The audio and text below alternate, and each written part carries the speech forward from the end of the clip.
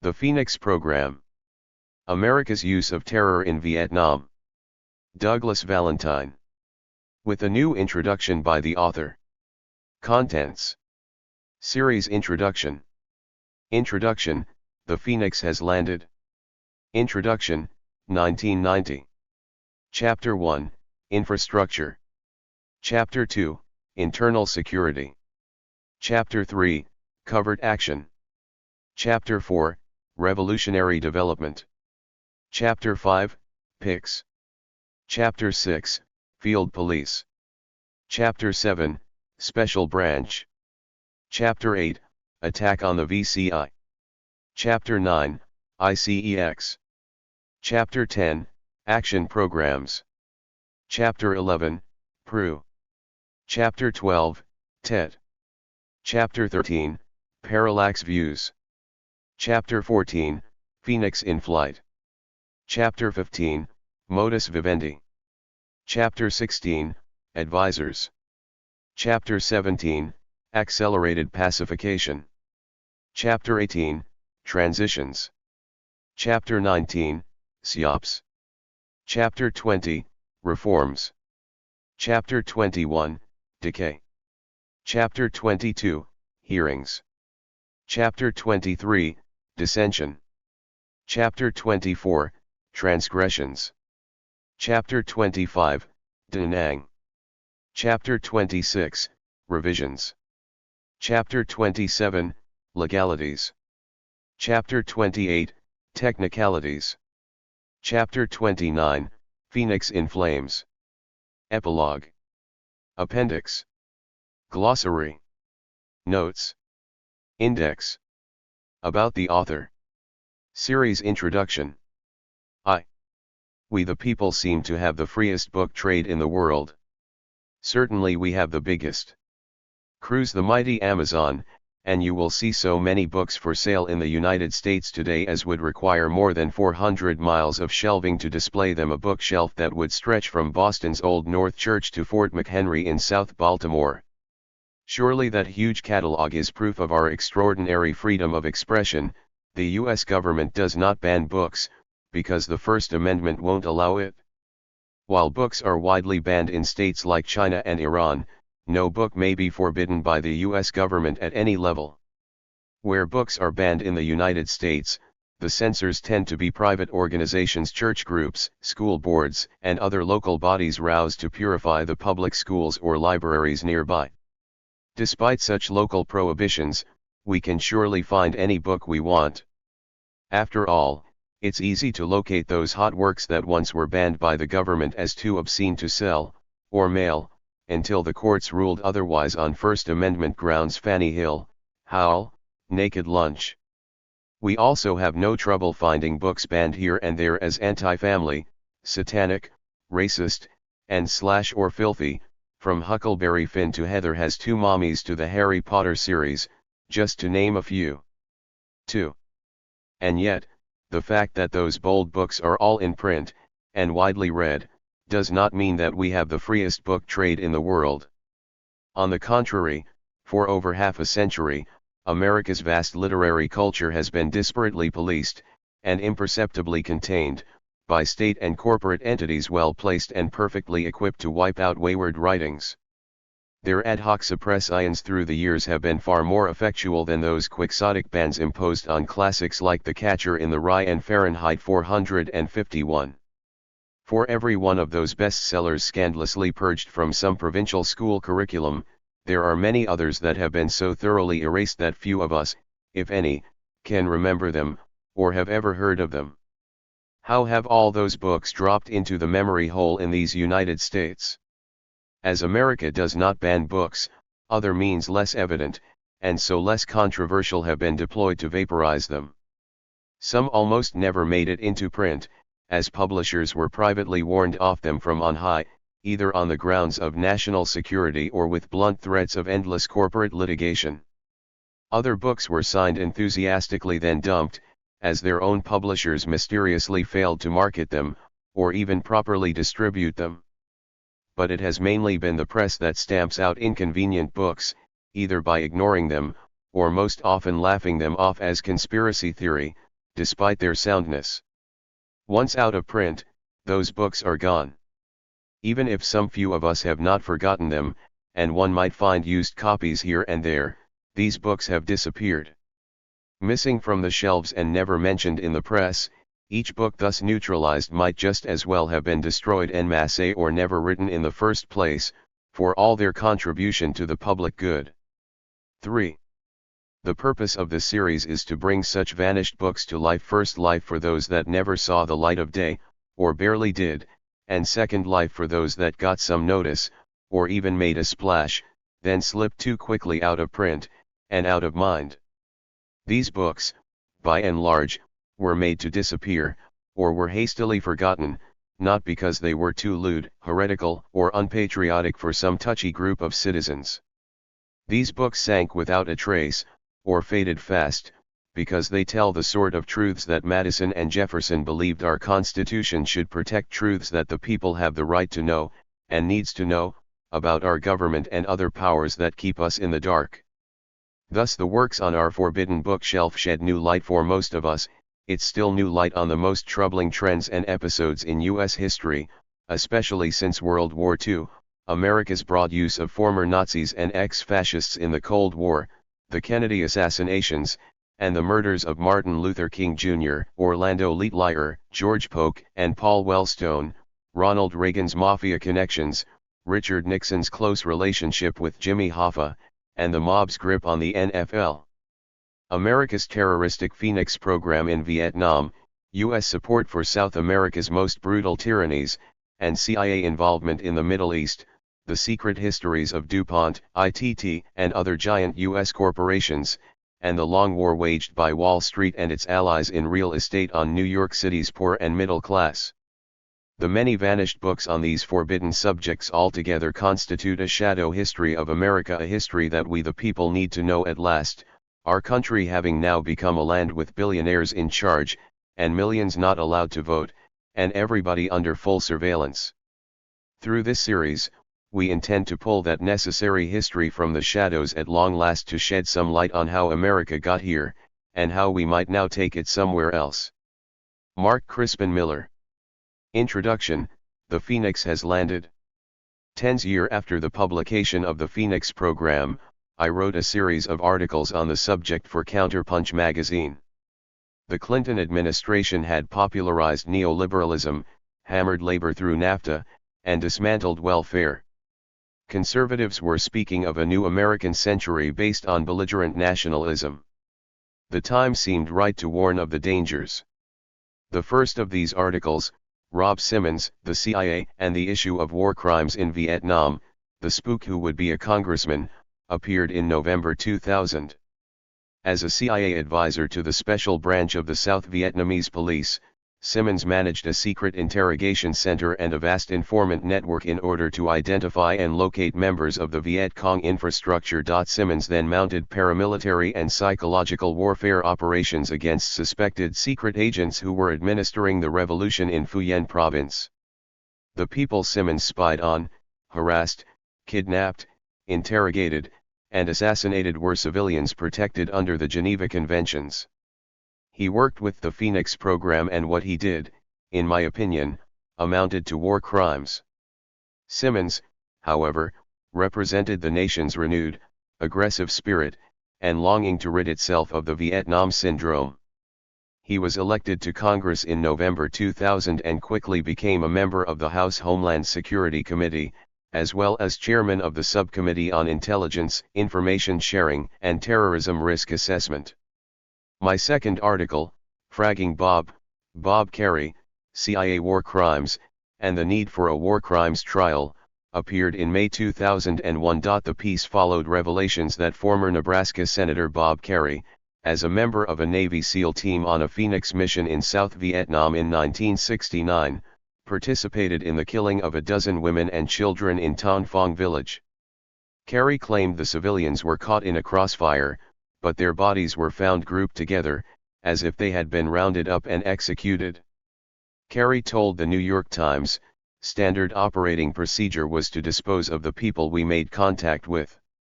Kill the people we made contact with, or we have to abort the mission." According to the rules of land warfare, what Carey and his SEAL did was unlawful and amounted to a war crime. But again, in the spirit of the times, his crimes were rationalized away. The articles about CIA officer Simmons and Navy SEAL Carey contrasted the stated purpose of the Phoenix program, which was to protect the people from terrorism, with its operational reality, the pacification of the South Vietnamese population through terrorism, through the same tactics employed by the Gestapo and Einsatzgruppen in the Second World War. Created by the CIA in 1967 and headquartered in Saigon, the Phoenix program coordinated all military, police, and intelligence agencies in South Vietnam in pursuit of civilian members of the VCI. To this end, the CIA created intelligence and operations coordinating centers at region, province, and district levels. A particular IOCC would amass data on suspects in its area of operations through informants and the CIA's brutal interrogation centers, and then mount targeted operations using police, regular military, and special operations forces, as well as the CIA's notorious counter-terror teams. To facilitate this sweeping method of population control, every citizen's biographical data was fed into a computer at the Phoenix Directorate in Saigon. The Directorate was managed by a senior CIA officer whose job was to funnel information on top-ranking members of the VCI to the CIA station, where the staff attempted to turn these people into penetration agents who could report on the enemy's strategies, plans, and allies in North Vietnam. Any South Vietnamese citizen could become a VCI suspect based on the word of an anonymous informant.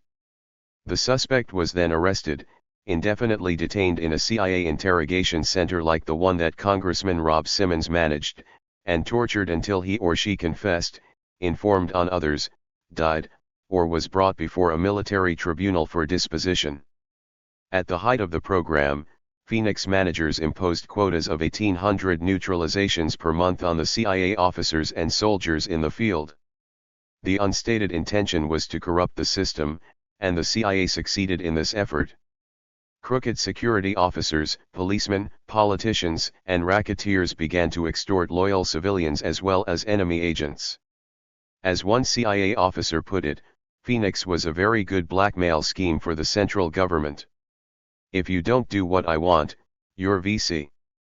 Warning: America's democratic institutions are on the brink of being similarly corrupted, and for the same insidious purpose, the political control of its citizens through terrorism, on behalf of the rich military-industrial political elite who rule our society. Indeed, America's security forces were always aware of the domestic applications of the Phoenix, and the program has not only come to define modern American warfare, it is the model for our internal homeland security apparatus as well.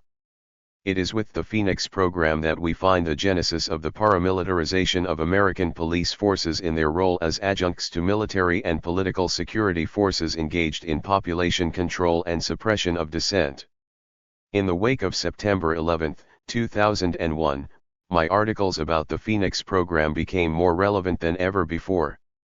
The third, Homeland Insecurity, appeared on October 1, 2001, and predicted that the government would establish Phoenix-style extra-legal military tribunals that can try suspected terrorists without the ordinary legal constraints of American justice.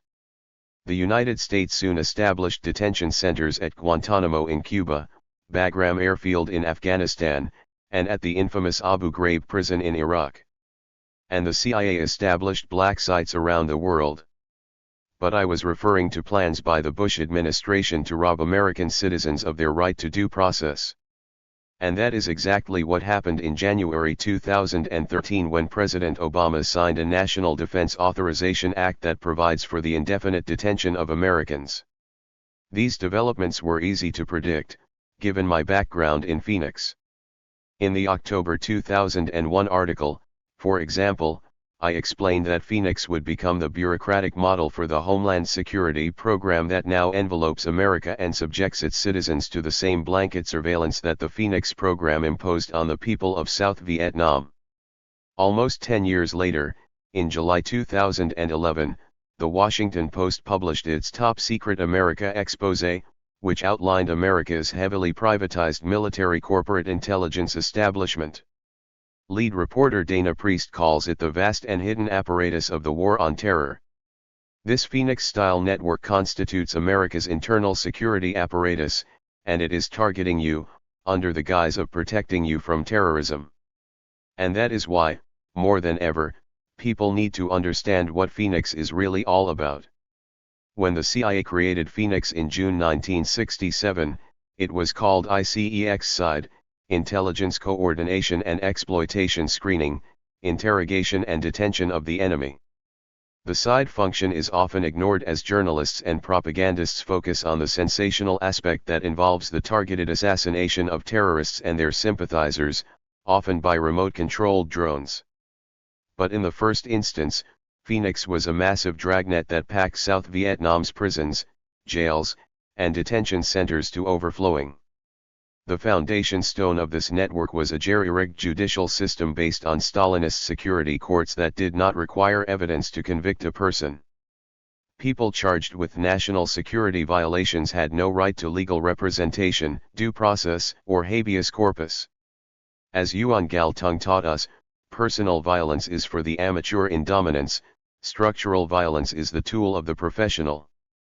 The amateur who wants to dominate uses guns, the professional uses social structure. It was perfectly clear, following the terror attacks of 9/11, that America's elite were creating exactly this kind of criminally legal social structure. Climate change, overpopulation, income inequality, dwindling resources, and other geopolitical factors are pushing the rich into gated communities in every nation in the world. The establishment is preparing for the dystopian future that lies ahead. The 9/11 terror attacks lifted all the moral prohibitions on militaristic America, unleashing on liberalism the anger and frustrations that the country had cultivated since the Vietnam War. The government, backed by industry and the corporate media, launched the largest psychological warfare campaign ever mounted. Extra-legal Phoenix-style programs cropped up everywhere, seen as necessary for protecting the American people from terrorism, and the terrorized public gratefully received them all. My article An Open Letter to Maj. Gen. Bruce Lawler appeared in August 2002 and spoke to this imminent threat of fascism. As a CIA officer in South Vietnam in the early 1970s, Bruce Lawler ran a counter-terror team in one of the northern provinces. In 2002 Lawler became the Office of Homeland Security's Senior Director for Protection and Prevention. The Office of Homeland Security would soon evolve into the Department of Homeland Security, with its Orwellian fusion centers, which are replicas of the Phoenix IOCCs and serve the same intelligence function. After September 11, the influence of Phoenix proponents like Simmons, Kerry, and Lawler was crucial in reshaping America's attitude in regard to conducting murderous, illegal Phoenix-style operations against civilians in foreign nations, and against dissidents at home. Such men and women are everywhere in positions of authority, threatening the democratic institutions we hold dear. I had warned against this development in the introduction to the Phoenix program. As I said in 1990, this book is about terror and its role in political warfare. It will show how, as successive American governments sink deeper and deeper into the vortex of covert operations ostensibly to combat terrorism and communist insurgencies, the American people gradually lose touch with the democratic ideals that once defined their national self-concept. This book asks what happens when Phoenix comes home to roost. The Phoenix has landed. The ultimate fusion of bureaucracy and psychological warfare, it serves as the model for America's homeland security apparatus, as well as its global war on terror. That is not a theory. In his strategy paper Countering Global Insurgency published in Small Wars Journal in November 2004, Lt. Col. David Kilcullen called for a global Phoenix program. Kilcullen would become one of the government's top counterinsurgency advisors. Phoenix terms like high values target and neutralization are now as common as Phoenix strategies and tactics. And the process of institutionalizing the Phoenix program, conceptually and programmatically, is just beginning. Douglas Valentine, February 2014. Introduction, 1990. It was well after midnight. Elton Manzioni, his wife, Lynn, and I sat at their kitchen table, drinking steaming cups of coffee. Rock and roll music throbbed from the living room. A lean, dark man with large Mediterranean features, Elton was chain-smoking Pall Malls and telling me about his experiences as a 20-year-old U.S. Navy SEAL in Vietnam in 1964. It was hot and humid that sultry Georgia night, and we were exhausted, but I pressed him for more specific information. "What was your most memorable experience?" I asked. Elton looked down and with considerable effort, said quietly, "There's one experience I remember very well. It was my last assignment. I remember my last assignment very well. Elton began, referring to the Navy commander and Special Forces colonel who issued orders to the SEAL team, called the three of us into the briefing room and sat us down. They said they were having a problem at a tiny village about a quarter of a mile from North Vietnam in the DMZ. They said some choppers and recon planes were taking fire from there. They never really explained why. For example, they just didn't bomb it, which was their usual response, but I got the idea that the village chief was politically connected and that the thing had to be done quietly. We worked in what were called hunter-killer teams," Elton explained. The hunter team was a four-man unit, usually all Americans, sometimes one or two Vietnamese or Chinese mercenaries called counter-terrorists, CTS for short. Most CTS were enemy soldiers who had deserted or South Vietnamese criminals. Our job was to find the enemy and nail him in place, spot his position, then go back to a pre-arranged place and call in the killer team. The killer team was usually 12 to 25 South Vietnamese special forces led by Green Berets. Then we join up with the killer team and take out the enemy. But on this particular mission, Elton explained, the SEALs went in alone. They said there was this .51 caliber anti-aircraft gun somewhere near the village that was taking pot shots at us and that there was a specific person in the village operating the gun. They give us a picture of the guy and a map of the village. It's a small village, maybe 12 or 15 hooches. This is the hooch, they say. The guy sleeps on the mat on the left side. He has two daughters. They don't know if he has a mama-san or where she is, but they say, you guys are going to go in and get this guy. You are going to snuff him. Sweats is gonna find out where the gun is and blow it. Laboon is gonna hang back at the village gate covering us. He's the stoner, he's got the machine gun. And I'm gonna go into the hooch and snuff this guy. What you need to do first, they say, is sit alongside the trail for a day or two and watch where this guy goes.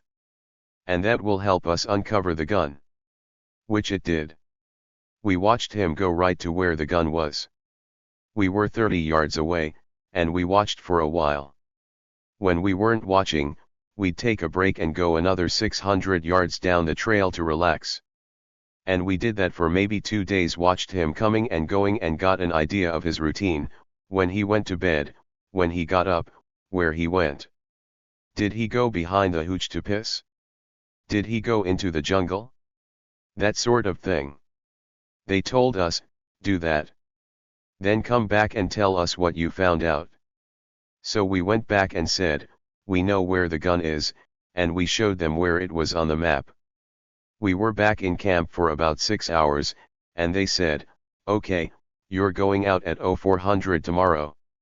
And it's like we say, you are going to snuff the guy, Sweats is going to take out the gun, and Laboon's going to cover the gate. Elton explained that on special missions like this the usual procedure was to snatch the targeted VC cotter and bring him back to Dong Ha for interrogation. In that case Elton would have slipped into the hooch and rendered the cotter unconscious, while Sweats demolished the anti-aircraft gun and Laboon signaled the killer team to descend upon the village in its black CIA-supplied helicopters. The SEALs and their prisoner would then climb on board and be extracted. In this case, however, the cotter was targeted for assassination. We left out of Cam Lo, Elton continued. We were taken by boat partway up the river and walked in by foot maybe 2.5, 3 miles. At 4 in the morning we start moving across an area that was maybe 100 yards wide, it's a clearing running up to the village. We're wearing black pajamas, and we've got black paint on our faces. We're doing this very carefully, moving on the ground 1/4 of an inch at a time. Move, stop, listen, move, stop, listen. To check for tripwires, you take a blade of grass and put it between your teeth, move your head up and down, from side to side, watching the end of the blade of grass. If it bends, you know you've hit something, but of course, the grass never sets off the tripwire, so it's safe. It takes us an hour and a half to cross this relatively short stretch of open grass because we're moving so slowly. And we're being so quiet we can hardly hear each other, let alone anybody else hearing us. I mean, I know they're out there. Laboon's 5 yards that way, Sweats is 5 yards to my right, but I can't hear them. And so we crawl up to the gate. There's no booby traps. I go in. Sweats has a satchel charge for the 51 caliber gun and has split off to where it is, maybe 60 yards away. Laboon is sitting at the gate. The village is very quiet. There are some dogs. They're sleeping. They stir, but they don't even growl. I go into the hooch, and I spot my person. Well, somebody stirs in the next bed. I'm carrying my commando knife, and one of the things we learned is how to kill somebody instantly with it. So I put my hand over her mouth and come up under the second rib, go through the heart, give it a flick, it snaps the spinal cord. Not thinking. Because I think, hey. Then I hear the explosion go off and I know the gun is out. Somebody else in the corner starts to stir, so I pull out the sidearm and put it against her head and shoot her. She's dead. Of course, by this time the whole village is awake. I go out, waiting for Sweats to come, because the gun's been blown. People are kind of wandering around, and I'm pretty dazed. And I look back into the hooch, and there were 2 young girls. I'd killed the wrong people. Elton Manzioni and his comrades returned to their base at Camlo. Strung out from dexedrine and remorse, Elton went into the ammo dump and sat on top of a stack of ammunition crates with a grenade, its pin pulled, between his legs and an M16 cradled in his arms. He sat there refusing to budge until he was given a ticket home. In early 1984, Elton Manzioni was the first person to answer a query I had placed in a Vietnam veterans newsletter asking for interviews with people who had served in the Phoenix program. Elton wrote to me, saying, "While I was not a participant in Phoenix, I was closely involved in what I think was the forerunner. It was part of what was known as Plan 34. This was the old Leaping Lena infiltration program for LRRP operations into Laos. During the time I was involved, it became the well-known Delta program. While all this happened before Phoenix, the operations were essentially the same. Our primary function was intelligence gathering, but we also carried out the undermining of the infrastructure types of things such as kidnapping, assassination, sabotage, etc. The story needs to be told," Elton said, "because the whole aura of the Vietnam War was influenced by what went on in the hunter-killer teams of Phoenix, Delta, etc. That was the point at which many of us realized we were no longer the good guys in the white hats defending freedom, that we were assassins, pure and simple. That disillusionment carried over to all other aspects of the war and was eventually responsible for it becoming America's most unpopular war. The story of Phoenix is not easily told. Many of the participants, having signed non-disclosure statements, are legally prohibited from telling what they know. Others are silenced by their own consciences. Still others are professional soldiers whose careers would suffer if they were to reveal the secrets of their employers. Falsification of records makes the story even harder to prove. For example, there is no record of Elton Manzians ever having been in Vietnam. Yet, for reasons which are explained in my first book, The Hotel Tacloban, I was predisposed to believe Manzioni. I had confirmed that my father's military records were deliberately altered to show that he had not been imprisoned for 2 years in a Japanese prisoner of war camp in World War II. The effects of the cover-up were devastating and ultimately caused my father to have a heart attack at the age of 45. Thus, Long before I met Elton Manzioni, I knew the government was capable of concealing its misdeeds under a cloak of secrecy, threats, and fraud. And I knew how terrible the consequences could be. Then I began to wonder if cover UPS like the one concerning my father had also occurred in the Vietnam War, and that led me in the fall of 1983 to visit David Howell, Director of Veteran Services in New Hampshire. I asked Dave Howell if there was a part of the Vietnam War that had been concealed, and without hesitation he replied, Phoenix. After explaining a little about it, he mentioned that one of his clients had been in the program, then added that his client's service records like those of Elton Manzion's and my father's had been altered.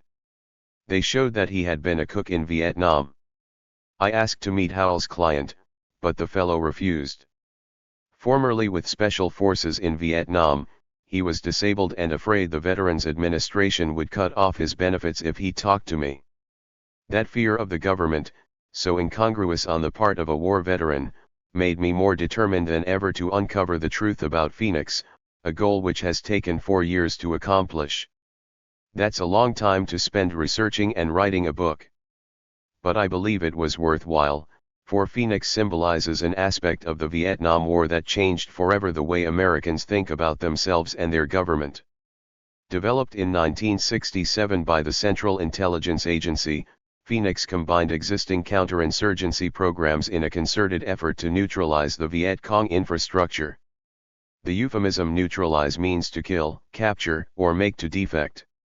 The word infrastructure refers to those civilians suspected of supporting North Vietnamese and Viet Cong soldiers like the one targeted in Elton Manzion's final operation. Central to Phoenix is the fact that it targeted civilians, not soldiers. As a result, its detractors charge that Phoenix violated that part of the Geneva Conventions guaranteeing protection to civilians in time of war. By analogy, said Ogden Reed, a member of a congressional committee investigating Phoenix in 1971, if the Union had had a Phoenix program during the Civil War, its targets would have been civilians like Jefferson Davis or the mayor of Macon, Georgia. Under Phoenix, or Phuong Hoang, as it was called by the Vietnamese, due process was totally non-existent.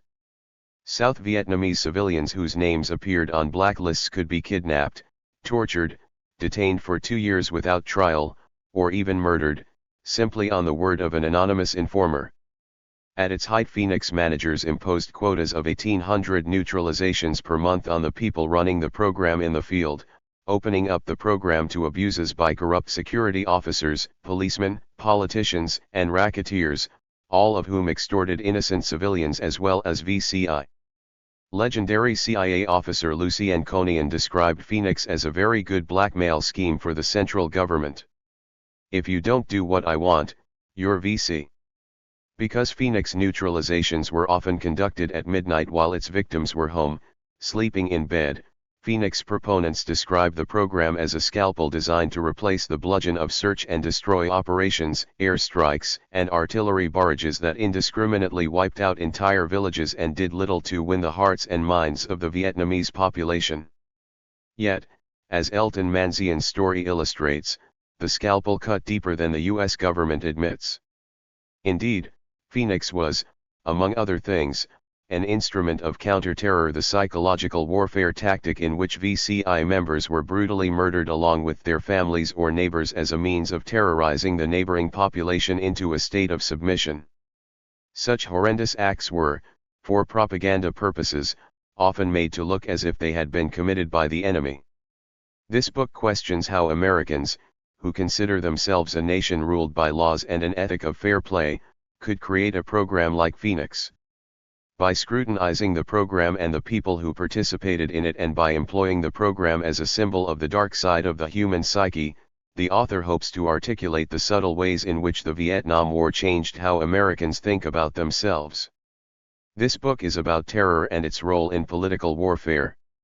It will show how, as successive American governments sink deeper and deeper into the vortex of covert operations ostensibly to combat terrorism and communist insurgencies, the American people gradually lose touch with the democratic ideals that once defined their national self-concept. This book asks what happens when Phoenix comes home to roost. Chapter 1.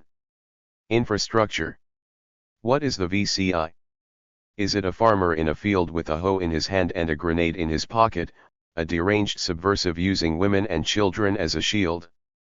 Or is it a self-respecting patriot, a freedom fighter who was driven underground by corrupt collaborators and an oppressive foreign occupation army? In his testimony regarding Phoenix before the Senate Foreign Relations Committee in February 1970, former Director of Central Intelligence William Colby defined the VCI as about 75,000 native Southerners whom in 1954 the Communists took north for training in organizing, propaganda and subversion. According to Colby, these cadres returned to the South, revived the networks they had left in 1954, and over several years formed the National Liberation Front, the People's Revolutionary Party, liberation committees, which were pretended local governments rather than simply political bodies, and the pretended Provisional Revolutionary Government of South Vietnam. Together, testified Colby, all of these organizations and their local manifestations make up the VC Infrastructure 1. A political warfare expert par excellence, Colby, of course, had no intentions of portraying the VCI in sympathetic terms. His abbreviated history of the VCI, with its frequent use of the word pretended, deliberately oversimplifies and distorts the nature and origin of the revolutionary forces lumped under the generic term VCI. To understand properly Phoenix and its prey, a more detailed and objective account is required. Such an account cannot begin in 1954 when the Soviet Union, China, and the United States split Vietnam along the 16th parallel, and the United States first intervened in Vietnamese affairs, but must acknowledge 100 years of French colonial oppression. For it was colonialism which begot the VCI, its strategy of protracted political warfare, and its guerrilla and terror tactics. The French conquest of Vietnam began in the 17th century with the arrival of Jesuit priests bent on saving pagan souls. As Vietnam historian Stanley Carnot notes in his book Vietnam, A History, in 1664, French religious leaders and their business backers formed the Society of French Missionaries to advance Christianity in Asia. In the same year, by no coincidence, French business leaders and their religious backers created the East India Company to increase trade. Observing this cozy relationship in Vietnam, an English competitor reported home that the French had arrived, but we cannot make out whether they are here to seek trade or to conduct religious propaganda. Their objective, of course, Carnot quips, was to do both too. For the next 2 centuries French priests embroiled themselves in Vietnamese politics, eventually providing a pretext for military intervention. Specifically, when a French priest was arrested for plotting against the Emperor of Vietnam in 1845, the French Navy shelled Da Nang City, killing hundreds of people, even though the priest had escaped unharmed to Singapore. The Vietnamese responded by confiscating the property of French Catholics, drowning a few Jesuits, and cutting in half, lengthwise, a number of Vietnamese priests. Soon the status quo was one of open warfare. By 1859 French foreign legionnaires had arrived en masse and had established fortified positions near major cities, which they defended against poorly armed nationalists staging hit-and-run attacks from bases in rural areas. Firepower prevailed, and in 1861 a French admiral claimed Saigon for France, inflicting heavy casualties on the Vietnamese who resisted. Fearing that the rampaging French might massacre the entire city, the emperor abdicated ownership of 3 provinces adjacent to Saigon, along with Con Son Island, where the French immediately built a prison for rebels. Soon thereafter Vietnamese ports were open to European commerce, Catholic priests were permitted to preach wherever Buddhist or Taoist or Confucian souls were lurking in the darkness, and France was guaranteed unconditional control over all of Cochin China. By 1862 French colonialists were reaping sufficient economic benefits to hire Filipino and Chinese mercenary armies to help suppress the burgeoning insurgency. Resistance to French occupation was strongest in the north near Hanoi, where nationalists were aligned with anti-Western Chinese. The rugged mountains of the Central Highlands formed a natural buffer for the French, who were entrenched in Cochin China, the southern third of Vietnam centered in Saigon. The boundary lines having been drawn, the pacification of Vietnam began in earnest in 1883. The French strategy was simple and began with a reign of terror, as many nationalists as could be found were rounded up and guillotined. Next, the imperial city of Hue was plundered in what Carnot calls an orgy of killing and looting. 5. The French disbanded the Emperor's Council of Mandarins and replaced it with French advisors and a bureaucracy staffed by suppletive self-serving Vietnamese, usually Catholics, who collaborated in exchange for power and position. The suppletive crème de la crème studied in, and became citizens of, France.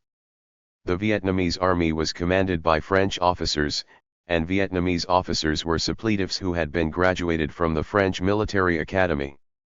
By the 20th century, all of Vietnam's provinces were administered by suppletives, and the emperor, too, was a lackey of the French.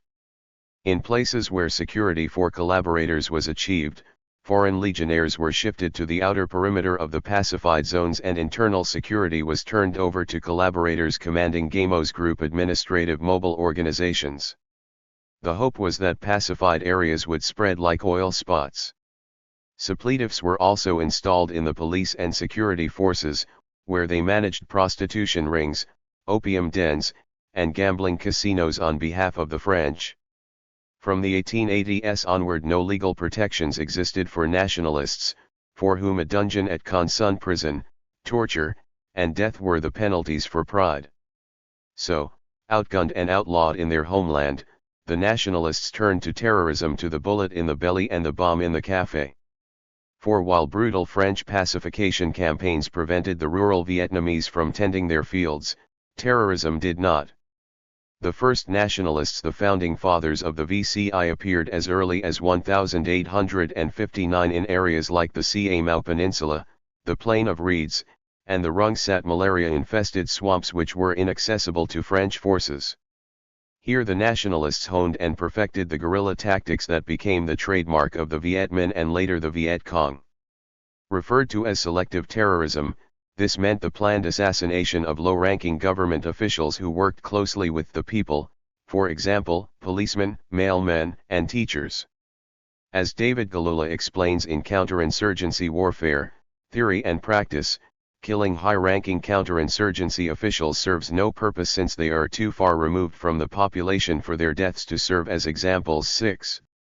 The purpose of selective terror was psychologically to isolate the French and their suppletives, while demonstrating to the rural population the ability of the insurgents to strike at their oppressors until such time as a general uprising was thought possible.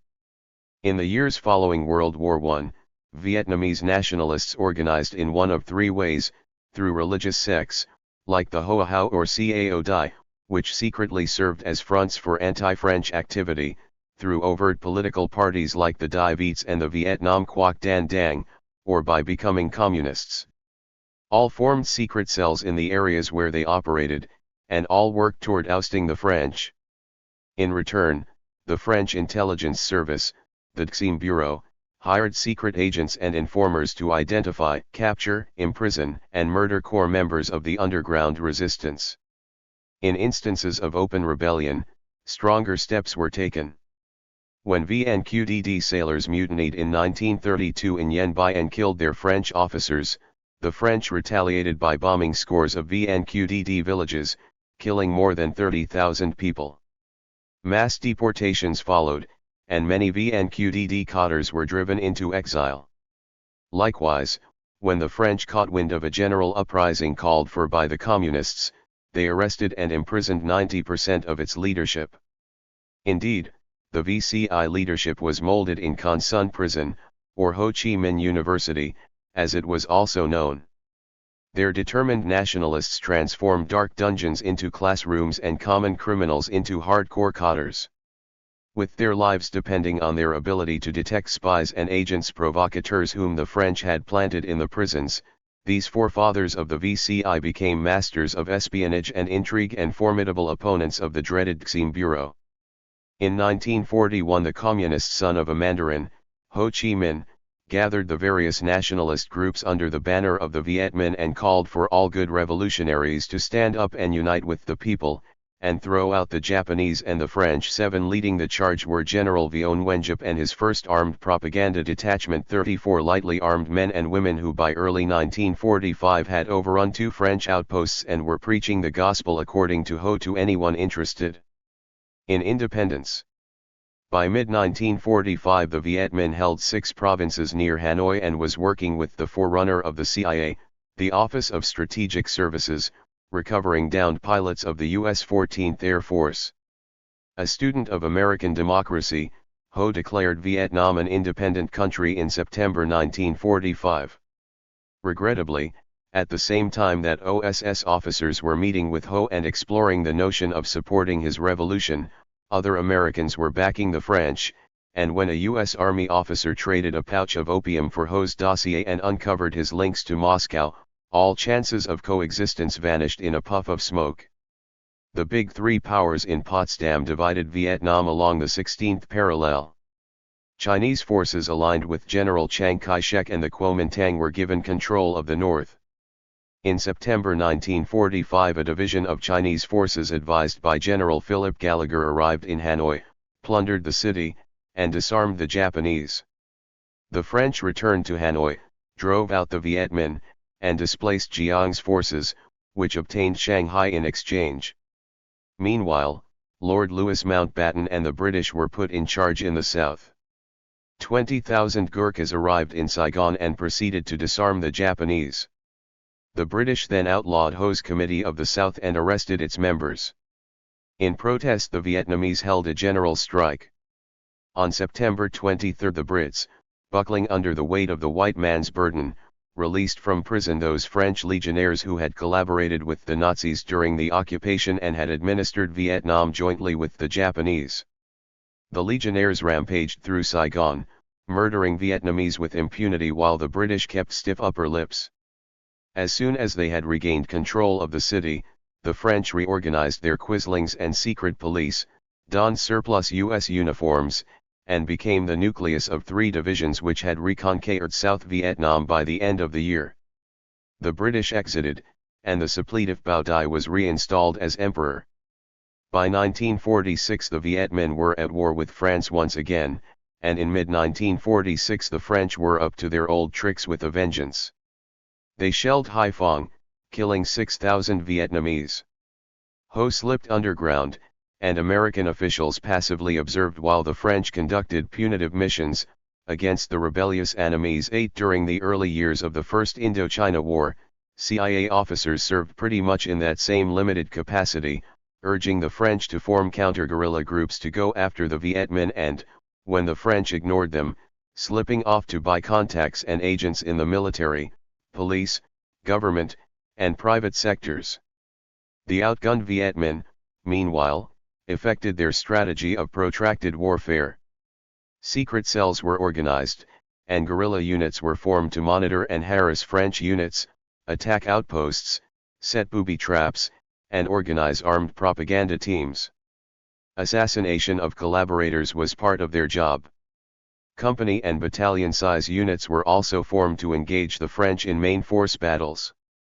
By 1948 the French could neither protect their convoys from ambushes nor locate Viet Minh bases. Fearful French citizens organized private paramilitary self-defense forces and spy nets, and French officers organized, with CIA advice, commando battalions specifically to hunt down Viet Minh propaganda teams and cadres. At the urging of the CIA, the French also formed composite airborne commando groups, which recruited and trained Montag Nardhill tribes at the coastal resort city of Vung Tau. Reporting directly to French Central Intelligence in Hanoi and supplied by night air drops, French commandos were targeted against clandestine Viet Minh combat and intelligence organizations. The GCMAs were formed concurrently with the U.S. Army's 1st Special Forces at Fort Bragg, North Carolina. By the early 1950s American soldiers were fighting alongside the French, and the 350-member U.S. Military Assistance and Advisory Group was in Saigon, dispensing and accounting for U.S. largesse. All in all, from 1950 through 1954, the United States gave over $3 billion to the French for their counterinsurgency in Vietnam, including 4 million a year as a retainer for Emperor Baodai, who squirreled away the lion's share in Swiss bank accounts and foreign real estate. In April 1952, American advisors began training Vietnamese units. In December 1953, an army attaché unit arrived in Hanoi, and its officers and enlisted men began interrogating Viet Minh prisoners. While MAAG postured to take over the Vietnamese army from the French, the Special Technical and Economic Mission provided CIA officers, under Station Chief Emmett McCarthy, with the cover they needed to mount political operations and negotiate contracts with the government of Vietnam. Finally, in July 1954, after the Viet Minh had defeated the French at Dien Bien Phu, a truce was declared at the Geneva Conference.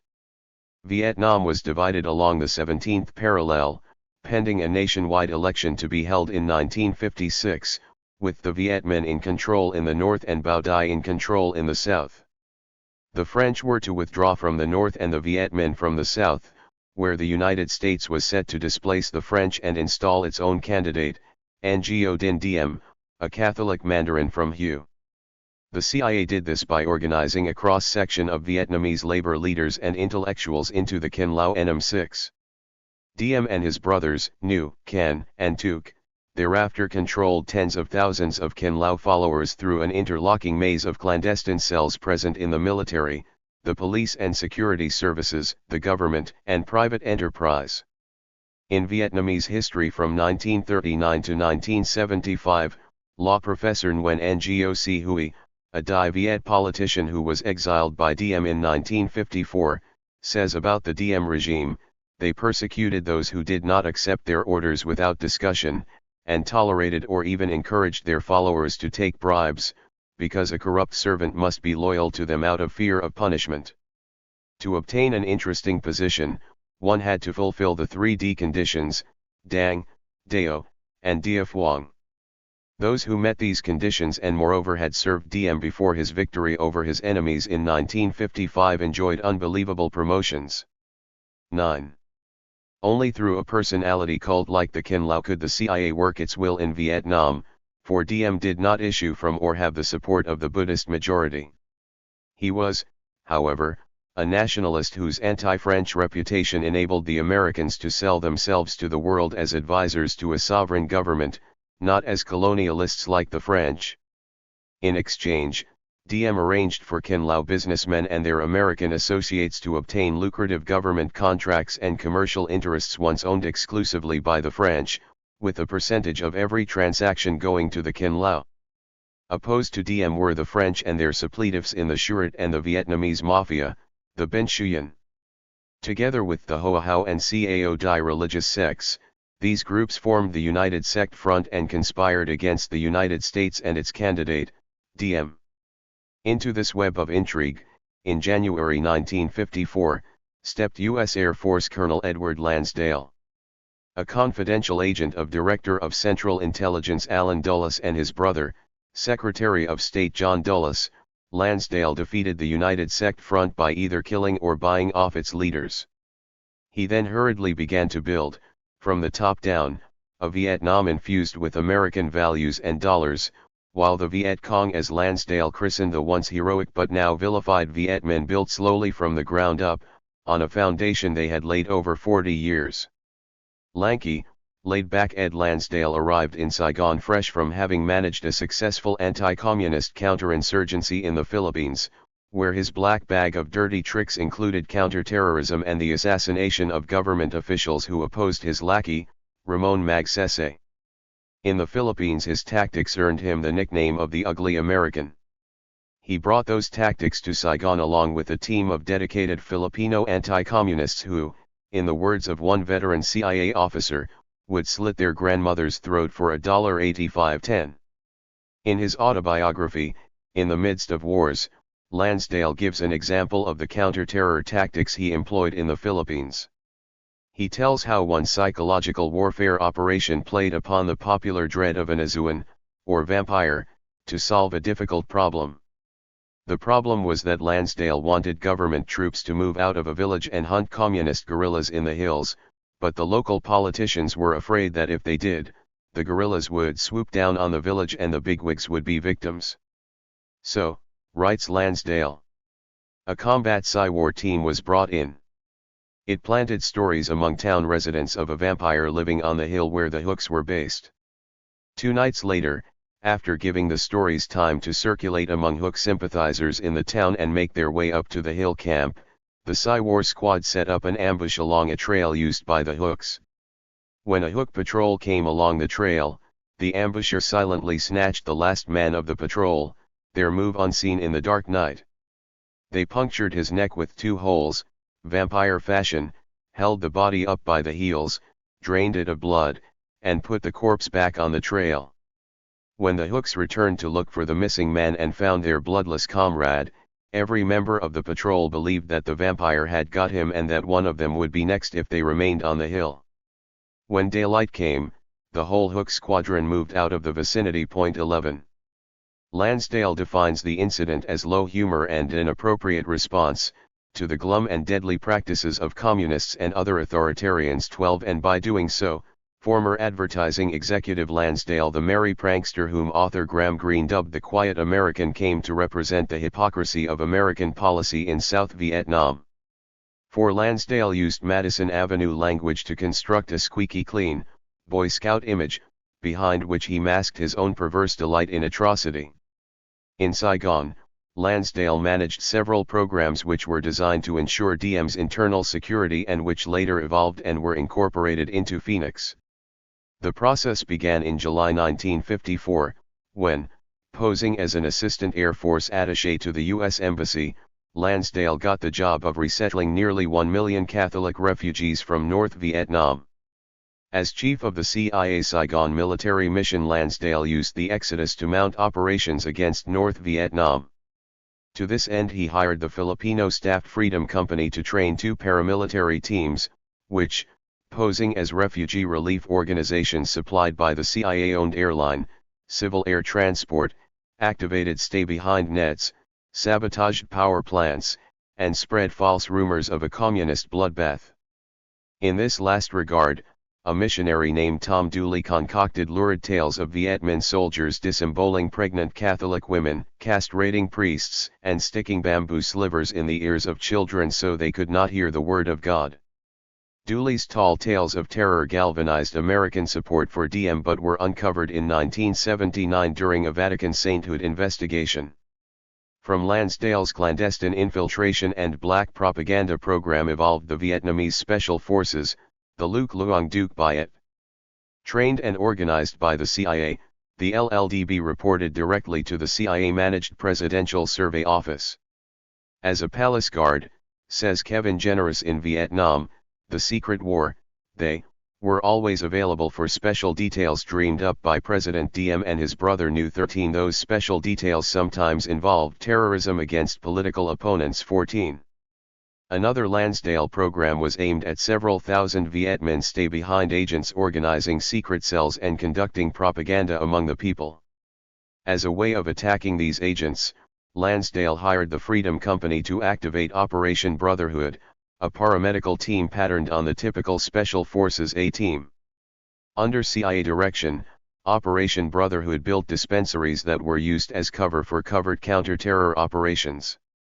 Operation Brotherhood spawned the Eastern Construction Company, which provided 500 hardcore Filipino anti-communists who, while building roads and dispensing medicines, assisted DM security forces by identifying and eliminating Viet Minh agents.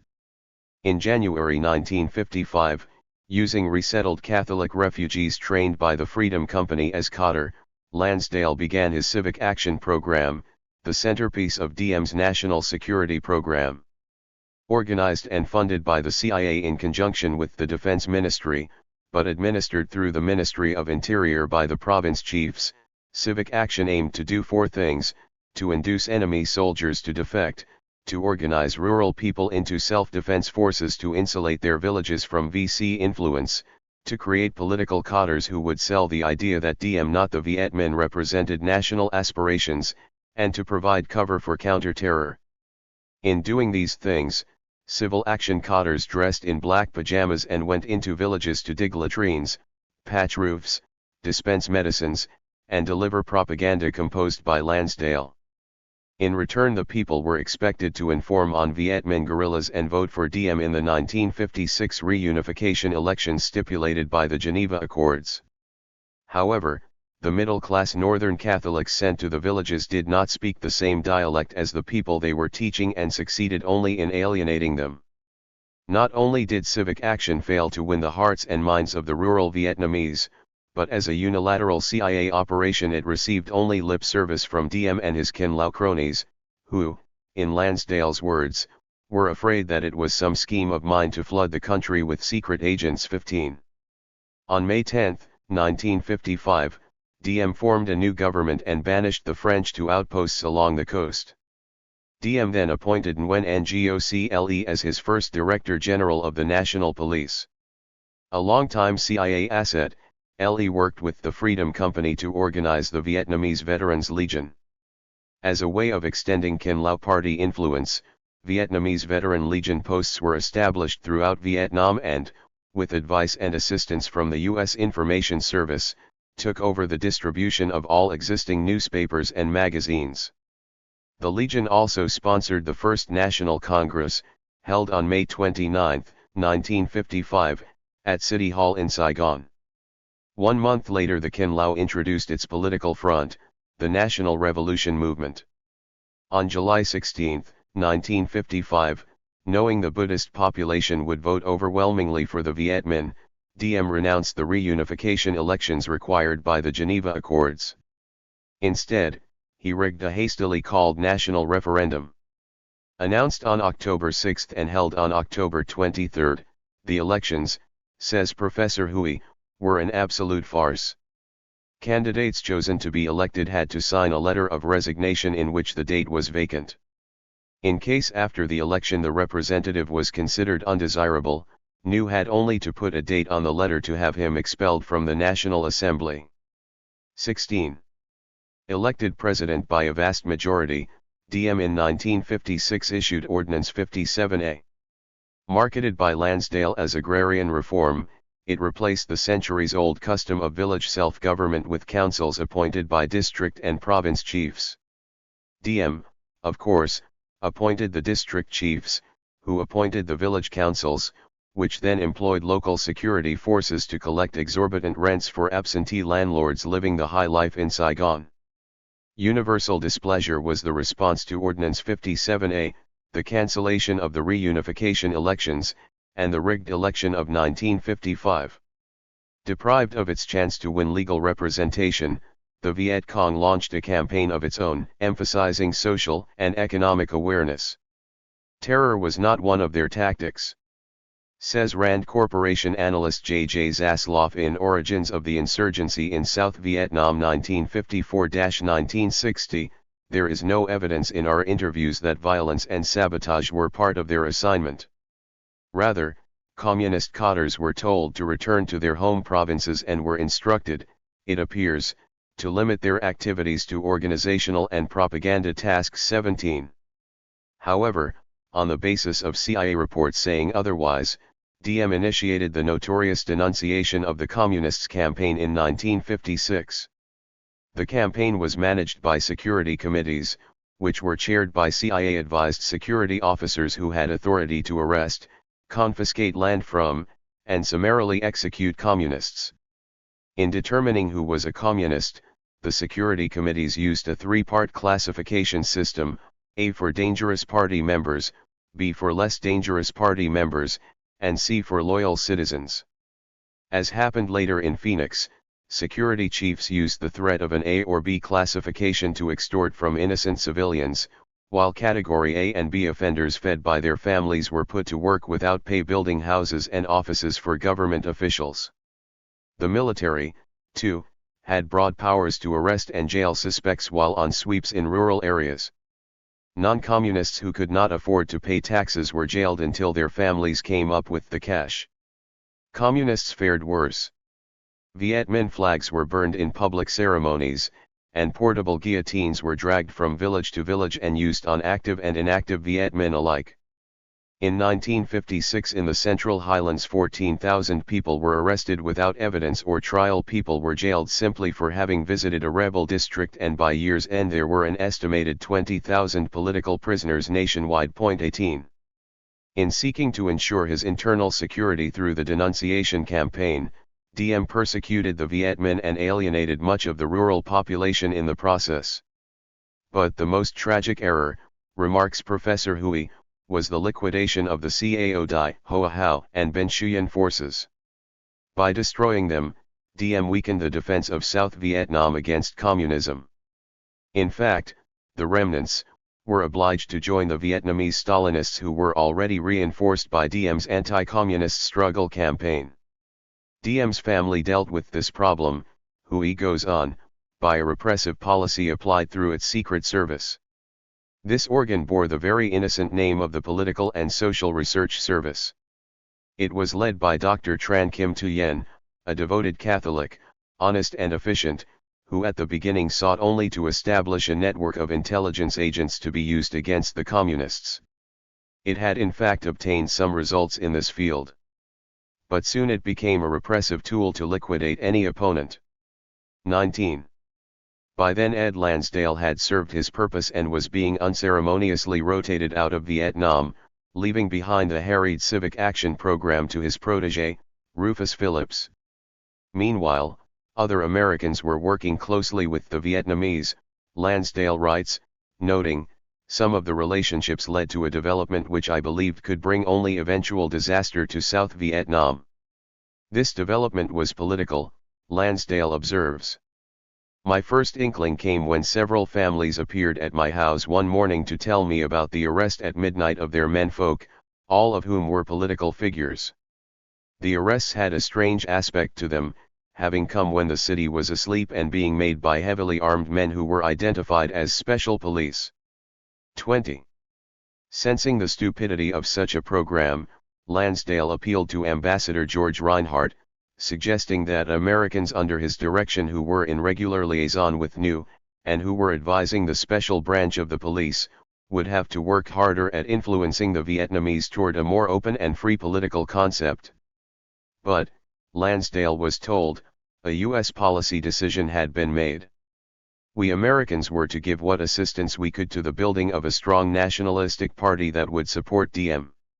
Since Diem was now the elected president, he needed to have his own party. 21.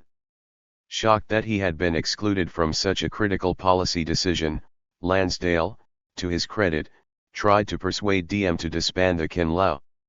When that failed, he took his case to the Dulles brothers, since they had decisive voices in determining the U.S. relationship with South Vietnam. But self-described visionary and idealist Lansdale's views were dismissed offhandedly by the pragmatic Dulleses in favor of the one their political experts in Saigon had recommended. Lansdale was told he should disengage myself from any guidance to political parties in Vietnam. 22. The mask of democracy would be maintained. But the ideal was discarded in exchange for internal security. Chapter 2. Internal security. In 1954, in the professed belief that it ought to extend the American way abroad, Michigan State University offered to provide the government of Vietnam with a huge technical assistance program in 4 areas: public information, public administration, finance and economics, and police and security services. The contract was approved in early 1955, shortly after the National Security Council had endorsed Diem, and over the next 7 years MSU's Police Administration Division spent $15 million of U.S. taxpayers' money building up the GVN's internal security programs. In exchange for the lucrative contract, the Michigan State University Group became the vehicle through which the CIA secretly managed the South Vietnamese Special Police. MSUG's Police Administration Division contributed to Diem's internal security primarily by reorganizing his police and security forces. First, Ben Shuyen gangsters in the Saigon police were replaced with good cops from the Shurud. Next, recruits from the Shurud were inducted into the Secret Service, Civil Guard, and Military Security Service, which was formed by Ed Lansdale in 1954 as Military Coup Insurance. On administrative matters, the MSS reported to the Directorate of Political Warfare in liaison with the CIA, while its operations staff reported to the Republic of Vietnam Armed Forces' Joint General Staff in liaison with MAAG counterintelligence officers. All general directors of police and security services were military officers. The SURAT was renamed the Vietnamese Bureau of Investigations and combined with the municipal police into a General Directorate of Police and Security Services within the Ministry of the Interior. This early attempt at bureaucratic streamlining was undermined by DM, however, who kept the various police and security agencies spying on one another. DM was especially wary of the VBI, which as the SURAT had faithfully served the French and which, after 1954, under CIA management, was beyond his control. As a result, DM judged the VBI by the extent to which it attacked his domestic foes, spied on the military security service, and kept province chiefs in line. Because it managed the Central Records Depository, the VBI was the most powerful security force and received the lion's share of American technical aid. While other services got rusty weapons, the VBI got riot guns, bulletproof vests, gas masks, lie detectors, a high command school, a modern crime lab and modern interrogation centers, and the most promising VBI officers were trained by the CIA and FBI at the International Police Academy at Georgetown University in agent handling, criminal investigations, interrogation, and counterinsurgency. The VBI is one of the two foundation stones of Phoenix. Whereas the majority of Michigan State's police advisors were former state troopers or big city detectives, the men who advised the VBI and trained DM Secret Service were CIA officers working undercover as professors in the Michigan State University Group. Each morning myopic MSUG employees watched from their quarters across the street as senior VBI advisor Raymond Babineau and his team went to work at the National Police Interrogation Center, which, Graham Greene writes in The Quiet American, seemed to smell of urine and injustice. One later in the day the MSUG contingent watched while truckloads of political prisoners, mostly old men, women, and children arrested the night before were handcuffed and carted off to Con Son prison. America's first colonialists in Saigon looked, then looked away. For 4 years they dared not denounce the mass arrests or the fact that room P40 in the Saigon Zoo was used as a morgue and torture chamber. No one wanted to incriminate himself or get on the wrong side of Babineau and his protégés in the special police. The fear was palpable. In his book War Comes to Longan, Jeffrey Race quotes a province chief, "I hardly ever dared to look around in the office with all the Kinlao people there watching me, and in those days it was just impossible to resign. Many others had tried. They were just led off in the middle of the night by DM's men dressed as VC, taken to P40 or Pelocondor and never heard from again too." While the VBI existed primarily to suppress DM's domestic opponents, it also served the CIA by producing an annual Ban Tran Liet Viet Cong. Compiled for the most part from notes taken by secret agents infiltrated into VC meetings, then assembled by hand at the Central Records Depository, the Ban Tran Liet was the CIA's biography of the VCI and the basis of its anti-infrastructure operations until 1964. In 1959 DM held another sham election. Said one Vietnamese official quoted by Race, "The 1959 election was very dishonest. Information and civic action cotter went around at noon when everyone was home napping and stuffed ballot boxes. If the results didn't come out right they were adjusted at district headquarters. When asked if anyone complained, the official replied, everyone was terrified of the government. The Kong and beat people and used the water treatment. But there was nothing anyone could do. Everyone was terrified." Said another official, "During the DM period the people here saw the government was no good at all. That is why 80% of them followed the VC. I was the village chief then, but I had to do what the government told me. If not, the secret police would have me picked up and tortured me to death. Thus I was the very one who rigged the elections here." 3. As is apparent, DM security forces terrorized the Vietnamese people more than the VCI. In fact, as Zasloff noted earlier, prior to 1959 the VCI carried out an official policy of nonviolence. By adopting an almost entirely defensive role during this period, Race explains, and by allowing the government to be the first to employ violence, the party at great cost allowed the government to pursue the conflict in increasingly violent terms, through its relentless reprisal against any opposition, its use of torture, and, particularly after May 1959, through the psychological impact in the rural areas of the proclamation of Law 10/59-4. In Phoenix/Fung Huang, a study of wartime intelligence management, CIA officer Ralph Johnson calls the 1059th law the GVN's most serious mistake. Under its provisions, anyone convicted of acts of sabotage or infringements on the national security could be sentenced to death or life imprisonment with no appeal.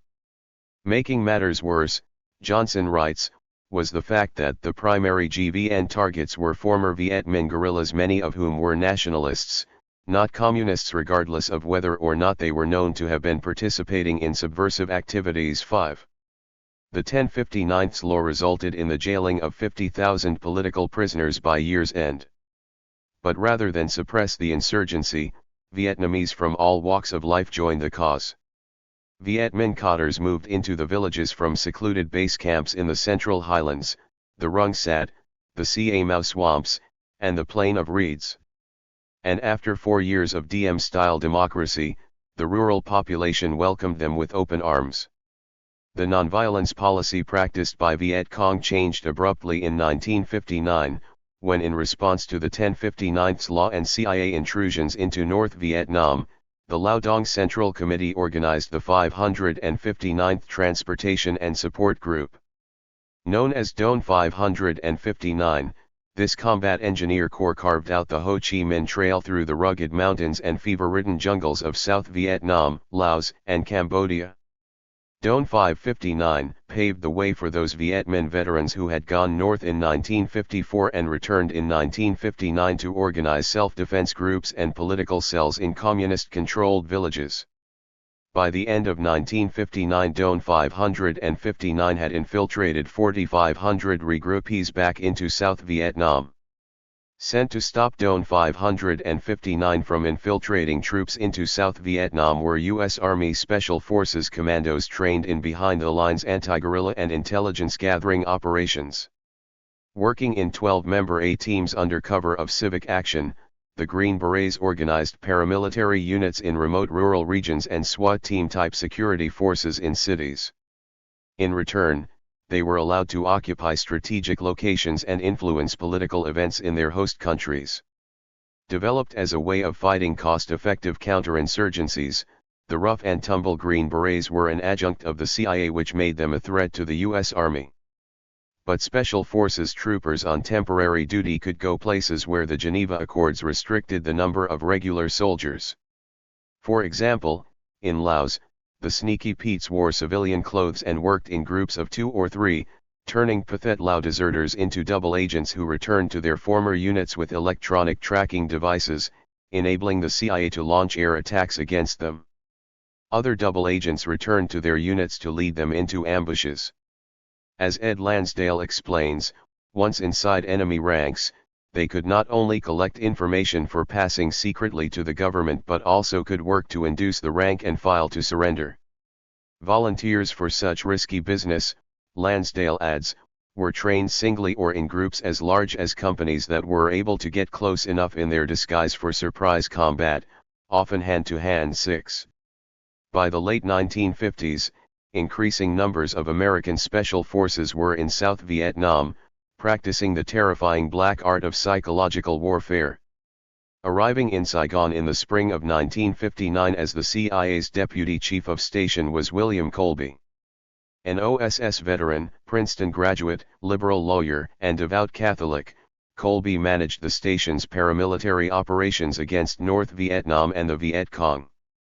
He also managed its political operations and oversaw deep cover case officers like Air America executive Clyde Bauer, who brought to South Vietnam its Foreign Relations Council, Chamber of Commerce, and Lions Club.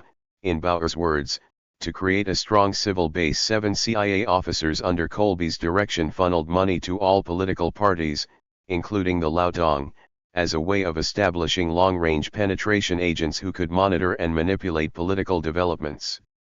Under Colby's direction, the CIA increased its advice and assistance to the GVN security forces, at the same time that MSUG ceased being a CIA cover. MSUG advisors ranging across South Vietnam, conducting studies and reporting on village life, had found themselves stumbling over secret policemen posing as village chiefs and CIA officers masquerading as anthropologists. And even though these ploys helped security forces catch those in the VCI, they also put the MSUG advisors squarely between Viet Cong crosshairs. So it was that while Raymond Babineau was on vacation, Assistant MSUG Project Chief Robert Sigliano booted the VBI Advisory Unit out from under MSUG cover. The State Department quickly absorbed the CIA officers and placed them under the Agency for International Development's Public Safety Division, itself created by CIA officer Byron Engel in 1954 to provide technical assistance and training to police and security officials in 52 countries. In Saigon in 1959, AIDS/PSD was managed by a former Los Angeles policeman, Frank Walton, and its field offices were directed by the CIA-managed Combined Studies Group, which funded cadres and hired advisors for the VBI, Civil Guard, and Municipal Police. Through AIDS/PSD, technical assistance to police and security services increased exponentially.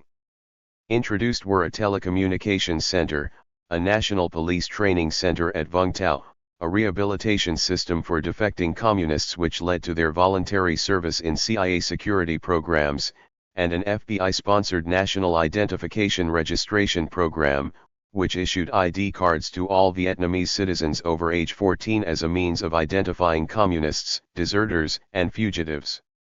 Several other major changes occurred at this juncture.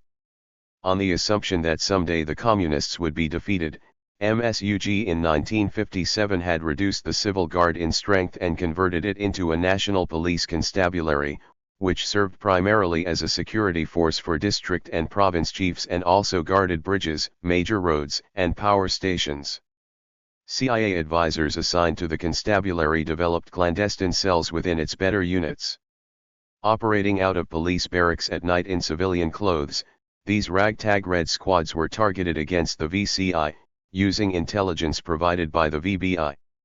However, in December 1960 the U.S. Military Assistance Advisory Group seized control of the constabulary and began organizing it into company, battalion, and regimental units armed with automatic rifles and machine guns. The constabulary was renamed the Regional Forces and placed under the Ministry of Defense. The remaining 18,000 rural policemen thereafter served to enforce curfews and maintain law and order in Agroville's garrison communities consisting of forcefully relocated persons, developed by MSUG in 1959 in response to Ed Lansdale's failed Civic Action Program.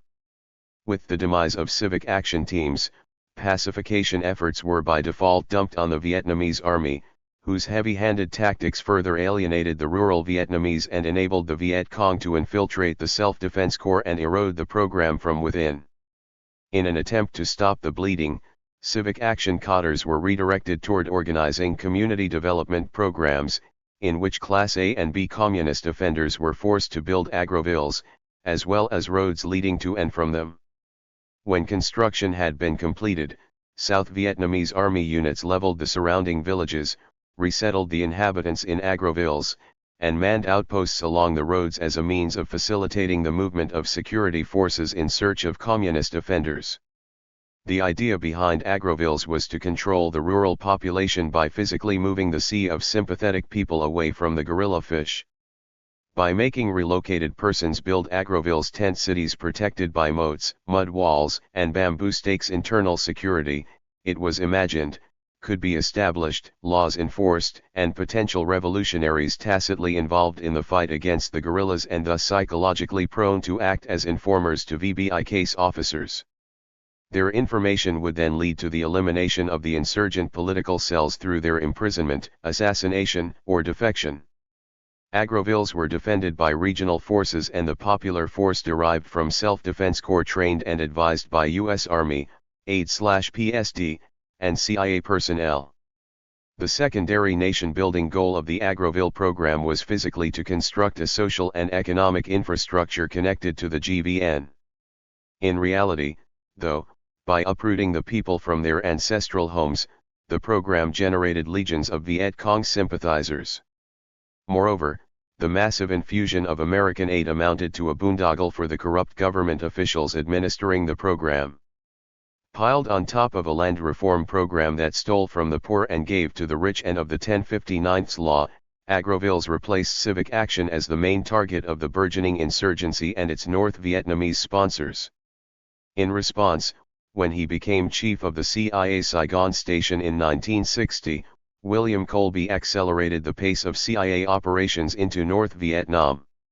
He and Gilbert Lawton also launched the Civilian Irregular Defense Group program as a means of preventing North Vietnamese Army and roving Viet Cong guerrilla units from moving through, drawing sustenance from, or maintaining agents in GVN-monitored villages.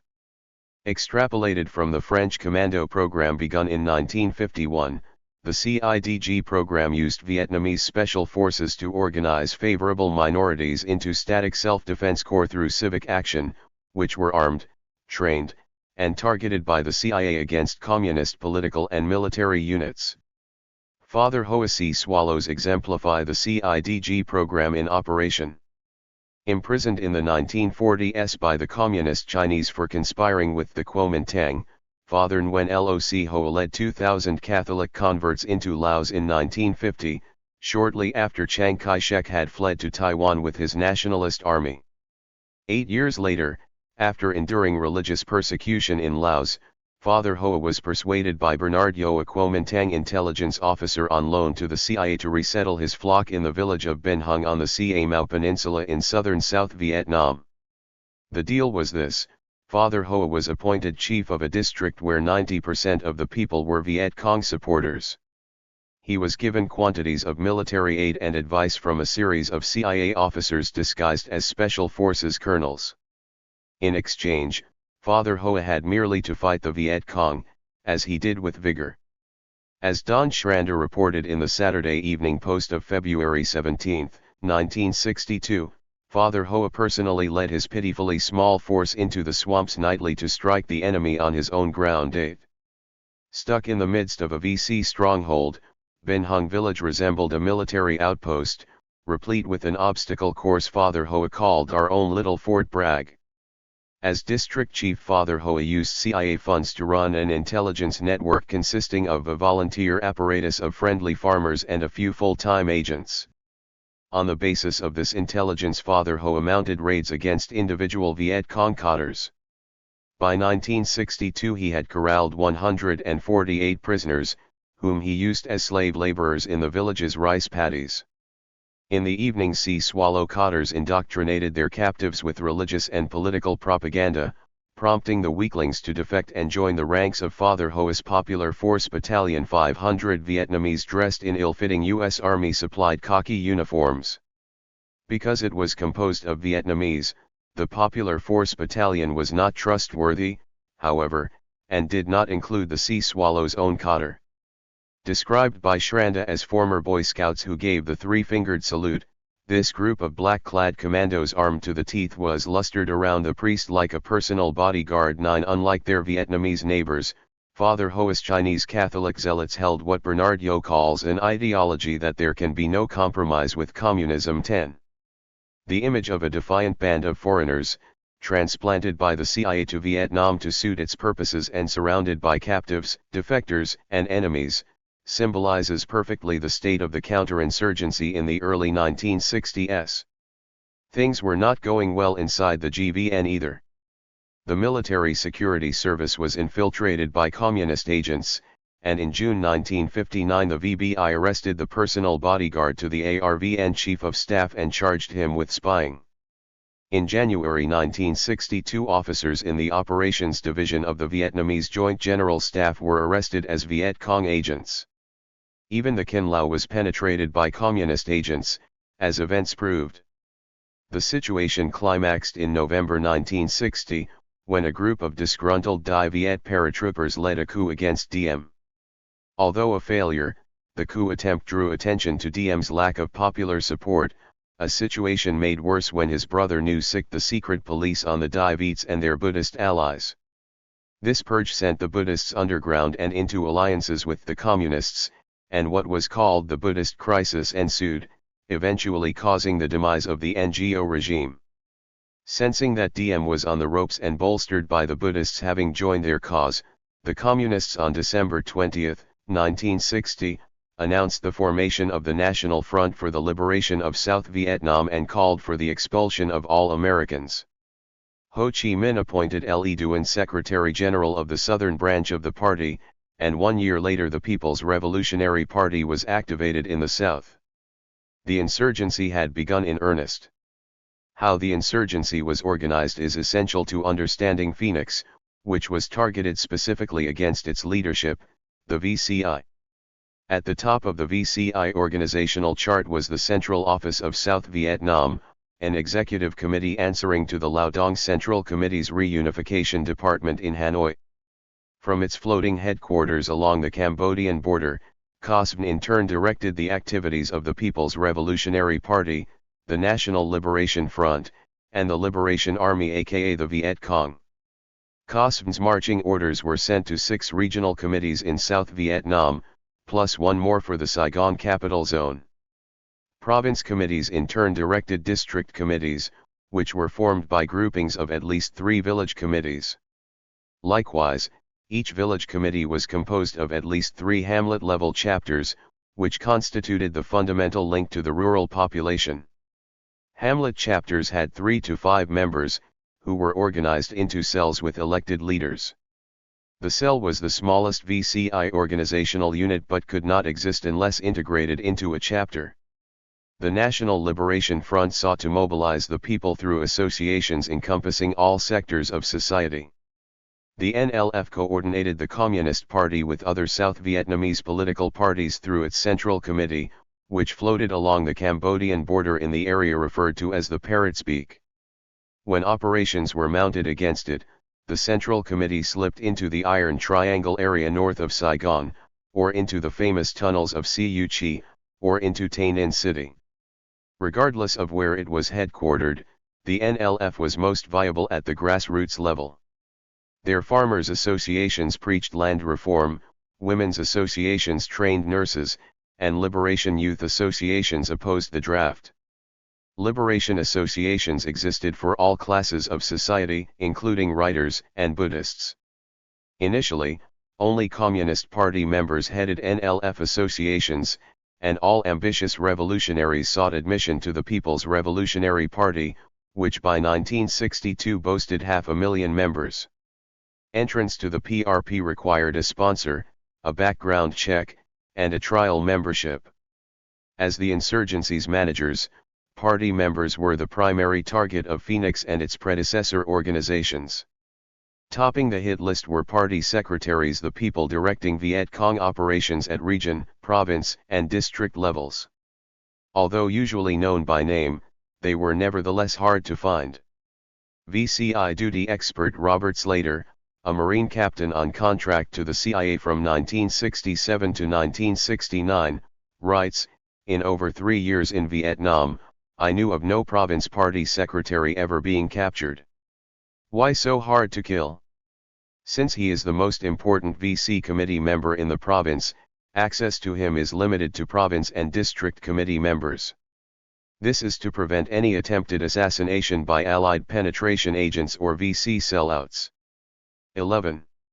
High on the list was the district party secretary, in Slater's words, the indispensable link between COSVN, region, province, and the villages. Armed and always on the move, the DPS usually does not sleep in the same house or even hamlet where his family lives, Slater notes, to preclude any injury to his family during assassination attempts or Allied raids.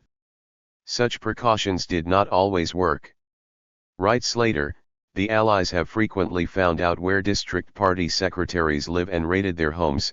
In an ensuing firefight, the secretary's wife and children have been killed and injured 12. The village party secretary was another priority target. Traveling alone to hamlets to conduct person-to-person business in rice paddies, cafes, and barber shops, the village secretary was responsible for feeding, billeting, and guiding VC and NVA troops in the area. More visible than district or province cadre, village secretaries were considered easy pickings. Managing revolutionary intelligence operations in South Vietnam was the Central Research Agency, reporting to the National Defense Committee in Hanoi in conjunction with the Reunification Department of the Lao Dong Central Committee. The task of Cu Sim Hien Q agents in South Vietnam, according to CIA officer Ralph Johnson, was the penetration of GVN offices, to determine plans and capabilities, to recruit GVN military members, and to provide intelligence for paramilitary activities, espionage, subversion, and other political operations. 13 agents of the Cu Sim Hien Q reported through an intricate radio and courier network directly to Hanoi, where intelligence data were analyzed and collated with information from elsewhere in South Vietnam and abroad. The Cu Sim Hien Q maintained secret bases and courier networks in the south as a means of supplying its agents with direction and equipment. Introduced into South Vietnam in 1960 as the Insurgency Security Service was the An Ninh.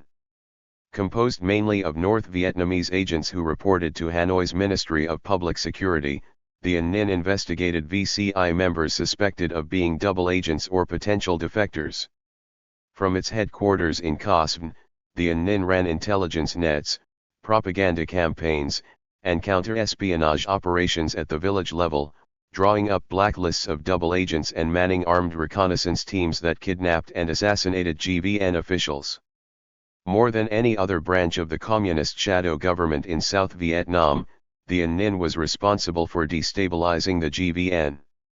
Ralph Johnson calls it the glue that held the VCI together. 14 The Cu Sim Hien Q and the An Ninh were the CIA's archenemies and, ironically, the models for its Phoenix coordinators.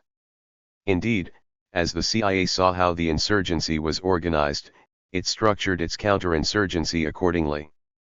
Unable to admit that nationalism was the cause of the insurrection and that the United States was viewed as an intruder like the French, the CIA instead argued that communist organizational techniques, especially its use of selective terror, compelled the Vietnamese people to support the insurgency. As William Colby testified before Congress, the implication or latent threat of force alone was sufficient to ensure that the people would comply with communist demands. 15. In drumming up public support in America for military intervention, the CIA portrayed all armed anti-GVN sects as communist puppets, and because the agency asserted that the people were not behind the insurgency but were mindless peasants who had been coerced by a clever mix of propaganda and terror, the legitimate grievances of the people, primarily their anger at Diem's dictatorship, could be ignored. This being the case, the GVN did not have to comply with the Geneva Accords, provide fair elections, or enact land reform. It did not have to end preferential treatment for Catholics, curb police corruption, or discipline ARVN soldiers. All grievances were dismissed as smoke and mirrors disguising the criminal ambitions of the communists.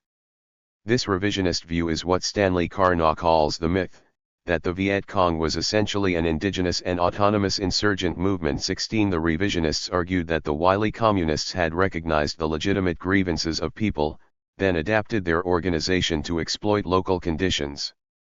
Having gained toeholds in the villages, they used selective terror to eliminate GVN authority and frighten the people into joining NLF associations and armed VC units. Ipso facto, the VCI and the people were in no real sense connected, and one had only to destroy the VCI, the apparatus, to stop the revolution. Key to revisionist theory was the notion that selective terror was a more effective social control than the GVN suppressive terror, which only fanned the revolutionary fires. As Jeffrey Race notes, violence will work against the user, unless he has already preempted a large part of the population and then limits his acts of violence to a sharply defined minority. 17 Ironically, by using selective terror effectively, the VCI handed the CIA the rationale it needed to develop counter-terror teams. And by announcing the formation of the NLF in a bid for political legitimacy, just as this notion of killing off the enemy's civilian leadership was being advanced, the VCI offered itself as a target. Meanwhile, as the CIA became aware of what political warfare entailed, Diem and his brother New began to be perceived as liabilities. Convinced that William Colby had organized the November 1960 coup attempt, New prohibited his Kin Lau followers from consorting with the CIA. This edict threw a wrench into CIA attempts to organize internal security in South Vietnam, and in May 1961 Ambassador Elbridge Durbo asked Diem to abolish the Kin Lau, claiming it denied advancement to the majority of Vietnamese and nullified democratic reforms. Unwilling to divest himself of his power base, Diem refused, and instead sought to appease the Americans by authorizing a statute legalizing the creation of the Central Intelligence Organization, a move Colby credits as the beginning of Phoenix. Station Chief Colby then directed Raymond Babineau to provide the people and the equipment required to put the CIO in business. 18 Colonel Nguyen Van Huy was named chief, a building in Saigon was selected as his headquarters, and he recruited his staff from a faction of the Kin Lau that included General Tran Tien Kim, the man who eventually managed Phoenix, and Nguyen Van Thieu, the army colonel who eventually became president of South Vietnam. Not limited to the coordination of police and military intelligence, the CIO also managed political and foreign intelligence operations. Smaller and more sophisticated than the Kongan, the CIO became the nerve center of the counterinsurgency. Knowing that the single-minded Americans would carry the fight against the North, Diem, through his spymaster, Dr. Thuyen, and the Office of Political and Social Studies, redoubled his attack against his domestic opponents. However, Carnot writes, Thuyen feared that Diem's failings would bring about a communist takeover. Ironically, he filled his faction with dissenters he had blacklisted, and he also attracted disgruntled junior officers. He teamed up as well with Colonel Pham Ngoc Thao, unaware of Thao's clandestine communist ties. Thao's followers included a young Air Force pilot, Nguyen Cao Kentucky. 19. Believing Thao to be trustworthy, New appointed him to manage the Strategic Hamlet Program, which replaced the Agroville program in 1962. Thus, by forcing Diem and New into greater dependence on reactionary programs and a communist double agent, the formation of the CIO in 1961 further hastened the demise of the NGO regime. Meanwhile, in order to stem the tide of cheap little wars of liberation that Nikita Khrushchev promised would bury the West, President John Kennedy formed the National Security Council Special Group to manage U.S. counterinsurgency efforts in Vietnam and elsewhere. A special assistant for covert and special activities was assigned to the chairman of the Joint Chiefs of Staff. Former Lansdale Aide General William B. Rawson was made the special warfare assistant to the Army's Chief of Staff, and the CIA got a new headquarters in Langley, Virginia. When, on September 18, 1961, an Ninh terror squad decapitated the Catholic chief of Phuc Long Province, President Kennedy, ignoring troop limits set at the Geneva Accords, rushed legions of Special Forces advisors to the South Vietnamese. The 704th Military Intelligence Group arrived and began advising the Military Security Service, and the Army sent its first province advisors to Vietnam, supplementing MAAG with the Military Assistance Command, Vietnam. CIA Psywar and paramilitary officers, their brains bursting with big ideas and their Abercrombie and Fitch safari jacket pockets bulging with big bucks, converged on Vietnam from Cuba, Africa, Greece, Korea, the Philippines, Laos, and Indonesia. By the end of 1962 nearly 12,000 American soldiers were in South Vietnam, flying helicopters, dropping napalm on communist villages, spraying Agent Orange, advising ARVN battalions, patrolling rivers and the coast, conducting behind-the-lines missions, and mounting anti-infrastructure operations that included attacks on Diem's political opposition. The counterinsurgency, too, had begun in earnest. Chapter 3. Covert Action. The dynamics of political warfare, as conceived by the Communists and copied by the CIA, revolved around armed propaganda teams. In South Vietnam, a Viet Cong armed propaganda team would enter a village at dusk, and the political cadres, being friendly and upright, would go from person to person introducing themselves and getting everyone's attention. They would then gather everyone together for entertainment, old tunes with a revolutionary twist followed by propaganda on GVN corruption and American war crimes, for example, a lecture on how American-made defoliants destroyed crops and caused disease, or a skit depicting an American soldier raping a Vietnamese girl. Next came the obligatory self-criticism session, and last but not least, the recruitment of people into clandestine cells, liberation committees, guerrilla units, and informant nets. As standard procedure, an armed propaganda team would return to the village to repeat the performance, and if the villagers resisted over a period of time, terror came into play. The APT would go through its routine, then announce that a spy had been discovered, usually a secret policeman or corrupt village chief, sometimes a wife and children, too. The unfortunate person was put on trial before a people's court and, after being summarily convicted, was brutally murdered in the center of the village. A death notice was pinned to the body, and the body put on display. The message was clear. The CIA determined early the economic advantages of this village-level selective terror approach. Only when selective terror was used by the CIA, it was called counter-terror.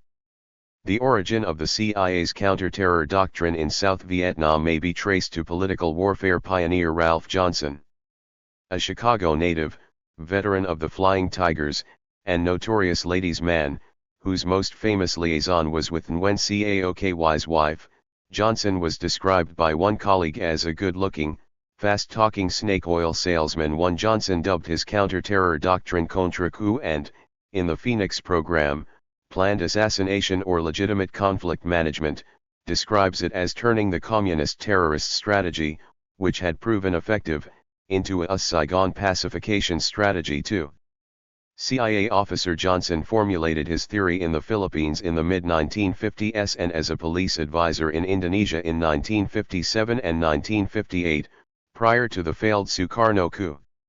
His cover having been blown in Jakarta, he was posted to Laos and assigned to the remote northern region bordering China and North Vietnam.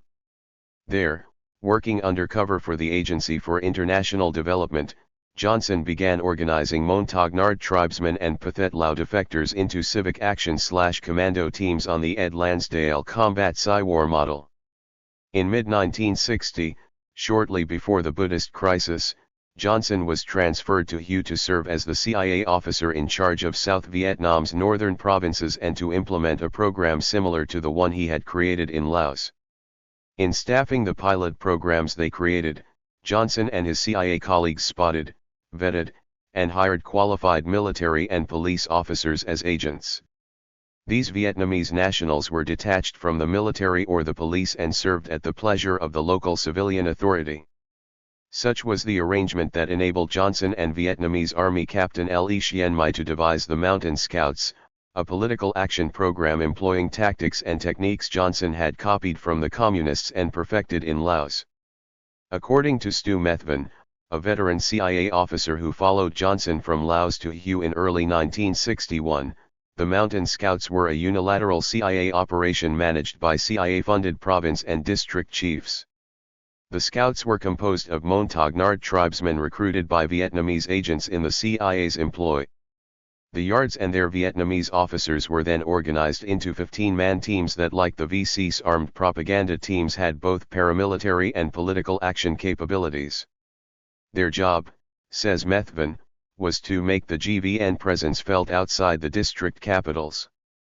Once inside a VC village, the Mountain Scout political officer would denounce the Communists and make a pro-GVN speech, co-written by Mai and Johnson. Other team members would take a census and make a map of the village. If possible, the team returned with defectors, left informers behind, and stuck a VC head on a pole as they left. The latter was a counter-terror function, distinct from any strictly paramilitary function, which involved combat with enemy units. Now a special assistant to the Vice President of the Center for Naval Analysis, Methven co-managed the Mountain Scout program with Ralph Johnson in 1961 and 1962. To counter what he perceived as rampant VC terror, Methven began extracting the most aggressive individuals from Mountain Scout teams and hiring mercenaries, often Vietnamese convicts or Chinese nungs, to act as counter-terrorists, to do unto the Viet Cong's armed propaganda teams what they were doing to GVN officials. With the creation of these counter-terror teams, the second of Phoenix's foundation stones was set in place. Ralph Johnson defines the CTS as small teams, particularly well-trained, aggressive, and consisting of a large percentage of former Viet Cong who had become disillusioned and were now violently anti-Viet Cong. Designed like SWAT units employed by the police departments of any major city, the counter-terror teams were constituted of 5 to 20 men whose mission was to collect intelligence in communist-controlled areas, as well as to apprehend key Viet Cong leaders. At maximum strength, the counter-terror teams never totaled more than 3,500 throughout all South Vietnam, but because of their CIA support, and the need to protect not only team members but their families from Viet Cong reprisals, an aura of mystery and secrecy came to surround these units. 4. With the appearance of CT teams in 1962, 3 separate and distinct programs began to emerge: political action, paramilitary, and counter-terror. At this point, Ralph Johnson was transferred to Saigon as an advisor to several important government officials, and the CIA station's chief of covert action, Cliff Strathern, assigned Methven the task of selling the Mountain Scout program to the province chiefs in I Corps and II Corps. Assisted by half a dozen CIA contract officers, Methven eventually installed the program in 13 provinces with a force of 15,000 men. 5.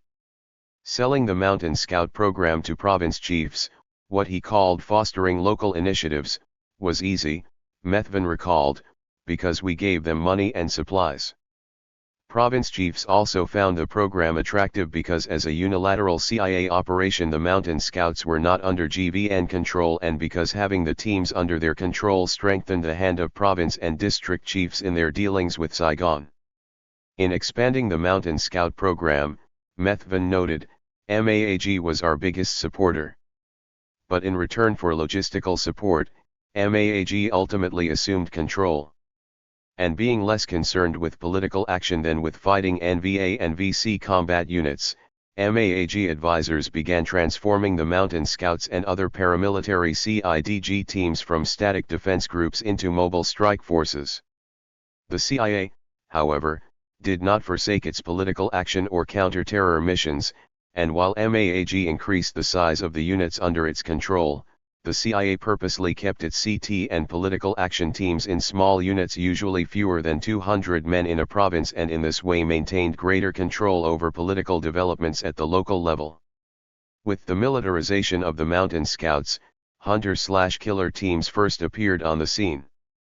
Composed of 2 or 3 montagnards or mercenaries and 1 or 2 American advisors, the hunter team penetrated enemy areas, reconnoitered for intelligence, and conducted kidnapping and assassination operations.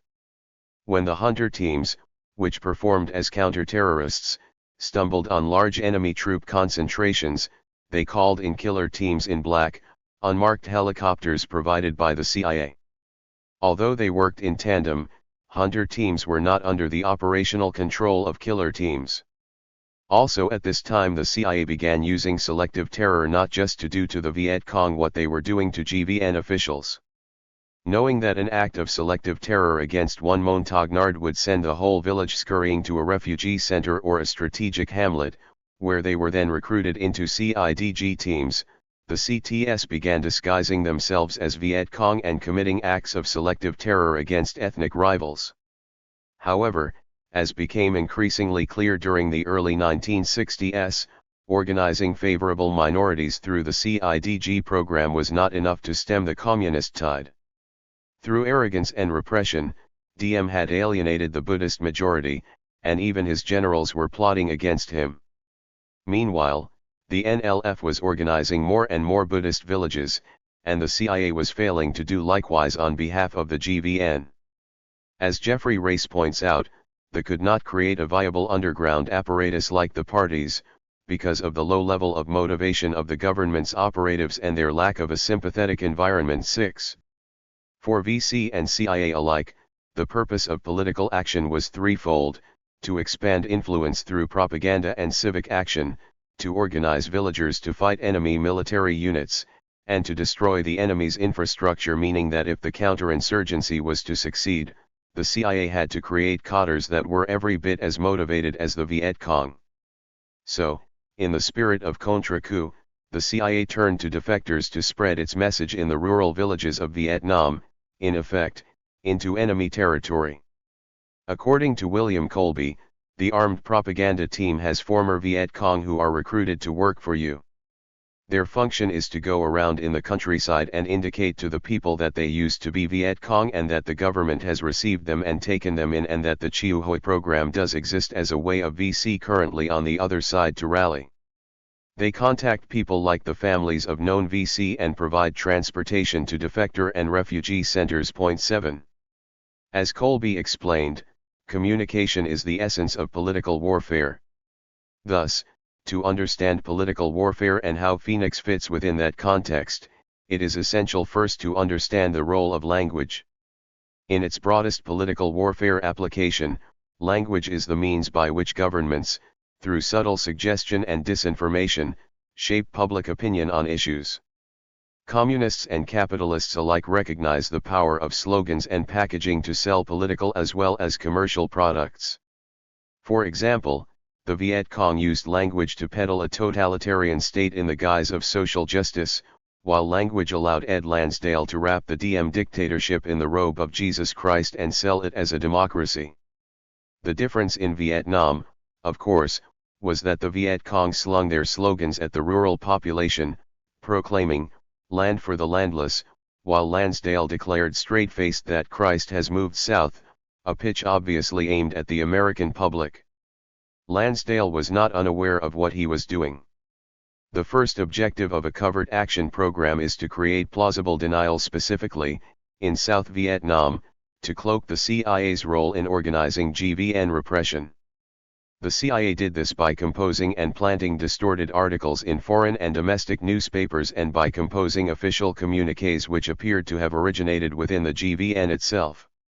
This disinformation campaign led predisposed Americans to believe that the GVN was a legitimately elected representative government, a condition which was a necessary prerequisite for the massive aid programs that supported the CIA's covert action programs. Insofar as language information management perpetuated the myth that Americans were the GVN's advisors, not its manufacturer, public support was rallied for continued intervention. Next, the CIA judges a covert action program on its intelligence potential, its ability to produce information on the enemy's political, military, and economic infrastructure. That is why the CIA's covert action branch operates as an intelligence arm under cover of civic action. What makes these intelligence operations covert is not any mistaken impression on the part of the enemy, but rather the CIA's ability to deny plausibly involvement in them to the American public. Here again, language is the key. For example, during Senate hearings into CIA assassination plots against Fidel Castro and other foreign leaders, plausible denial was defined by the CIA's Deputy Director of Operations Richard Bissell as the use of circumlocution and euphemism in discussions where precise definitions would expose covert actions and bring them to an end. Point 8. The Church Committee report says, in November 1962 the proposal for a new covert action program to overthrow Castro was developed. The President's assistant, Richard Goodwin, and General Edward Lansdale, who was experienced in counterinsurgency operations, played major staff roles in creating this program, which was named Operation Mongoose. A special group was created to oversee Mongoose, and Lansdale was made its chief of operations. Those operations included Executive Actions 9. A memo written by Lansdale and introduced during the hearings in part states that the attack on the cadre of the regime, including key leaders, should be a special target operation. CIA defector operations are vital here. Gangster elements might prove the best recruitment potential for actions against police G2 officials. When questioned about his language, Lansdale testified that the words actions and attack actually meant killing. He also testified that criminal elements were contracted for use in the attack against Castro. He euphemistically called these gangsters the Caribbean Survey Group. Point 10. Further, to ensure plausible denial, the CIA conducts covert action under cover of proprietary companies like Air America and the Freedom Company, through veterans and business organizations, and various other fronts. As in the case of fake newspaper articles and official communiques, the idea is to use disinformation to suggest initiatives fostering positive values: freedom, patriotism, brotherhood, democracy, while doing dirty deeds behind the scenes. In CIA jargon, this is called black propaganda and is the job of political and psychological officers in the covert action branch. PP officers played a major role in packaging Phoenix for sale to the American public as a program designed to protect the people from terrorism. 11. Language, in its narrowest political warfare application, is used to create defectors. Not only were defectors valued for their ability to sap the enemy's will to fight, but having worked on the inside, defectors were also the most accurate and timely source of intelligence on Viet Cong and NVA unit strength and location. For that reason they made the best guides and trackers. After defecting, many returned immediately to their area of operations with a reaction force to locate hidden enemy arms or food caches. Others, upon turning themselves in, were screened and interrogated by security officers. Once turned, these defectors became penetration leads back into the VCI.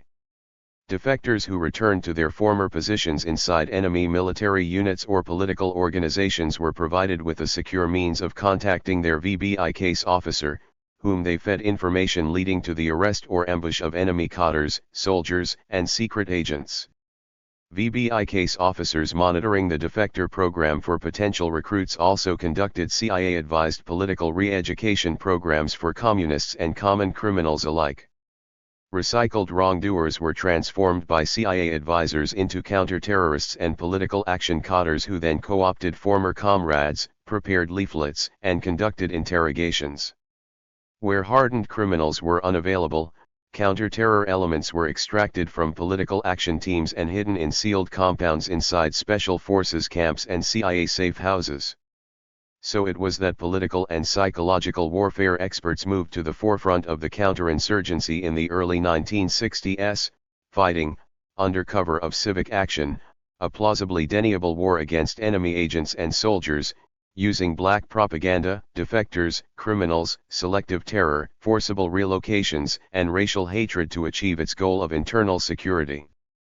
The importance of information management in political warfare also meant a larger role in Vietnam for the U.S. Information Service. Ostensibly the overseas branch of the U.S. Information Agency, performing the same propaganda and censorship functions outside America as the USIA performs within the USIS, has as its raison d'etre promotion of the American way in its narrowest big business sense. In its crusade to convert the world into one big chamber of commerce, the USIS employs all manner of media, from TVs, radios, and satellites to armed propaganda teams, wanted posters, and counter-terror. The USIS officer most deeply involved in Phoenix was Frank Scotton. A graduate of American University's College of International Relations, Scotton received a U.S. government graduate assistantship to the East-West Center at the University of Hawaii. About the CIA-sponsored East-West Center, Scotton said in an interview with the author, "It was a cover for a training program in which Southeast Asians were brought to Hawaii and trained to go back to Vietnam, Cambodia, and Laos to create agent nets." After passing the Foreign Service exam, Scotton was persuaded by a patron to join the USIS, which dealt with people, unlike the State Department, which observed from a distance. 12. A fabulously charismatic personality, tall and swarthy, Scotton had recently returned from a trip to Thailand which included taking his teenage son on a patrol into Cambodia, where they were shot at by Khmer Rouge guerrillas when William Colby introduced us in 1986. According to Scotton, when he arrived in Saigon in November 1962, he was met by and fell under the influence of Everett Baumgartner, chief of USIS Field Operations in Vietnam. A Lansdale disciple, Baumgartner had launched wanted poster and defector programs in Laos in 1954 and implemented similar programs in Vietnam after he arrived there in 1959. Baumgartner introduced Scotton to John Paul Vann, the senior advisor to the ARVN 7th Division and a friend of Colonel Tran Ngoc Chau's, the controversial Kien Hoa province chief. A graduate of Fort Bragg, where he roomed with Nguyen Van Thieu, Chau was a CIA asset who in 1962 had just finished a 6-year tour as chief of the GVN Psychological Warfare Service. Over the next 10 years Chau's relationship with Scotten, Baumgartner, and Van came to symbolize Phoenix and the duplicitous nature of U.S. Vietnamese relations. Scotten, Baumgartner, and Van are described by Ngo Vinh Long in the CIA and the Vietnam debacle. Frank Scotten was the originator of the Provincial Reconnaissance Units program, the predecessor of the Phoenix program. For years he worked closely with John Paul Van, the famous CIA operative who specialized, among other things, in black propaganda, which involved him in murder, forgery, and the outright deception of the American press in order to discredit the NLF in particular and the opposition to American intervention in general. Everett Baumgartner was Colby's deputy and used to oversee pacification efforts in the central provinces of Vietnam.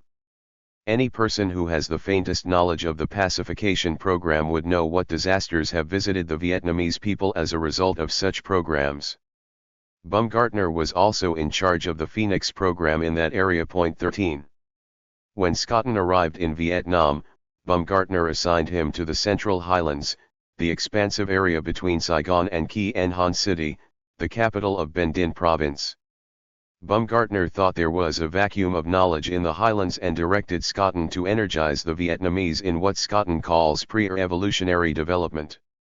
As Scotten likes to say, pacification wasn't even a term then. 14.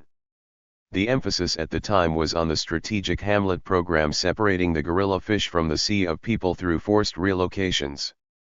Begun in March 1962 with Operation Sea Swallow in Ca Mau Province and Royal Phoenix in Binh Dinh Province, more than 4 million Vietnamese had been relocated into strategic hamlets in most of South Vietnam's 44 provinces by the time Scotten arrived in country. The program was administered by CIA-advised province security officers reporting to Ngo Dinh News confidential agent in Saigon, the notorious double agent Pham Ngoc Thao. However, because VC guerrillas had at least the tacit support of the rural population, police and security officials had difficulty conducting law enforcement and intelligence operations outside strategic hamlets or other secure, generally urban areas. In following Baumgartner's orders to fill the vacuum of knowledge in central Vietnam, Scotten told me, we would take a Vietnamese employee of the Vietnam Information Service and put him in the provincial information system and have him provide resources, leaflets, school kits, films, that sort of thing. In return we expected reporting. Having placed his agent net, Scotten turned his attention to the job of energizing the Vietnamese. However, as a result of CIA machinations against his regime, DM had instructed his provincial appointees to resist American influence and to blunt U.S. efforts to escalate the war against the Communists. Indeed, DM's brother Nhu was secretly negotiating with the North Vietnamese in hopes of reaching a settlement before the United States found a pretext to call in the Marines, as the Pentagon seemed intent on doing. In looking for motivated individuals to mold into political codders, Scotten turned to the CIA's defector program, which in April 1963 was placed under cover of the Agency for International Development and named the Chiu Hoi Amnesty Program. There Scotten found the raw material he needed to prove the viability of political action programs.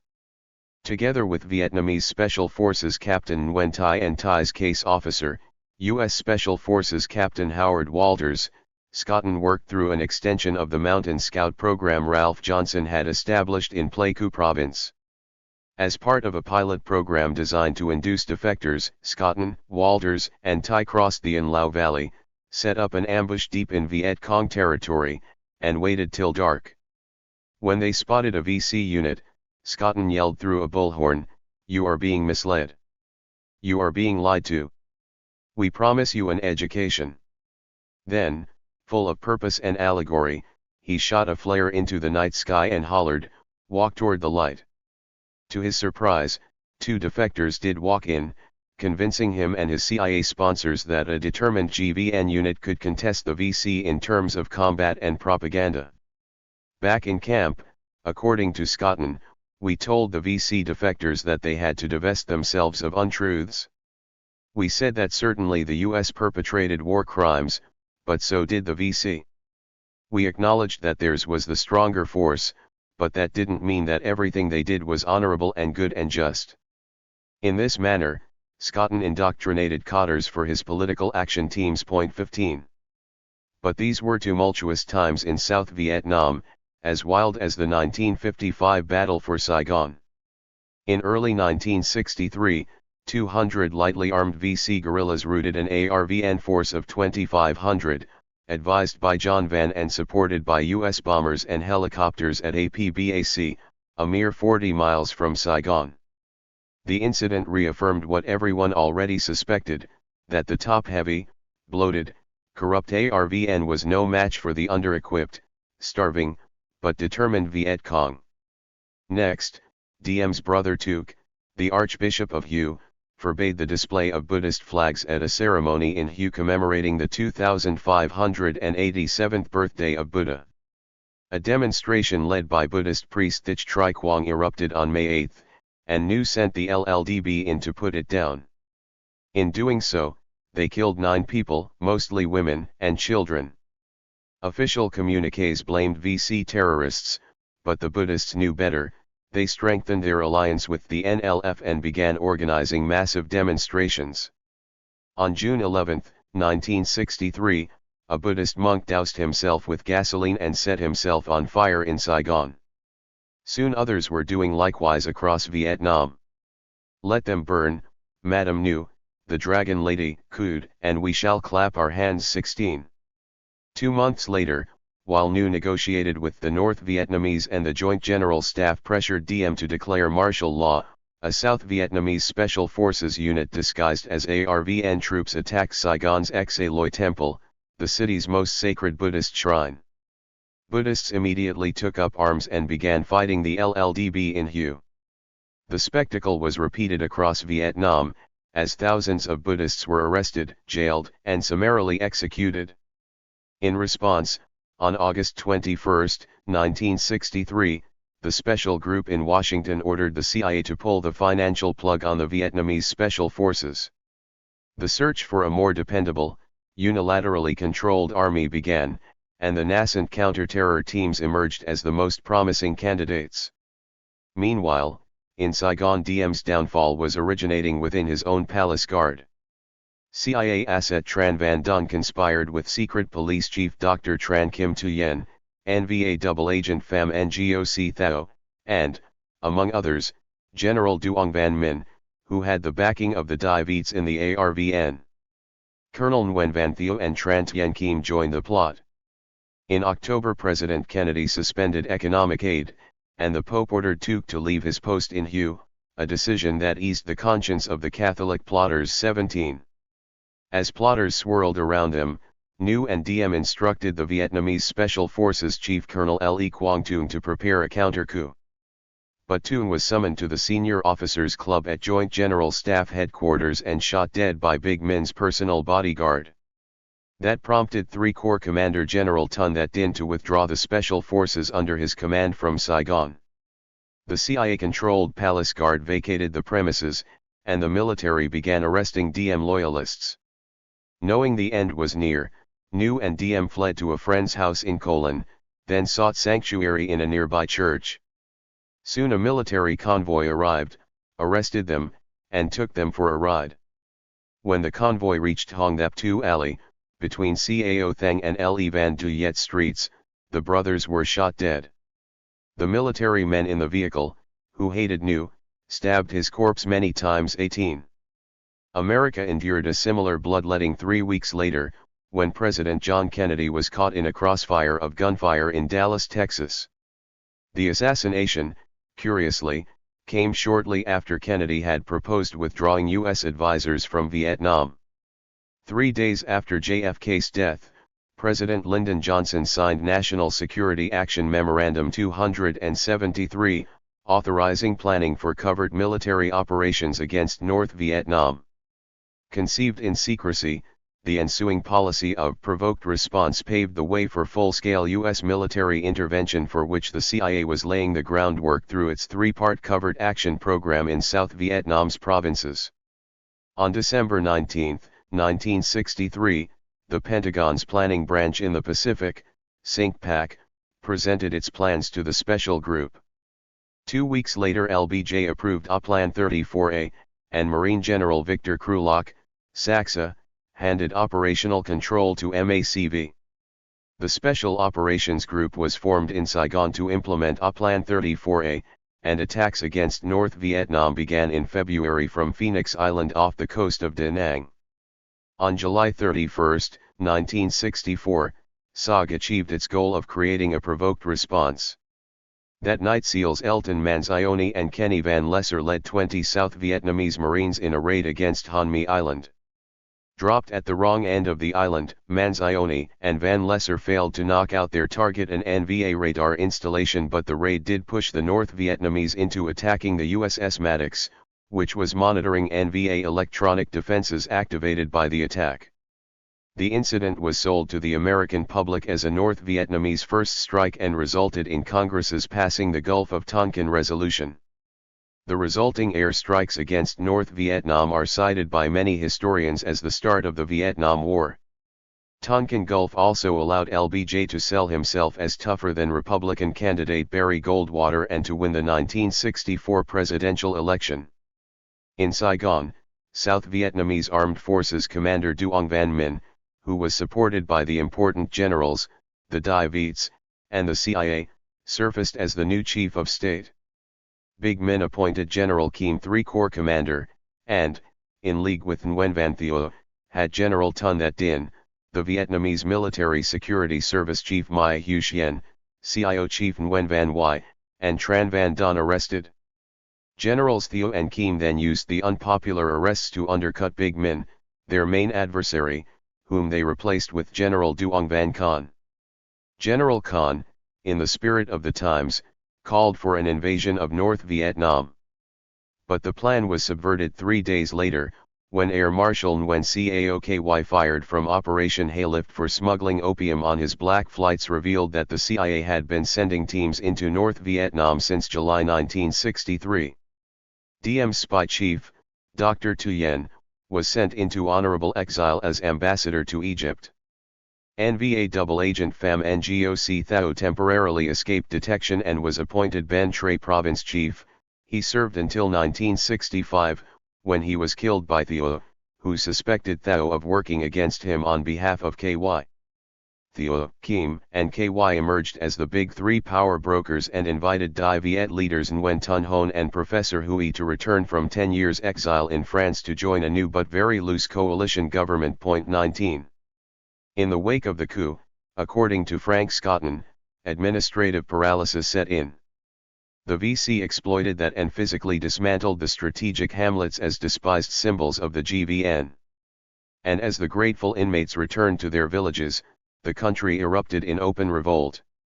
Even the road leading from Saigon to John Van's headquarters in Mai Tho was unsafe, so in December 1963 Ev Baumgartner sent Scotton to Long An province, a few miles south of Saigon. Scotton brought along his political cadre from Quang Ngai province.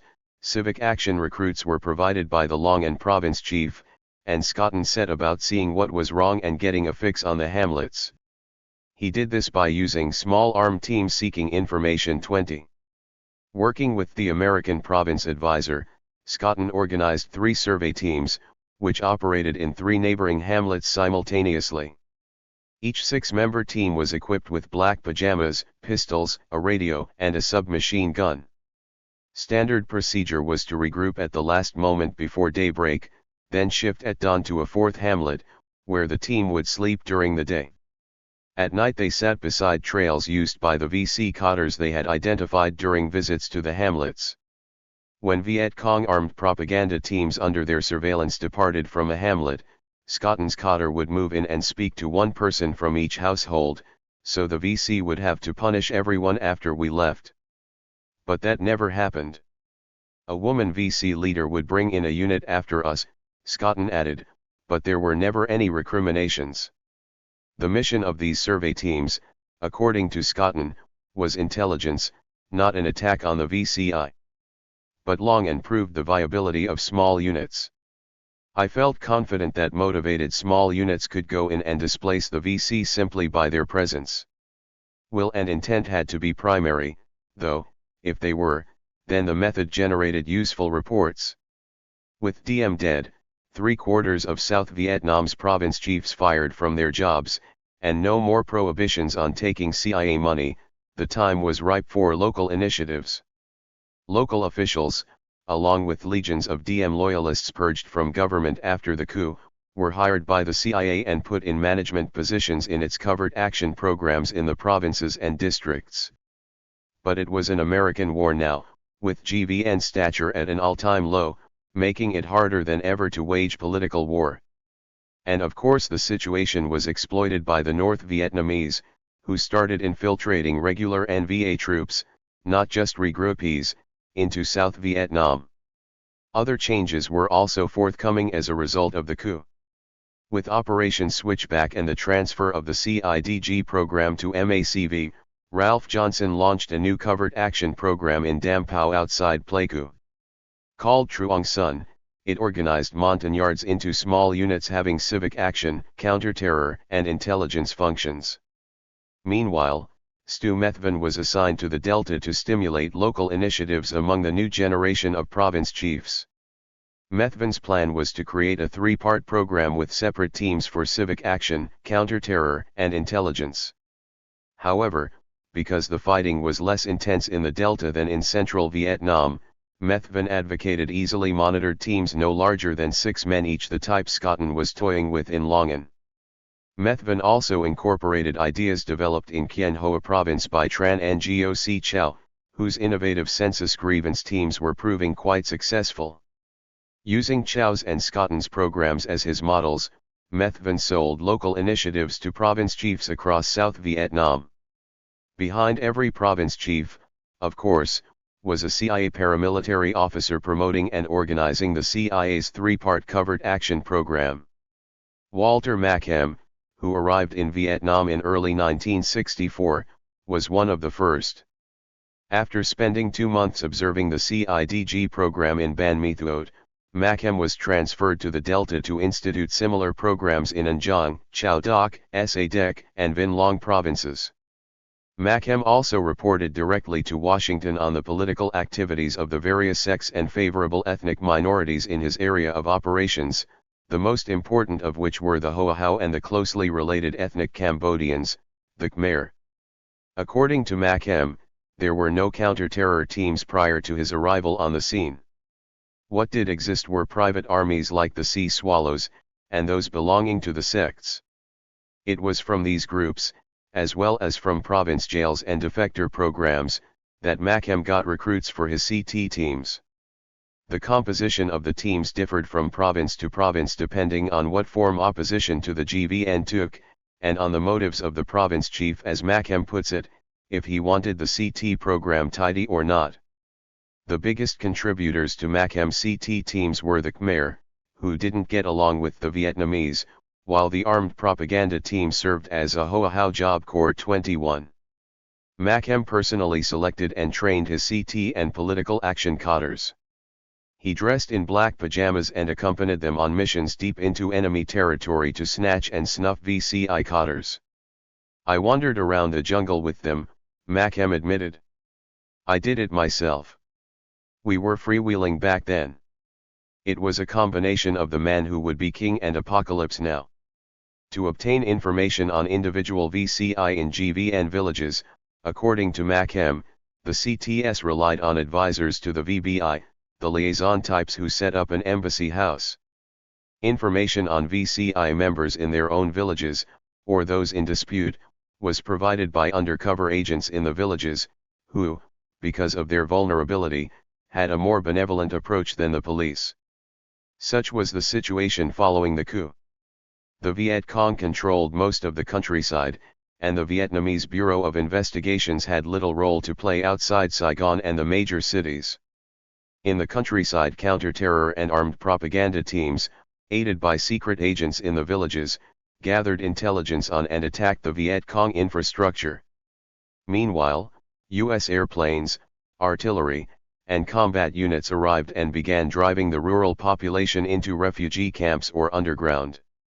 However, the division of labor within the CIA station, which pitted police advisors against paramilitary advisors, had to be resolved before an effective attack on the VCI could be mounted, and first, the CIA would have to incorporate its covert action programs within a cohesive strategy for political warfare.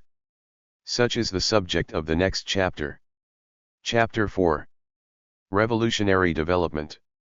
In February 1964, Frank Scotton returned to Key Enhan to work on what Ogden Williams, the senior American advisor in neighboring Quang Ngai province, called the Phoenix-type thing. In developing this Phoenix-type program, Scotton teamed up with Ian Tige, an Australian paramilitary advisor on contract to the CIA, and Major Robert Kelly, the MACV district advisor. Kelly was the American on the spot, Scotton recalled. I advised on training and deployment. Tige was the professional soldier, deciding how to fight the enemy.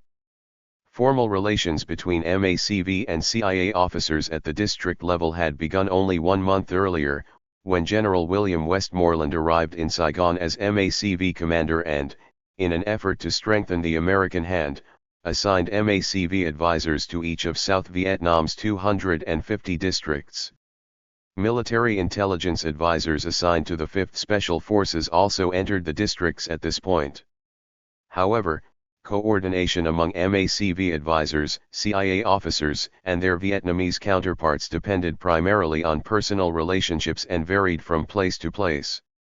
Notably, the impetus for Scotton's Phoenix-type program on the Vietnamese side came from the Tu Nha District Police Chief, Colonel Pham Tuong. A long-standing CIA asset, Tuong anteed up a platoon of volunteers, all of whom had been victimized by the VC, in exchange for equipment, money, and advice. They wanted to fight, Scotton said, but they didn't want to lose. Money and supplies were provided by Ralph Johnson.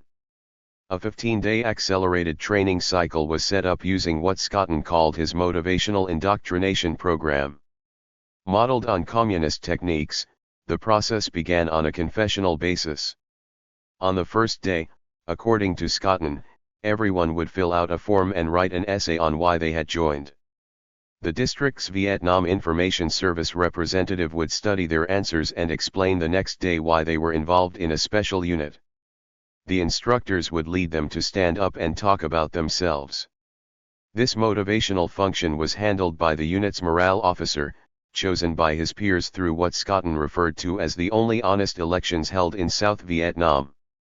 The morale officer's job, he said, was to keep people honest and have them admit mistakes. Not only did Scotton co-opt communist organizational and motivational techniques, but he also relied on communist defectors as his cadre. We felt ex-Vietmen had unique communication skills. They could communicate doctrine, and they were people who would shoot, he explained, adding, it wasn't necessary for everyone in the unit to be ex-Vietmen, just the leadership. In copying the communists, Scotton was selective. People from the other side knew the value of motivation, but they confessed too much. So we refined the technique based on what the Vietmen disliked the most, that the party set itself up as the sole authority. We didn't have the party as number one. We had the group as the major motivational factor. Key to Scotton's motivational indoctrinational program was the notion of a special unit. To enhance this esprit de corps, Scotton's units were better equipped and better paid than regular ARVN units. Carbines were replaced with submachine guns, and instead of wearing uniforms, the cadres wore black pajamas just like the average Vietnamese. Scotton's teams were also special insofar as they reported directly to the province security chief and, ipso facto, the CIA. Tuong's original group was 34, Scotton said, noting that Quang Ngai was a more heavily contested province than Long An and that the teams required more men and greater firepower, so we bumped it up to 40 and started a second group in an adjacent district. That's 3 teams of 12 men each, strictly armed. The control element was 4 men, a commander and his deputy, a morale officer, and a radio man. These are commando teams, Schotten stressed, displacement teams. The idea was to go into contested areas and spend a few nights. But it was a local responsibility, so they had to do it on their own.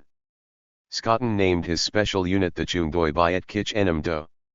Two functions split out of this, Schotten said. First was pacification under Nguyen. Second was the anti-VCI function taken out to form the provincial reconnaissance units. The Pru thing directly evolves from this. Indeed, the phrase Biet Kich, meaning commando, is the name the Vietnamese applied to counter-terrorists and later the Pru. Concurrent with the creation of the People's Action Teams, as Schotten's teams were renamed by Station Chief Pierre de Silva, there began a synthesis of White House policies and police and paramilitary programs that culminated 3 years later in Phoenix. It was, in effect, a blueprint for political warfare, conceptualized by Ralph Johnson, adapted to Vietnamese sensibilities by L. E. Chien Mai, and formalized by Frank Schotten, Bob Kelly, Ian Tige, and Stu Methven. At its heart was the doctrine of contre-coup, particularly the notion of counter-terror, which more than any other factor seized the imagination of Station Chief de Silva, under whose direction the synthesis began. In his autobiography, Sub Rosa, de Silva describes arriving in Vietnam in December 1963 and being introduced to VC terror by one of his CIA officers. 2 VC cotters had impaled a young boy, a village chief, and his pregnant wife on sharp poles. To make sure this horrible sight would remain with the villagers, one of the terror squad used his machete to disembowel the woman, spilling the fetus onto the ground. Having arrived on the scene moments after the atrocity had occurred, de Silva writes, "I saw them, the 3 impaled bodies and the unborn child lying in the dirt. A Catholic member of the village was making the sign of the cross over each body, murmuring a prayer in Vietnamese." 2. A white-collar intelligence officer who put agent work above political warfare, de Silva was shocked by what he saw. The Viet Cong, he writes, were monstrous in their application of torture and murder to achieve the political and psychological impact they wanted. But de Silva also recognized that this implacable use of terror in its own way served an intelligence purpose, that a bloody act of terror in a populated area would immobilize the population nearby, make the local inhabitants responsive to the Viet Cong and, in return, unresponsive to the government element requests for cooperation. 3. So de Silva authorized the extraction of counter-terror teams from Schotten's political action teams. He describes this radically different form of activity as a counter-terror program consisting of small teams, dressed in black pajamas, armed with folding stock carbines which could be hidden under their black tunics, and with grenades carried in the pockets of their loose-fitting shorts. 4. The idea, de Silva continues, was to bring danger and death to the Viet Cong functionaries themselves, especially in the areas where they felt secure. We had obtained descriptions and photographs of known cotters who were functioning as committee chiefs, recruiters, province representatives, and heads of raiding parties. Based on these photographs and their known areas of operation, we had recruited really tough groups of individuals, organized in teams of 3 or 4, who were willing and able by virtue of prior residence to go into the areas in which we knew the Viet Cong senior cotters were active and to see what could be done to eliminate them. 5. Here de Silva is describing Phoenix, the attack on the VCI on its own turf, using intelligence provided by commandos and selective terror conducted by counter-terrorists. One of the soldiers who participated in de Silva's counter-terror program was Elton Manzioni. A self-described super soldier, Manzioni received extensive training in hand-to-hand combat, combat swimming, sniping, parachuting, and demolition. When his schooling was completed, Manzioni was dropped in the jungles of Panama with a knife and a compass and told to find his way out, and he did. By then, he noted with no small degree of understatement, I was fairly competent.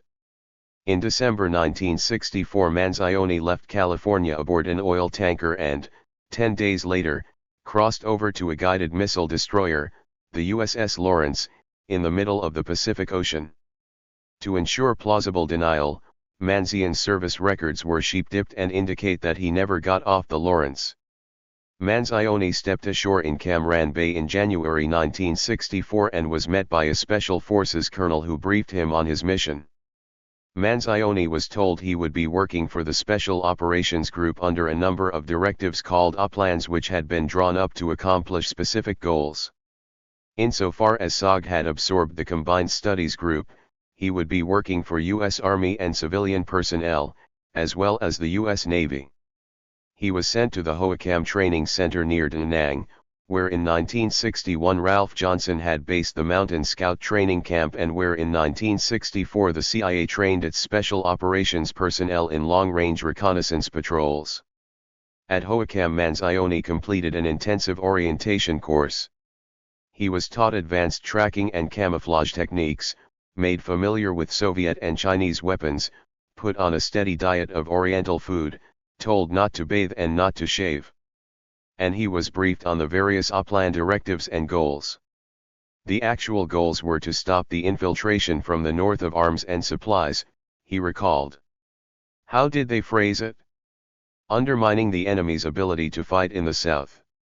Another goal was to deal with enemy violations of the international accords, I'm assuming the 1962 Geneva Accords. It meant taking out command centers in Laos. And there was anti-infrastructure stuff, too. Manzioni was next assigned to Nam Dong in the Central Highlands, where he and 2 other SEALs were quartered inside a U.S. Special Forces camp. Basically what they said was, "Welcome to Nam Dong. This is the town you'll work out of. You're gonna get orders to do something, and the orders are going to be verbal." The orders were always verbal and never said, "Do this specifically." It was always go there and do what you think you ought to do. It was so free-form it was hard to connect being in the military, let alone the Navy. In March the SEALs started running over the fence missions as part of SOG's Leaping Lena program. 3/4 of the missions were in Laos, the demilitarized zone, and North Vietnam. At times the SEALs sat along the Ho Chi Minh Trail counting enemy troops and trucks. Other times they moved from one set of coordinates to another, reconnoitering. They also shot field-grade NVA officers, kidnapped prisoners, escorted defectors from the north to the south, demolished downed U.S. aircraft, and engaged in counter-terror. In regard to this last function, the SEALs worked with CTS, whom Manzioni described as a combination of ARVN deserters, VC turncoats, and bad motherfucker criminals the South Vietnamese couldn't deal with in prison, so they turned them over to us. Often they'd been pardoned to fight communists. Some actually had an incentive plan: if they killed X number of commies, they got X number of years off their prison terms. The CTS taught Manzioni and his SEAL comrades the secrets of the Psy-War campaign, which in practice meant exploiting the superstitions, myths, and religious beliefs of the Vietnamese. One technique was based on the Buddhist belief that a person cannot enter heaven unless his liver is intact. So Manzioni would snatch an NVA courier off the Ho Chi Minh Trail or sneak into a VCI's hooch at night, crush the man's larynx, then use his dagger to remove the man's liver. Some of the CTS would actually devour their enemies' vital organs.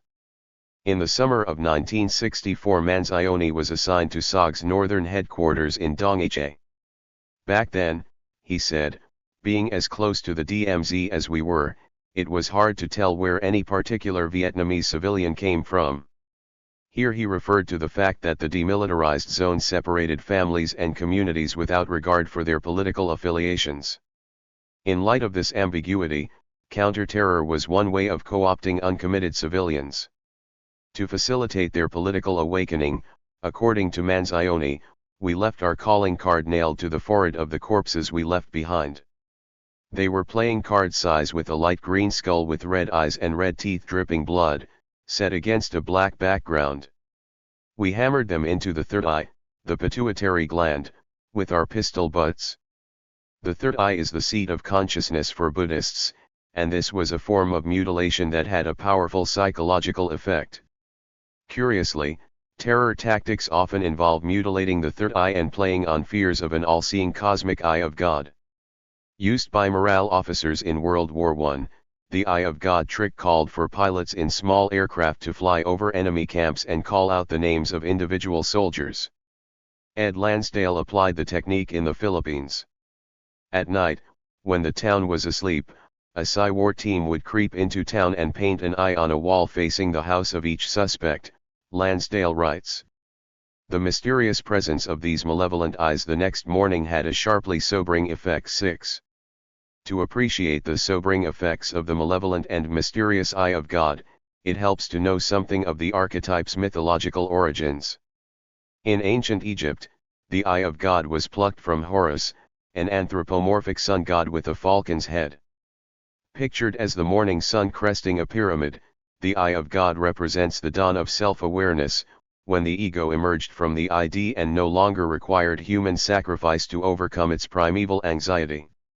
Awed by the falcon's superlative sight, talons, and flight, the Egyptians endowed Horus with the bird's predatory prowess, so he could avenge the murder his father, Osiris, whose name means seat of the eye.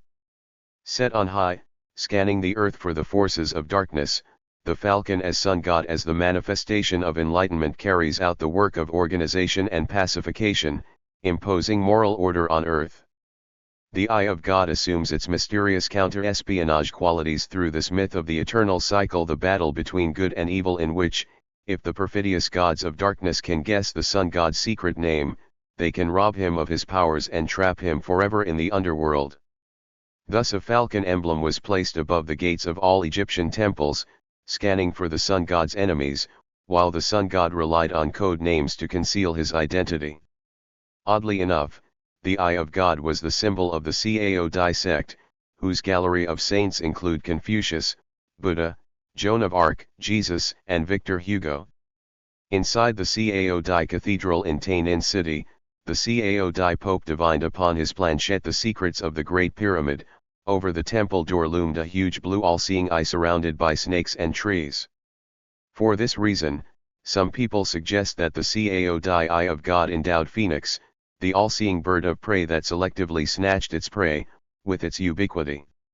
In South Vietnam, the Eye of God trick took a ghastly twist. CIA officer Pat McGarvey recalled to Seymour Hersh that some psychological warfare guy in Washington thought of a way to scare the hell out of villagers. When we killed a VC there, they wanted us to spread eagle the guy, put out his eye, cut a hole in the back and put his eye in there.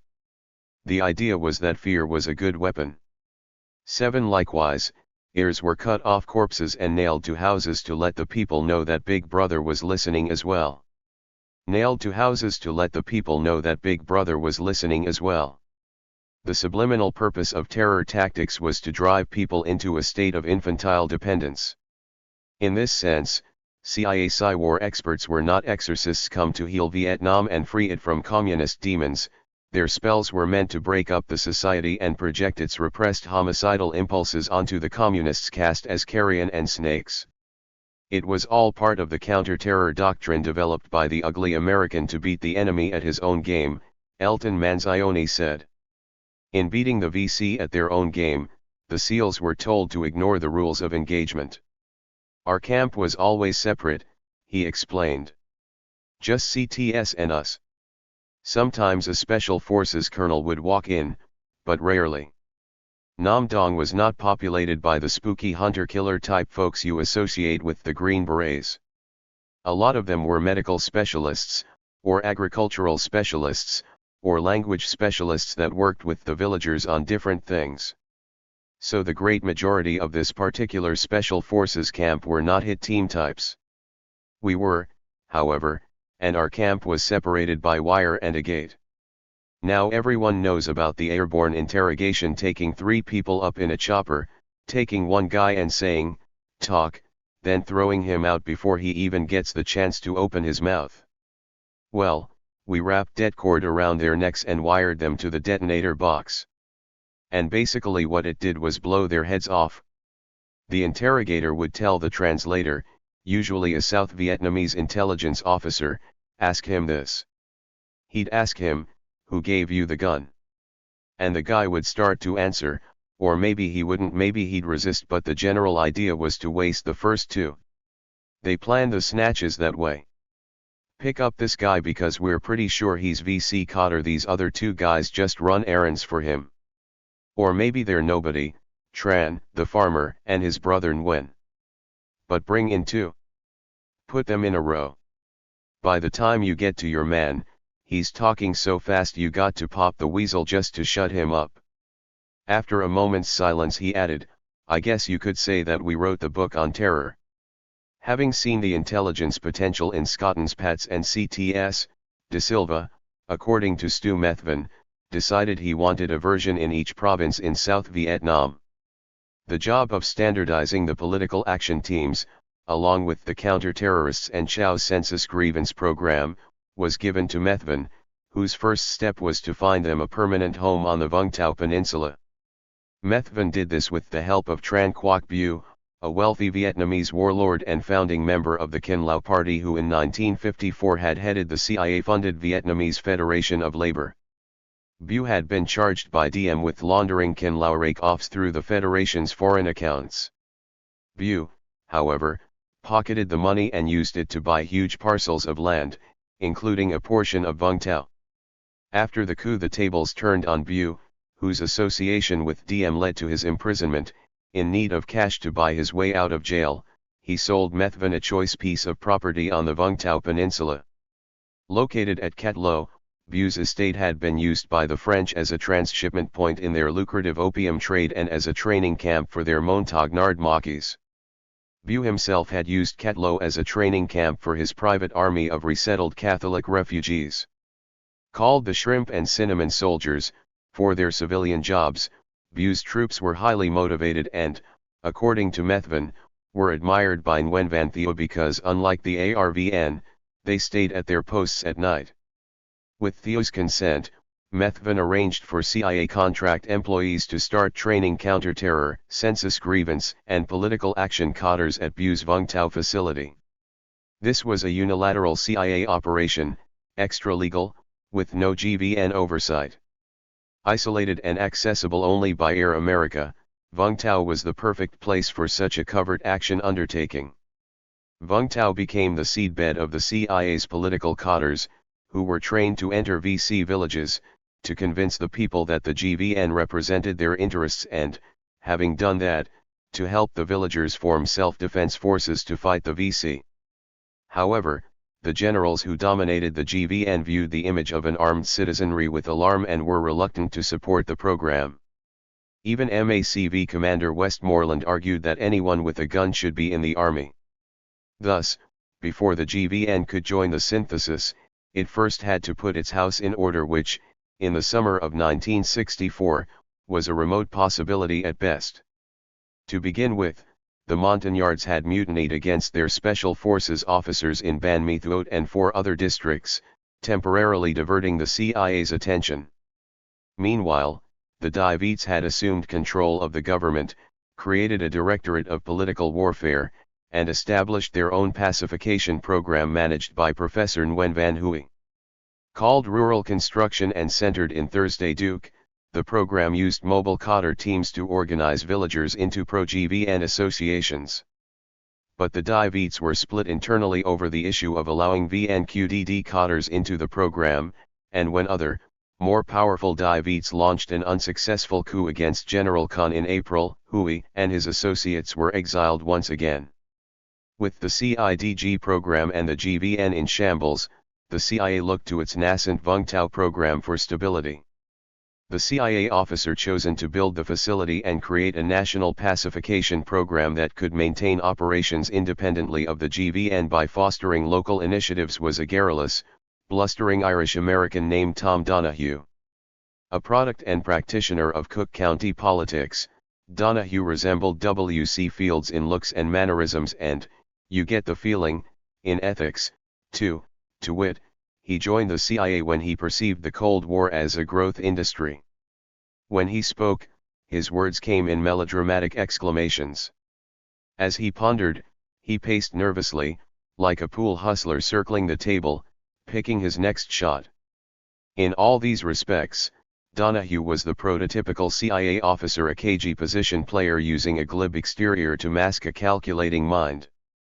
When we met in 1986, Tom Donahue was working as the Mideast representative for a Filipino construction company. When he arrived in Saigon 22 years earlier to replace Cliff Strathern as Chief of Covert Action, he worked under State Department cover in the embassy's political office. One of his jobs at the time, he said, was managing a small training camp down in Vung Tau which had about 100 students run by a very dynamic guy Li Xian Mai. I spent a lot of time with Mai, Donahue recalled, and was mighty impressed. Mai was a wizard at appealing to a particular sensory element the Vietnamese seemed to have about the fatherland. He had the ability to interweave Vietnamese myth and modern-day nationalism that seemed somehow to make an impact on the tutored and the untutored alike. He was trilingual, Donahue said with admiration, but he was controversial. What kind of army officer goes around talking about fairies and dragons? 8. Donahue immediately picked up where Stu Methven had left off, hammering out a deal with the Minister of the Interior to rent an even larger chunk of the Vung Tau Peninsula. He then got Mai a promotion to major and arranged for a guy who had been training agency people to come up with 3 or 4 others to run the camp. This is an early program called Armed Propaganda Team, what he termed an armed social working element. Anyway, Donahue said, I decided this was the route we should be following, and I began looking for a means of expanding the program. I got rid of most of the other stuff I had responsibility for, and from that point on programming evolved rapidly. We began to build up the program with more and more officers coming in from Washington on permanent change of station. Donahue leased a Catholic seminary, whose owners had decided it was time to cut and run, and used Seminary Camp, as it became known, as headquarters for his staff. It was really just a stopgap, Donahue explained, but it gave us the ability to have a good permanent base. Then we started building our training facility Ridge Camp. It was 5 miles beyond the airport, so we built roads. We built barracks, mess halls, classrooms, armories, and offices. We built a training camp for 5,000 and opened it on the 15th of January, 1965. Having put his management team and facilities in place, Donahue next had to demonstrate that the CIA could develop people's action teams for every province, which meant centralized training and using Scotton's 40-man model from Quang Ngai. Donahue also arranged for the training of CTS and census grievance coder. To manage the CT training program, he imported a couple of guys from headquarters. They were experts. They taught how to get in, how to abduct prisoners, and how to get the hell out with good sources for interrogation. I brought them out TDY and kept talking them into extending, and they both ended up doing a full tour. Both, Donahue said in 1986, are still gainfully employed by the CIA. Donahue's pet program was census grievance, the most sophisticated program in the whole goddamned country, the most effective political tool, if you accept the fact that the government really didn't care what people thought or what their political needs were. Noting that the VC had made the problem worse by cutting the lines of communication, through the skillful use of terror, Donahue said, the population had been cut adrift, and census grievance was the ersatz system that allowed us to say, we accept the fact that there are no normal political lines of influence, so we'll put this on and hope to God we can jumpstart this body politic. Donahue explained census grievance like this: everybody knows the government takes a census, so you'd have a guy make a map of every house in the village, put everything into perspective. Then the edict was issued that once a month every head of household had to talk to the census grievance officer. We tried to get somebody from the village who was older, retired teachers, retired civil servants, older people who appeared harmless but were respected. To make it possible for a head of household to speak privately with the census grievance officer, we would put together a little 2x4 shack so that there ain't nobody else around. Basically the census, scaled down, had 3 questions: what would you like the GVN to do for you? All of the basic precinct type needs. A bridge across this particular canal would save us a 3-mile walk to get our produce to market. Very legitimate needs. Is there anybody in the GVN giving you a hard time? Are the police at the checkpoint charging you a toll every time you take your rutabagas to market? Is there anything you want to tell me about the Viet Cong? If the answer was no, the whole thing wasn't pursued, but once a month the head of household had to touch base. If the census grievance officer finds that X number of people say they need a bridge, you begin to get a consensus. Okay, money is allocated. If it went to the wrong things, you might as well keep it back here. So the point we would make with the province and district chiefs was this is a political need. If you are responsive to it, people will look at you in a different light. Census grievance produced a good bit of intelligence, Donahue concluded. So did the Cotter program. But there were areas that were so tough and so inaccessible that there was just no intelligence coming out. Some of the Chihuahuas would bring it in, but we never really had what we thought was a good enough handle on continuing intelligence, which is a terrible blind spot if you're trying to win a war that's got all the built-in problems that Vietnam had. The next problem Donahue faced was how to imprint a political system on a foreign country. That was no easy task, even for an irrepressible huckster like Tom Donahue. Donahue described the typical province chief as a military officer who was a product of a Mandarin system, a person with total discretion over how to spend funds, who couldn't care less about what some grubby little old peasant lady in black pajamas had to say. He didn't have a political bone in his body. By way of comparison he added, "They're as bad as our military. They never understood either what we were doing." All that led Donahue to say, "We were running a coaching school for army officers." Further complicating things was the fact that corruption in the provinces was a way of life. So Donahue spent a good deal of time trying to keep the local parties from using it to their own advantage. The VNQDD element had to be goddamned careful that they weren't pushing the long-range interests of the party, he said, referring to Mai's habit of inserting 4 VNQDD cotters into every PAT team. The same is true when you get into Hoahau country.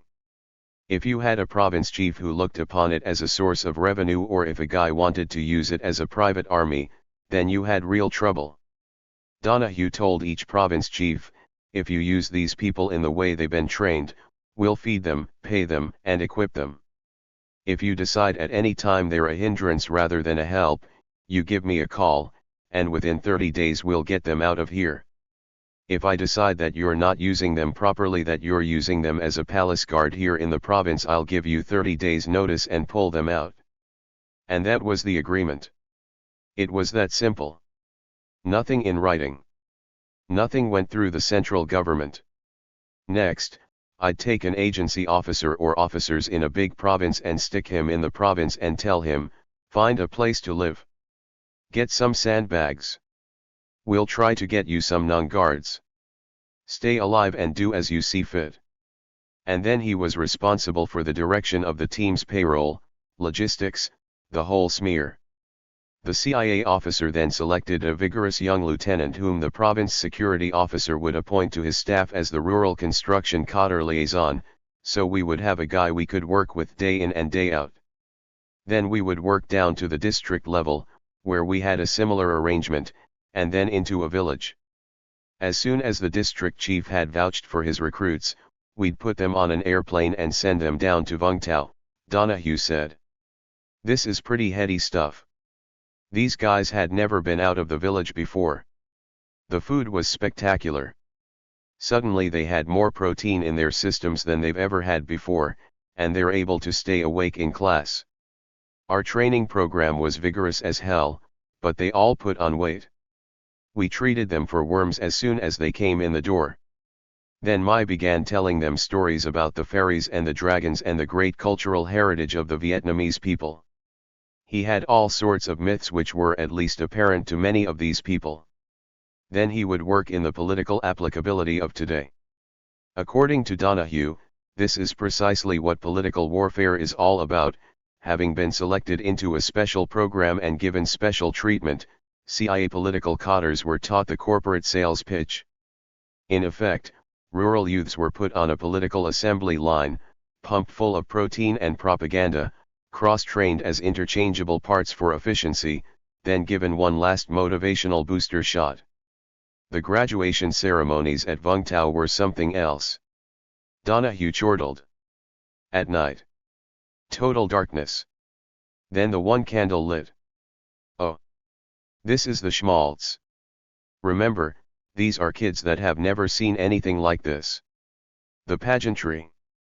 The New York Times reporter R.W. Apple described on February 21, 1965 the Ridge Camp graduation ceremony occurring in an amphitheater the size of a football field.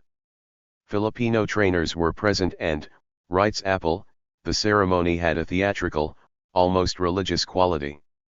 Vietnamese national symbols, including the old imperial flag, were arrayed before an altar. Multicolored pennants bearing the names of the nation's ancient heroes were mounted behind the speaker. Captain Mai stood at an illuminated lectern. The recruits were grouped on the three other sides of the arena. At a signal, all the lights except one focused on Captain Mai went out, and the recruits stripped off their white shirts and dark trousers. When the lights came on again, all were clad in black pajamas. Whipped into an ideological fervor, the CIA's political cadres were then sent into villages to spread democratic values and undermine the infrastructure. It's a GVN presence that's really comprised of your own people that have, by God, gone off and been washed in the blood of the Lamb. They've been trained and they've seen the light, Donahue palavered. They spoke the local dialect, and they're there to defend and focus people on their own defense, to try to enlist the people into doing something positive. If the government can't protect you, it ain't no government. Of course, the GVN was not a government but a military dictatorship which was opposed to independence in the countryside. The GVN at that time, writes Professor Hui, could be curiously compared to that of the USSR with the Armed Forces Council as the Supreme Soviet, the committee leading the nation as its presidium, and the Central Executive Committee as the Soviet government before World War II when its ministers were called commissars. General Nguyen Van Thieu was elected chairman of the committee leading the nation and so became chief of state. General Nguyen Caoky was appointed chairman of the Central Executive Committee, i.e. the government. 9. In June 1965 the National Council of Security was created and placed under KY, who reported to Thieu but in fact exercised greater power than Thieu. As Prime Minister controlling the Interior Ministry, KY appointed his people to the CIA's Covert Action Program and appointed his confidential agent, General Nguyen Ngoc Loan, Director of the Military Security Service in June 1965, Director General of the National Police in October 1965, and head of the Central Intelligence Organization in April 1966. Explains Hui. Nguyen Caoky was strongly backed by the Americans anxious to find a leader for the Vietnamese. A program called Rural Development, later called the Phoenix Program, was set up. It aimed at detecting and destroying the communist cells in villages and reconstructing the countryside. This program was undertaken with means provided by the USA. It was smaller than what we had tried to apply when Nguyen Thanh Hon was Deputy Prime Minister in charge of pacification. The only difference was that now, the personnel in use were not politically motivated and trained cadres, but merely dispirited employees of the government. 10. Frank Scotton was also critical of Vung Tau. I shied away from Vung Tau, he said, because the American hand became too big and because having a fixed complex was spiritually uncomfortable. Spiritually the thing to do was to go into the villages. At Vung Tau they were not dealing with unconventional warfare, but with warehousers. There was always the threat that we'll turn off the water if you don't do it our way. 11. He also criticized the development of incantation and rote and the resulting doctrinaire mindset that led to the rural construction programs being compared with Hitler's strength through joy camps. Its cadre studied the 98 duties, the 11-point criteria, and the 12 phases of action. They sang the New Life Hamlet construction song, with its symbolic 12 stanzas and 98 notes, and recited the ritual 5 oaths, standing before the altar of our fatherland and the national flag. We, in the capacity of rural construction cadres, take the oath, to remain faithful, to firmly believe, that cadres are created by the people, to mingle with the people, and to make constant efforts in study in order to progress in behavior, education, and techniques. 12. Scotton's biggest complaint, however, was the shift from intelligence and displacement to civic action. The change took place in early 1965, when Robert Kelly joined the CIA and took his team of instructors to duplicate the Quangai program in other provinces. At that point Harry the Hat Monk took over in Ben Din province and began working as case officer to Major Nguyen Bi, the former insurgent who, before defecting, had been party secretary for the 9th Viet Cong Battalion. A visionary, Bi wanted rural construction to be more than an attack on the VCI, he wanted to provide services to the people as well. Perceiving the Pats as too American, he retrained his people as they returned to Ben Din from Vung Tau and, with the help of Monk, combined mobile census grievance cotters, PATs, and CTS, and came up with the 59-man Revolutionary Development Team. B's 59-man RD teams had group leaders and CIWAR, intelligence, and medical specialists in staff positions. There were 3 11-man teams constituting an action element and having a counter-terror mission, and there was a rural construction leader with a 6-man civic action team, a 6-man mobile census grievance team under the intelligence office, and a 6-man economic unit. These teams were called Purple People Eaters by American soldiers, in reference to their clothes and terror tactics. To the rural Vietnamese they were simply idiot birds. Said Scotton, B was trying to create a climate to make the VC blunder into ambushes and fear the unpredictable. His goal was to neutralize the VC, but his style was be nice to VC agents, give them gifts, smother them with affection, and then let them try to explain that to their superiors. It was a style Scotton did not approve of, although he loved B himself. B was like an older brother to me and an uncle to my children, Scotton said. He lived with us from 1976 until he died in summer of 1981. Despite Scotton's compunctions, by mid-1965 the CIA was using B's 59-man model as its standard team, at which point the Rural Construction Cotter Program was renamed the Revolutionary Development Cotter Program. With larger teams and standardization came the need for more advisors, so Donahue began recruiting military men like Joe Vaquero, a Special Forces sergeant working as a public safety advisor in Quang Nam Province. I met Joe and chatted with him, Donahue said, and he looked interesting, so I went to aid, and he was sort of seconded to me, although he still worked for aid. I wrote his fitness reports. Then I worked out a direct hire for him, and he came back here to DC, did some formal Vietnamese training, then went back out for another tour. Vaccaro was to become heavily involved in the Provincial Reconnaissance Unit training program at Vung Tau. Donahue also hired Gene Savaggio out of the army. Savaggio was to become the scion of Vung Tau and a close aide to Frank Scotton, his mentor, and William Colby. We get to the point, according to Donahue, where the CIA was running a political program in a sovereign country where they didn't know what the hell we were teaching. So I had Theo and KY down to Vung Tau, and I did all the right things. But what kind of program could it be that had only one sponsor, the CIA, that says it was doing good?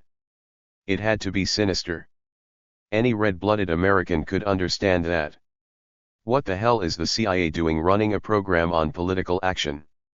So I went out to try to get some co-sponsors for the record. They weren't easy to come by.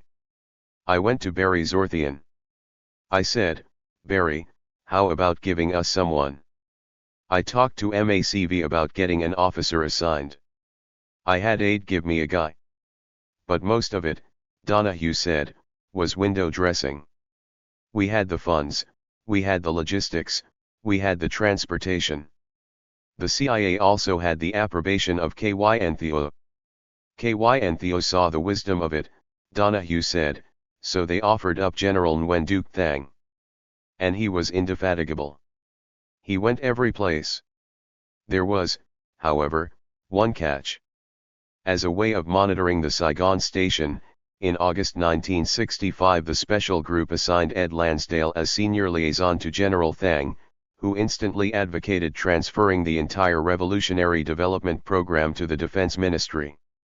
Ed Lansdale was an invention of Hubert Humphreys, Donahue grumbled. The idea was we did it before, we can do it again. So Lansdale came out 2 years too late. He brought a lot of his old cohorts, some were agency guys that he'd suborned. He had some army people and some retired folks, but there was really nothing, Donahue said wearily, for them to do. My boss said, tell them everything. I said okay, and I spent 2.5 hours briefing his full group about a week after they arrived. And they said, let's have a joint office.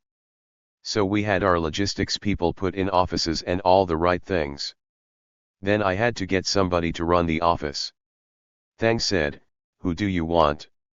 And I said, Chow. Tran Ngoc Chow, according to Donahue, was a far-sighted, bright guy with an ability to keep meaningful statistics which is not very Vietnamese. He'd been the apple of DM's eye during the Strategic Hamlet program, and he had a special phone to the palace. DM was on the horn to him constantly. Because he had that kind of sponsorship, he was able to do an awful lot of experimentation. So we used Kien Ho as a proving ground. I spent a lot of time between Mai and Chow looking at programs, Donahue recalled, trying to introduce refinements. By having Chow transferred to Vung Tau, Donahue also got greater control over his pet project. We took census grievance and expanded it, he said. I got a villa in Gia Dinh and set up a training school for census grievance people. We would bring people in that had been spotted in various villages and run them through the training, then they would go back to their provinces. I had a French gent, Matisse, who ran the school. We trained in small groups, and it was a much faster process than the PATs, but these were literate people, so they were quick on the uptake. And it was very pleasant surroundings.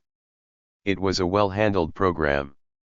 To it Donahue assigned John O'Reilly, John Woodsman, Dick Fortin, and Gene Savaggio. But I had forced the transfer, Donahue confessed, and Chow was so damn mad that he was in a permanent doubt. So he decided to go down to Vung Tau and shape the place up. Which we really didn't need. 'Cause here you have two dynamic personalities who couldn't stand each other. The conflict was resolved in 1966, when Mai was reassigned to the Joint General Staff, while Chow took over the Vung Tau training program. Donahue minimized the effect. I couldn't really do much business out there anyway, he noted, because I needed our own system to talk to people. But at least for the record it looked pretty good. We had a MAVC guy, an aid guy, and a USIS guy down at Vung Tau, so all the bases had been touched. You see, he added, at this point all we were trying to do was expand the thing and say that there's at least plausible denial that the agency is solely responsible. Indeed, with the creation of Vung Tau and the Synthetic Revolutionary Development Cotter program, South Vietnam began slouching toward democracy. But it was an empty gesture. The rule in South Vietnam was 1 step forward followed by 2 steps back. Chapter 5. Pics. A census, if properly made and exploited, is a basic source of intelligence. It would show, for instance, who is related to whom, an important piece of information in counterinsurgency warfare because insurgent recruiting at the village level is generally based initially on family ties. 1. As counterinsurgency expert David Galula notes above, a census is an effective way of controlling large numbers of persons. Thus, while CIA paramilitary officers used census grievance to gather intelligence in VC-controlled villages, CIA police advisors were conducting a census program of their own. Its origins are traced to Robert Thompson, a British counterinsurgency expert hired in 1961 by Roger Hilsman, director of the State Department's Office of Research and Intelligence, to advise the United States and GVN on police operations in South Vietnam. Basing it on a system he had used in Malaya, Thompson proposed a 3-pronged approach that coordinated military, civilian intelligence, and police agencies in a concerted attack on the VCI.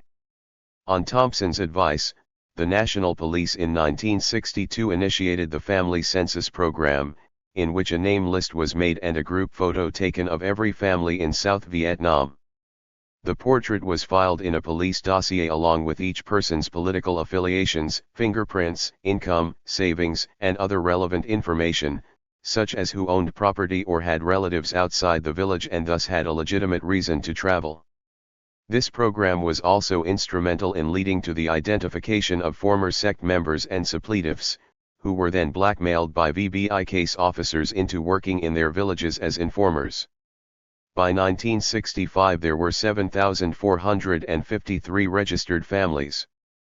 Through the family census, the CIA learned the names of communist cell members in GVN-controlled villages. Apprehending the cadre that ran the cells was then a matter of arresting all minor suspects and working them over until they informed. This system weakened the insurgency insofar as it forced political cadres to flee to guerrilla units enduring the hardships of the jungle, depriving the VCI of its leadership in GVN areas. This was no small success, for, as Nguyen Van Thieu once observed, Ho Chi Minh values his 2 cadres in every hamlet more highly than 10 military divisions too. Thompson's method was successful, but only up to a point. Because many VCI cadres were former Viet Minh heroes, it was counterproductive for political action teams and counter-terrorists to hunt them down in their own villages. Many VCI were not terrorists but, as Galola writes, men whose motivations, even if the counter-insurgent disapproves of them, may be perfectly honorable. They do not participate directly, as a rule, in direct terrorism or guerrilla action and, technically, have no blood on their hands. 3. Thompson's dragnet technique engendered other problems. Mistakes were made, and innocent people were routinely tortured or subject to extortion by crooked cops. On other occasions VCI agents deliberately led political action teams into arresting people hostile to the insurgency. Recognizing these facts, Thompson suggested that the CIA organize a police special branch of professional interrogators who would not be confused with PATs working to win hearts and minds. In 1964, at Thompson's suggestion, the police special branch was formed from the Vietnam Bureau of Investigation and plans were made to center it in province intelligence coordinating committees in South Vietnam's provinces. Creation of the police special branch coincided with the reorganization of the special branch of the Vietnamese Special Forces into the Special Exploitation Service, the GVN's counterpart to the Special Operations Group.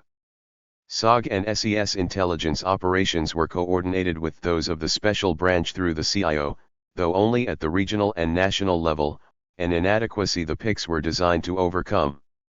The birth of the police special branch also coincided with the HOP-TAC program, activated in July 1964 to bring security to the besieged capital. A variation on the oil spot technique, HOP-TAC introduced 2,500 national policemen into 7 provinces surrounding Saigon. In October 1964 the National Identification and Family Census programs were combined in the Resources Control Bureau in the National Police Directorate, and a public safety advisor was placed in each region specifically to manage these programs. By December 1964 13,000 policemen were participating in HOP-TAC, 7,000 cops were manning 700 checkpoints, more than 6,000 arrests had been made, and ABC TV had done a documentary on the program. In the provinces, public safety advised policemen enforced curfews and regulations on the movement of persons and goods under the Resources Control Program. Also in September 1964, as part of the effort to combine police and paramilitary programs, Frank Scotton was directed to apply his motivational indoctrination program to HOP-TAC. Assisted by cadres from his Quang Ngai Pat team, Scotton formed paramilitary reaction forces in 7 key districts surrounding Saigon. Scotton's cadres were trained at the Ho Ngoc Tau Special Forces Camp where SOG based its C5 program for operations inside Cambodia. Equipment, supplies, and training for Scotton's teams were provided by the CIA, while MACV and Special Forces provided personnel. Lists of defectors, criminals, and other potential recruits, as well as targets, came from special branch files. The aim of the motivational indoctrination program, according to Scotton, was to develop improved combat skills, increased commitment to close combat for South Vietnamese. This is not war against civilians or VC. This is taking the most highly motivated people, saying they deserted, typing up a contract, and using them in these units. Our problem, Scotton said, was finding smart Vietnamese and Cambodians who were willing to die for. The first district Scotton entered in search of recruits was Tan Binh, between Saigon and Tan Son Nha Hut Airport, where he extracted cotters from a popular force platoon guarding Vinh Loc village.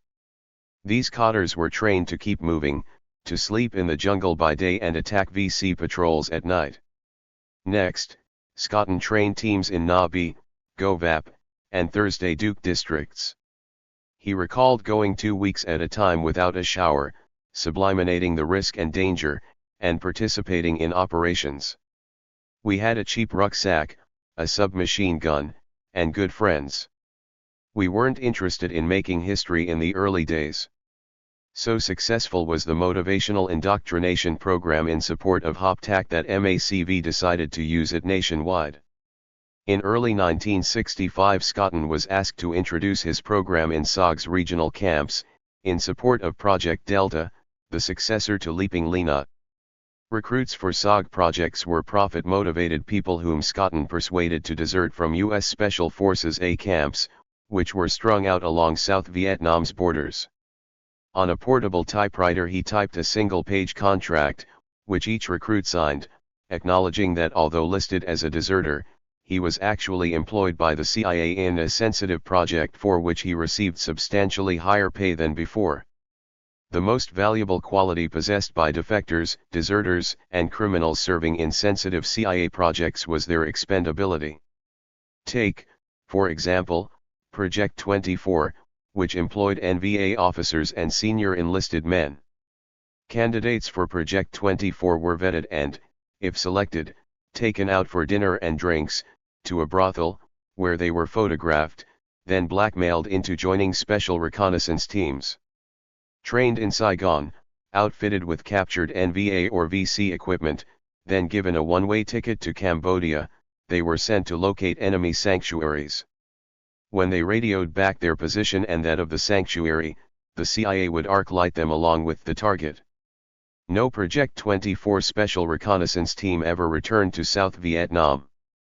Notably, minds capable of creating Project 24 were not averse to exploiting deviance within their own community, and SOG occasionally recruited American soldiers who had committed war crimes. Rather than serve time in prison or as a way of getting released from stockades in Vietnam or elsewhere, people with defective personalities were likely to volunteer for dangerous and reprehensible jobs. In June 1965, Colonel Don Blackburn commanded SOG. His staff numbered around 12 and included the commanders of the 1st and 5th Special Forces groups, plus various Special Warfare Marine, Air Force, and Navy officers. SOG headquarters in Saigon planned operations for the 400-odd volunteers in its operational units.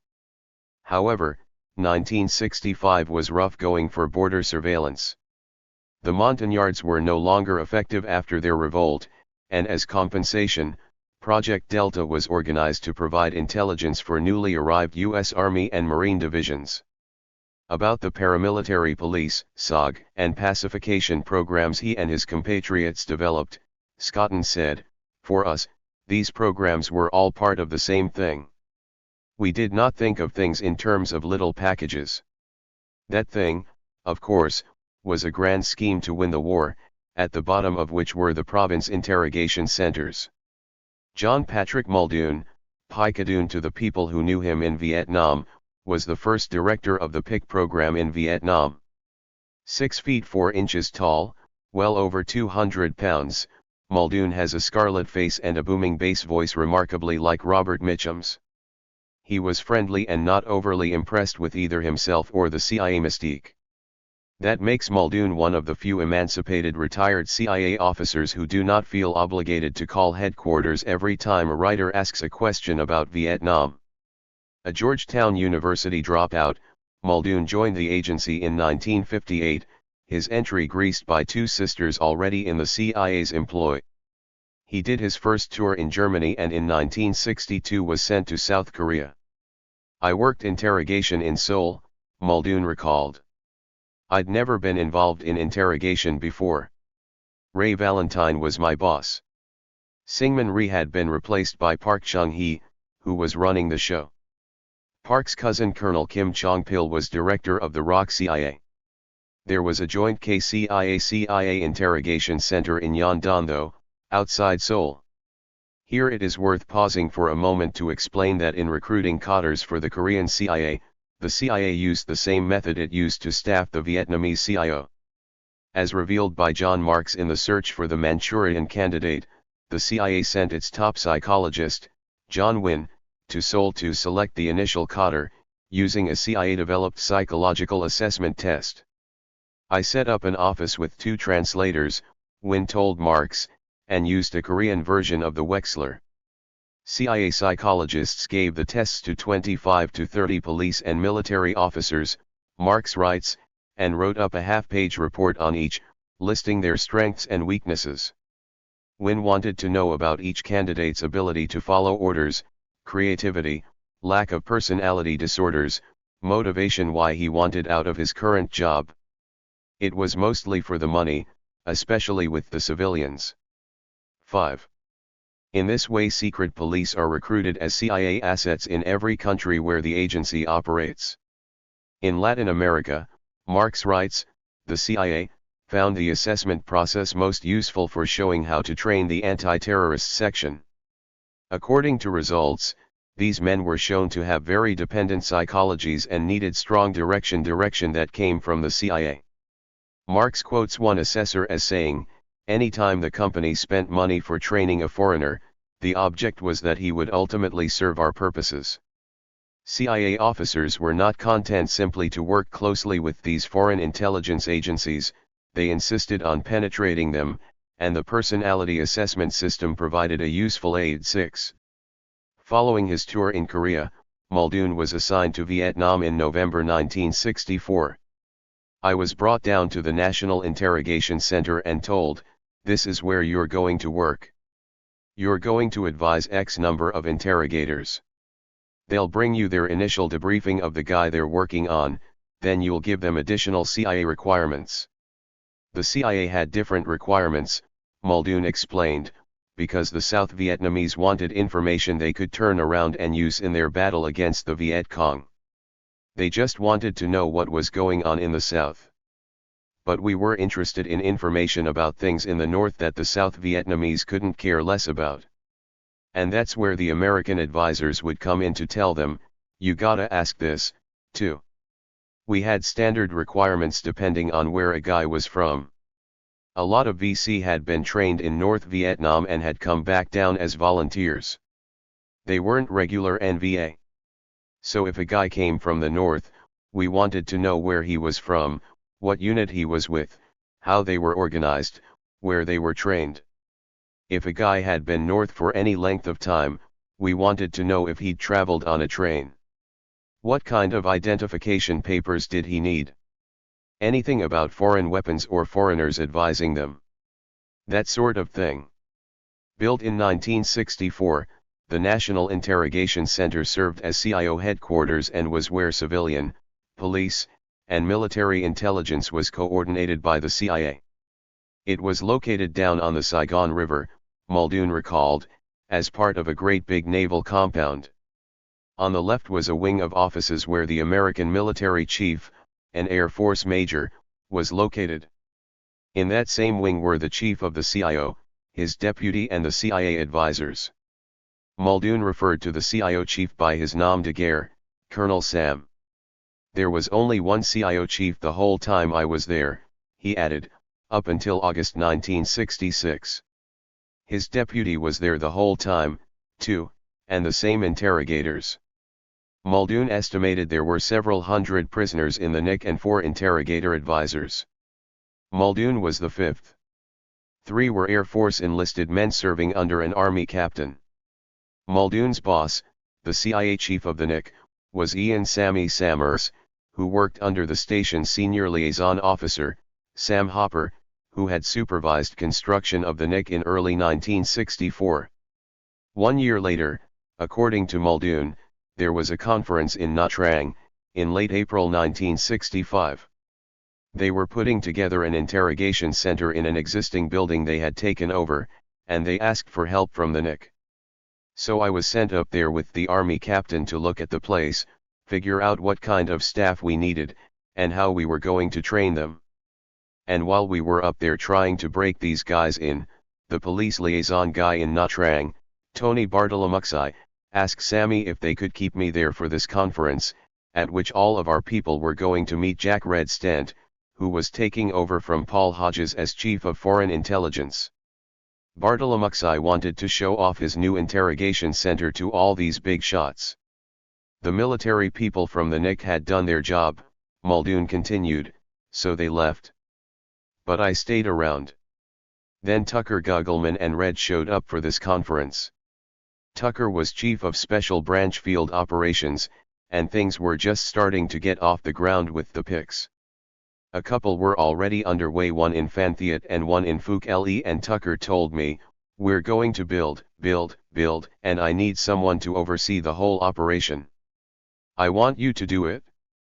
So we had this big conference, and they packed the interrogation center full of prisoners. Bartolomuxi wanted to show off with a bunch of prisoners, so he got his police buddies to bring in a bunch of prostitutes and what have you and put them in the cells. I don't think they had one VC in the place. After the conference they all went back to the regular jail, and I went to work for Tucker.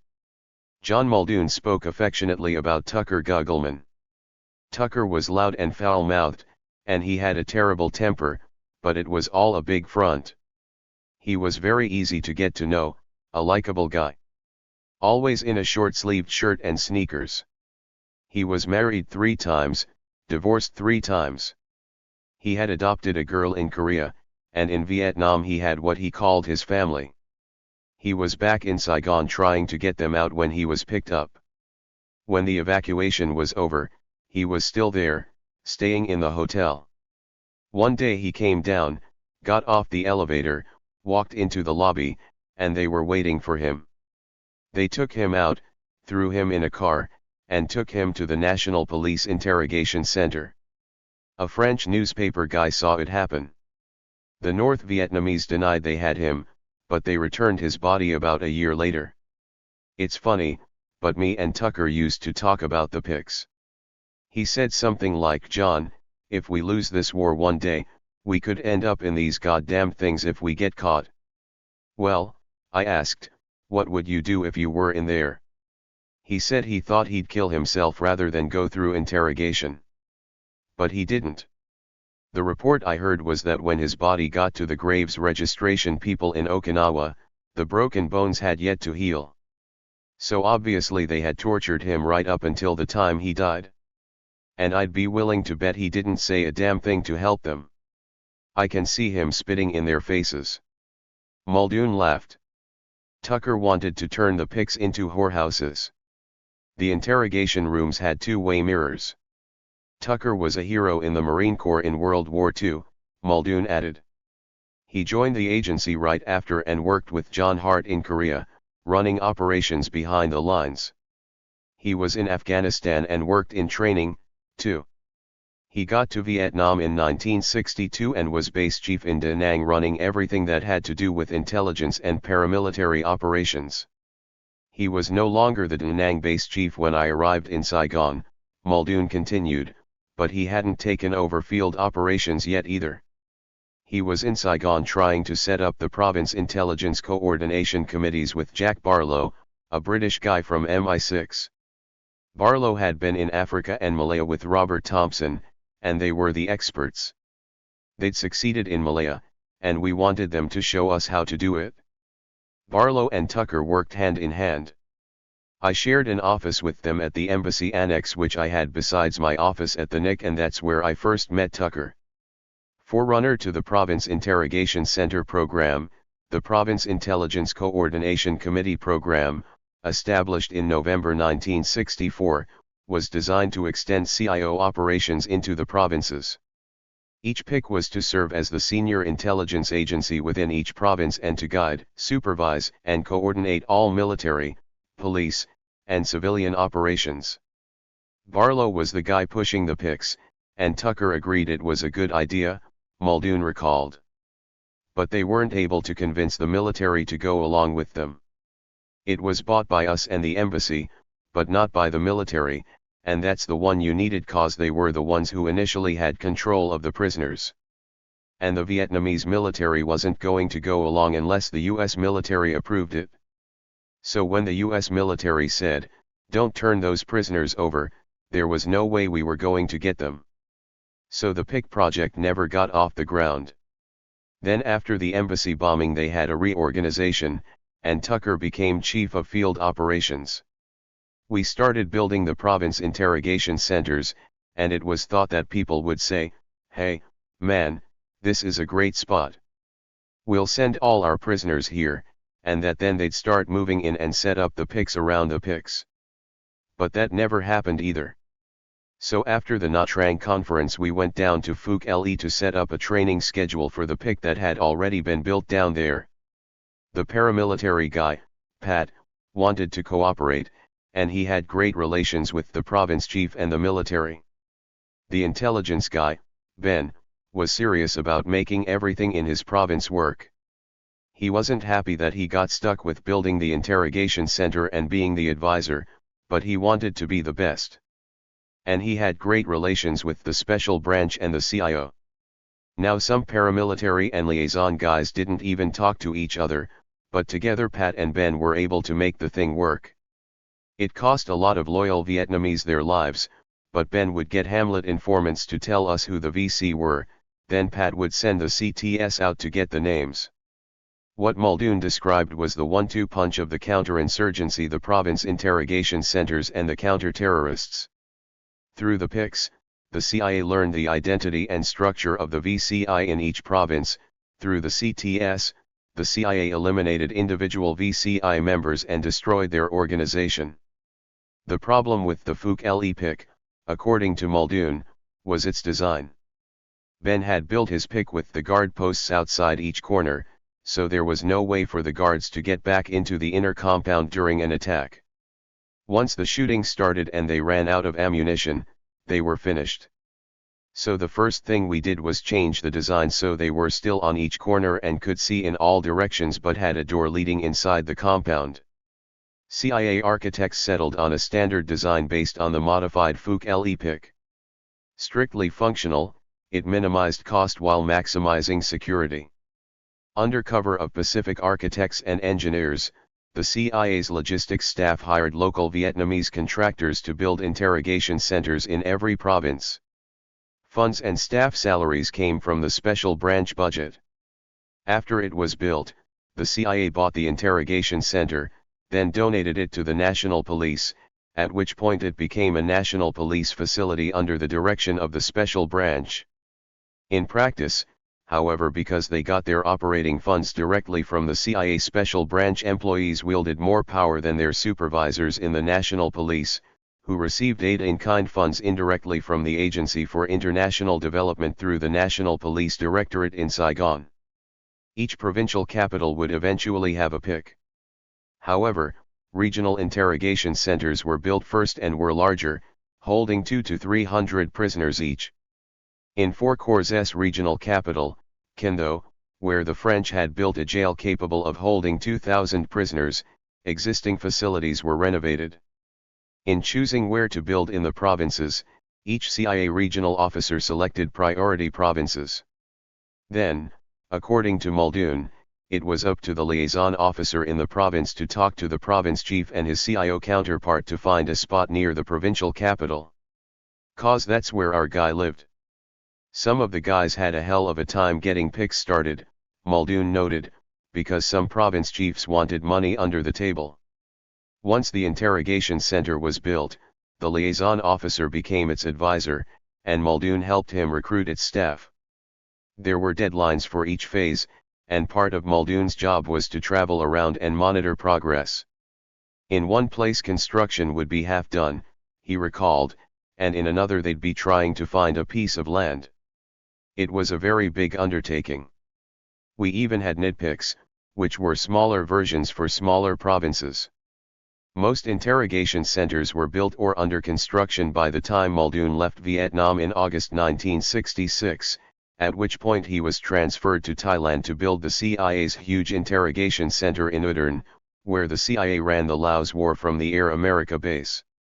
Muldoon was replaced as PIC chief in Vietnam by Bob Hill, a vice cop from Washington, D.C. Hill replaced Muldoon in Thailand in 1968. 1 story high, fashioned from concrete blocks, poured cement and wood in the shape of a hollow square, an interrogation center was 4 buildings with tin roofs linked around a courtyard. In the center of the yard was a combination lookout water tower with an electric generator under it. You couldn't get the guards to stay out there at night if they didn't have lights, Muldoon explained.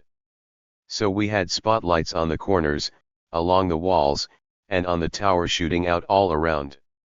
We also bulldozed around it so there were no trees or bushes. Anybody coming at it could be seen crossing the open area. People entered and exited through green, steel-plated gates, which were wide open every time I visited, said Muldoon, who visited only during the day. You didn't want to visit at night, when attacks occurred. PICs were located on the outskirts of town, away from residential areas, so as not to endanger the people living nearby, as well as to discourage rubbernecking. These were self-contained places, Muldoon emphasized. Telephone lines to the PICs were tapped by the CIA. On the left side were interrogation rooms and the cell block depending on the size, 20 to 60 solitary confinement cells the size of closets. Men and women were not segregated.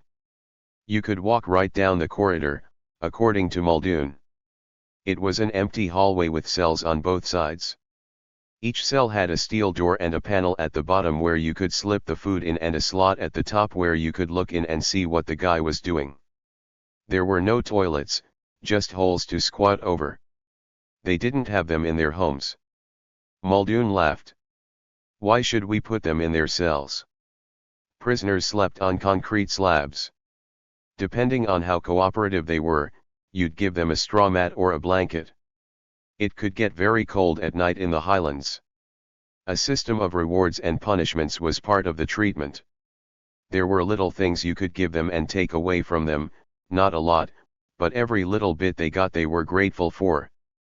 Depending on the amount of VCI activity in the province and the personality of the PIC chief, some interrogation centers were always full while others were always empty. In either case, we didn't want them sitting there talking to each other, Muldoon said, so we would build up the cells gradually, until we had to put them next to each other. They were completely isolated. They didn't get time to go out and walk around the yard. They sat in their cells when they weren't being interrogated. After that they were sent to the local jail or were turned back over to the military, where they were put in POW camps or taken out and shot. That part I never got involved in, he said, adding parenthetically, they were treated better in the PICs than in the local jails already there for common criminals. Public safety was advising them, working with the national police. Sometimes they had 60 to 70 people in a cell that shouldn't have had more than 10. But they didn't care. If you're a criminal, you suffer. If you don't like it, too bad. Don't be a criminal. The interrogation process worked like this. As we brought prisoners in, the first thing we did was, run them through the shower. That's on the left as you come in. After that they were checked by the doctor or nurse. That was an absolute necessity because God knows what diseases they might be carrying with them. They might need medication. They wouldn't do you much good if they died the first day they were there and you never got a chance to interrogate them. That's why the medical office was right inside the main gate. In most PICs, Muldoon noted, the medical staff was usually a local ARVN medic who would come out and check the prisoners coming in that day. After the prisoner was cleaned, examined, repaired, weighed, photographed, and fingerprinted, his biography was taken by a special branch officer in the debriefing room. This initial interrogation extracted hot information that could be immediately exploited, the whereabouts of an ongoing party committee meeting, for example, as well as the basic information needed to come up with requirements for the series of interrogations that followed. Then the prisoner was given a uniform and stuck in a cell. The interrogation rooms were at the back of the PIC. Some had two-way mirrors and polygraph machines, although sophisticated equipment was usually reserved for regional interrogation centers, where expert interrogators could put them to better use. Most province liaison officers were not trained interrogators. They didn't have to be, according to Muldoon. They were there to collect intelligence, and they had a list of what they needed in their own province. All they had to do was to make sure that whoever was running the pick followed their orders. All they had to say was, "This is the requirement I want." Then they read the initial reports and went back and gave the special branch interrogators additional requirements, just like we did at the NIC. The guards, usually policemen, sometimes soldiers, lived in the pick. As they returned from guard duty, they stacked their weapons in the first room on the right. The next room was the pick chief's office, with a safe for classified documents, handguns, and the chief's bottle of scotch. The pick chief's job was to turn those in the VCI, make them special branch agents, and maintain informant networks in the hamlets and villages. Farther down the corridor were offices for interrogators, collation and report writers, translator-interpreters, clerical and kitchen staff.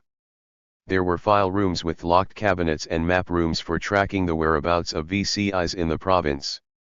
And there was a Chiuhoi room where defectors were encouraged to become counter-terrorists, political action cadre, or Kit Carson scouts, a play on the names Bayat Kitch and Kit Carson, the cavalry advisor who gave a reward for Navajo scalps.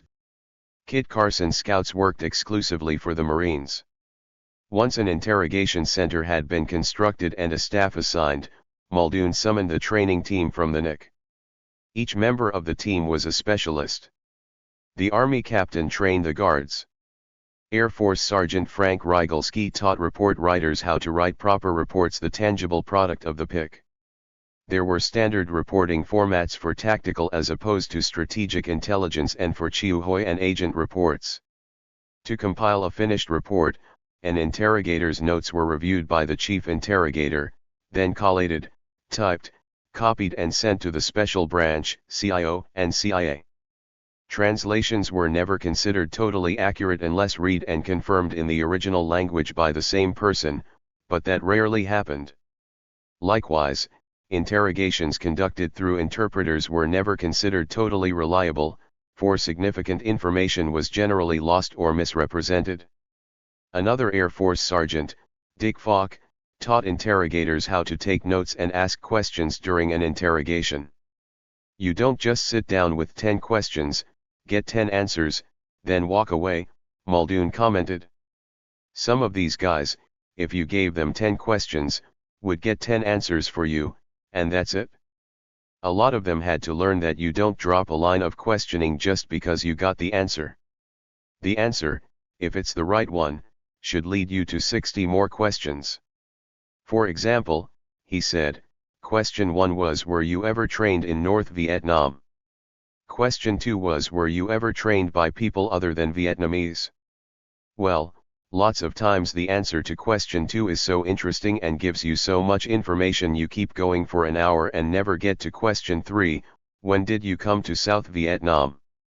For special branch officers in region interrogation centers, a special interrogation training program was conducted at the NIC by experts from the CIA Support Services branch, most of whom had worked on Russian defectors and were brought out from Washington to handle important cases.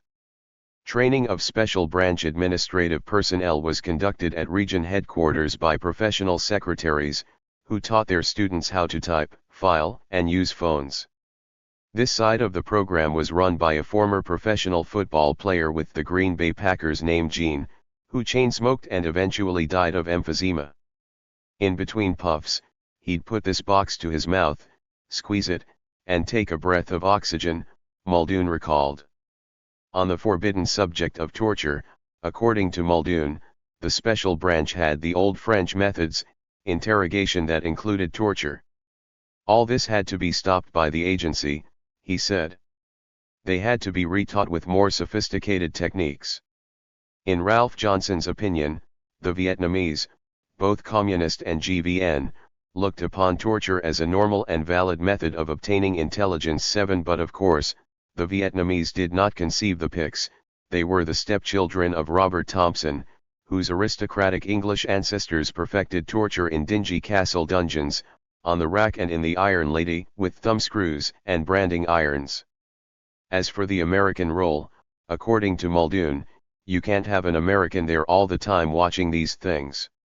These things included rape, gang rape, rape using eels, snakes, or hard objects, and rape followed by murder, electrical shock rendered by attaching wires to the genitals or other sensitive parts of the body, like the tongue, the water treatment, the airplane, in which a prisoner's arms were tied behind the back and the rope looped over a hook on the ceiling, suspending the prisoner in midair, after which he or she was beaten, beatings with rubber hoses and whips, and the use of police dogs to maul prisoners. All this and more occurred in PICs. One reason was inexperienced advisors. A lot of guys in Vietnam were career trainees or junior officer trainees, Muldoon explained. Some had been in the military, some had just graduated from college. They put them through a 6-month course as either intelligence or paramilitary officers, then sent them over. They were just learning, and it was a hell of a place for their baptism of fire. They sent whole classes to Vietnam in 1963 and 1964, then later brought in older guys who had experience as region advisors. They were supposed to hit every province once a week, but some would do it over the radio in one day. The advisor's job was to keep the region officer informed about real operations mounted in the capital city or against big shots in the field, Muldoon said, adding that advisors who wanted to do a good job ran the PICs themselves, while the others hired assistants, former cops or Green Berets who were paid by the CIA but worked for themselves, doing a dirty job in exchange for a line on the inside track to the black market, where VC in need of cash and spies seeking names dealt in arms, drugs, prostitution, military scrip, and whatever other commodities were available. PICs are also faulted for producing only information on low-level VCI. Whenever a VCI member with strategic information was captured, he was immediately grabbed by the Region Interrogation Center, or the NIC in Saigon, where experts could produce quality reports for Washington. The lack of feedback to the PIC for its own province operations resulted in a revolving door syndrome, wherein the PIC was reduced to picking up the same low-level VCI people month after month. The value of a PIC, according to Muldoon, depended on the number of people that were put in it, on the caliber of people who manned it, especially the chief, and how good they were at writing up this information. Some guys thought they were the biggest waste of time and money ever spent because they didn't produce anything. And a lot of them didn't produce anything because the guys in the provinces didn't push them. Other people say, it's not that we didn't try, it's just that it was a dumb idea in the first place, because we couldn't get the military, who were the ones capturing prisoners, to turn them over. The military weren't going to turn them over to us until they were finished with them, and by then they were washed out. This, Muldoon conceded, was part of the overall plan: let the military get the tactical military intelligence first. Obviously that's the most important thing going on in a war. But then we felt that after the military got what they could use tomorrow or next week, maybe the CIA should talk to this guy. That was the whole idea of having the province intelligence coordination committees and why the PICs became part of them, so we could work this stuff back and forth. And in provinces where our guys went out of their way to work with the MACV sector advisor, they were able to get something done. The military's side of the story is given by Major General Joseph McChristian, who arrived in Saigon in July 1965 as MACV's intelligence chief. McChristian recognized the threat posed by the VCI and, in order to destroy it, proposed a large countrywide counterintelligence effort involved in counter-sabotage, counter-subversion, and counter-espionage activities. In structuring this attack against the VCI, McChristian assigned military intelligence detachments to each U.S. Army brigade, division, and field force, as well as to each South Vietnamese division and corps. He created combined centers for intelligence, document exploitation, interrogation, and materiel exploitation, and directed them to support and coordinate Allied units in the field. And he ordered the construction of military interrogation centers in each sector, division, and corps. McChristian readily conceded the primacy of the CIA in anti-VCI operations. He acknowledged that the military did not have sophisticated agent nets and that military advisors at sector level focused on acquiring tactical intelligence needed to mount offensive operations. But he was very upset when the CIA, without coordination with MACV, took over control of the files on the infrastructure located in the PICs. He got an even bigger shock when he himself was refused permission to see the infrastructure file by a member of the. Indeed, because the CIA prevented the military from entering the PICs, the military retaliated by refusing to send them prisoners. As a result, anti-VCI operations were poorly coordinated at province level. 9. Meanwhile, MACV assigned intelligence teams to the provinces, which formed agent nets mainly through regional and popular forces under military control. These advisory teams sent reports to the Political Order of Battle section in the Combined Intelligence Center, which produced complete and timely intelligence on the boundaries, location, structure, strengths, personalities, and activities of the Communist political organization, or infrastructure. 10. Information filtering into the Combined Intelligence Center was placed in an automatic database, which enabled analysts to compare known VCI offenders with known aliases. Agent reports and special intelligence collection programs like Project Corral provided the military with information on low-level VCI, while information on high-level VCI came from the Combined Military Interrogation Center, which, according to McChristian, was the focal point of tactical and strategic exploitation of selected human sources. 11. The South Vietnamese military branch responsible for attacking the VCI was the Military Security Service under the direction of General Lone. Liaison with the MSS was handled by MACV's Counterintelligence Division within the 525th Military Intelligence Group. The primary mission of counterintelligence was the defection in place of VCI agents who had penetrated ARVN channels, for use as double agents. By mid-1966, U.S. military intelligence employed about 1,000 agents in South Vietnam, all of whom were paid through the 525 THS Intelligence Contingency Fund. The 525th had a headquarters unit near Long Binh, 1 battalion for each corps, and 1 working with SOG in third countries. Internally, the 525th was divided into bilateral teams working with the Military Security Service and ARVN military intelligence, and unilateral teams working without the knowledge or approval of the GVN. Operational teams consisted of 5 enlisted men, each one an agent handler reporting to an officer who served as team chief. When assigned to the field, agent handlers in unilateral teams lived on their own, on the economy. To avoid flaps, they were given identification as Foreign Service officers or employees of private American companies, although they kept their military IDs for access to classified information, areas, and resources. Upon arriving in country, each agent handler was assigned a principal agent, who usually had a functioning agent network already in place. Some of these nets had been set up by the French, the British, or the Chinese. Each principal agent had several subagents working in cells. Like most spies, subagents were usually in it for the money.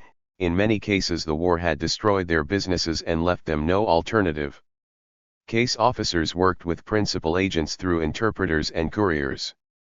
In theory, a case officer never met subagents. Instead, each cell had a cell leader who secretly met with the principal agent to exchange information and receive instructions, which were passed along to the other subagents.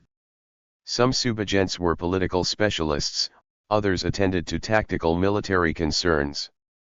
Posing as woodcutters or rice farmers or secretaries or auto mechanics, subagents infiltrated Viet Cong villages or businesses and reported on NLF associations, VCI cotters, and the GVN's criminal undertakings, as well as on the size and whereabouts of VC and NVA combat units.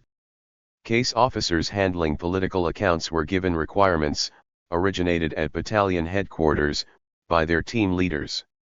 The requirements were for specific information on individual VCIs. The cell leader would report on a particular VCI to the principal agent, who would pass the information back to the case officer using standard tradecraft methods, a cryptic mark on a wall or telephone pole that the case officer would periodically look for. The case officer would, upon seeing the signal, send a courier to retrieve the report from the principal agent's courier at a pre-arranged time and place. The case officer would then pass the information to his team leader as well as to other customers, including the CIA liaison officer at the embassy house, as CIA headquarters in a province was called. The finished products of positive and counterintelligence operations were called Army Information Reports. Reports and agents were rated on the basis of accuracy, but insofar as most agents were in it for money, accuracy was hard to judge. A spy might implicate a person who owed him money or a rival in love, business, or politics. Many sources were double agents, and all agents were periodically given lie detector tests. For protection they were also given code names. They were paid through the MACV Intelligence Contingency Fund, but not well enough to survive on their salaries alone, so many dabbled in the black market, too. The final stage of the intelligence cycle was the termination of agents, for which there were three methods.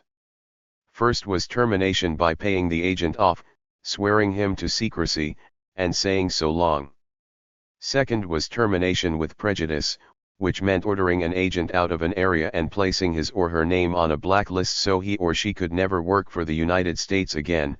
Third was termination with extreme prejudice, applied when the mere existence of an agent threatened the security of an operation or other agents. Case officers were taught, in off-the-record sessions, how to terminate their agents with extreme prejudice. CIA officers received similar instruction. Carnot calls Gugelman the principal advisor to Plan 34A. Chapter 6. Field Police. 4 opinions on pacification. The corporate warrior, pacification was the ultimate goal of both the Americans and the South Vietnamese government. A complex task involving military, psychological, political, and economic factors, its aim was to achieve an economically and politically viable society in which the people could live without constant fear of death or other physical harm. William Westmoreland, a soldier, reports. The poet, defenseless villages are bombarded from the air, the inhabitants driven into the countryside, the cattle machine-gunned, the huts set afire with incendiary bullets. This is called pacification. George Orwell, Politics and the English Language, 1946. The reporter, what we're really doing in Vietnam is killing the cause of wars of liberation. It's a testing ground like Germany in Spain. It's an example to Central America and other guerrilla-prone areas. Bernard Fall, this isn't Munich, it's Spain, ramparts. The warlord, a popular political base for the government of South Vietnam, does not now exist.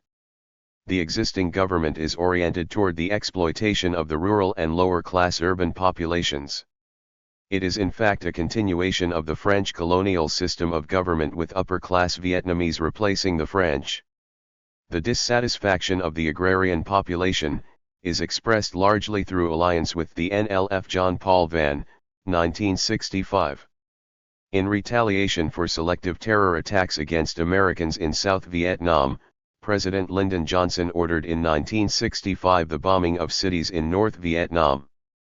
The raids continued into 1968, the idea being to deal the communists more punishment than they could absorb. Although comparisons were unforthcoming in the American press, North Vietnam got a taste of what England was like during the Nazi terror bombings of World War II, and like the Brits, the North Vietnamese evacuated their children to the countryside but refused to say uncle. Enraged by infiltrating North Vietnamese troops, LBJ also ordered the bombing of Laos and Cambodia. To help the Air Force locate enemy troops and targets in those neutral countries, SOG launched a cross-border operation called Prairie Fire. Working on the problem in Laos was the CIA, through its top-secret Project 404. Headquartered in Vientiane, Project 404 sent agents into the countryside to locate targets for B-52s stationed in Guam and on aircraft carriers in the South China Sea. The massive bombing campaign turned much of Laos and Cambodia into a wasteland. The same was true in South Vietnam, where the strategy was to demoralize the communists by blowing their villages to smithereens. Because of the devastation the bombing wrought, 500,000 Vietnamese refugees had fled their villages and were living in temporary shelters by the end of 1965, while another 500,000 were wandering around in shock, homeless. At the same time, nearly 250,000 American soldiers were mired in the muck of Vietnam, a small percentage of them engaged in pacification as variously defined above. The Pentagon thought it needed 500,000 more men to get the job done. Reacting to the presence of another generation of foreign occupation troops, COSM Commander General Nguyen Chi Thanh called for a renewed insurgency. The head of the NLF, Nguyen Hu Tho, agreed. The battle was joined. And with the rejuvenated revolution came an increased demand by the CIA for VCI prisoners. However, the VCI fish were submerged in the sea of refugees that was rolling like a tidal wave over South Vietnam. Having been swamped by the human deluge, only 3,000 of Saigon's 18,000 national policemen were available to chase the VCI, the rest were busy directing traffic and manning checkpoints into Saigon. Likewise, in the countryside, the hapless police were capturing few VCI for interrogation, far fewer, in fact, than U.S. combat units caught while conducting cordon and search operations, in which entire villages were herded together and every man, woman, and child subjected to search and seizure, and worse. As John Muldoon noted, the military rarely made its prisoners available to the police until they were washed out. Making matters worse was the fact that province chiefs eager to foster local initiative often made deals with the CIA officers who funded them. At the direction of their paramilitary advisors, province chiefs often pursued the VCI with counter-terror teams, independently of the police, put the VCI in their own province jails and sent them to PICs only if the CIA's special branch advisor learned what was going on, and complained loud enough and long enough. Meanwhile, amid the din of saber-rattling coming from the Pentagon, the plaintive cries of police and pacification managers began to echo in the corridors of power in Washington. Something had to be done to put some punch in the national police. What was decided, in the summer of 1965, was to provide the national police with a paramilitary field force that had the mission and skills of counter-terror teams and could work jointly with the military in cordon and search operations. The man given the job was Colonel William Pappy Greaves, senior advisor to the National Police Field Forces from August 1965 till 1973. I was trying to create an A1 police force starting from scratch, Greaves told me when we met at his home in 1986. A blend of rock-solid integrity and irreverence. Greaves was the son of a U.S. Army officer, born in the Philippines and reared in a series of Army posts around the world. He attended West Point and in World War II saw action in Europe with the 15 Corps Artillery. Then came the War College, jump school at Fort Benning and an interest in unconventional warfare.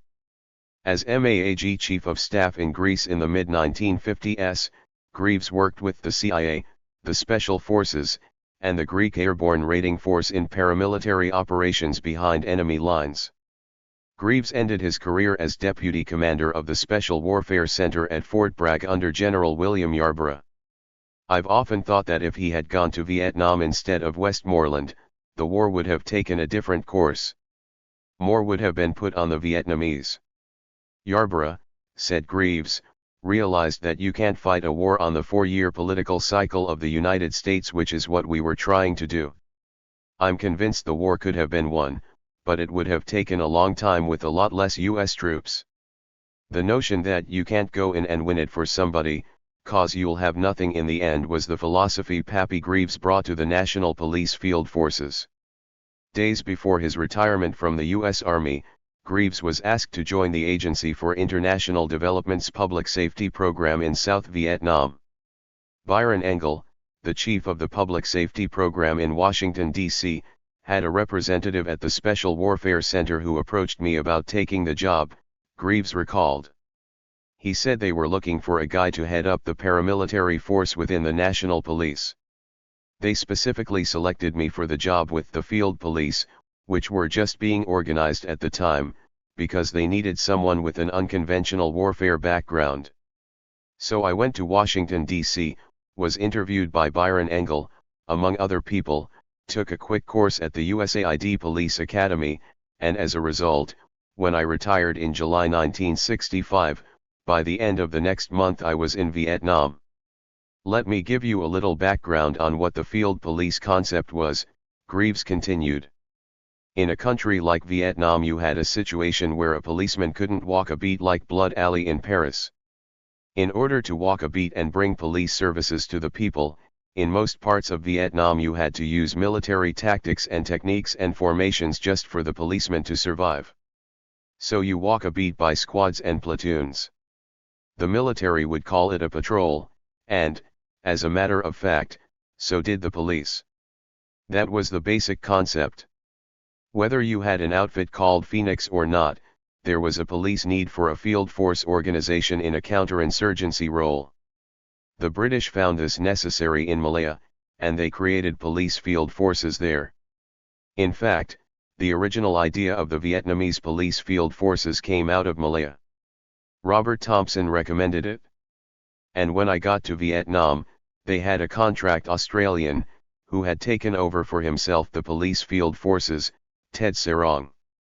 If you looked at the paper, he was hired by AID as a consultant, but he was paid by the CIA, which was reimbursed by AID. This arrangement allowed the CIA to have input into how the field police were managed. When I got to Vietnam, Greaves continued, I found myself responsible on the American side of this thing, and yet Sarong was in there, not as an advisor, but directly operating. He had some money coming in from Australia, which he would dispense to get to come over to his side, and he had 5 or 6 Australian paramilitary advisors, paid by the company, same as him. The problem was that the CIA wanted to establish the field police under its control, not as a police force but as a unit against the infrastructure. The CIA tried to do that by having Sarong suborn the Vietnamese officers who managed the program, so that he could run it like a private army, the way the agency ran the counter-terror teams. Under Sarong and the CIA, Greaves explained, the field police program was not for the benefit of the Vietnamese. When they were gone, there wasn't going to be anything left. Well, they could run it like the counter-terror teams, or they could be advisors. As a matter of principle, Greaves felt obligated to run his program legitimately. Now Sarong and I were both dealing with the same Vietnamese, he recalled, with him on the ground trying to make it anti-VCI. Then I discovered that some very peculiar things were going on. There was no accountability. The CIA was furnishing pistors and weapons to get the field police going, but these things were dropped by the company from accountability when they left Saigon. Sarong would take a jeep, ship it by Air America up to the training center in Dalat, ship it back on the next airplane out, and he'd have a vehicle of his own off the books.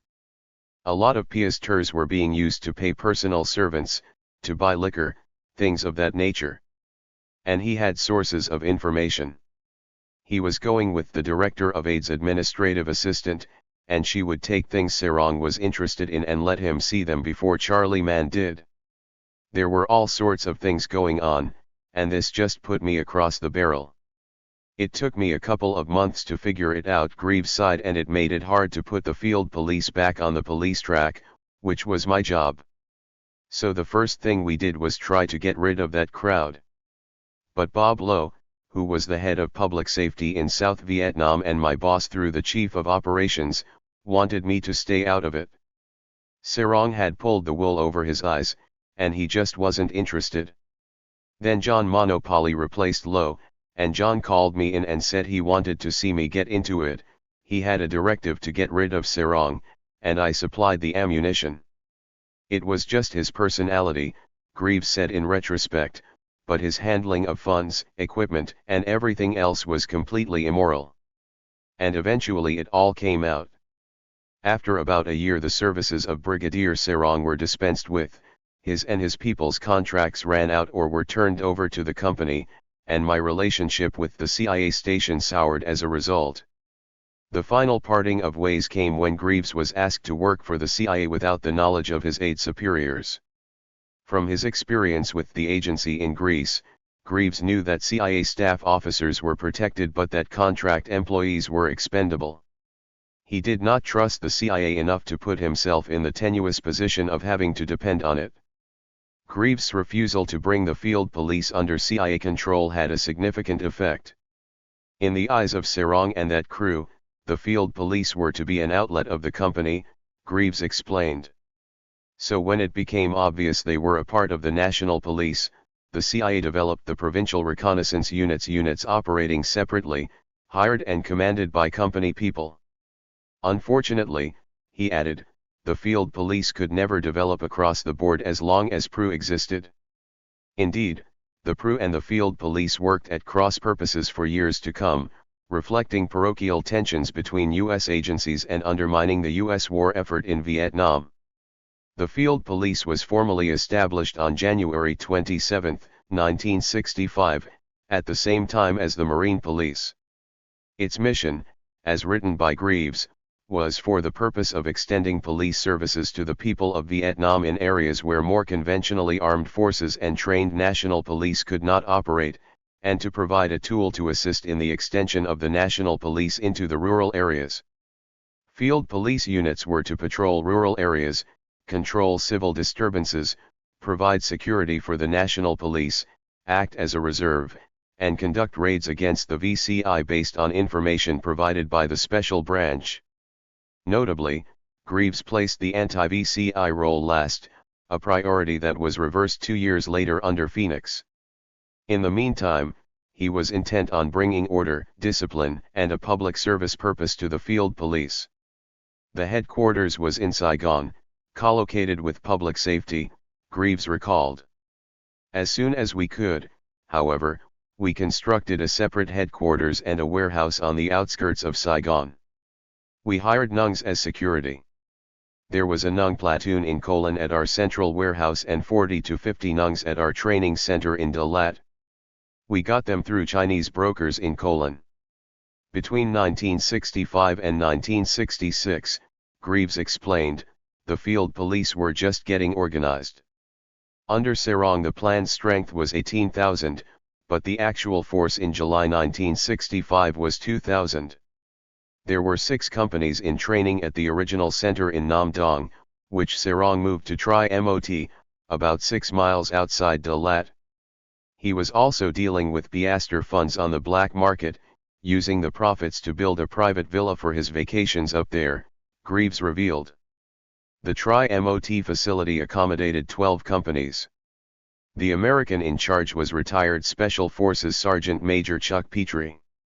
Training of field policemen began with a 2-month course at the National Police Training Center in Vung Tau, followed by a 3-month course at Tri Mot. Field policemen were assigned to provinces initially as a unit, later as individuals. Offshore training in jungle operations and riot control was given to selected recruits at the Malayan Police Field Force Training Center through the Colombo Plan, while other field policemen were trained at the International Police Academy in Washington.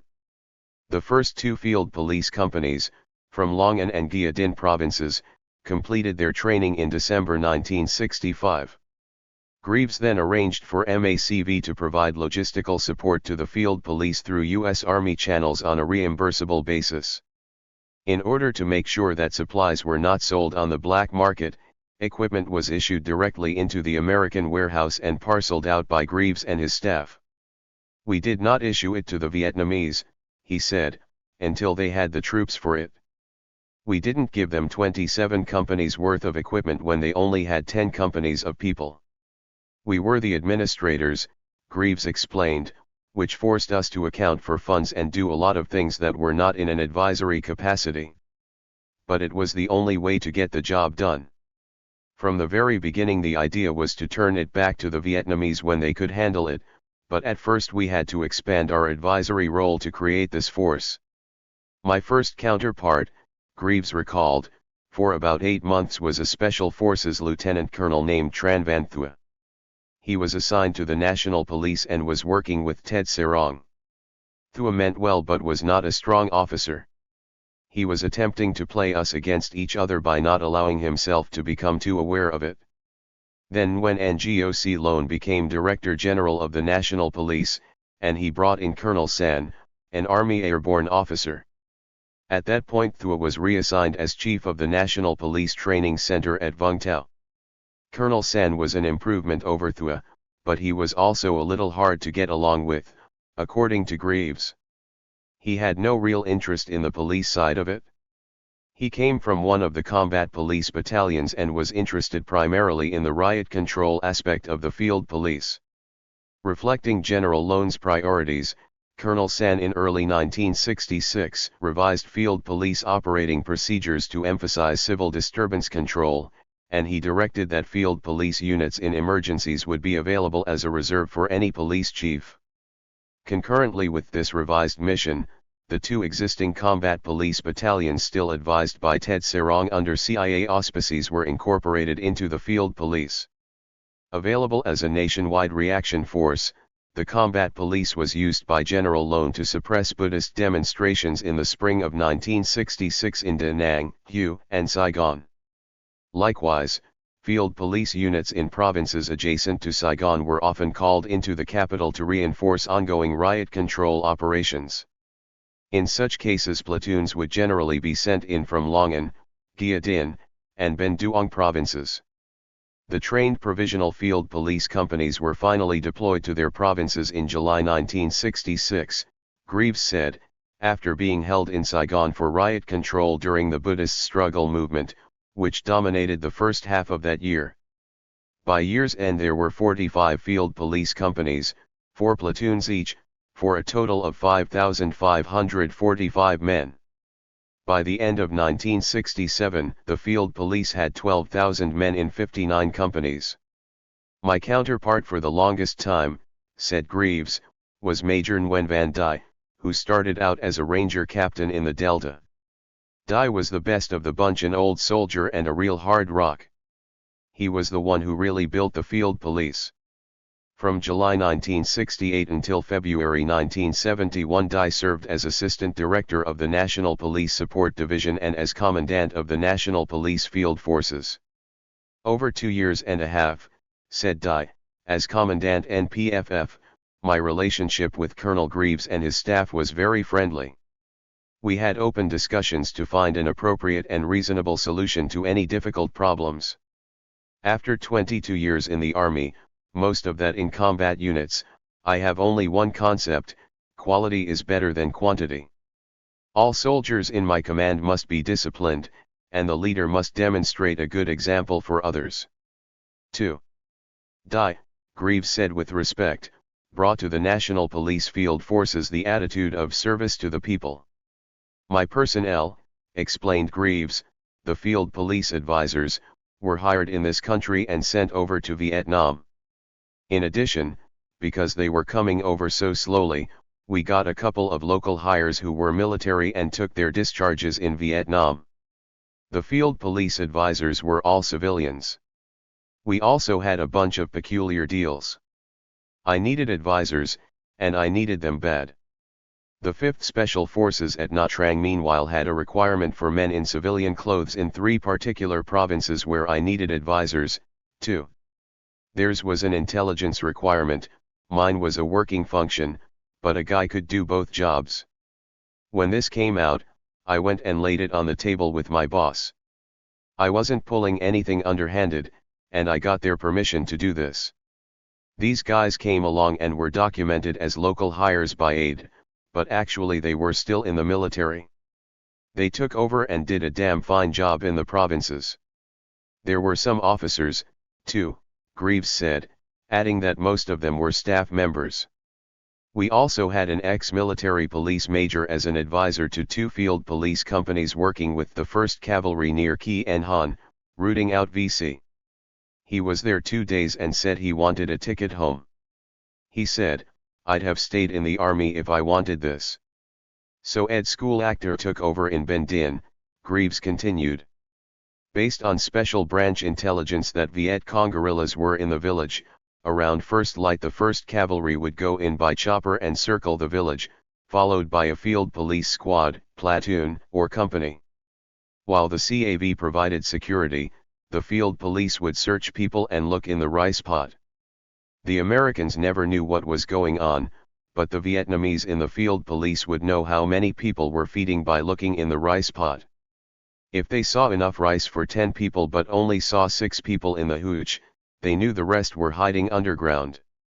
About the special branch, Greaves commented, they had a security and intelligence gathering function. Special branch furnished the intelligence on which the field police would react.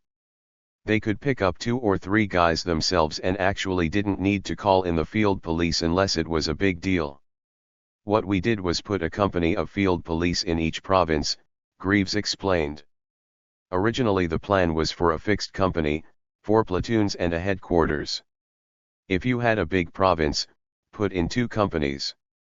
Then it became obvious, if you're going to put platoons in the districts, that it would be better to have 1 company headquarters and a variable number of platoons.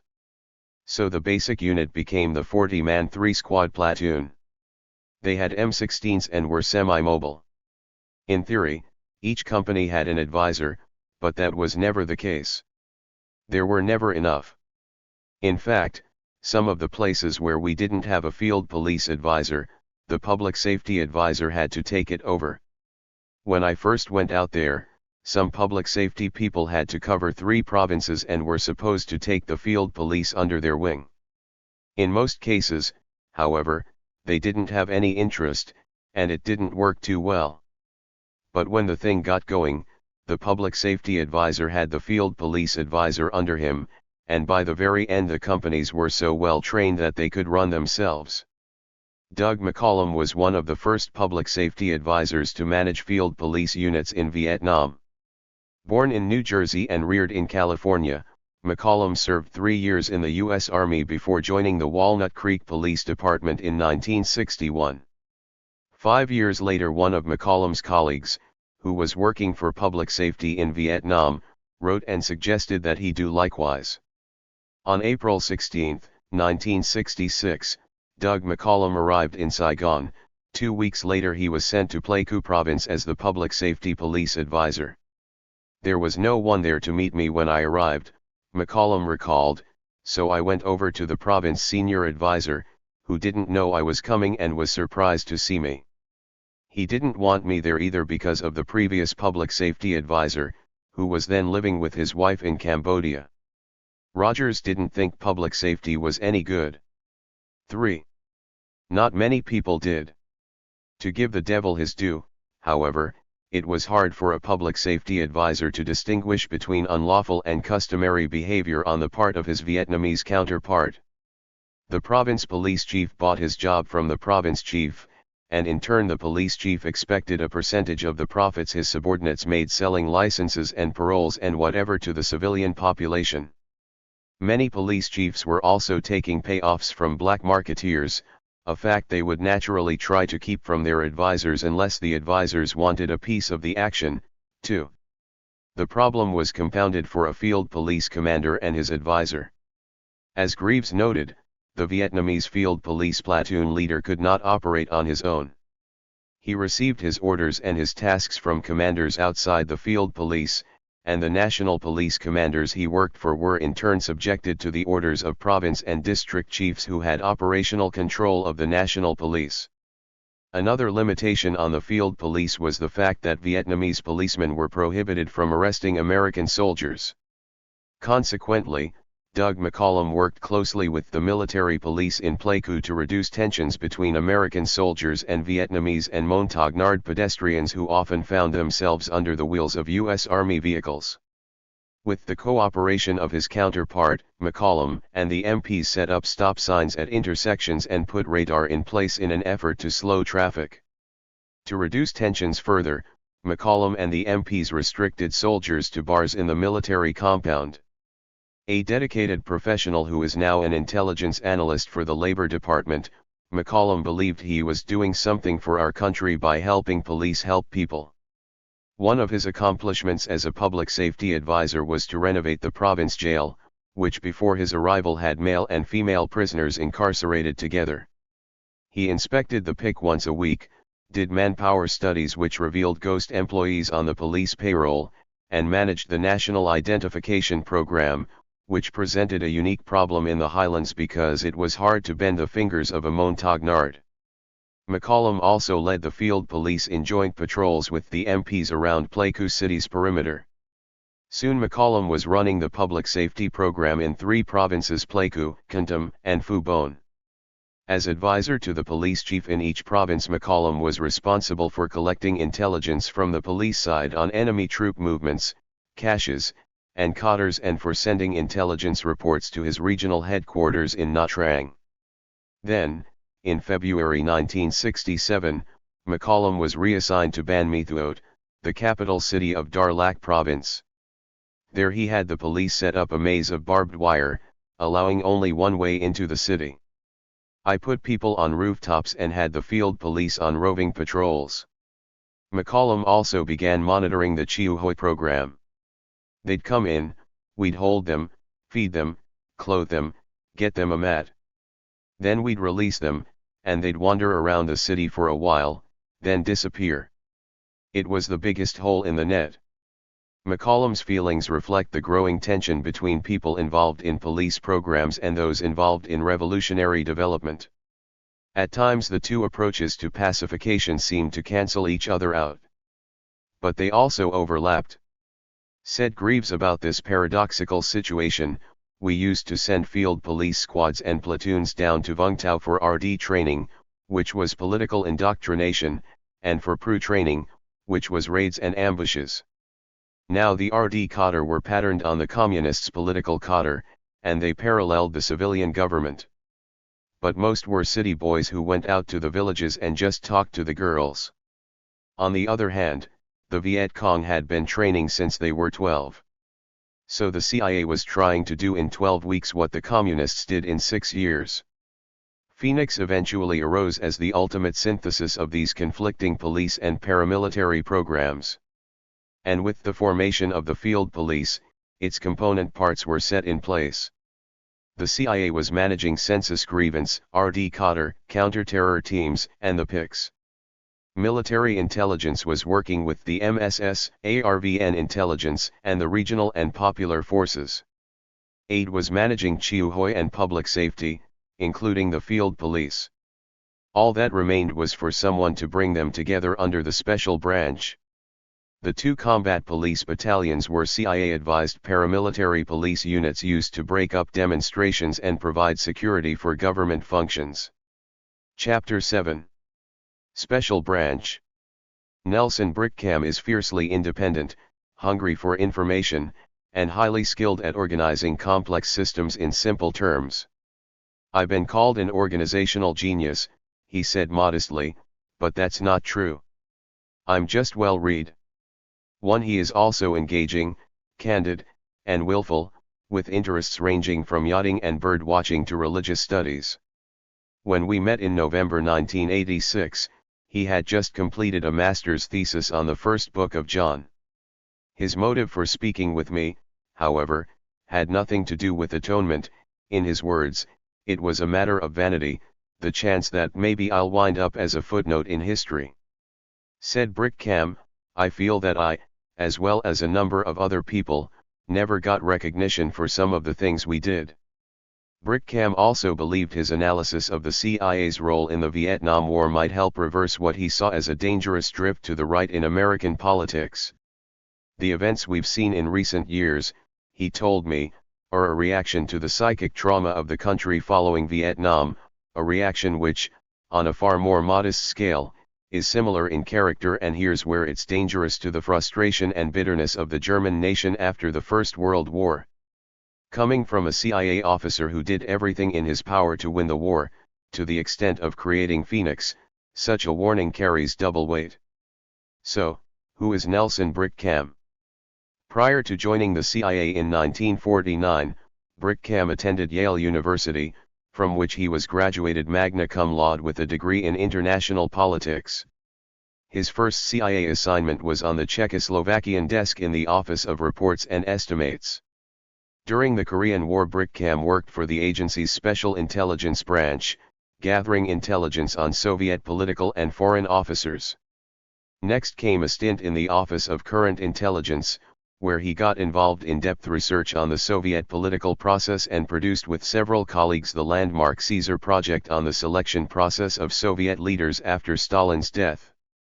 As a result of the Caesar project, Brickham was invited to London as a guest of British intelligence MI6.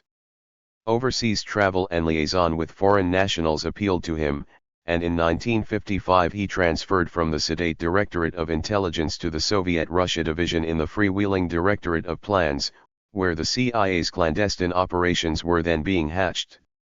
In 1958 Brickham was appointed Chief of the Operations Research Branch of the SR Division, where he planned covert operations into Soviet territory. These operations included the emplacement of photographic and signet equipment near Soviet military bases and the preparation of false documents for black agents. Brickham also wrote research papers on specific geographic targets.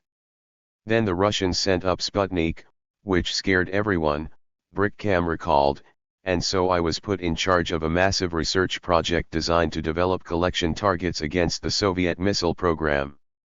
Well, in 1954 I had read a report from British intelligence describing how they had developed a target plot approach to guiding espionage and other collection activities. In applying that target plot idea to the Soviet problem, it immediately occurred to me to magnify it as a systems analysis study so we could go after the whole Soviet missile program. It was the first time, he said, that any government agency had taken a systems approach toward a Soviet target. We wanted to pull together all information from whatever source, of whatever degree of reliability, and collect that information in terms of its geographic location. And from that effort a series of natural targets sprang up. A systems approach means assembling information on a weapons system from its theoretical inception, through its research and development stage, its serial production, its introduction to the armed forces, finally to its deployment. For the first time, Brickham said, there was a complete view of everything known about Russian military and missile development systems. The British called this the best thing achieved by American research since the war. Insofar as Phoenix sought to combine all existing counterinsurgency programs in a coordinated attack on the VCI, Brickham's notion of a systems approach served as the conceptual basis for Phoenix, although in Phoenix the targets were people, not missile silos. With yet another feather in his cap, Brickham was posted in 1960 to Tehran, where he managed intelligence and counterintelligence operations against the Soviets in Iran. As one of only 3 neutral countries bordering the USSR, Iran was a plum assignment. For Brickham, however, it devolved into a personality conflict with his desk officer in Washington. Frustrated, he requested a transfer and in 1964 was sent to the Sino-Soviet Relations Branch, where he managed black propaganda operations designed to cause friction between the USSR and China. At the heart of these black operations were false flag recruitments, in which CIA case officers posed as Soviet intelligence officers and, using legitimate Soviet cipher systems and methodology, recruited Chinese diplomats, who believed they were working for the Russians, although they were actually working for the CIA. The CIA case officers, on Brickham's instructions, then used the unsuspecting Chinese agents to create all manner of mischief. Although it was a job with lots of room for imagination, Brickham was unhappy with it, and when the agency had its call up for Vietnam in the summer of 1965, Brickham volunteered to go. His preparation included briefings from experts on the Vietnamese desk, reading books and newspaper articles, and reviewing reports and cable traffic produced by every government agency. Upon arriving in Saigon in September 1965, he was assigned to the station's liaison branch as Deputy Chief of Police Special Branch Field Operations. His boss was Tucker Gugelman. The chief of station was Gordon Jorgensen, a kindly, thoughtful person. He'd been through the bombing of the embassy the previous February. Pierre de Silva, who was hurt in the explosion, went home, and Jorge, who had been his deputy, became station chief. But within a matter of months he went home, too, and John Hart came out as the new chief of station in January 1966. The subject of John Hart gave Brickham pause. I have described the intelligence service as a socially acceptable way of expressing criminal tendencies, he said. A guy who has strong criminal tendencies but is too much of a coward to be one would wind up in a place like the CIA if he had the education. I'd put John Hart in this category, a mercenary who found a socially acceptable way of doing these things and, I might add, getting very well paid for it. John Hart was an egomaniac, Brickham continued, but a little bit more under control than some of the bad ones. He was a smart one. A big, imposing guy over 6 feet tall with a very regal bearing and almost a British accent. He claims to be Norman, and he spoke fluent French and was always trying on every occasion to press people to speak French. Red Stent used to say that you could tell somebody who parades his knowledge of French by the way he uses the subjunctive, and John Hart used it properly. But John Hart had both feet on the ground. He was a bright guy, very energetic, and very heavy into tennis. He played it every day. When John Hart came out as chief of station, I was one of his escort officers. Our job was to take him on a tour of the whole country, to visit the facilities and explain what was going on. And my job was in question at that moment because Hart had another guy, his pet, John Sherwood, slated to replace Tucker as chief of field operations. Anyway, Brickham said, there's a great division in the foreign service world between people who get out on the local economy and try to eat native and find out what's going on versus the people that hole up in the American colony, the so-called Golden Ghetto people. So we're sitting around, talking about Vietnamese food and about the guys who go down to the MAAG compound for dinner every night, and Hart makes this sort of sneer-like remark to me at the restaurant where we're having dinner. He says, well, really, I would have figured you for the kind of person who would eat dinner in the MAAG compound every night. Well, he later found out that wasn't true, and he was persuaded to appoint me to the position of Chief of Field Operations. And even though I started out with that base of insecurity, Hart respected me. And later on that became quite evident. Perhaps as a result of his eating habits, Brickham got assigned as Chief of Special Branch Field Operations in the spring of 1966, after Tucker Gugelman's tour had ended and he was transferred to New Delhi. And once installed in the job, he began to initiate the organizational reforms that paved the way for Phoenix. To trace that process, it is helpful to understand the context. We were within the liaison branch, Brickham explained, because we worked with the Vietnamese nationals, dealing with the CIO and Special Branch on questions of intelligence and counter-espionage. The chief of the liaison branch was Jack Stant. Brickham's office was in the Embassy Annex, while Special Branch headquarters was located in the National Police Interrogation Center. As Chief of Field Operations, Brickham had no liaison responsibilities at the national level. I had field operations, Brickham explained, which meant the province officers. I managed all these liaison operations in the provinces, but not in the Saigon-Gia Dinh military district. That was handled by a separate section under Red Stent within the liaison branch. As for his duties, Brickham said, in our particular case, field operations was working both positive intelligence programs and counter-espionage, because police do not distinguish between the two. Within the CIA the two are separate divisions, but when you're working with the police, you have to cover all this. Brickham compares the special branch with an intelligence division in a major city police force, bearing in mind that it is within a national police organization with national, regional, province, and district police officers. There is a vertical chain of command. But it is not comparable with FBI, not comparable with MI5, not comparable with Shurud. It's the British Special Branch of Police. And with the Special Branch being concerned specifically with intelligence, it was the natural civilian agency toward which we would gravitate when the CIA got interested. Under Colby, the Special Branch became significant. If under Colby the Special Branch became significant, then under Brickham it became effective. Brickham's job, as he defined it, was to bring sharpness and focus to CIA field operations. He divided those operations into three categories: the Hamlet Informant Program, which concerned low-level informants in the villages and hamlets, the Province Interrogation Center program, including Chiuhoi and captured documents, and agent penetrations. I did not organize these programs, he acknowledged. They were already in place.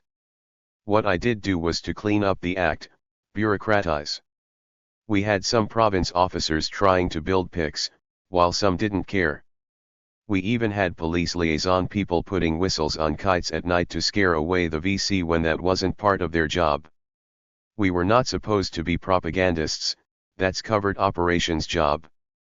As Brickcam saw it, a special branch advisor should limit himself to his primary duties, training Vietnamese special branch case officers how to mount penetrations of the VCI, giving them cash for informers and for building interrogation centers, and reporting on the results. Brickcam did this by imposing his management style on the organization. As developed over the years, that style was based on three principles: operate lean and hungry, don't get bogged down in numbers, and figure some way to hold their feet to the fire. When I got there, we had about 14 province officers who were not distributed evenly around the country but were concentrated in population centers, the major ports, and provinces of particular interest. A lot of provinces were empty, so we had to fill them up, and we eventually got our strength up to 50. Training of incoming officers was done in Washington, although Brickcam and his staff gave them briefings on personal security, aircraft security, emergency behavior, and procedure: what to do if your plane is shot down in VC territory or if the VC overrun a village you're working in. Some guys took it seriously, some did not, Brickcam noted. We also gave them reading material: a Time magazine article on the Chinese mind and several books, the most important of which was Village in Vietnam. But we had to cut back on this because the stuff was constantly disappearing. Then, as the police advisory program expanded, Washington set up another training program for ex-police officers being brought in on contract and for military officers and enlisted men assigned to the agency.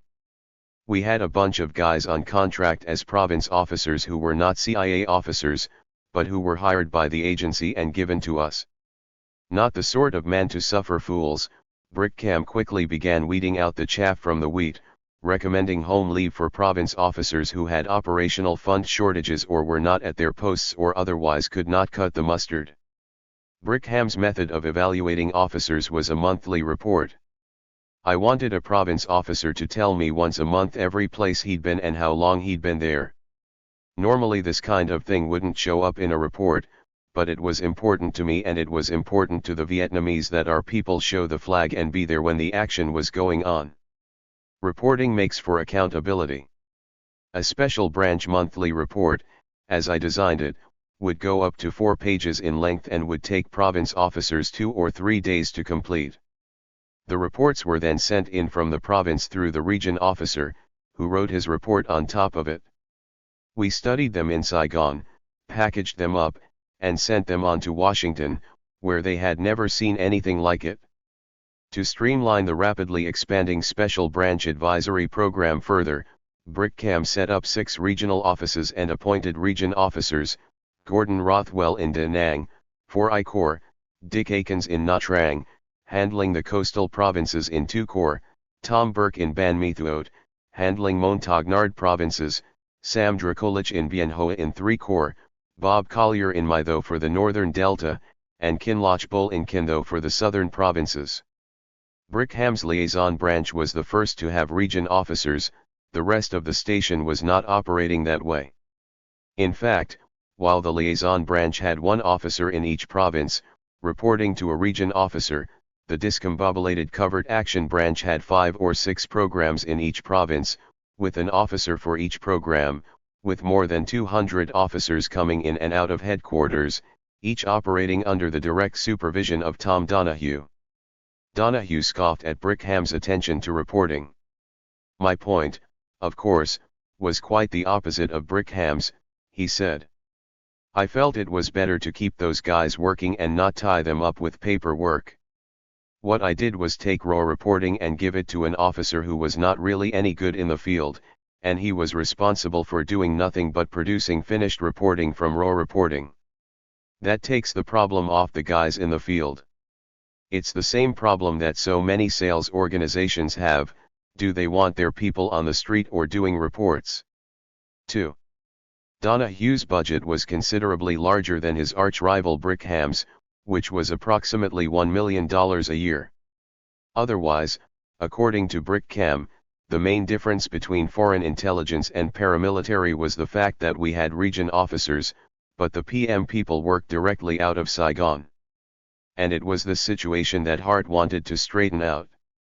Hart's first move was to adopt this regional officer concept from the liaison branch, Brickham explained. Second was to establish province officers so all CIA operations in a particular province came under one coordinated command. The fact that it operated on the other bases for as long as it did is almost unbelievable, but there was just too much money and not enough planning. The covert action people are a breed apart. Brickham's side, especially the paramilitary types. They've had a sort of checkered history within the agency, and in Vietnam most of them were refugees from the Cuban failure. More than one of them said they were damned if they were going to be on the losing end of the Vietnam operation, too.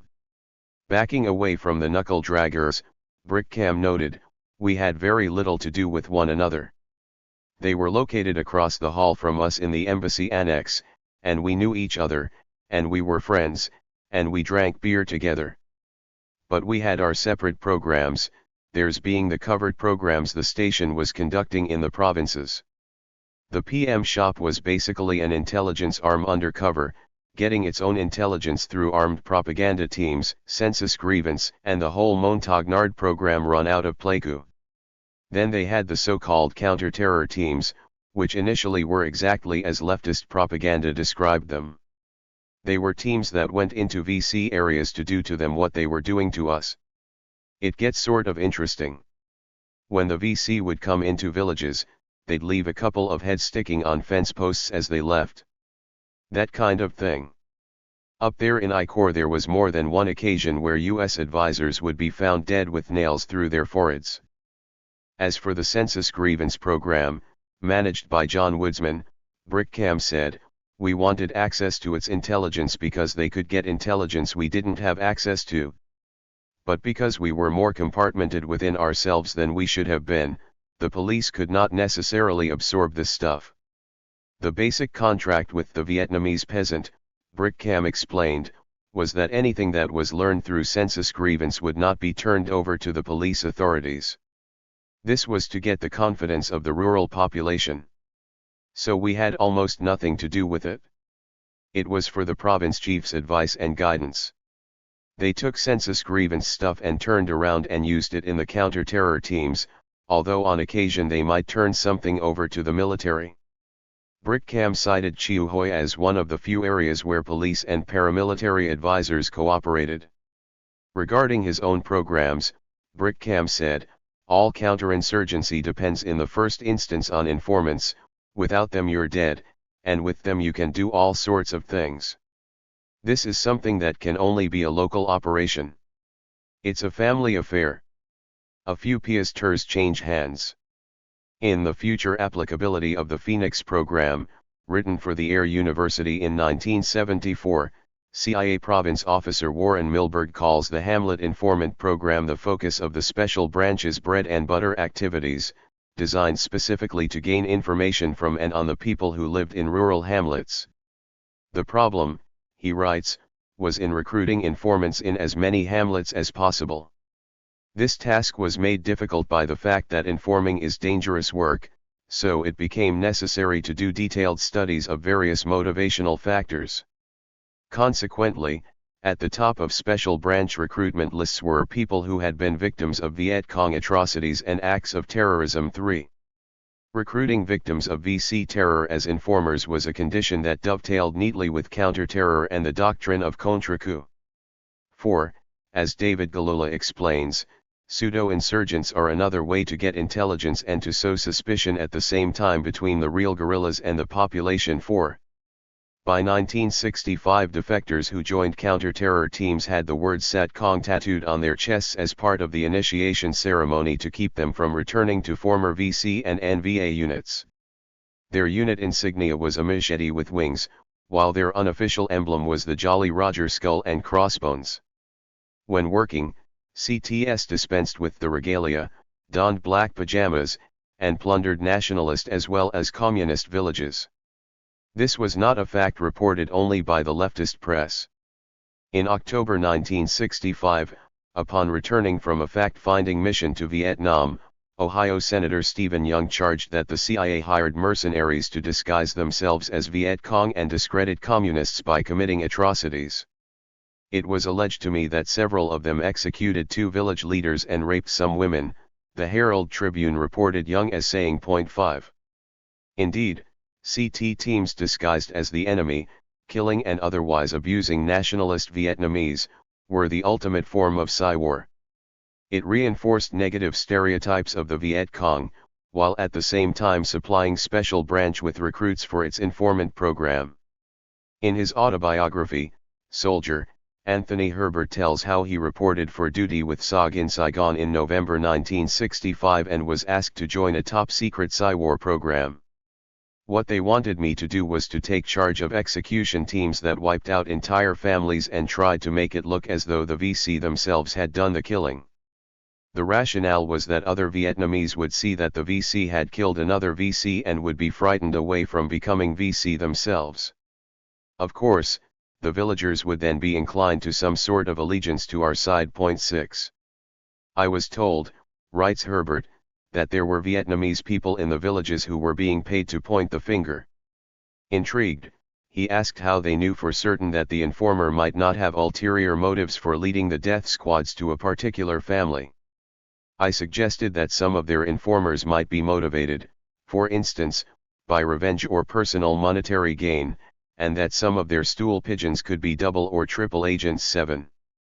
Milberg concedes the point, noting that the Special Branch recruited informants who clearly fabricated information which they thought their Special Branch case officers wanted to hear, and that when this information was compiled and produced in the form of blacklists, a distinct possibility existed that the names on such lists had little relation to actual persons, or that the people so named were not, in fact, members of the VCI. Such concerns, unfortunately, were overlooked in the rush to obtain information on the VCI. The Special Branch kept records of people who had been victims of Viet Cong atrocities and acts of terrorism, of people who had been unreasonably taxed by the Viet Cong, of families which had had sons and husbands impressed into Viet Cong guerrilla bands, and those people who, for differing reasons, disliked or distrusted the Viet Cong. Depending on the incentive, be it patriotism or monetary gain, many hamlet residents were desirous of providing information on the activities of the local VCI. The Special Branch then constructed sometimes elaborate, sometimes simple plans to either bring these potential informants into province or district towns, or to send undercover agents to the hamlets to interview them on a regular basis. 9. In recommending safe, anonymous ways for informers to convey information, counterinsurgency guru David Galula cites as examples the census, the issuing of passes, and the remuneration of workers. Writes Galula, many systems can be devised for this purpose, but the simplest one is to multiply opportunities for individual contacts between the population and the counterinsurgent personnel, every one of whom must participate in intelligence collection. 10. The idea, of course, is that intelligence collection is the primary task of the counterinsurgent, and that all his contacts with the population are geared toward this purpose, whatever ulterior motive they may appear to have. Apart from the Hamlet Informant Program, Special Branch advisors also managed the PIC program, what Brickcam called a foundation stone upon which it was later possible to construct the Phoenix program. The PICs were places where defectors and prisoners could be taken for questioning under controlled circumstances, he explained. Responsibility was handled by a small group assembled by Tucker Gugelman. This group worked with province officers setting up training programs for translators, clerks doing filing and collation, and interrogators. John Muldoon was the chief of this little group. he was CIA staff, and he had a good program there. Everything led me to believe that he was top-notch. The third major program run by the special branch was agent penetrations, what Brickcam termed recruitment in place of Viet Cong, adding, "This is by far the most important program in terms of gathering intelligence on the enemy. My motto was to recruit them, if you can't recruit them, defect them, if you can't defect them, capture them, if you can't capture them, kill them." That was my attitude toward high-level VCI. The penetration process worked as follows, according to OSS veteran Jim Ward, the CIA officer in charge of 4 Corps between 1967 and 1969. An athletic, good-looking man, Ward noted, when we met together at his home, that the special branch kept dossiers on all suspected VCI in a particular area of operations, and that evidence was gathered from PIC interrogations, captured documents, and walk-ins, people who would walk into a police station and inform on an alleged VCI. When the accumulated evidence indicated that a suspect was a high-ranking VCI agent, that person was targeted for recruitment in place. "You didn't send out the PRU right away," Ward told me. "First you had to figure out if you could get access to him and if you could communicate with him once you had a relationship. Everybody in the Far East operates primarily by family, so the only opportunity of getting something like that would be through relatives who were accessible people. Does he have a sister or wife in town that we can have access to? A brother? Somebody who can reach him? Somebody he can trust? If that could be arranged, then you looked for a weakness to exploit. Is there any reason to believe he's been in this position for 5 years and hasn't been promoted when everybody else around him has been moving up the ladder? Does he bear resentment? Anything you can find by way of vulnerability that would indicate this guy might be amenable to persuasion to work for us. 11 Bribes, sex, blackmail, and drugs all were legitimate means of recruitment. Speaking of the quality of special branch penetration agents, Brickcam remarked, "We had some that were fairly good. By which I mean their information checked out. That information," he added, "concerned the movements and activities of district and province and Qasm Qatar. Qasm people might come around on an inspection tour or an indoctrination mission. Sometimes they had major political conferences where you might have a number of province and Qasm Qatar together in one place. Now this is the kind of thing we'd go right after however we could. It was usually militarily, artillery if you could reach it. Because of the unparalleled intelligence potential of penetrations, one of the main jobs of liaison advisors was training special branch case officers to handle penetration agents. At the same time, according to Brickcam, if the opportunity came their way, our own people would have a unilateral penetration into the VCI without their special branch counterparts knowing. These things for the most part were low grade, but occasionally we had some people on the payroll as penetration agents who worked at district level, and as I recall, we had 3 or 4 at province level, which is fairly high up. In 1967, Brickcam told me, the CIA had several hundred penetration agents in South Vietnam, most of them low-level. They were not cultivated over a period of years either. In a counterinsurgency, he explained, it's either quickly or not at all. However, the unilateral operations branch in the station went after some very high-level, very sophisticated target penetration operations. Since this unit played a major role in Phoenix, it requires a brief accounting. The CIA's Special Operations Unit for unilateral penetrations was largely the work of Sam Dracolich, the senior special branch advisor in 3 Corps in 1965. I've always had a notion ever since I was a kid, Brickcam said, that it's the crazy people that have the bright ideas. So I've always been willing to play along with people like that, even though they're ignored by the other kids in school. Same thing with Dracolich. He had a lot of good ideas, but he was a little flaky and he got more so. He refused to live in Bien Hoa, and he was the region officer in charge. Now I wanted all the region officers to live in their capitals. Anyway, Dracolich had a place to live out there, and it hadn't been bombed in 30 years, but he was terrified, so he came to Saigon every night. The point came where he was not supervising the province operations, and therefore, I persuaded Tucker to relieve him of duty. Howard Rocky Stone had just come into country and was putting on pressure for VCI penetrations. So what Tucker and I did to respond to Stone, on the one hand, and to solve the Dracolich problem, on the other, was to create a high-level VCI penetration unit and switch Dracolich to run it. Dracolich claimed to me, in a 1986 interview, that he had written a proposal for the high-level penetration unit before he was given the job by Brickcam. Big and powerfully built, Dracolich said he designed the unit specifically to identify a group of high-level VCI that had killed, in broad daylight, a CIA officer on the main street of Bien Hoa. Hence his angst about sleeping overnight in Bien Hoa.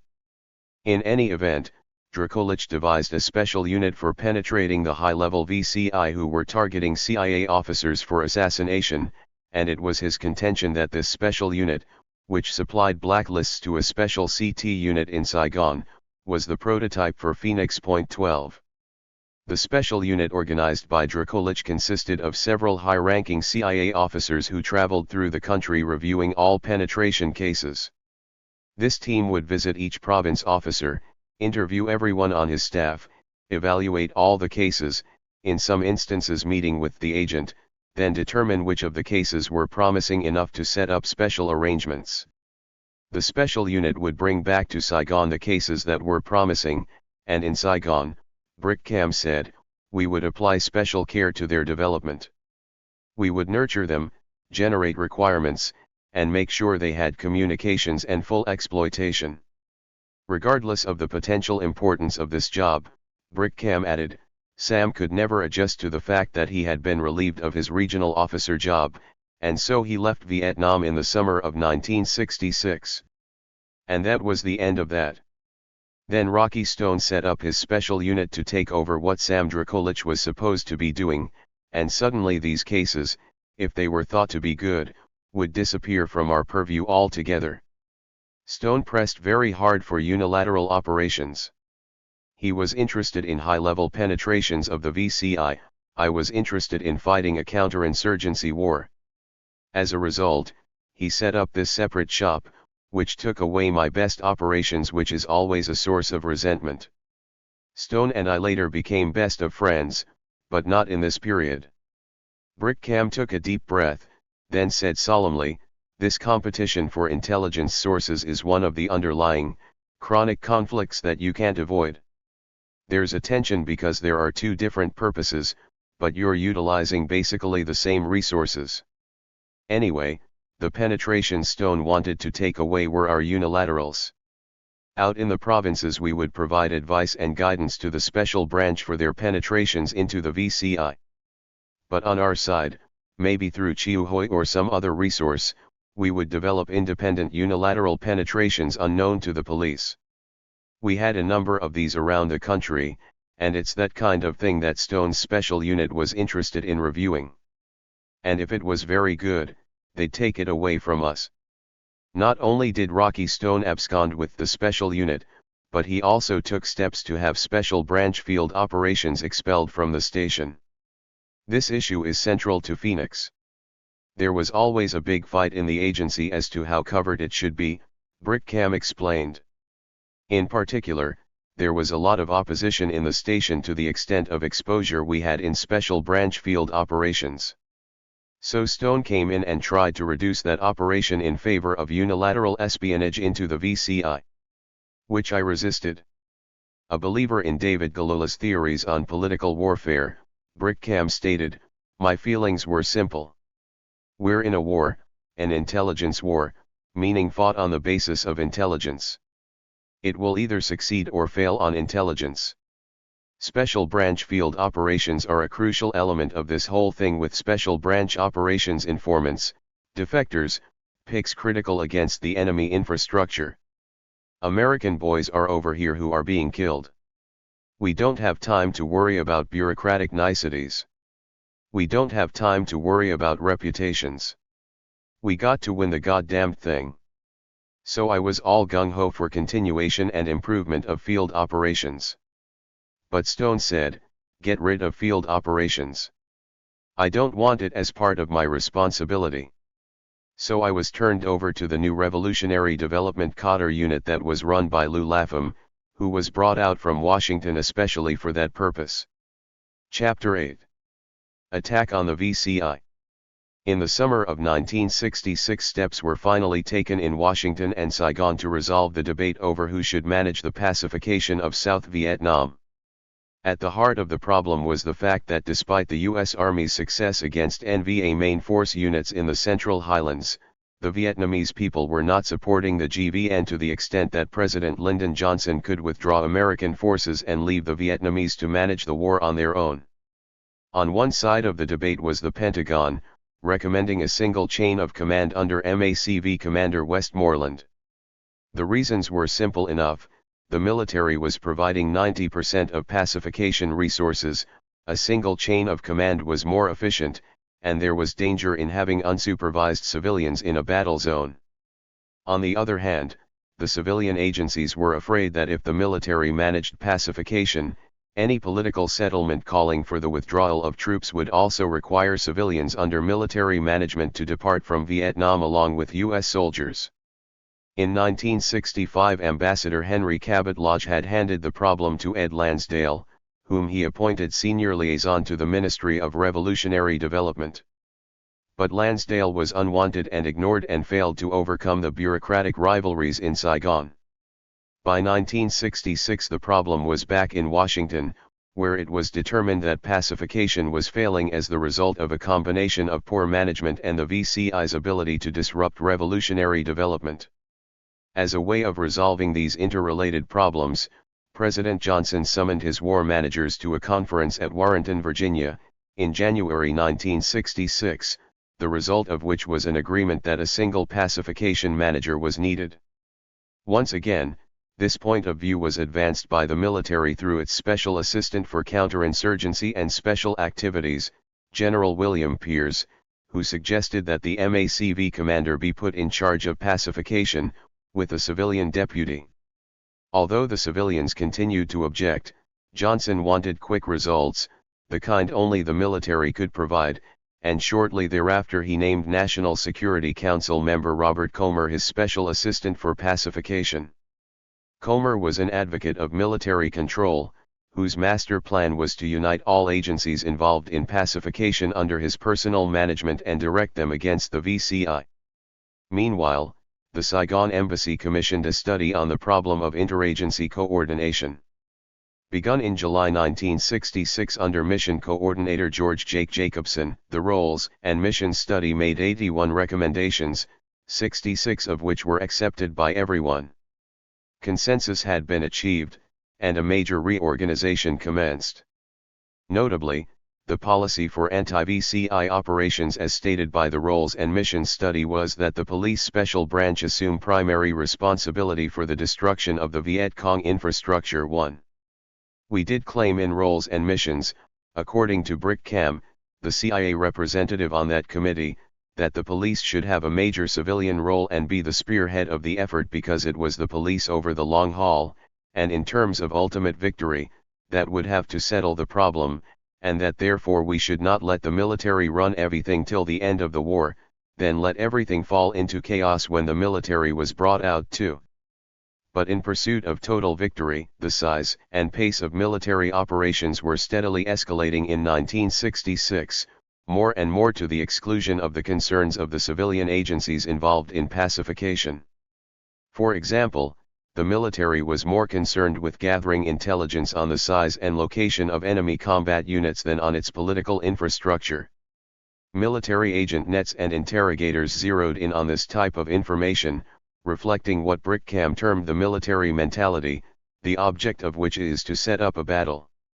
The police mentality, according to Brickcam, is to arrest, convict, and send to jail, while the intelligence mentality is to capture, interrogate, and turn in place.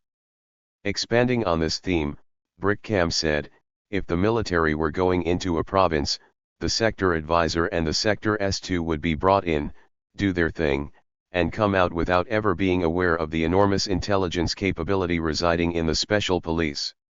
When in provinces manned by bright military officers they did bring in the special police, it was done on an ad hoc basis.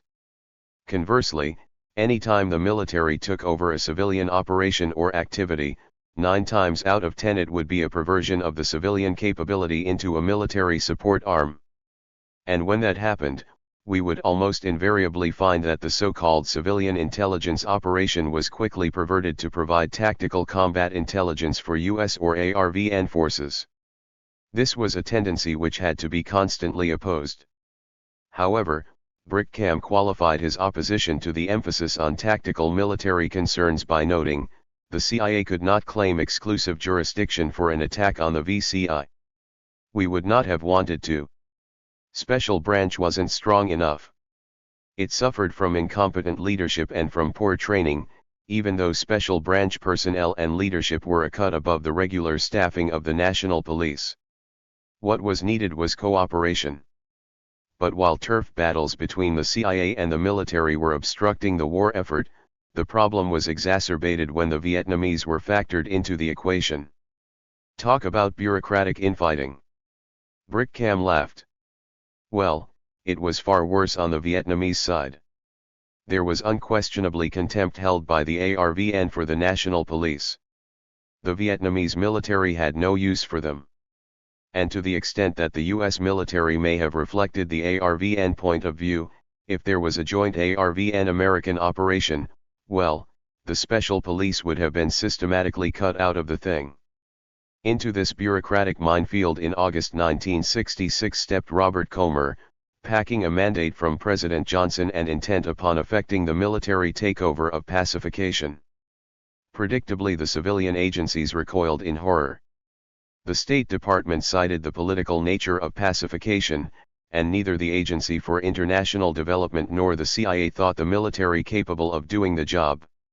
So, under pressure from Ambassador Lodge, President Johnson gave the civilians one last shot.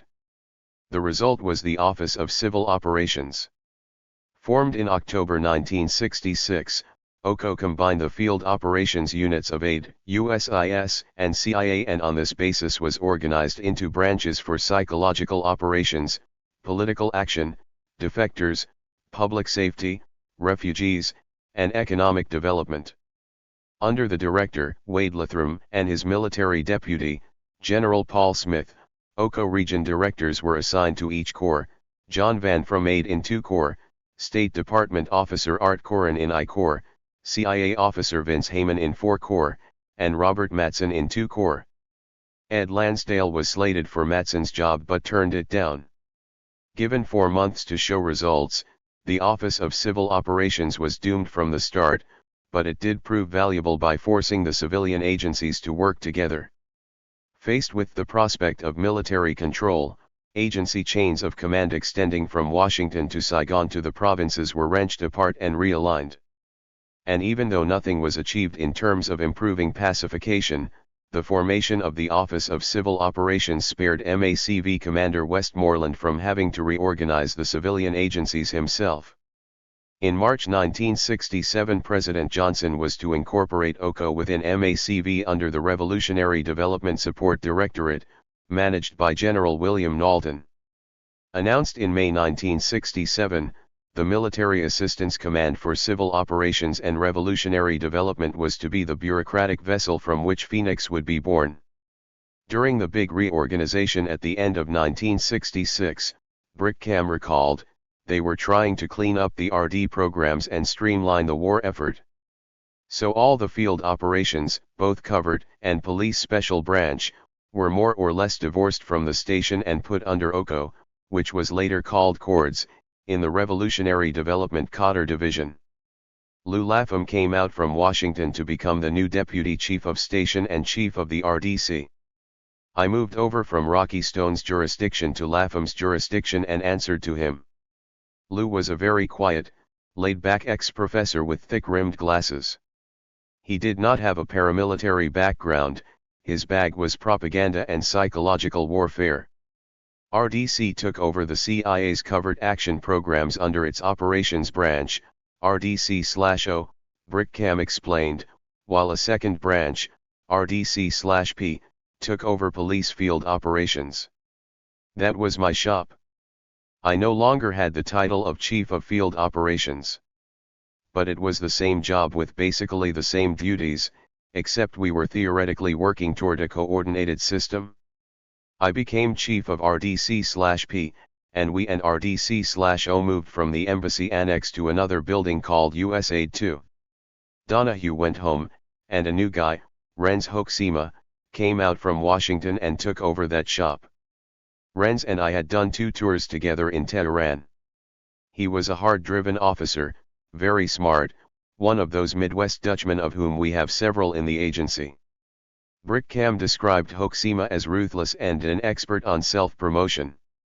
During the reorganization, Brickcam continued, the station adopted the Special Branch Field Operations organizational structure as a model for coordinating liaison and covert operations, only instead of using 6 regions, they used the 4 corp zones. Mytho and Banmethuot were no longer regional offices. After that, all CIA activities in a region were brought under one officer called the Region Officer in Charge. Likewise, province officers in charge followed automatically. The POIC was in charge of all CIA operations, covert and liaison, in a province, Brickcam explained. He could have been drawn from liaison or covert operations, depending on who the ROIC thought was the best guy in the province. Incidentally, we did not actually assign POICs right away, because the rivalry and lack of trust between FI and PM people wouldn't allow it. When I talk about coordination problems in Vietnam, the fact is that we could not even coordinate the station programs in province. After the ROICs were named, we set up bases. The engineers went out and built vaults in each of these places and set up the complete multi-channel automatic teleprinter and cryptographic system radio communications. From this point on, the line command went from the chief of station to the deputy chief of station for RDC, to the ROICs, then to the POICs.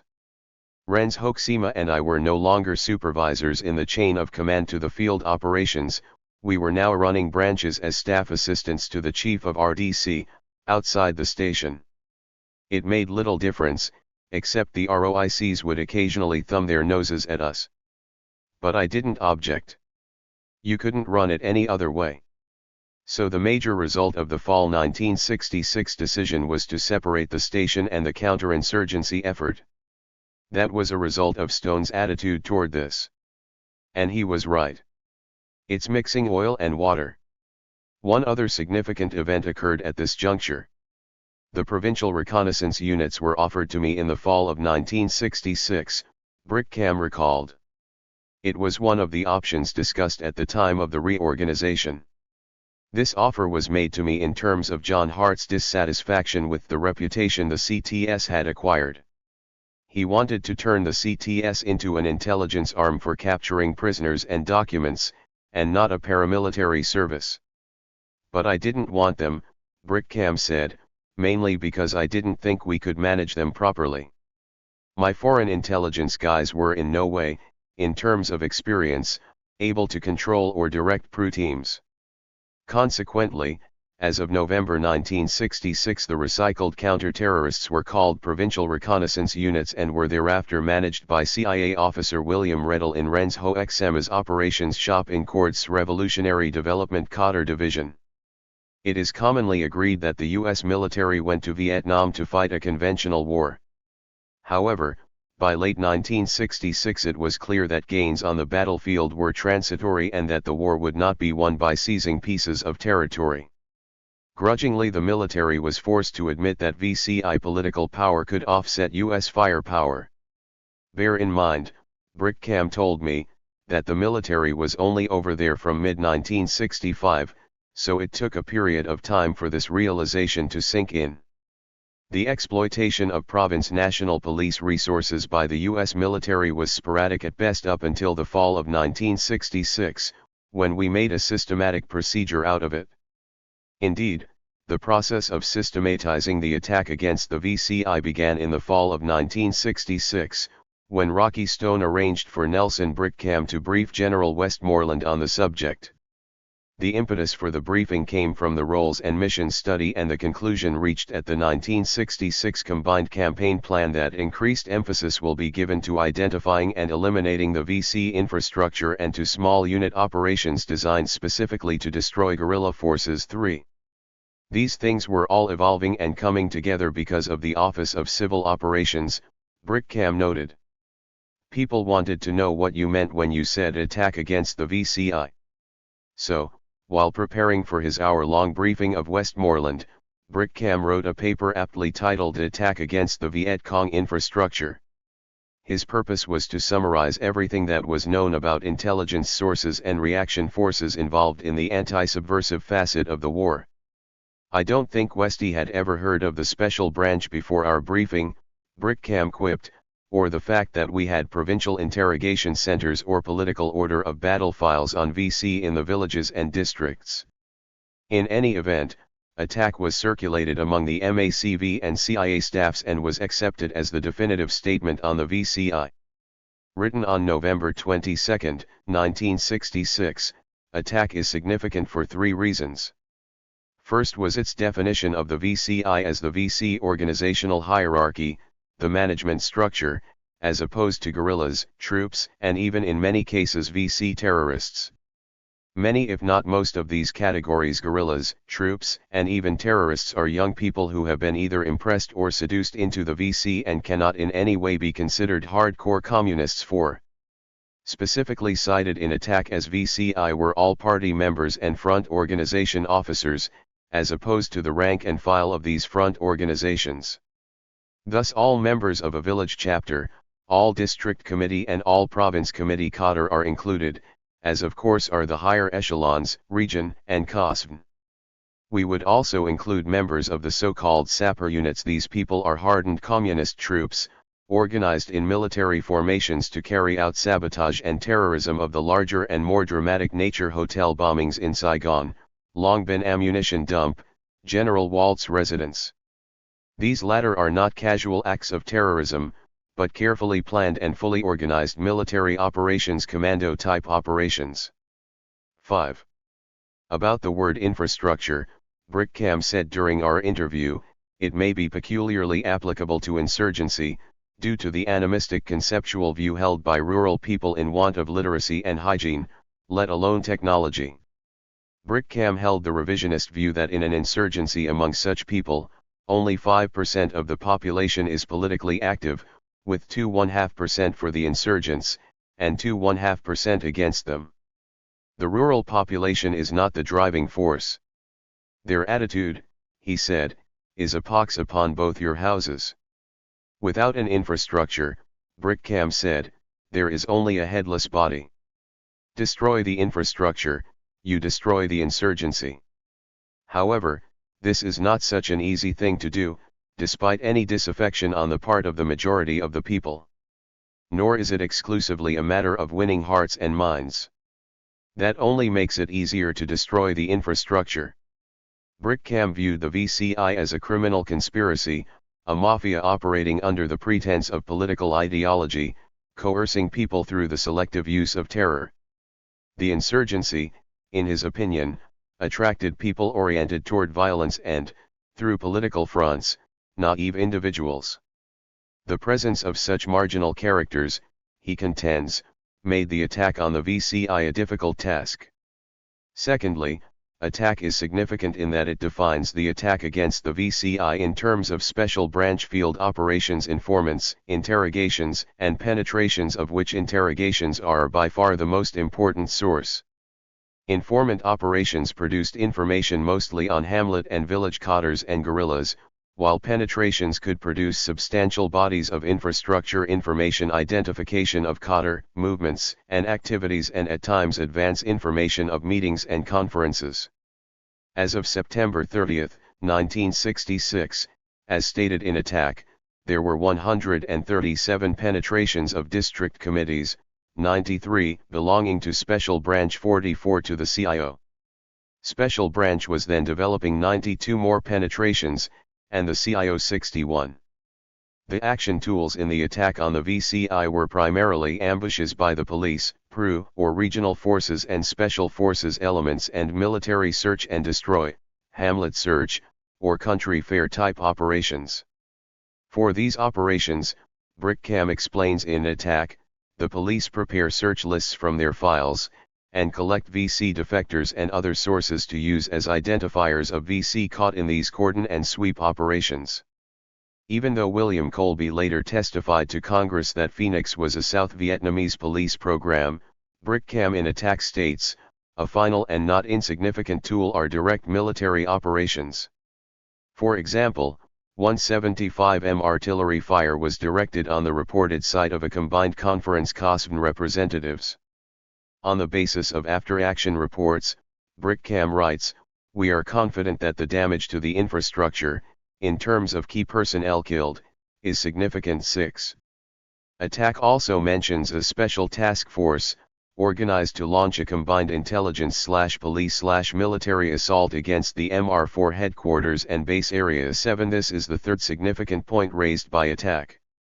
Called Cong Tak 4 by its Vietnamese creators, it is the operational model for Phoenix and as such deserves a detailed explanation. General McChristian writes that Cong Tak 4 evolved, concurrently with the joint U.S. Vietnamese Combined Intelligence Staff, from an intensive intelligence program which he initiated in the spring and early summer of 1966 and directed against MR4. The purpose was to produce intelligence on the identification and location of Viet Cong operating in MR4 and the dissemination of this intelligence to user agencies for apprehension and exploitation of enemy personnel. 8. In September 1966, McChristian met with General Loan to discuss his plans for a combined intelligence staff. The idea was approved in November by Prime Minister KY, the Vietnamese Joint General Staff, and the U.S. Mission Council. As a result, and as a substitute for HOPTAC, Operation Fairfax was begun in December, using 3 American and 3 ARVN battalions for the purpose of searching out and destroying VC main force units, guerrillas, and infrastructure in the MR4 area. Operation Fairfax and the Combined Intelligence Staff were the primary elements of Cong Tak 4.9. The initial actions of the Combined Intelligence Staff, McChristian writes, were to compile a blacklist of MR4 infrastructure personalities in support of the combined U.S. and Vietnamese military actions in this area. In the process, the Combined Intelligence Staff compiled, by hand, more than 3,000 names, which were stored in a central registry and made available to U.S. and Vietnamese units. Later, the systematic identification and location of VC and the rapid retrieval of these data in usable form was made possible by the use of the automated data processing system located at the Combined Intelligence Center, Vietnam 10. In fact, the foundation for the Combined Intelligence Staff was laid, on the American side, in 1964, when CIA Security Chief Robert Gambino created the Combined Security Committee inside Saigon's 1st Precinct headquarters. Through a secure radio network linking each of Saigon's 9 precincts, the Combined Security Committee coordinated CIA and State Department security officers at the American Embassy with MACV and Vietnamese Military Security Service officers at Tan Son Nhut and with the Special Branch at National Police Headquarters and alerted them of pending VC attacks. The Combined Security Committee was directed by Colonel Nguyen Ngoc Shin, Chief of Staff of the Saigon Police and the Deputy to the Saigon Police Chief, Lieutenant Colonel Nguyen Van Leeuwen. By mid-1967 the Combined Security Committee's Blue Network covered all of CT4. For deeper insights into Cong Tak 4 we turn to Tullius Akampora, a U.S. Army counterintelligence officer and Korean War veteran who was detached to the CIA in June 1966 as General Loan's advisor.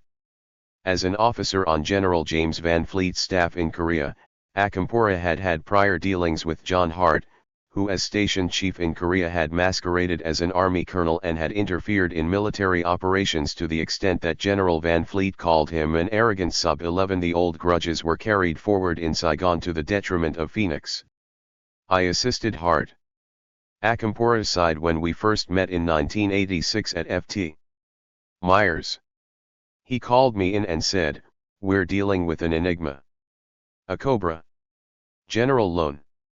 Now Lone had a Mandarin Dai Viet background, and his father had rescued Diem. Consequently, under KY, Lone was very powerful, and Hart resented Lone's concentration of power. Although he was not a political animal, Lone was substantial. So Hart took away first his supervision of the military security service and eventually his oversight of Central Intelligence Organization. But for a while Lone ran them both, along with the National Police. When I arrived in Saigon, Akampora continued, at the national level, the U.S. Embassy, with the agency and MACV, had decided to take over everything in order to change the political climate of Vietnam. Through the CIO, the agency was running all sorts of counter-operations to VC infiltration into political parties, trying to find compatible elements to create a counter-force to take over control from KY, who was a peacock. This was done by intercepting VC political cadre, surveilling them, then arresting them or moving toward them, then buying them over to your side in order to destroy the integrity of the VC. Akampora qualified the statement by noting, the VC would always say yes, but they were usually doubles. It was a dual-level scheme, Akampora went on. We were faced with the threat of terrorism from sappers, but we also had to stop them at the political level. We stopped them at sapper level with PRU under the Special Operations Group and at the political level through the CIO, the centerpiece of which was the National Interrogation Center under Tien. The CIO operated over and above CT4. It could take whatever it wanted, people or information or whatever, from any of its elements. Its job was to turn around captured VCI and preempt Lone. When it came to CT4, however, Lone wanted control. Lone said to Hart, "You join us, we won't join you." In effect, Lone told Hart to go screw himself, and so Hart wanted me to assuage Lone to bring him in tow. But this was not to be, for General Lone, a dyed-in-the-wool nationalist, had his own agenda.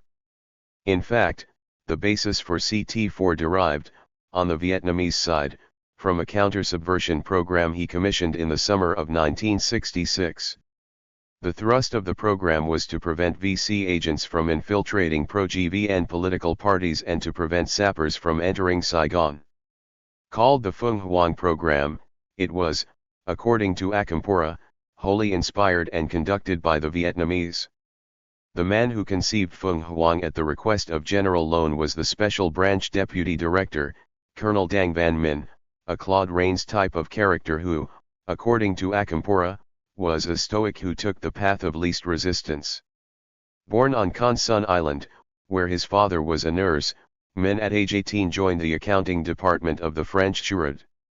During the NGO regime he received CIA training overseas and was then appointed chief of the Judicial Police, the only national police branch with the power to arrest. After the coup, Min became deputy director of the Special Branch. Insulated behind his desk at Special Branch headquarters on Vieux Ton Street, Min weathered each successive regime by serving his bosses as a professional intelligence officer. Indeed, when I met Min at his office in 1986, he attributed the fall of Saigon to the many changes of command in Saigon, while North Vietnam had only one leader and one chain of command 12 that, plus the fact that the Viet Cong had infiltrated every facet of the GVN, a fact Lone also acknowledged when he confessed to Akampora, "We're 20% infiltrated, at least." Min's attack against the VCI was measured, sophisticated and diametrically opposed to American policy. In contrast with Brick Cam, Min viewed the VCI as village-level cadres to be monitored, not killed. As Min conceived the attack on the VCI, all Vietnamese agencies receiving information on the VCI would forward their reports to the Special Branch for inclusion in its political order of battle file. The goal was the combination of intelligence, as Min termed it, Phoi Hop in Vietnamese. Seeking an appropriate acronym, Min borrowed the PH from Phoi and the Ho from Hop and christened the program Phung Hoang, after the mythological Vietnamese bird of conjugal love that appears only in times of peace.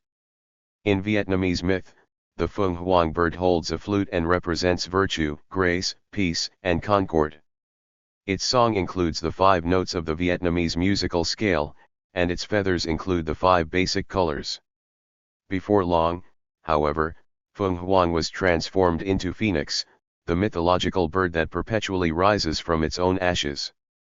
As the Americans drew it, the bird held a black list in its claw. In this manifestation, Phoenix is an omnipotent, predatory bird that selectively snatches its prey, a symbol of discord rather than harmony. Nowhere is the gap between American and Vietnamese sensibilities more apparent than in their interpretations of Phoenix and Feng Huang, which also represent the struggle between General Lone and John Hart for control over the attack on the VCI.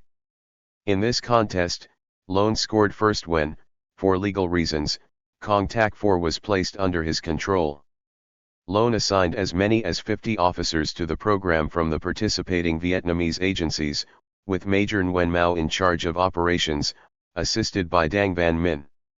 The United States provided 20 MACV counterintelligence officers, each of whom served as a desk officer in a Saigon precinct or outlying district capital. CIA officer Tom Becker supervised the headquarters staff, the Australians assigned their embassy security officer, Mike Leslie, and the Koreans provided a representative. Members of CT-4 were not part of any separate unit but remained identified with their parent agencies and did not have to back-channel to bring resources to bear. Kong Tak 4 came into existence on November 1, 1966, the day Lu Lapham arrived in Saigon to take over the second station, as the Revolutionary Development Cotter program was sometimes called. Curiously, it was the same day that VC mortars first fell on Saigon. U.S. generals, dozing in reviewing stands only a few blocks away, were oblivious of the fact that the VC were using a nearby church spire as a triangulation point for their fire. From November 1 onward, Tully Akampora managed CT-4 with Major Mao. The program kicked in when Tom Becker, assisted by MACV officers Larry Tracy and John Ford, adopted the standard American police ID kit. With their ID kits in hand, CT-4 desk officers ventured into the precincts and districts, accompanied by Special Branch and Military Security Service officers. They screened suspects who had been corralled by military units conducting cordon and search operations, took photographs, put together composites of suspected VCI members, then compiled the results and sent their reports to CT-4 headquarters in the National Police Interrogation Center in Saigon, where it was collated, analyzed, and used to compile blacklists of the VCI. They called it police work, Akampora said, because the police had the constitutional responsibility for counter-subversion. But it was paramilitary. In any event, Lone was going to bring it all together, and he did, until Comer came out in February 1967 and was briefed by Mao and Tracy. In a 1986 interview with the author, Tracy agreed that the demise of CT-4 came from politicking on the part of the Americans. It was short-lived, he told me, because Comer saw it as a prototype and wanted to make it nationwide before working out the methodology. Comer wanted to use CT-4 as a showcase, as part of the combined intelligence staff, but General Lone was reluctant to participate and had to be strong-armed by Comer in February 1967. 13. By April 1967 the combined intelligence staff would have entered more than 6,500 names in its Kong Tak 4 database and would be adding 1,200 per month. As the methodology was developed, a search unit consisting of 3 49-man field police platoons began accompanying the U.S. and Vietnamese military units conducting cordon and search operations in MR4. With the military providing a shield, the field police checked IDs against blacklists, arrested VCI suspects, and released innocent bystanders. According to General McChristian, from the inception of the combined intelligence staff until December 1, 1967, approximately 500 VC action agents were apprehended in Saigon and environs. The significance of these arrests and the success of the staff cannot be fully measured, but unquestionably contributed to the communist failures in Saigon during the 1968 Tet Offensive. 14. Whether or not Tet was a failure for the VC will be discussed later. But once the CIA had committed itself to the attack on the VCI, it needed to find a way of coordinating its efforts with the other civilian agencies, American and Vietnamese, working independently of each other in the provinces. Considering the number of agencies involved, and their antipathy, this was no easy thing to do. To wit, at Nelson Brickham's request, the liaison officer in Gia Dinh province, John Tergelian, did a study on the problem of coordination. The count he made, Brickham recalled, was something like 22 separate intelligence agencies and operations in his province alone. It was a Chinese fire drill, and it didn't work because we had so many violently conflicting interests involved in this thing. But while the bureaucratic titans clashed in Saigon, a few military and CIA officers in remote provinces where battles raged and people died were trying to cooperate. In the northernmost region, I Corps, the Marines and the CIA had especially good relations, with the Marines supplementing many of the agency's personnel needs and the CIA in turn sharing its intelligence. Because of this reciprocal relationship, a solution to the problem of interagency coordination was developed there, with much of the credit going to Bob Wall, a CIA paramilitary officer in Quang Ngai province. In December 1966, Wall was made deputy to I Corps region officer in charge, Jack Horgan. Wall recalled, when we met in 1987, in the winter of 1966-67, General Lew Wald was the first Marine amphibious commander and we would cross the river to attend his briefings each morning. Casualties were minimal, and he was the picture of a Marine, taking his briefings quickly, sitting erect at his desk. Within the next 2 months, however, casualties rose from 2 or 3 a day to 90 a day and yet the VC body count was minimal. Said Wall, Wald went to the picture of abject frustration, slumped at his desk, his head in his hands. He needed help. 15. My experience had been as cadre officer in Quang Ngai, where I ran the PATS, the PRU, and census grievance, added Wall. Forbes was the special branch advisor but there was no coordination between us and the military or aid. There were about 15 separate programs in Quang Ngai, and it took me a while to realize this was the problem. Then I got transferred to Da Nang, where as a result of Wald's inability to make contact with the enemy, I personally proposed Phoenix, by name, to establish intelligence close to the people. Based on a British model in Malaya, we called it a DIOC, a District Intelligence and Operations Coordination Center. Having learned through the Quang Ngai Province Interrogation Center the structure of the VCI in the province, Wall was aware that the VCI operated from the hamlet up and that to destroy it the CIA would have to create in the districts what the PICs were doing in the provinces. Hence the DIOC. Wald grabbed it, Wall recalled. He assigned a crackerjack sergeant to make the necessary equipment available, and this sergeant set it up in Dien Ban, just south of Da Nang in Quang Nam province. Then we did 2 more in Hue Han and Phuong Dien districts in Thu Tien province. The Dien Ban DIOC went into effect in January 1967 and was the model on which Phoenix facilities were later built throughout Vietnam. A prefab building 10 by 40 feet large, it was built by Marines and located in their district compound. On duty inside were Sergeant Fisher and Lieutenant Morse, along with 2 people from Census Grievance, 1 from RD Cotter, and 1 from Special Branch. There were 2 interpreter translators and 3 clerk typists. Census Grievance supplied desks, typewriters, and a file cabinet. The Marines supplied the wall map and an electric fan. Office supplies came from the CIA's paramilitary officer in Quang Nam province. A radio was used for high-priority traffic, with normal communications going by landline to other districts and 3rd Marine HQ. It was not a sophisticated affair. The purpose of the DIOC was that of an intelligence clearinghouse, to review, collate, and disseminate critical information provided by the various intelligence agencies in the area. But what made it innovative was that dissemination was immediate at the reaction level, whereas the member agencies had previously reported through their own channels to their province headquarters, where the information was lateral to other interested agencies, which then passed it down to the districts. Also, a summary was made at the end of each day. In the Dien Ban DIOC, the Americans handled the record-keeping, with Lieutenant Morse managing the order of battle reporting and Sergeant Fisher taking care of the VCI files and source control cards. In order to protect agents, each agency identified its own sources by number. Local Marine and ARVN commanders made units available as reaction forces for the DIOC. More than 100 policemen in Dien Ban were also made available, along with the provincial reconnaissance unit from the province capital in Hoi An. The DIOC provided guides from census grievance, and the police supplied ID kits, to the operating units. The Marines screened civilian detainees arrested in operations, using informants or special branch officers to check names against the DIOC's blacklist. When a positive identification was made, they delivered the suspect to the PIC in Hoi An.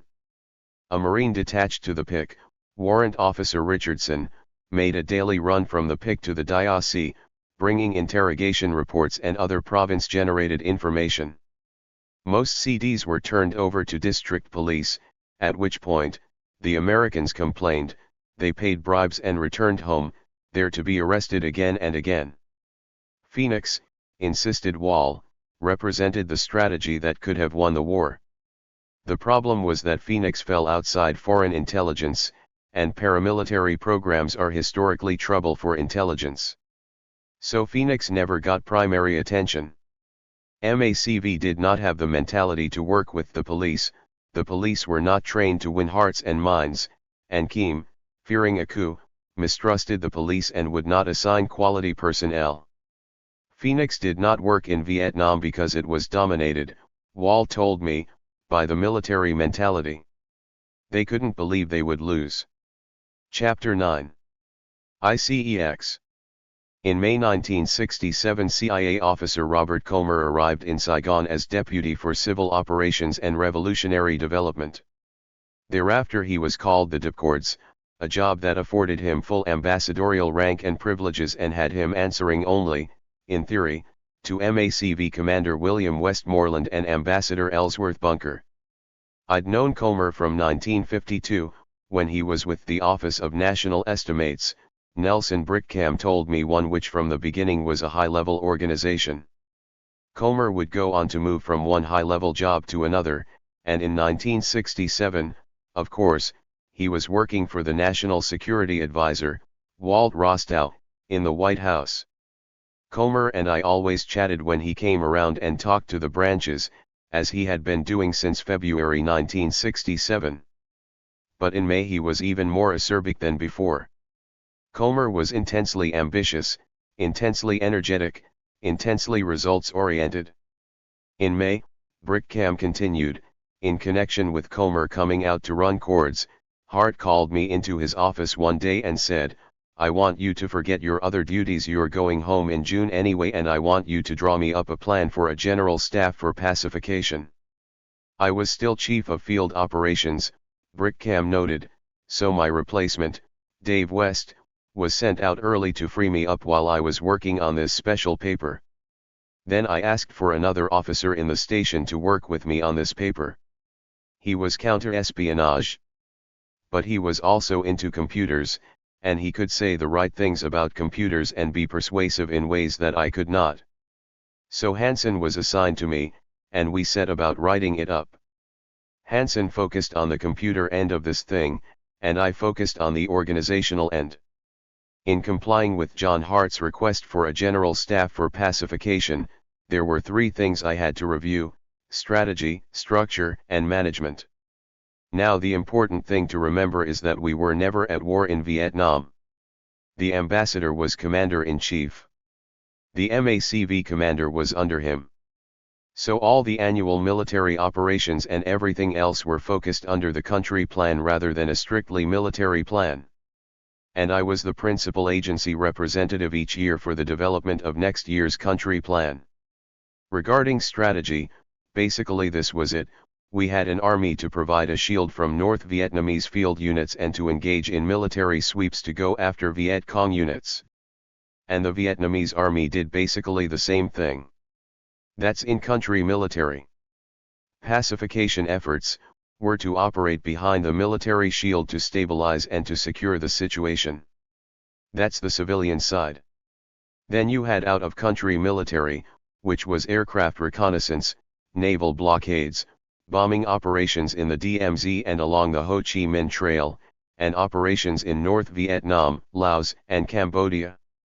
My point, Brickcam emphasized, was not to change anything, just do it better. We didn't need more intelligence, we needed better intelligence, properly analyzed and collated. That's the strategy.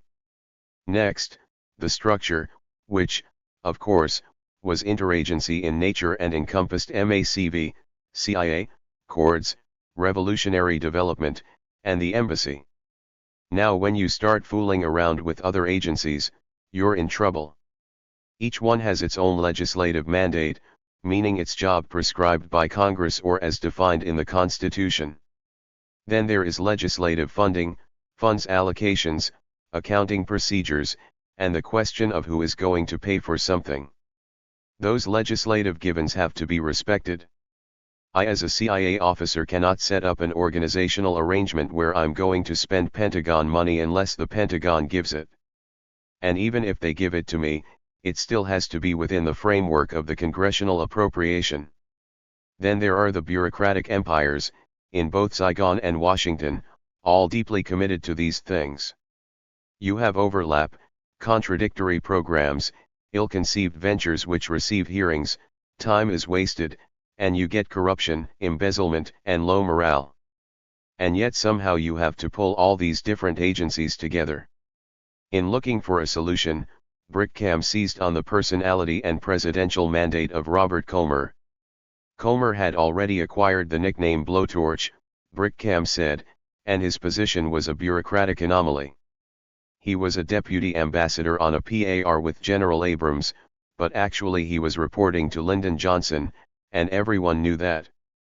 So my idea was to set up a board of directors in which each agency head or his deputy was a member, then establish a reporting system that would allow a guy like Comer to hold their feet to the fire to make each agency responsive, to give it goals and targets, and to criticize its failures in performance, whether deliberately or inadvertently through sloppiness. Remember, the strategy was to sharpen up intelligence collection and analysis and to speed up the reaction time in responding to intelligence, whether on a military or a police level. So the idea was to set up a structure in which agencies had to participate and had to bring their own resources and funds to bear, without interfering with their legislative mandate or financial procedures. In determining how to do this, Brickcam borrowed an organizational model from the Ford Motor Company, which, he said, had set up a command post to run their operations, with the policy of the corporation coming from the chief executive officer and a board of directors. Call it the operating committee at the top, supported by a statistical reporting unit that put everything together for the chief executive and the board of directors, giving management the bottom line for them to consider and make decisions. This became the basic structure for the general staff, which Hart was calling ICEX Intelligence Coordination and Exploitation. I wrote it so the different agencies would provide their own money, personnel, and direction, but as part of a machinery by which they would be directed to a specific purpose. Having formulated a strategy and structure, Brickcam turned to management, which for him boiled down to two things: the bottom line, telling management only what it needed to know, and using reporting as a tool to shape behavior, as articulated by Rensis Likert in New Patterns of Management. Basically, Brickcam explained, a reporting format fosters self-improvement, if the people reporting know what they are expected to do, and are provided with objective measurements of performance in terms of those expectations. So we designed the reporting structure to provide critical types of information to the ICEX Board of Directors, primarily Comer. But also, by focusing attention in the regions and the provinces on the things we felt were important, we tried to guarantee that those things worked properly. In particular, Brickcam hoped to correct the grave problem of distortion and cover-up which a reporting system must address. In explaining this problem to Comer, Brickcam quoted a CIA officer who had criticized the current system of reporting statistics that prove that successive generations of American officials in Vietnam are more successful than their predecessors. The officer observed that Americans in the field, the majority of whom serve a one-year tour, go through a honeymoon phase in which they try to see everything good about their counterpart and about the situation and report it thus. Then they go through a period of disillusionment in which they realize that nothing has been accomplished, but by this time they have become the victims of their own past reports and they have to maintain the fiction. Ultimately they go out of there very discouraged and probably very unhappy with their own performance because about the same time they become knowledgeable enough to really do something they are on their way home and have no desire to hurt their own professional career. Explained Brickham, the key to ICEX was decentralization, in other words, forcing field officers to do their jobs by putting responsibility on the scene, while at the same time trying to deliver to these officers the kinds and amounts of information they needed, fast. This means feedback, Brickham stressed, which reflects and recognizes the province officer's own activities, tells him what other people are doing, identifies to him the important and reportable activities, and induces a competitive and emulative spirit. Key to special branch reporting cycles, the initial ICEX reporting format was submitted monthly and contained narrative and statistical data responding to requirements from Washington, Saigon, and the regions. It reflected the activities, understanding, and writing abilities of field officers, enabling managers like Comer to judge performance. It also revealed program progress and functioning of related systems. Meanwhile, John Hansen was developing a comprehensive input sheet capable of listing every piece of biographical information on VCI individuals, operations, and organization in general. He was also designing collated printouts on the VCI, which were to be sent to region, province, and district ICEX officers plugged into the ICEX computer system. Anyway, said Brickham, those were the ideas that involved this statistical reporting unit for the ICEX staff, which was to pull everything together and analyze it. The statistical reporting unit was the guts, with a plans and programs unit and a special investigations unit tacked onto it. On May 22, 1967, Nelson Brickham and John Hansen delivered to Comer a 3-page memo titled A Concept for Organization for Attack on VC Infrastructure. Hurriedly prepared, it recommended 4 things. First was the creation of a board of directors chaired by the DIPCORDs and including the senior intelligence and operations officers from MACV, CIA, and CORDS, a general staff for pacification under Robert Comer. Next, it recommended the creation of a command post in Saigon and ICEX committees in the regions and provinces. Thirdly, it recommended that the Americans coordinate and focus the attack on the VCI and that they stimulate their Vietnamese counterparts. Lastly, it recommended that province officers create DIOCCs, which Brickham called the essential ingredient in the Phoenix stew. The concept paper was approved by the CIA station, then sent to Comer, who turned it down. As Brickham recalled, Comer said, "A concept paper is not what I want. I want a missions and functions paper, something in military style that the military can understand." At this point, Brickham said, I was seconded over to Comer's office. He was buying everything that we proposed to him, but he wanted to develop action papers. He kept repeating, over and over again, that he wanted a rifle shot approach, a sniper's attack, not a shotgun approach against the VCI. And Comer is a stickler. He was constantly throwing papers back at me to rewrite over and over again until they satisfied him in those terms. In response to Comer's demands, Brickham and Hansen incorporated the major themes of the concept paper into a detailed missions and functions paper titled A Proposal for the Coordination and Management of Intelligence Programs and Attack on the VC Infrastructure and Local Irregular Forces. What resulted, according to Brickham, was not a general staff planning body, but an executive action organization that was focused on getting the job done, not thinking about it, by taking advantage of Comer's dynamic personality. 11 pages long, a proposal was accepted by Comer in early June 1967.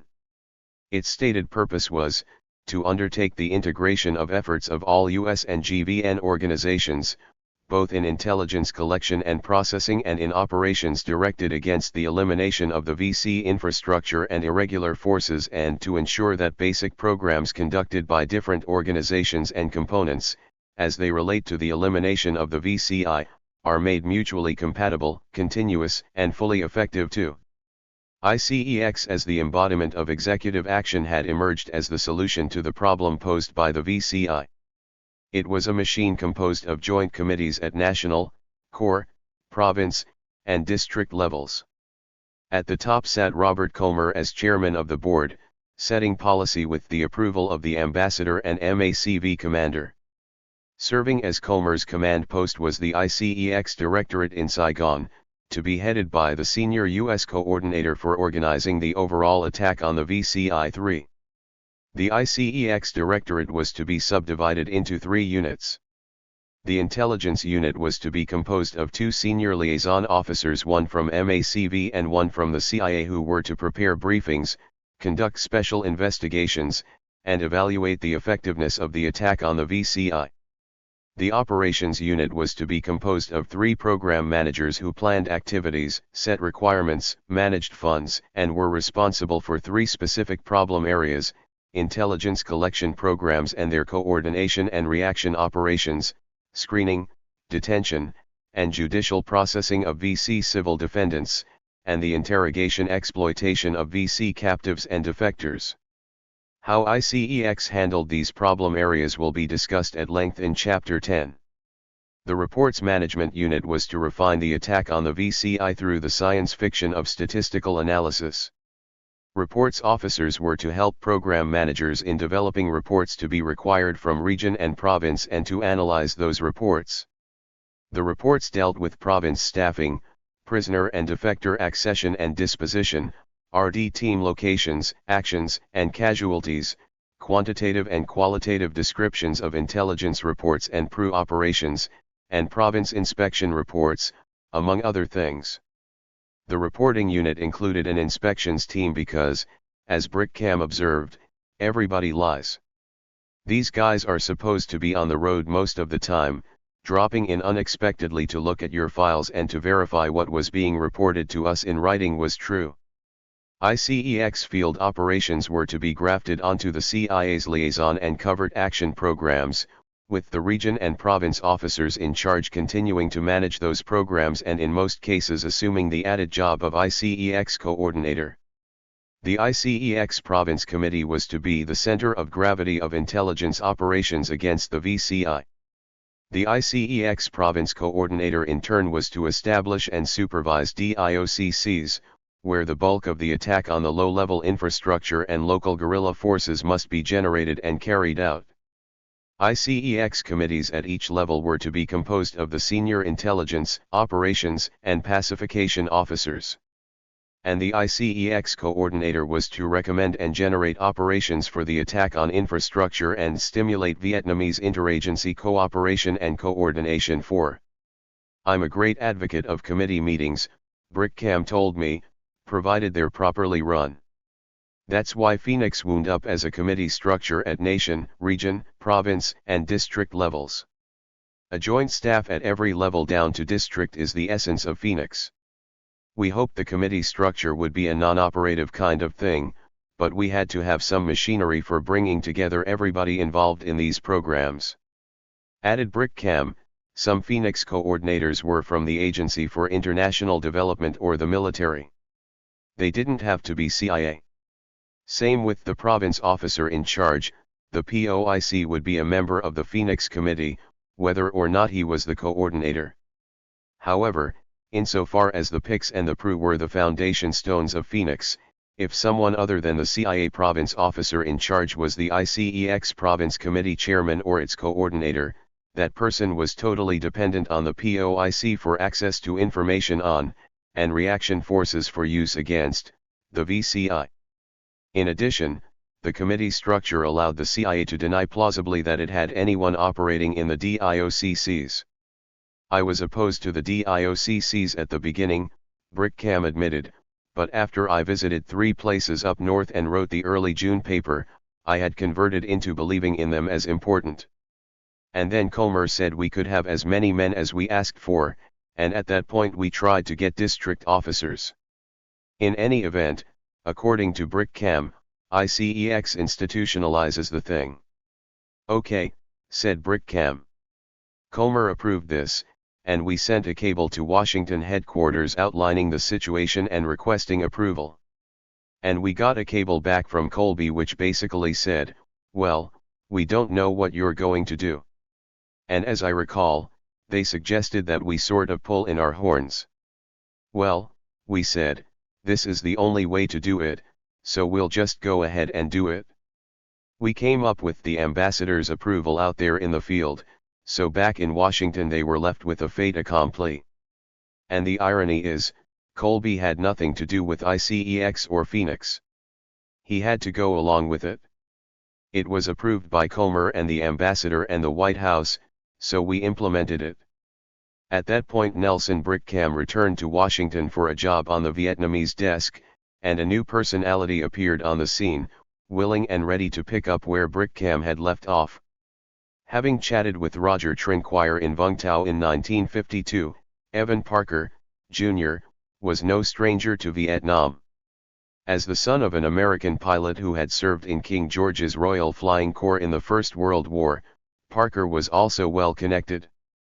Upon graduating from Cornell University in 1943, Parker, who was fluent in French, was invited to join the fashionable OSS. Trained with the jaunty Jedbugs, he was slated to parachute into France but instead was sent to Burma, where he served in Detachment 101, as an interrogation and logistics officer fighting with Kachin Hill tribes behind the Japanese lines. Parker later served as Detachment 101's liaison officer to Merrill's Marauders and the British 36th Division. His service with the OSS led to a career in the CIA's clandestine services and to personal relationships with many of the major Vietnamese, French, and American players in Vietnam. Parker began his CIA career as a courier in the Far East, then was graduated to case officer, operating mostly in Hong Kong and China. Over the ensuing years, he told me when we met in 1986, he made 4 or 5 trips to Vietnam and, when he arrived again in Saigon in June 1967, was slated to become the station's executive director, its third highest ranking position. However, Robert Comer and John Hart thought that Parker could better serve the cause as ICEX's first director. Parker was chosen to manage ICEX, first and foremost, because Comer needed a senior CIA officer in that position. The CIA alone had the expertise in covert paramilitary and intelligence operations, the CIA alone was in liaison with the Special Branch and the CIO, and the CIA alone could supply money and resources on a moment's notice, without the red tape that strapped the military and the State Department. As a GS-16 with the equivalent rank of a brigadier general, Evan Parker, Jr., had the status and the security clearances that would allow him access to all these things. Parker's persona and professional record also made him the perfect candidate for the job. Having just completed a tour as the CIA officer assigned to the Pentagon's Pacific Command, Parker had helped draw up the military's strategic plan for Vietnam and was well aware of how Vietnam fitted into the big picture. Possessing the persuasive skills and political connections of a seasoned diplomat, Parker also enjoyed the status and the style necessary to soothe the monumental egos of obstinate military officers and bureaucrats. And as the expert on unconventional warfare, which was how Tully Akampora facetiously referred to him, Evan Parker had the tradecraft qualifications required to launch a top-secret, highly sensitive, coordinated attack on the VCI. Upon arriving in Saigon, Parker prepared himself by reading Brickham's papers and reviewing the 50 to 60 programs we already had in place to deal with the infrastructure, a word Parker described to me as hideous 5 at an informal conference in Da Nang called to discuss the attack on the VCI. Parker learned that Brickcam and his partners in crime wanted to concentrate their efforts initially on the Americans, then on the Vietnamese, but that Comer first had to ram ICEX through the impervious Saigon bureaucracy. This was not hard to do, considering that President Johnson had given Comer a mandate that encompassed not only the formulation of an integrated attack on the VCI but also the reorganization of the Republic of Vietnam's armed forces, management of the October 1967 Vietnamese presidential elections, and revitalizing South Vietnam's economy. When faced with the irresistible force called Robert Blowtorch Comer, the immovable Saigon bureaucracy gave way quickly, if not altogether voluntarily. Flanked by John Hart and General George Forsyth, MACV's Chief of Revolutionary Development, Comer on June 14, 1967, presented MACV's Chiefs of Staff with Brickham's proposal. Comer made a forceful presentation, writes Ralph Johnson, but Generals Philip B. Davidson Jr., Walter Kirwan, and William Pearson balked, because MACV personnel requirements were not included. 6. But it did not matter that the majority of DIOC advisors were slated to be military men.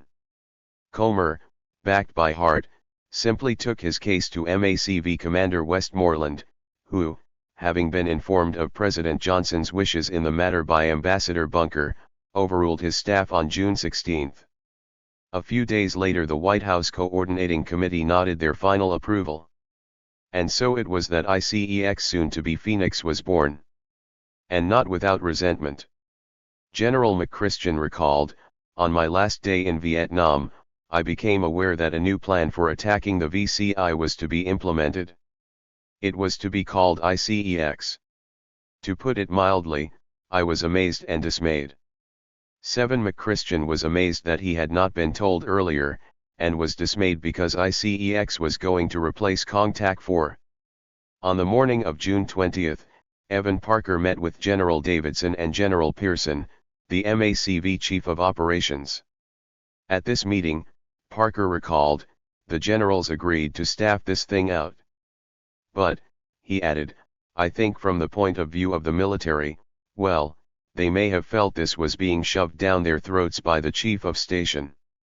Anyway," said Parker, "said, do it, and they identified me as the man they proposed to head up the staff, and the agency said they would supply assistance.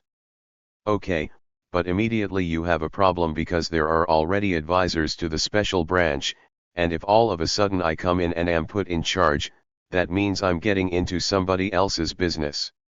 So if I want to get to the special police, I have to sound out the American advisor to see if he wants to cooperate with this. Maybe he wants to, and maybe he doesn't. Maybe he feels he's already doing this. Well, he may not like it." Parker smiled, "but he has to do it, because the chief of station tells him to. So he does it. But that doesn't make the pill any easier to swallow. In effect he's getting another layer of command, or, I should say, coordination, over him." Ed Brady, an Army officer on contract to the CIA and assigned to the ICEX Directorate, elaborated when we met in his office in 1987. "There certainly was a conflict going on," Brady said. 8. Dave West didn't want to share his prerogatives with another powerful CIA guy. Why should there be two organizations working with the special branch? It wasn't proposed that be under his control. It was proposed that it interact with the special branch on a separate basis, and that separate special branch officers would be assigned over there to do that. And West wouldn't have any control or influence over it. The special branch, Brady explained, was supposed to be carrying out internal surveillance and operations against subversives. That's its job. The problem was that the vast majority of special branch energy went into surveilling, reporting on, and thwarting opposition political parties. Non-communists. Every now and then they did something about a VC if he was in Saigon. But they didn't have any systematic program against the communists. Their main activity was to keep the existing regime in power, and the political threat to the existing regime was not the Communist Party, cause the Communist Party was outlawed. What the special branch was doing was keeping track of the so-called loyal opposition, keeping track of what Tran Van Don or what Kuomintang or what the Vietnam Quoc Dan Dang was doing. Phoenix, Brady explained, at an absolute minimum caused a focus to be brought to bear on anti-communist activities. Having pulled rank to get MACV and the liaison branch in line, John Hart then assigned 4 CIA officers to Evan Parker on a temporary basis, as well as the services of key CIA personnel stationed outside of Saigon and integrated and CIA-funded programs such as Census Grievance Teams, PRU, RD Cotter, and Special Police 9. Parker was then told to select a military deputy, and he asked for an old friend from OSS Detachment 101, Colonel Junichi Berto, then the MACV Chief of Counterintelligence. Junichi agreed to assist, Parker said when we met at his home, even though he had plenty to do in his own job. It was agreed he would keep his regular job and be my assistant on a part-time basis as another duty. And with his assistance we found a bunch of Army officers, all of whom were near the end of their tours but who could be spared from whatever they were doing. And so it went. That's the ICEX staff. Then the police were brought into it, Parker added, referring to the National Police. Leaving aside the agency people, the key people are John Monopoly and myself because he was head of the National Police. A retired New York State Police lieutenant, Monopoly had served as a police advisor in Vietnam from 1956 through 1959 and had returned to Saigon as Chief of Public Safety in 1966. Although he had no authority over Special Branch, as senior advisor to the National Police, Monopoly was responsible for meeting its, as well as ICEX's, logistical and administrative needs. Monopoly, Parker pointed out, was actually the senior police advisor in country. I didn't have that kind of responsibility. Mine was a staff responsibility. We in Phoenix were not put over the police or military, we simply gave a directive in the name of MACV or Comer or Colby. The idea was to come up with an organization that would pool intelligence on the infrastructure and try to get these people to use that intelligence to go out and arrest them. This is so easily said and so difficult to do because all these agencies have their own jobs and they existed long before Phoenix. Monopoly also got the job of kicking Tully Akampora out of his office and moving Parker's staff in. They found some space for us in USAID too, Parker said. We were squeezed in. He was given some part-time secretarial help, and with the officers lent from Hart, what we did first was come out with a MACV staff paper which described what this program was, what we were going to do, and what this coordinated program this ICEX was going to be. This staff paper, titled Intelligence, Intelligence Coordination and Exploitation for Attack on VC Infrastructure, short title, ICEX, commonly known as MACV 381-41, was promulgated on July 9, 1967, and marked the birth of ICEX as a formal entity. It also signaled the end to the escalation of the Vietnam War. 5 days later the Defense Department imposed a 523,000 man troop limit on the Joint Chiefs of Staff. One of the authors of MACV 381-41 was CIA officer Jim Ward, who was then preparing to replace Kinloch Bull as region officer in charge of 4 Corps. The first meeting back in those days, Ward recalled, was between Evan, me, and Junichi Berto. That's early July 1967. I had known Juni from Germany and OSS Detachment 101. Just by chance all 3 of us had been in Detachment 101 of OSS in World War II. In fact, Evan and I were together at Camp David, where the Jedbugs were trained. 10. A paramilitary expert who had commanded a unit of catching guerrillas operating behind Japanese lines, Ward, whose CIA career began in 1948 in Malaya, where he was schooled by Claude Fenner, was well aware of the prominence of the Special Branch in counterinsurgency warfare. According to Ward, the key to the Vietnam War was the political control of people. And the communists were doing a better job of this than we were, and the best way to stop this was to get at the infrastructure. Not the people who were sympathizers or supporters in any way of the VC. They didn't count. The people who counted were the key members of the People's Revolutionary Party. These were the people behind the NLF. Anyway, Evan set up this meeting. He wanted input from someone with field operations experience and know-how, and what we talked about was concepts, what we had to do to bring everybody together who was collecting intelligence, and that everybody should be channeling intelligence into the diocese. Their intelligence would be collated, analyzed, interpreted, and then reaction operations could be undertaken almost immediately. And new intelligence directives would be drafted. Whoever was in charge was supposed to be doing that all the time, that is, letting people know that a particular piece of information was missing, or asking, what's the pattern of this guy's movements every day? Then you decide who should get these directives: the police if you're talking about an infrastructure guy, or the military if you're talking about a battalion of VC. Anyway, the guy who runs the diocese, be it special branch or MSS or S2 or whoever, usually does the laying of requirements. First we talked about the coordination of intelligence. For instance, in the Delta there were approximately 10,000 intelligence reports a month coming in from different levels. A few hundred were coming up through police channels, some through ARVN and American battalions, and others through the Green Berets and their counterparts. All of them were sending information through their own chains of command, rather than using it laterally and exploiting it locally. And we wanted them, at the reaction level, to collate the information and exploit it. That's the first objective.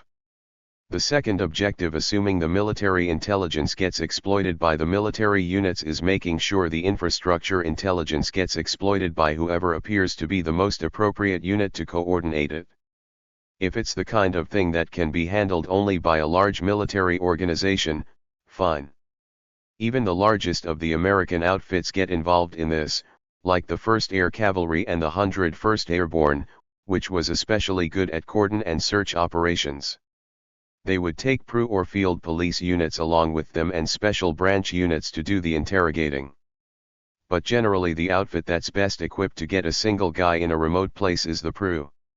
These concepts of intelligence collection and exploitation, as outlined by Ward, were incorporated in MACV 381-41 along with Brickham's organizational concepts. Timetables were set for the region officers in charge to draft missions and function statements, to determine in which districts the first DIOCCs were to be built, and to prepare guidelines for diocese operations. All this was to be done by the end of July. MACV 381-41 also charged the CIA's region officers in charge with briefing their Vietnamese counterparts as soon as possible. With MACV 381-41 in hand, Evan Parker and John Hart visited each ROIC. We told them what we had in mind. Parker recalled what the objective was and what their function was. Briefly stated, they were to be the nucleus to get it going. This was all done orally. They were simply told, "You've now heard what Ev's in charge of, you'll get it done here, you'll pass the word to your people." Then we briefed the senior military people in the 4 regions.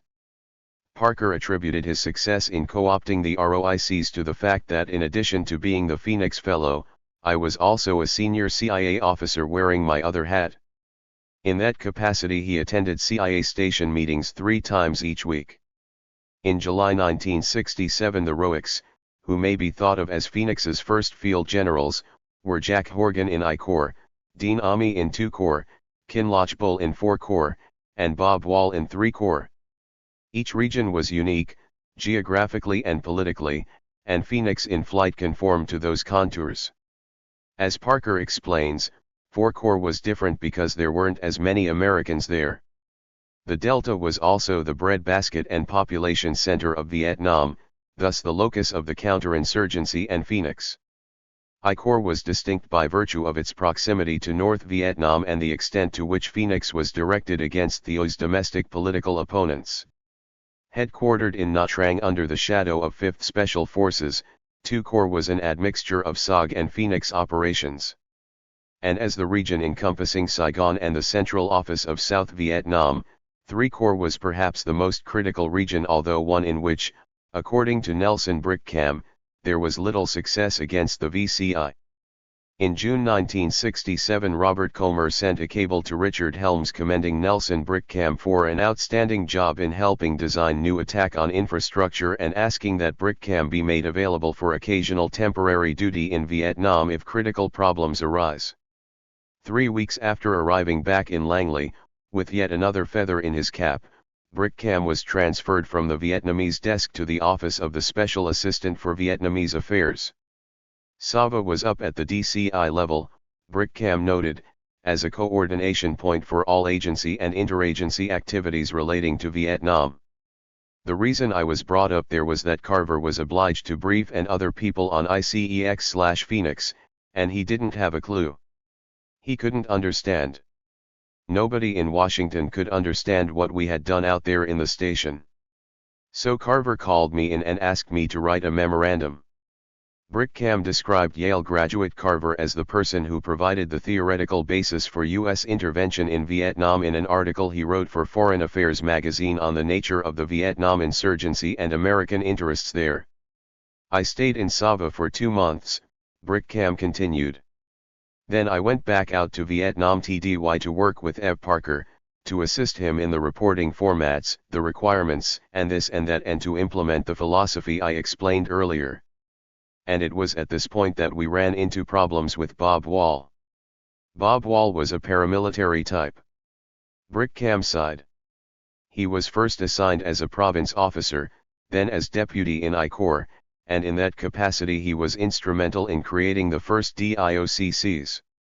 He invited some Brits from Kuala Lumpur to explain what they had done there, and he was always hustling papers around the station. He was not a regional officer before the reorganization, but he ended up as our ROIC in 3rd Corps, in Bien Hoa. Now that was shortly before I left country, and I had very little to concern myself with that situation. It was when I came back TDY to help Evan Parker in the fall of 1967 that it became evident that Bob Wall was one of our less satisfactory region officers. One of our problems in Vietnam, Brickham philosophized, is that part of the world seems to generate the warlord. It's the damnation of the Far East and a disease that infects the white man when he goes there. And the upshot in Vietnam, before someone came out with the sledgehammer to knock heads together, was that you had 44 different wars in 44 different provinces and 44 different warlords, and American region advisors often would fall victim to this same virus. Bob Wall is a prime example. So I recommended disciplinary action and relief from duty. Ev Parker, of course, was in charge of it, and he didn't do that. I'd never known Ev Parker before that, but just a finer gentleman you'll never know. He's what the Russians would call a cultured individual. Now Ev Parker is less abrasive than I am, he would see a problem and seek a diplomatic solution. Whereas I would rock a boat and sometimes sink it, Ev Parker would steer it in a different course, so it wouldn't take the waves. Ev Parker has a Chinese mind, and he chose a different way to soften Wall's position. That position, according to Brickham, was that Bob Wall was permitting the military people in 3rd Corps to turn the entire intelligence operation into a military support adjunct, ignoring the infrastructure. Even though he was pushing the DIOCCs like crazy, he and his military counterpart in Region 3 were using the PRU as blocking forces for military operations. He was not following policy. He was pursuing his own war out there in the region. This became the issue between Bob Wall and myself in 3rd Corps. Bob Wall, a balding, roly-poly man, emphatically denied Brickham's charges. "No way," he said, adding that it was perfectly proper to use the provincial reconnaissance units in village sweeps, because the PRU could actually deal with the people. They spoke their language and knew what to look for, whereas U.S. forces were only interested in killing people. Wall did solicit the help of his Corps' Deputy Intelligence Chief, Lieutenant Colonel John Kazarian, who anteed up 15 second lieutenants as DIOC advisors in 3 Corps. But that in itself did not make him a warlord. For a CIA region officer could push Phoenix only to the extent that his military counterpart provided qualified personnel to run the DIOCCs. And the military always wanted something in return. And then, of course, there was the overriding question of Vietnamese participation. On this issue Brickcam said, "We put together and presented it to the Vietnamese." General Lone by this time was chief of the National Police. Everybody knows what he looks like. They've seen pictures of him shooting the VC on TV, but I'm convinced that Lone was an absolutely honest, dedicated patriot. Anyway, this ICEX proposal was presented to Lone, and it didn't take him long to turn it down, mainly because they looked upon it as an infringement on their sovereignty. When I say Lone was a patriot, he was. He was looking out for the Vietnamese. He recognized the fact that Vietnamese and American interests were not always identical. So they turned it down flat. We said, well, that's okay, 'cause we're gonna do it anyway. Regardless of what the Vietnamese were going to do, we were going to go ahead with it anyway, if nothing else, to try to serve as an example. And there was really no need for the Vietnamese to string along with us, although up in Da Nang they did. Which, as you know, is where the name Phoenix came from. Jack Horgan was our ROIC up there, Brickcam went on. He was in good liaison with both the Vietnamese military and police, and when he presented this to the Vietnamese up there, one of them said, well, we should really call this Phoenix, because it's to rise from the ashes and seek victory. So Jack Horgan came down with a cable and said, by the way, so-and-so has coined the name Phoenix for this activity, and it took immediately. It became known as Operation Phoenix, and everybody was happy with that. By then it was beginning to go. Elite OSS officers trained at Camp David. Colby, Ward, Parker, and Berto all were Jedbugs. According to Parker, Comer liked the phrase attack on the infrastructure because he thought it sounded sexy. That afternoon Parker had a brief conversation with General Lone, during which Lone rejected the ICEX proposal, claiming it infringed on Vietnamese sovereignty. Chapter 10. Action Programs.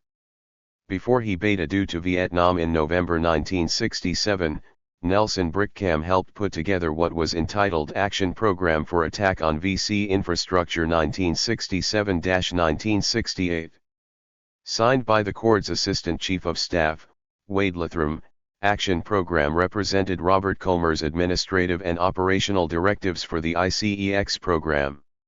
It is the most significant Phoenix document, charting the program's dimensions and course over its first 18 months. It set in place Brickham's reporting requirements, established tables of organization, identified major problems, and formed groups to find solutions. Action Program consisted of 12 separate tabs, each addressing a separate mission or function to be accomplished by a specific deadline. First on the list, Tab 1, called for promulgating the ICEX Mission Directive, MACV 381-41.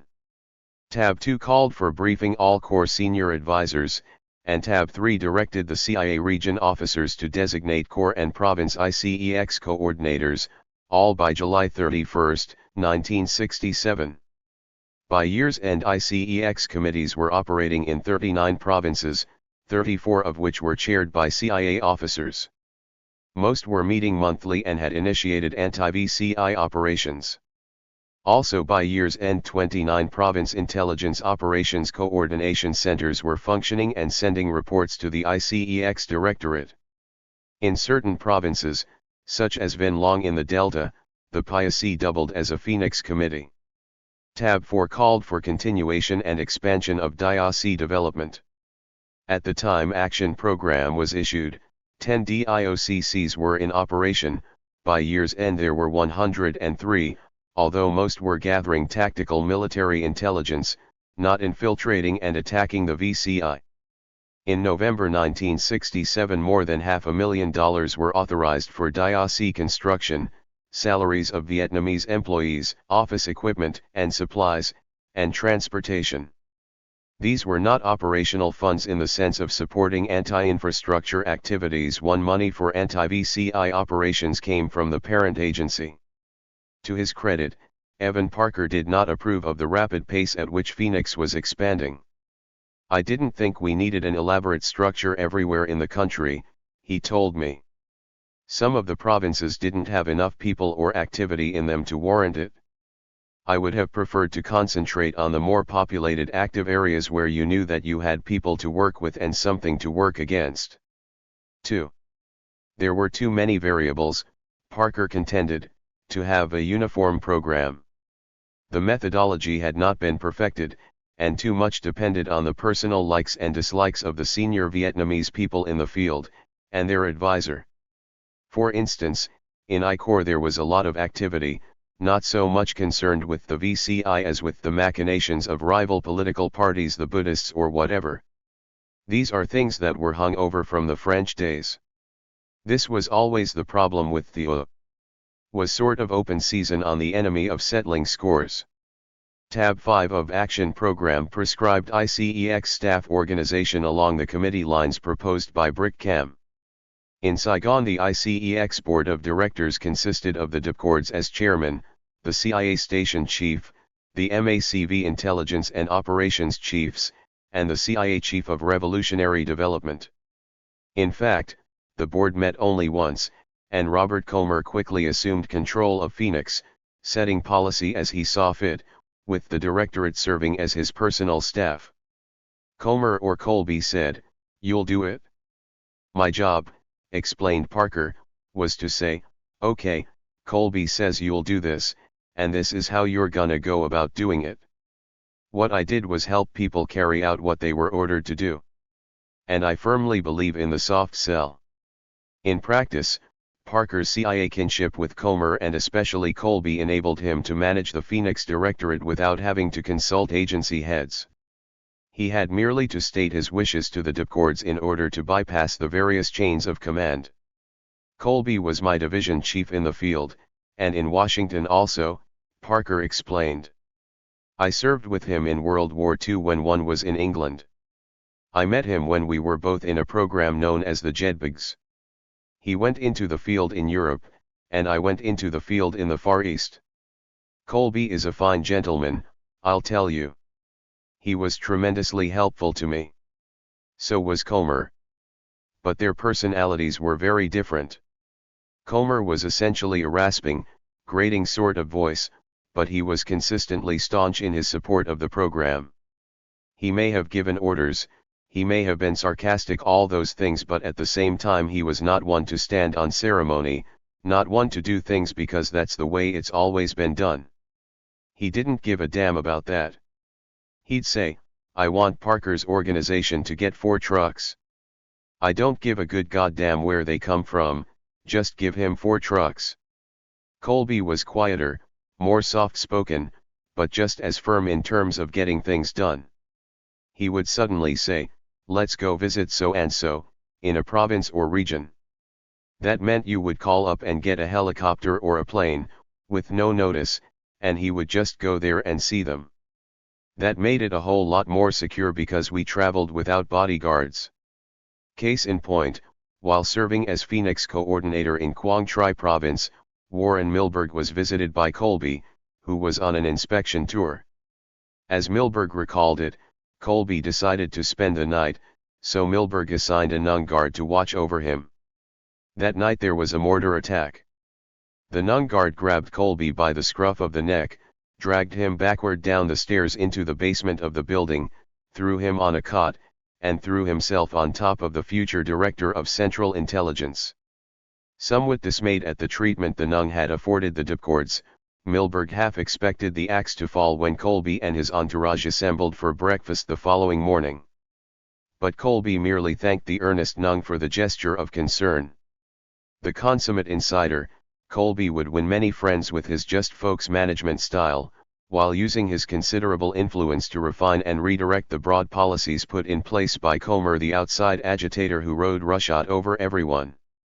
Together, Colmer and Colby were the perfect 1-2 combination required to jumpstart Phoenix and keep it running for 5 years. As of August 15, 1967, Parker's part-time staff had been replaced by 3 permanent CIA officers, Joe Sarciano as executive director, William Law as chief of operations, and James Brogdon as administrative officer. Colonel William J. Greenwald had replaced Junichi Berto as deputy director, and 6 MACV officers were assigned as full-time employees, along with a smattering of aid and State Department people. We set up a working organization built around agency people, Parker said, with other individuals made available from the different agencies, but still paid for by the agencies they belonged to. By then there were American women serving as secretaries, MACV, and CIA officers advising the Vietnamese, and others in the office keeping records. There were probably 3 or 4 people I counted on more than anyone else, Parker remarked, but in order to make this work, I would say that the core people were the agency people in charge of the special police, the senior agency advisors. Tab 6 provided for military augmentation of ICEX field units. As Parker put it, then you realize you're going to have a nationwide organization as well as a headquarters staff, and that you're going to need a lot more people than you envisioned. So the Army becomes the principal. In due course a table of organization was set up which assigned people to region, then to province, and most of them were Army. You'd have a captain at province and a major or at region with assistants corporals and sergeants and so forth. MACV took the bodies at first as they came in country and assigned them regardless of the fact that they may have been intended for something else. For example, my deputy was going to a military unit but found himself in ICEX instead. Another fellow who was going to be assigned to MACV counterintelligence instead was assigned to an intelligence function in ICEX. That's where the first people came from.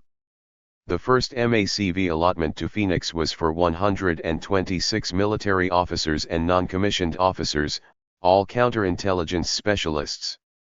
1 officer, 1 NCO, and 1 clerk typist had been sent to each corps by September 15, and 1 officer and/or NCO to each province. By the end of 1967 1 NCO had been assigned to each of the 103 DIOCCs then in existence. All military officers and enlisted men assigned to the Phoenix program in 1967 took orders from the CIA. Tab 7 provided for briefing and coordination with senior GVN officials. While the groundwork was being laid on the American side of the program, Parker said, we were working with the Vietnamese to sell them the idea. Although they were militarily assisting, the Vietnamese police had the major role because after all, you're dealing primarily with civilians. So the person who worked most closely with us was the Director General of the National Police. But General Nguyen Ngoc Loan was wary of the CIA, which was supporting Nguyen Van Thieu not Nguyen Caoky in the campaign leading up to the October 1967 presidential elections. And even though KY was persuaded to run as Thieu's vice president, the two were bitter enemies. As KY's enforcer General Loan opposed Phoenix not only because it infringed on Vietnamese sovereignty but because he believed it was being used to promote Thieu. Their opposition to Phoenix was to spell trouble for General Loan and his patron, KY. General Loan's opposition to Phoenix, however, did not mean that he refused to work with Americans on an equal basis. His support for CT-4 disproves that. And Contact-4 was a program that was doing well, too, said Tully Akampora, until February 1967. Then Robert Comer arrived, grabbed the political implications, and, after returning to Washington and conferring with his boss, Walt Rostow, purloined it from the Vietnamese. 3. CT-4 differed, fundamentally, from Phoenix in that the U.S. military units it employed were not empowered to arrest Vietnamese civilians. Phoenix, on the other hand, relied primarily on the PRU, which operated under the exclusive jurisdiction of the CIA and thus were beyond General Loan's control. General Loan naturally preferred to work with General McChristian's combined intelligence staff. But when McChristian left Vietnam in July 1967, Comer immediately exploited the situation. At Comer's direction, MACV officers assigned to CT-4 were gradually withdrawn by McChristian's replacement, General Philip Davidson, whom Tully Akampora described as beholden to Comer for his job. Comer was disastrous, Akampora stressed. He more than anyone politicized MACV. He was forcing for a treaty, promoting Phoenix, and promising Westmoreland the job of Army Chief of Staff, if he went along. In mid-1967 it was a completely political situation. Indeed, by deducting more than 100,000 self-defense forces and political cadre from the enemy order of battle, Westmoreland, Comer, and Hart were able to show success and in the process convince President Johnson that the light really was at the end of the tunnel. Meanwhile, having backed themselves into a corner, they decided to do the job themselves. So what if General Lone was resistant? As Nelson Brickham had said, "That's okay 'cause we're gonna do it anyway." Symbolizing this get tough policy was Phoenix, rising from the devastation of 2 years of a stalemated war. Phoenix in this hawkish manifestation represented the final solution to the problem of distinguishing between a covert communist enemy and an inscrutable ally. Uninhibited by family ties, Americans in charge of irregular forces, or by themselves, began hunting the VCI in its villages, doing what the Vietnamese were reluctant to do even though they were never quite sure of whom they were stalking. This desperate policy was not without its American detractors. Tempestuous Tully Akampora called it detrimental and contradictory. Ed Brady, the Army captain assigned to the Phoenix Directorate as a cover for his CIA activities, concurs. It's very hard to carry out secret covert operations and repressive kinds of things in order to separate guerrillas from people and then make a speech to them about how their individual rights are so important, Brady said in an interview with Al Santoli. 4. But while Akampora and Brady believed the United States had no business preempting the Vietnamese when it came to the attack against the VCI, other Americans thought that the time for patience and cooperation had come and gone. From Evan Parker's perspective, the problem was competition between the Special Branch and the ARVN. It involved one Vietnamese agency saying, "Well, we can't give to them, because they're penetrated by the VC." That sort of thing. And in some cases undoubted it was true. Parker raised a legitimate point. In order for an intelligence coordination and exploitation program like Phoenix to work, institutional mistrust between the police and the military had to be overcome. But, Parker explained, having the Special Branch have such an active role made it difficult in many provinces and many of the more rural areas, because the special policeman was probably the equivalent of a sergeant. So, he doesn't have much clout. And the police are pretty subordinate to the military, so you have all this business of army versus police. It's a wonder it worked at all. Moreover, frustration with Vietnamese security leaks gave Americans yet another reason not to wait for the Vietnamese to throw their support behind Phoenix. As Evan Parker said, one of the great problems with the Vietnamese in getting this started was that the classification of the directive was so high in order to prevent it from falling into enemy hands that it was very difficult to handle these documents in the field, and tell people what they were supposed to do. Typically, Tully Akampora refuted Parker's explanation and interpreted the emphasis on secrecy in political terms.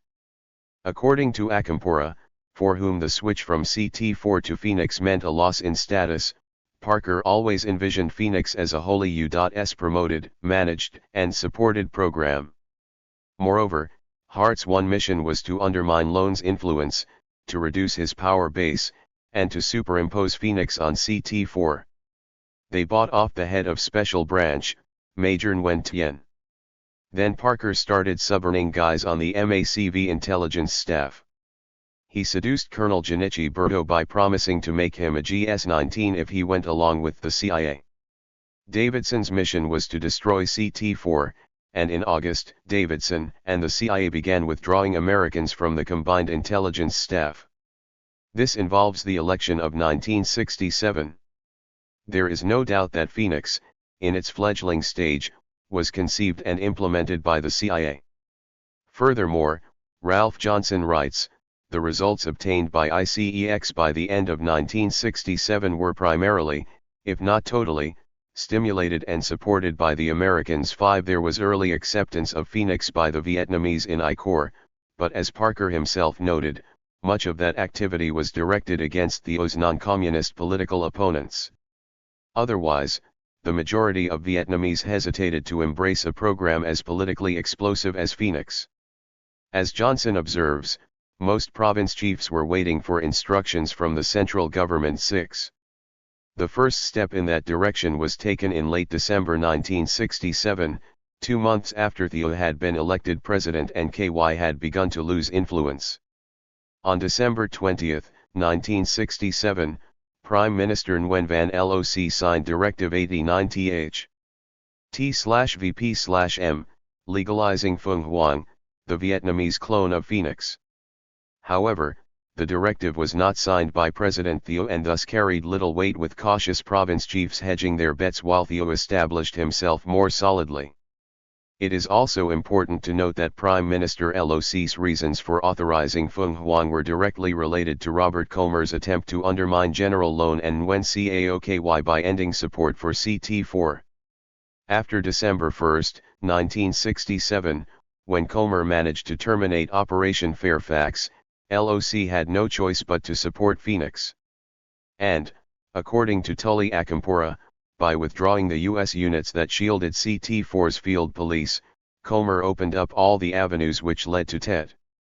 Making matters worse, in an attempt to stimulate the South Vietnamese economy and, in the process, allow Theo to reap the political rewards, Comer went so far as to remove police roadblocks and checkpoints around Saigon. Meanwhile, Tully Akampora was pleading with as many American generals as he could find, asking them not to withdraw American forces from CT4. Loan was saying that there was a massive influx of VC into Saigon, Akampora recalled, but Comer was calling it light, and hard-backed him. They wouldn't listen to Loan, who was trying to convince them for 60 days prior to Tet. Nelson Brickham, for one, admitted to having been fooled. The VC had pulled their good people out and sent them up north in 1966. We knew that. Then, in the summer and fall of 1967, they came back. But I misinterpreted it. In October 1967 I told Colby that we were in a position that no NVA or VC unit could move without us knowing it. We saw Loan's warnings as crying wolf. 7. We were picking up massive numbers of infiltrators, Akampora told me, so Loan countermanded the Joint General Staff's orders to withdraw. He refused to pull out all of his people.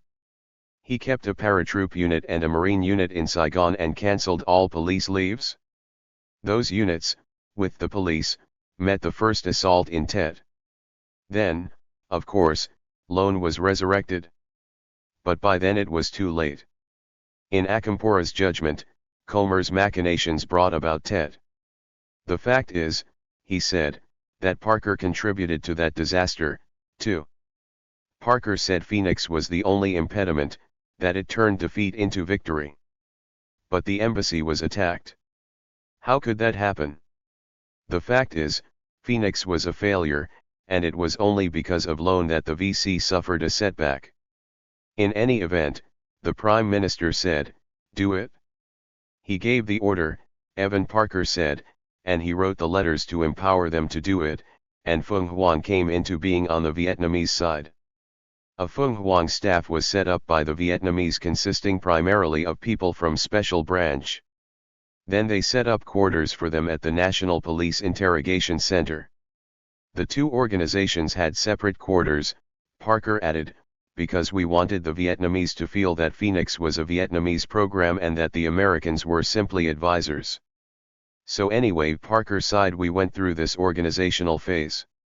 The Vietnamese went through the same thing, pulling together the police and whatever, trying to set up staffs, finding places for them to sit, providing them with pencils and paper, and trying to get them to actually conduct some sort of operations.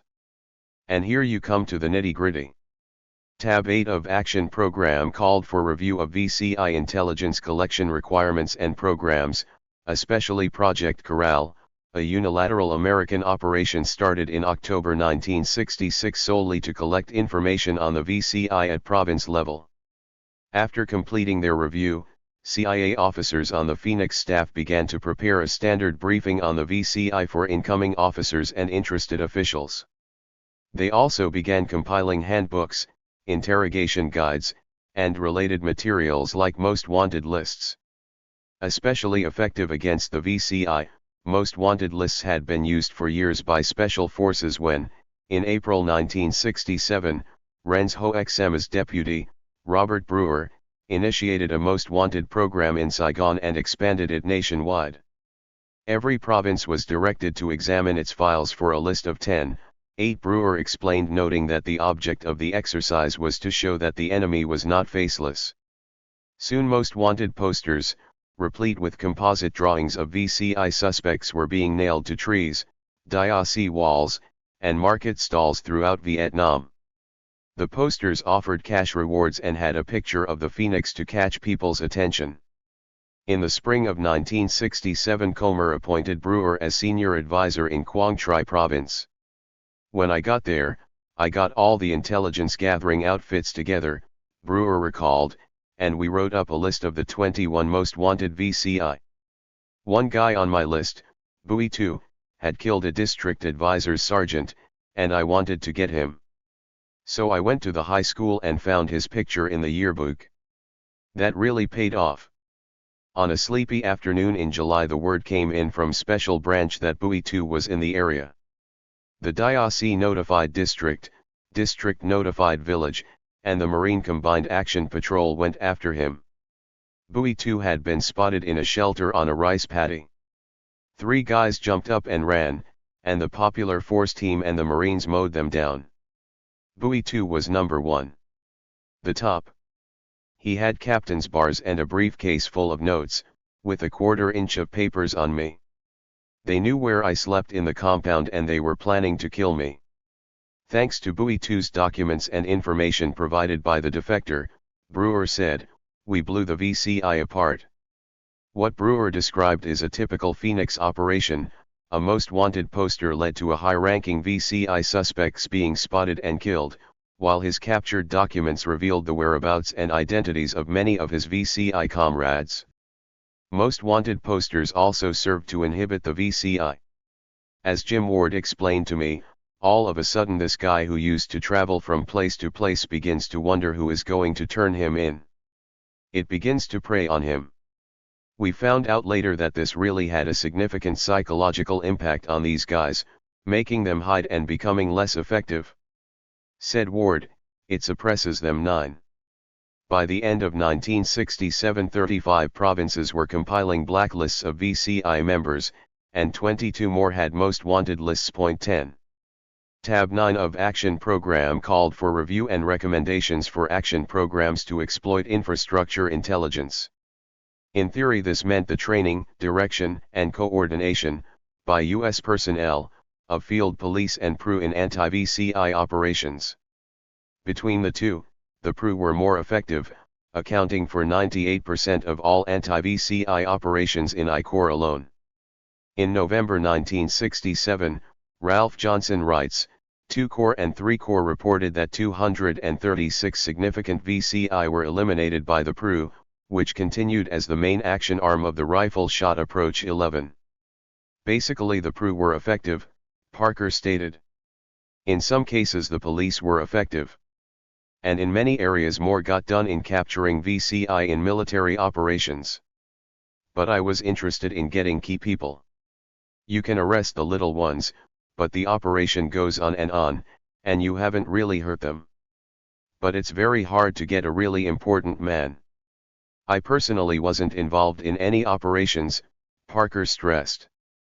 Operational control was exercised at whatever level it was happening at, by the so-called action agencies.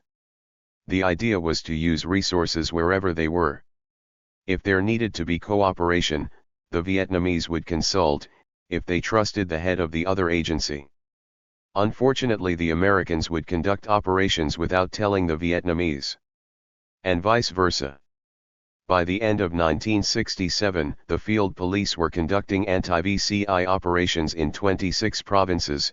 39 provinces were using systems taught by Phoenix staffers on how properly to debrief defectors, who were used as spotters, PRU, and interrogators.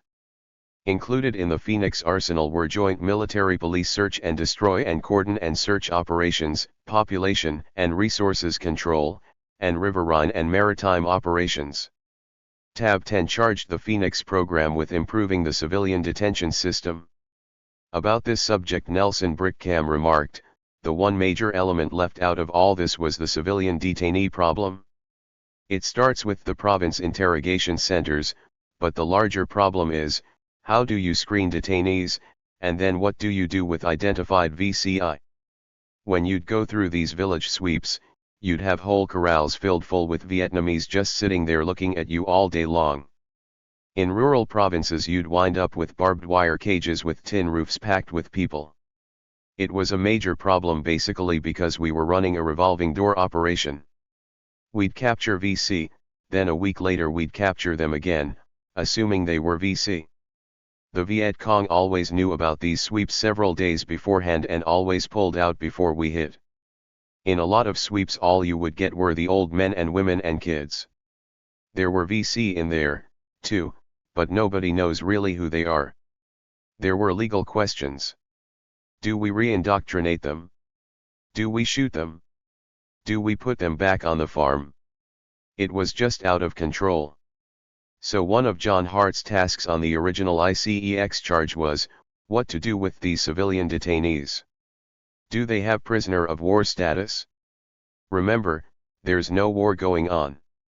But in Geneva Americans were saying, we're treating these people like POWs. The Swiss were saying, okay. We want a look into the prison system.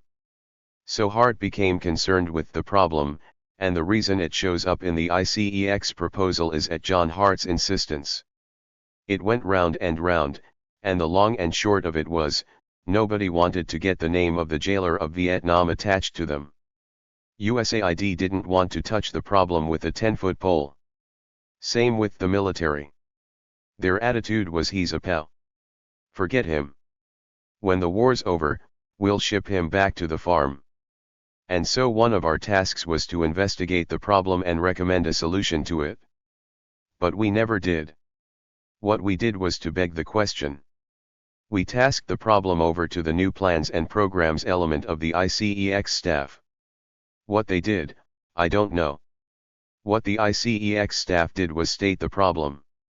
As listed in tab 10, the major issues were, overcrowding, substandard living conditions, and indiscriminate crowding of POWs, common criminals, VC suspects, and innocent bystanders in ramshackle detention facilities, lack of an adequate screening mechanism to determine who should be interrogated, jailed, or released, and a judicial system that might delay someone's trial for 2 years while he languished in a detention camp or else might release him if he could afford the bribe.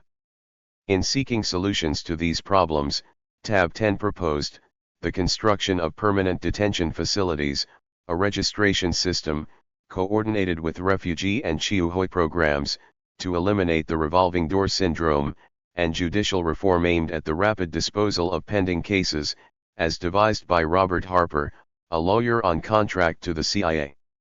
In addition, a study team from the CORD's Research and Analysis Division conducted a comprehensive and definitive study of all aspects of the problems of judicial handling and detention of civilian infrastructure. 12 This three-man study team reported on apprehension and interrogation methods, the condition and number of jails, prisons, and stockades, and graft and corruption.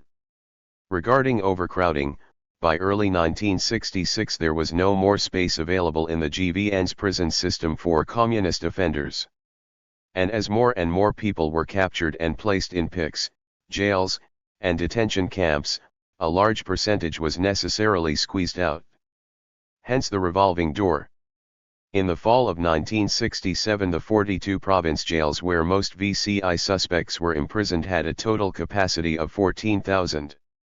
Of the 4 national jails, Con Son Prison held about 3,550 VCI members, Chi Hoa Prison in Saigon held just over 4,000, Tan Heap Prison outside Bien Hoa held nearly 1,000, and Thursday Duke held about 675 VCI, all women.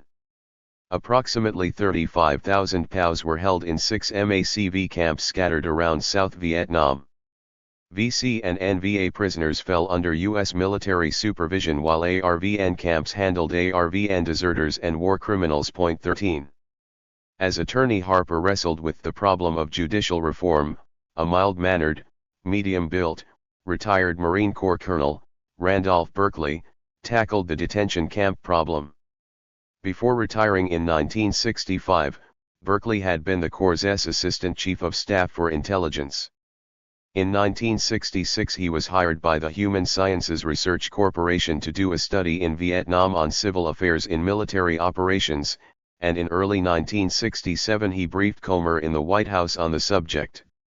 Comer liked what he heard and hired Berkeley as his senior advisor on corrections and detentions, in which capacity Berkeley returned to Saigon in July 1967 as a member of the ICEX staff. Upon arriving in Saigon in July 1967, Berkeley was assigned by Evan Parker to manage the SIDE program. Berkeley and 5 assistants, all experienced corrections officers, were listed on paper as employees of Public Safety's Department of Corrections. Shortly after my arrival, Berkeley recalled in a letter to the author, I was called to report to General Westmoreland. I found him with staff members and Ambassador Comer, and it was explained to me that I needed to draft a plan, within a few weeks, which would make the prison secure from attacks, as valuable lives were being lost in capturing VC who would then be sprung quickly to fight again. The Westmoreland meeting turned me into an operator so busy with his requirements, Berkeley explained, that my focus was more on prisons than detentions. 14. The CIA provided me space in one of their offices at MACV headquarters, and for several weeks I flew about in an Air America plane, scouting locations for attack-proof detention facilities and prisons, taking aerial photographs myself, and developing the plan. While doing this, Berkeley learned, there were over 40 prisons nationwide, detention facilities in every province, and the GVN had neglected all of them in nearly every aspect, including protection from attack by the enemy. When my plan was presented on schedule, General Westmoreland approved it and directed that I execute it. In the next few months the prisons were provided defensive weapons and guards trained to use them, and attacks on prisons quickly lost their popularity. One other device we used was to fly VC prisoners to Con Sun Island, which was secure from any enemy attack. Having satisfied Westmoreland's requirement for prison security, Berkeley turned to the issue of detention facilities. I visited Singapore and Malaya to look at prefab construction for possible use in detention camp construction, but decided it was cheaper to do the job with local resources available in Vietnam. Meaning the detention problem was dropped like a hot potato, this time into the hands of the GVN. ICEX Memo No. 5, dated November 2, 1967, handed responsibility for the operation and security of detention camps to the province chiefs, with advice and some resources provided by MACV through Berkeley and the Department of Corrections. On December 27, 1967, MACV issued Directive 381-46, creating combined tactical screening centers and stating, the sole responsibility for determining the status of persons detained by U.S. forces rests with the representatives of the U.S. Armed Forces. Case closed. In every combined tactical screening center, the detaining unit did the screening, interrogating, and classifying of POWs and civilian detainees, sending enemy soldiers to POW camps or to Saigon if they had strategic intelligence, to provincial jails if they were common criminals, or to PICs if they were deemed to be VCI. There were, in effect, Evan Parker explained, 2 prison systems, the civil one under USAID and the military one for POWs. PICs were separate and staffed as an agency program, but there had to be a lot of understanding between us in order not to waste money. For example, the CIA would provide PICs with vans but not gas or oil or mechanics. The Phoenix coordinator would then have to persuade the public safety advisor to persuade the Vietnamese police chief to provide these materials and services to the special branch, which, considering the ongoing rivalries, got done grudgingly, if at all. The problem Phoenix dealt with, Evan Parker added, was making sure that when a knowledgeable person got picked up, the right person got to talk to him and he just didn't disappear in the system. This weeding out process happened in the PICs because there you had the Vietnamese whose salaries were paid by the agency. They weren't beholden to the military or aid. Ultimately Phoenix did nothing to alleviate the problems of civilian detainees. Rather, As Phoenix threw its dragnet across South Vietnam, tens of thousands of new prisoners poured into the already overcrowded system, and the revolving door syndrome was simply converted by province chiefs into a money-making proposition. Meanwhile, ICEX lawyers tried to paper over the problem by compiling a handbook on national security laws and procedures, which legalized the attack against the VCI by permitting the administrative detention of VCI suspects for up to 2 years without trial. No steps were taken to establish due process for civilian detainees. Tab 11 called for the Phoenix Directorate to conduct an on-the-ground review of interrogation facilities, practices, and procedures, including coordination, exploitation, and follow-through, with a view to optimum support to the attack on the infrastructure. The object was to focus interrogations on intelligence concerning the VCI at province and district levels and to improve coordination with other agencies. No report was required from the CIA compartment within the Phoenix Directorate on this sensitive subject. Regarding the practices of the PIC program, what is known of official policy comes from Nelson Brickham. I had an absolute prohibition in field operations activities toward conducting or sanctioning or witnessing any acts of torture, he said. I said the same thing to my province officers from the third day I was in country. My statement simply was, any of you guys get caught in this stuff, I'll have you going home within 24 hours. And there never was such a case that came into existence, although it's possible that there was and the reports never got to me. Brickham also directed his province officers to run the PICs from a distance. It's a special branch operation, Americans are not to be identified with the program. These guys were not to go near the PICs on a day-to-day basis. They were not to participate in interrogations there or anything like that. Brickham's directive was ignored.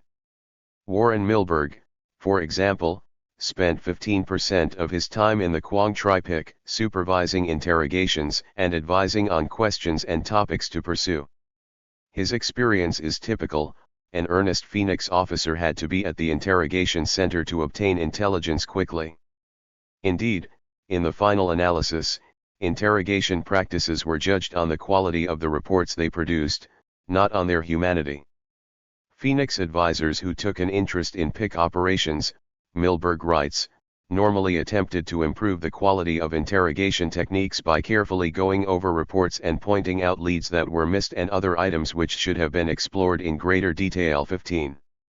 As for torture, while the brutalization of prisoners did occur, interested Phoenix personnel could curtail support for the PIC unless such unauthorized activities ceased. However, Milberg adds, since most advisors were neither intelligence nor interrogation experts, the tendency existed to provide passive support and not to try and improve PIC operations. 16. According to Robert Slater, director of the Province Interrogation Center program from July 1967 until April 1969, the first thing the Vietnamese wanted to do was tie the guy up to a EE-8. As advisors, however, there was little he and his training team could do to prevent this use of an electric generator, other than to try to raise the professional standards of PIC personnel. Slater and his team taught special branch employees how to track VCI suspects on maps, how to keep files and statistics on suspects, and how to take and process photos properly. They did not teach agent handling, that was done in Saigon by CIA experts imported from Washington. The whole concept of the PIC, according to Slater, was to get them in and turn them around. Make them our agents. It didn't work for us, though, because we didn't reward them well enough. 17. The major procedural problem in the Phoenix interrogation program concerned the disposition of high-ranking VCI suspects. According to Parker, high-level prisoners and Hoishans were invariably taken to higher headquarters and never heard from again. Milberg agrees, people grabbed our best detainees on a regular basis, so you tended not to report that you had one. You'd keep him for 2 or 3 days, to get whatever intelligence he had on other VCI agents in the province, then report that you had him in custody.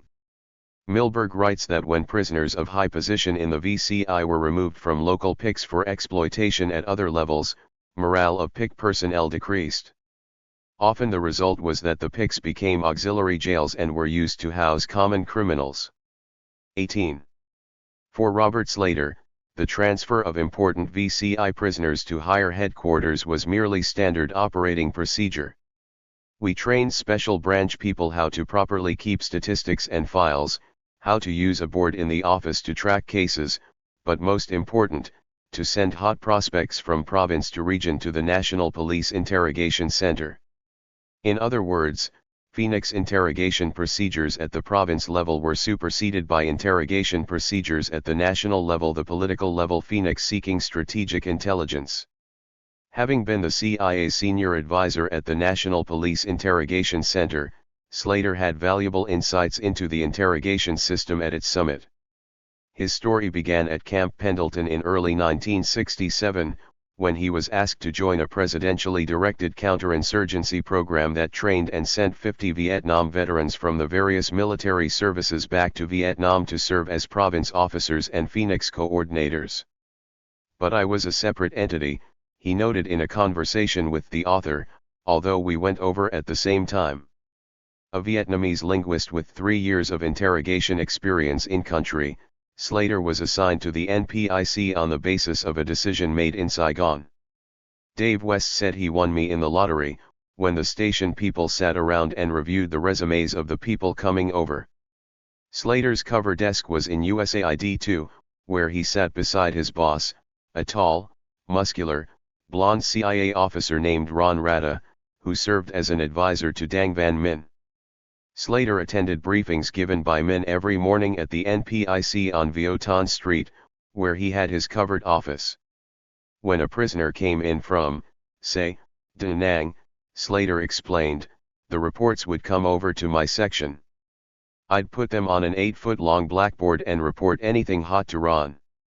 At that point Rada and Min's interrogators went to work. Headquarters for both the Special Branch and the National Police, the NPIC was a monstrous French compound with a separate, restricted wing for the Special Branch. We cleaned it up, Slater said. Actually whitewashed it. After Tet, the CIA also built the Special Branch Social Club, the Kolakbo, on the grave site of the VC killed during Tet. The NPIC held between 300 and 400 prisoners, most of whom, Slater says, were packed 40 or 50 in little black holes of Calcutta. The fact is that prison conditions and interrogation practices in Vietnam were brutal, especially those taken out of sight. Case in point, at 12:15 on June 16, 1967, I was driving home from work to have lunch with my wife, writes Tran Van Truong in a Viet Cong memoir. Suddenly a car cut him off. 2 men jumped out, pushed their way into his car, and told him that General Lone had invited him to come in for a talk. Instead of going to the NPIC, however, Truong's captors took him to the old Ben Shuyan headquarters in Colon. As he was led into the reception room, he found himself face to face with a burly, uniformed man whose slit eyes and brutal expression were fixed on me in concentrated hatred, a professional torturer who had personally done in many people. The interrogator said to Truong, I have the right to beat you to death. You and all the other Viet Cong they bring in here. There aren't any laws here to protect you. In this place you are mine. 19. Truong describes the secret interrogation center. Sprawled out on the floor the whole length of the corridor were people chained together by the ankles. Many of their faces were bloody and swollen, here and there, limbs jutted out at unnatural angles. Some writhed in agony, others just lay and stared dully. From the tangle of bodies came groans and the sound of weeping, and the air was filled with a low, continuous wail. My heart began to race. On one side of the hallway were the doors that apparently led to the interrogation rooms. From behind these came curses and spasmodic screams of pain. 20. Later Truong was invited inside one of these rooms. It looked like a medieval torture chamber, he writes. Iron hooks and ropes hung from the ceiling, as did chains with ankle and wrist rings. These latter devices were well known among the activists and front prisoners, who called them the airplane. In one corner was a dynamo. Several tables and benches stood in the middle of the floor or were pushed up against the walls. What happened next, you can imagine. The last tab of Action Program, tab 12, directed Evan Parker and his staff to establish requisite reporting systems, for purposes of program management and evaluation, and for support to field collection and collation activities and operations against Infrastructure 21. At first, each agency used its existing system. Province officers gathered information on the VCI from the collation sections of PICs. They then sent this information to region officers, who used liaison branch reporting formats to relay the information to RDC headquarters in Saigon. There it was analyzed and plugged into a database against which future developments and progress may be measured. MACV sector personnel sent their reports on the VCI through military channels to the MACV Joint Operations Office in Saigon, which then coordinated with ICEX. As MACV and CIA Phoenix personnel were gradually incorporated within CORD's province advisory teams and assigned to PIOCCs and DIOCCs, monthly narrative reports were sent directly to the Phoenix staff in Saigon. Meanwhile, the Vietnamese used their own parallel, uncoordinated reporting systems. Standardized reporting was fully authorized on November 25, 1967, and focused on three things: the number of significant VCI agents eliminated, the names of those eliminated, and significant acquisition, utilization, and other remarks. Until mid-1968, reports about the DIOCCs would occupy as much time as reports generated by the 103 DIOCCs in business at the time. Ultimately, information gathered on individual VCI suspects in the DIOCCs became the grist of the Phoenix paper mill. Chapter 11. Peru. In early 1967, Frank Scotton left his post in Taiwan and returned to Saigon to help set up CORDS. Upon arriving in country, Scotton found Colonel Nguyen B, who was investigating corruption within RD units, in Key Enhan being set up for assassination. While the hit team was hunting him down, Scotton told me, I flew him to safety in Pleiku. In the meantime, Ed Lansdale arranged with the RD minister, General Nguyen Duc Thang, for B to assume control of Vung Tau from Tran Ngoc Chau. Chau went on to campaign for a seat in the National Assembly, itself recently instituted under South Vietnam's new constitution. Soon after this changing of the guard, Tom Donahue paid a visit to Vung Tau. Robert Eskbach had replaced Ace Ellis as director of the National Training Center. Jean Savaggio had taken over the Revolutionary Development Cotter training program, and Tucker Gugelman managed the Peru. On the Vietnamese side, Donahue told me, B was in charge. But he wasn't in the same league as my, who was in the Saigon office cutting paper dolls. 2. Under the tutelage of Nguyen B, according to Jim Ward, the RD teams no longer had a security mission. 3. In order to foster a democratic society, B had transformed RD from the Intelligence and Displacement Program Frank Scotton had started 3 years earlier in Quang Ngai Province into one that emphasized nation building. But with little success. Of South Vietnam's 15,000-odd villages, only a few hundred were secure enough to hold elections in 1967. And where elections were held, they were typically a sham. The RD teams had nominated all the elected village chiefs after the chiefs had been recruited by the CIA and trained at Vung Tau. Nevertheless, the village chiefs really didn't know what they were supposed to do or represent, and, as a matter of practicality, their top priority often was accommodating the local VC. And so with the revolutionary development teams on the defensive, the attack against the VCI fell to Phoenix or was contracted out. For example, in order to ferret out the VCI in critical Tay Ninh province, President Johnson hired, at the cost of $39 million, the services of a Filipino civic action team. 4. Meanwhile, in Saigon fantastic amounts of money were being spent in support of RD. But corruption was rife, and much of the money was diverted into people's pockets. For example, while inspecting Quang Ngai province in mid-1967, RDC/O Chief Renz Hoxima found 800 ghost employees out of a total of 1,300 cotters on the province RD cotter payroll. Hoxima set up a fingerprinting system to prevent further abuses, which, considering that each cotter was paid the equivalent of $10 a month, continued unabated. Despite the problems of corruption and accommodation, the RD program continued to have intelligence potential, mainly through its static and mobile census grievance elements. According to Robert Peart, who in late 1967 replaced Renz Hoxima, the RD program's primary mission was still to put eyes and ears in districts where there were none before. 5 To this end, Peart managed 284 paramilitary officers in the provinces, each of whom fed information on the VCI into DIOCCs and PIOCCs, while passing information gotten from unilateral sources to the CIA station in Saigon through secure agency channels.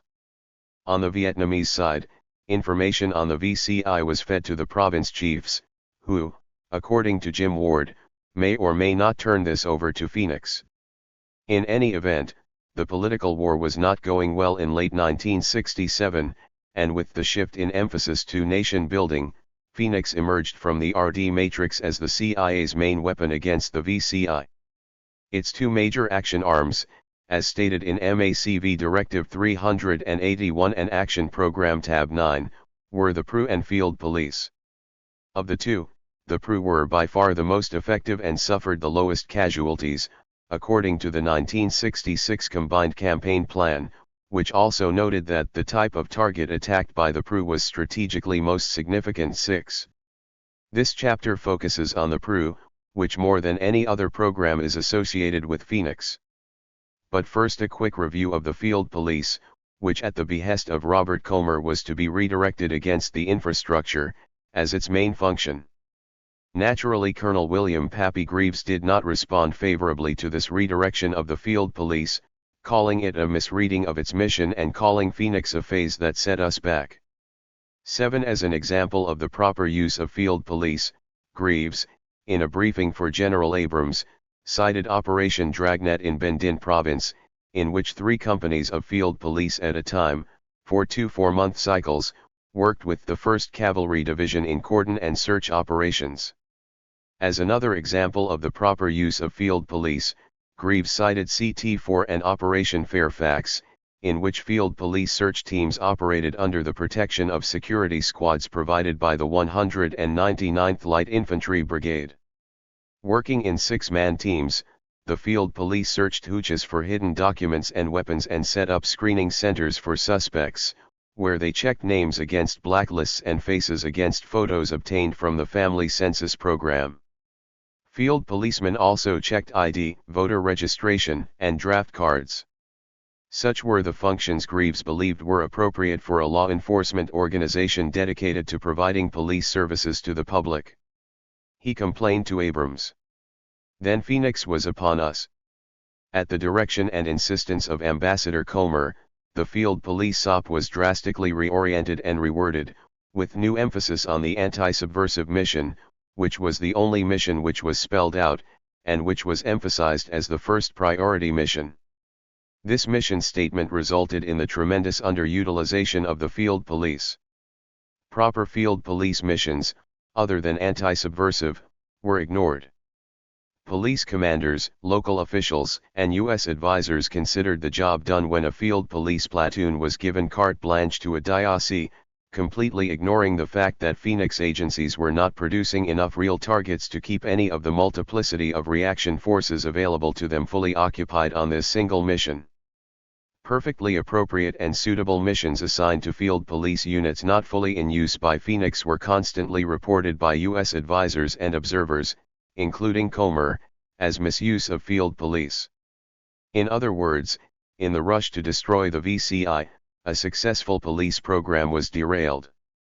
Likewise, with the redirection of the Field Police against the VCI, much to Greaves' dismay, public safety advisors like Doug McCollum found themselves working more closely than ever with the Special Branch and its CIA advisors. In accordance with procedures instituted by Robert Comer, McCollum began receiving aid-in-kind funds through the province senior advisor. I was given $20,000 a month, he recalled, which I had to spend, to develop agent networks in Darlak Province 8. McCollum developed 3 nets, comprised 90% of Montagnards, and presented the intelligence these nets produced at weekly meetings among himself, the CIA's province officer, and the MACV sector intelligence officer. These meetings compared notes on enemy troop movements, VCI suspects, double agents, and double dippers agents who were working for more than one U.S. agency. The CIA's province officer, according to McCollum, got his intelligence from the PRU and the Truong Son Montagnard RD program. When VCI members were identified, individual or joint operations were mounted. When called upon to contribute, McCollum dispatched his field police company under former Special Forces Sergeant Babe Ruth Anderson. The PRU advisor, Roger, was a mercenary hired by and reporting only to the province officer. It was 2 halves of the apple, McCollum recalled. Collection and operations. We would get blacklists from the province officer with names of people in villages or hamlets. The field police went out with ARVN units or elements of the U.S. 4th Division, usually on cordon and search operations. We'd select a target. The day before we were going to hit it, we'd get picked up in the morning by White Air America choppers. I'd take 25 or 30 field police, and we'd land about 10 miles away and set up a base camp with elements of the 4th Division. We'd get up at 3 a.m., surround the village, and at daybreak send in a squad to check for booby traps. Then we'd go in, search the place, segregate women and children from men, check people against the blacklist, and take them into custody. We'd get money, boots, and medicine and sometimes NVA. If the VCI were classified A or B, hardcore, they were sent to the pick. At that point it was out of my hands. We'd take the other prisoners back to Ban Mi Thuot in police custody, we did not give them to the military. Coming back to camp, the U.S. 4th Division would use the field police as point men. As McCollum described them, the field police were used as roving patrols outside Ban Mi Thuot more often than they were used against the VCI. However, because they did on occasion go after the VCI, by 1967 the field police were being compared with the PRU. In an October 1967 article in Ramparts, David Welch quotes the Con Hoa Province psychological warfare officer as saying that the field police work just like the PRU boys. Their main job is to zap the in-betweeners, the people who aren't all the way with the government and aren't all the way with the Viet Cong either. They figure if you zap enough in-betweeners, people will begin to get the idea. 9. Just like the PRU boys? Unlikely. On February 18, 1967, Chalmers Roberts, reporting for the Washington Post on the subject of counterterror, wrote that one form of psychological pressure on the guerrillas which the Americans do not advertise is the PRU. The PRU work on the theory of giving back what the Viet Cong deals out: assassination and butchery. Accordingly, a Viet Cong unit on occasion will find the disemboweled remains of its fellows along a well-trod canal bank path, an effective message to guerrillas and to non-committed Vietnamese that too can play the same bloody game. Comer may have wished that the field police would operate like the PRU, and in some cases it did, but the PRU had counter-terror and intelligence collection missions which the field police never had, even under Phoenix. Moreover, the PRU were not a law enforcement organization. In fact, as CIA assets they operated outside the law and had no legal powers of arrest. The PRU were the personification of the special forces behind the lines mentality, which in a counterinsurgency meant getting the VCI in its own villages. Jim Ward put it this way: to get a guy in enemy territory, you've got to get an armed intelligence collection unit where the guys got the balls to go into an area to perform the mission. You're not going to get police officers who are walking a beat in town or the special branch guy who deals with agents. Generally, the PRU is the outfit that's best equipped. The problem with the PRU, writes Warren Milberg, was that the idea of going out after one particular individual was generally not very appealing, since even if the individual was captured, the headlines would not be very great in terms of body counts, weapons captured, or some other measure of success. As Milberg observes, careers were at stake, and impressive results were expected. 10. In view of these conflicting pressures, the official call for small unit operations against the VCI and the dearth of impressive results the job afforded by 1967, a new breed of officer was being introduced to the Vietnam War. While conventional warriors continued to search for big battles, highly trained and motivated unconventional warfare officers, with an abiding appreciation for public relations, were called upon to manage the counterinsurgency. One of the new breed was Navy Lieutenant John Wilbur, a tall, husky, sensitive Yale graduate. In April 1967, Wilbur journeyed to Vietnam as deputy commander of SEAL Team 2, a 12-man detachment, with no combat veterans in its ranks, which was assigned to a naval riverine warfare group and quartered in a Quonset hut at the My Tho River dock facility in the middle of the Mekong Delta. Frankly, Wilbur told me, the Navy didn't know what to do with us. They didn't know how to target us or how to operationally control us. So basically they said, you guys are to go out and interdict supply lines and conduct harassing ambushes and create destruction upon the enemy however you can. Mostly, we were to be reactive to, and protective of, the Navy's PBRs. That was probably our most understandable and direct mission. The PBR squadron leaders would bring us intelligence from the PBR patrols. They would report where they saw enemy troops or if there was an ambush of a PBR. Then we'd go out and get the guys who did it. 11. Knowing what to do and doing it, however, were two vastly different things. Despite their being highly trained and disciplined, Wilbur confessed, that first month we started out with the typical disastrous screw-up operations. In our first operation, we went out at low tide and ended up getting stuck in mud flats in broad daylight for 6 hours before we could be extracted.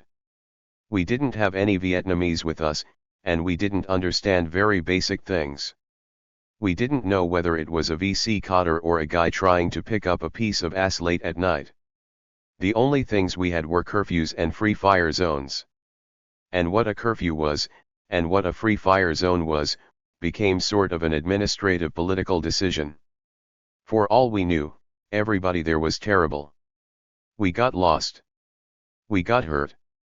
People were shooting back at us, and other times we never got to a place where we could find people to shoot at.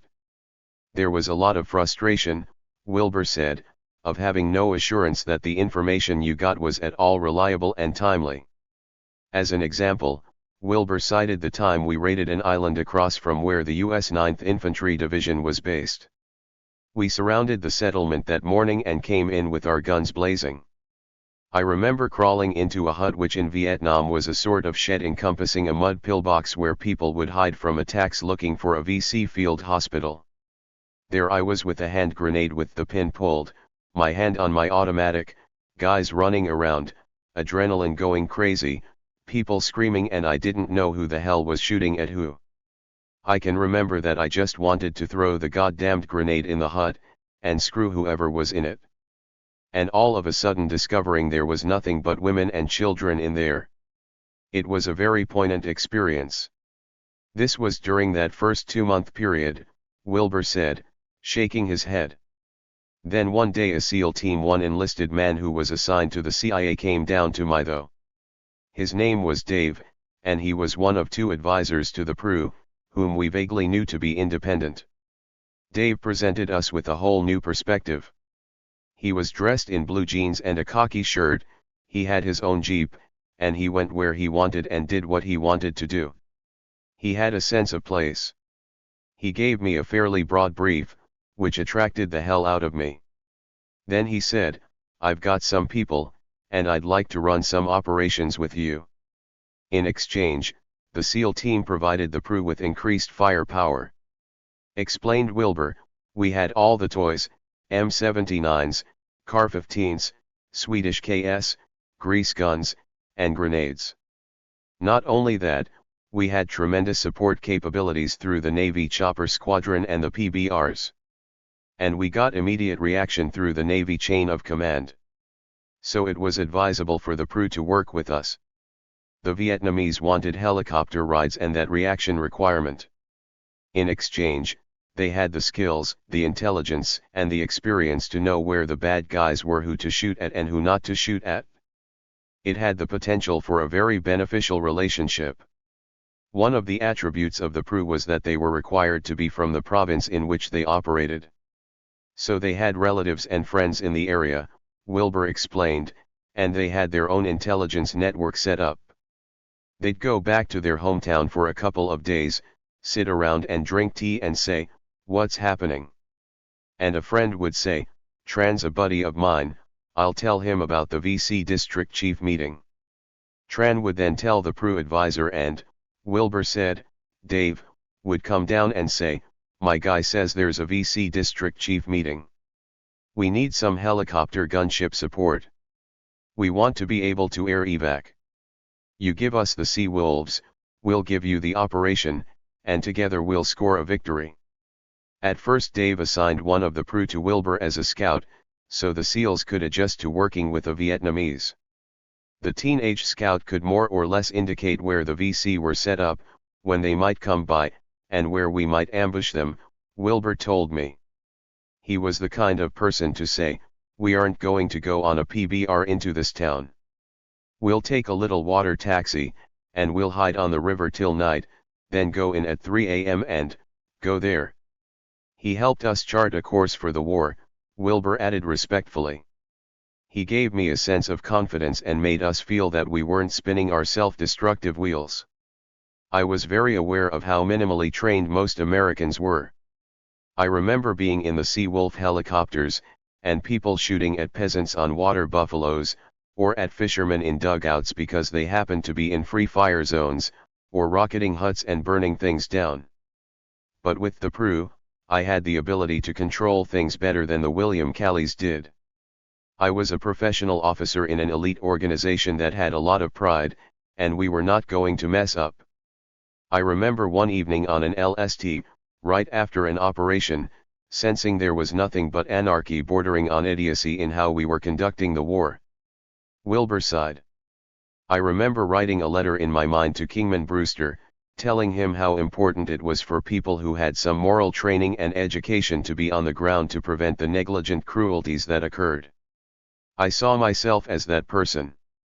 I saw an opportunity for SEAL team assets and training to multiply exponentially by working with the PRU. I didn't have any master plan, but I felt, when I am with this kid, I think I know where he's going, and when he puts his hand on my arm and whispers, "Don't shoot," I know that I shouldn't shoot. And those were significant things. You felt he was guiding you to do something you ought to do and preventing you from doing what you ought not to do. This guy proved himself to me, Wilbur stated emphatically. He was able to command in the field. He was at home, and I wanted to be like that.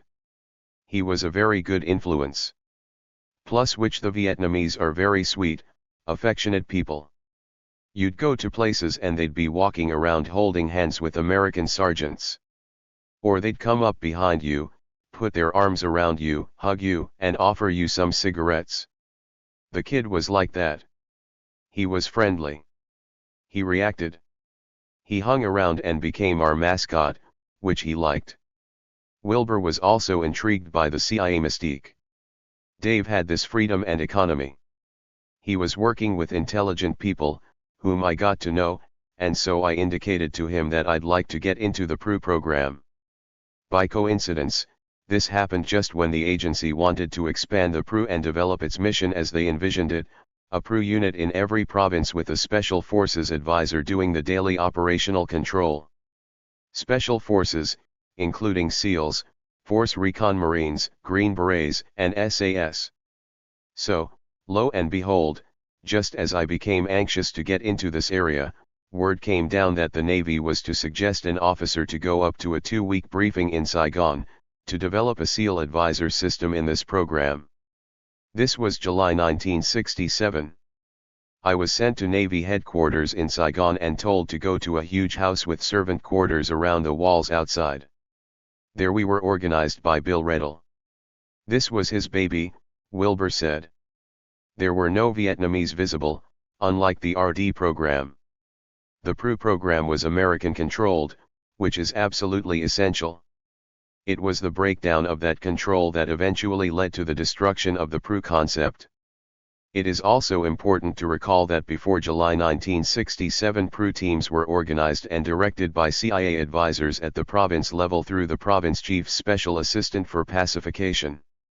It was only with the formation of ICEX that the PRU became a national program under CIA officer William R. Redall, a veteran of Greece and Korea who wore a Marine Corps colonel's uniform.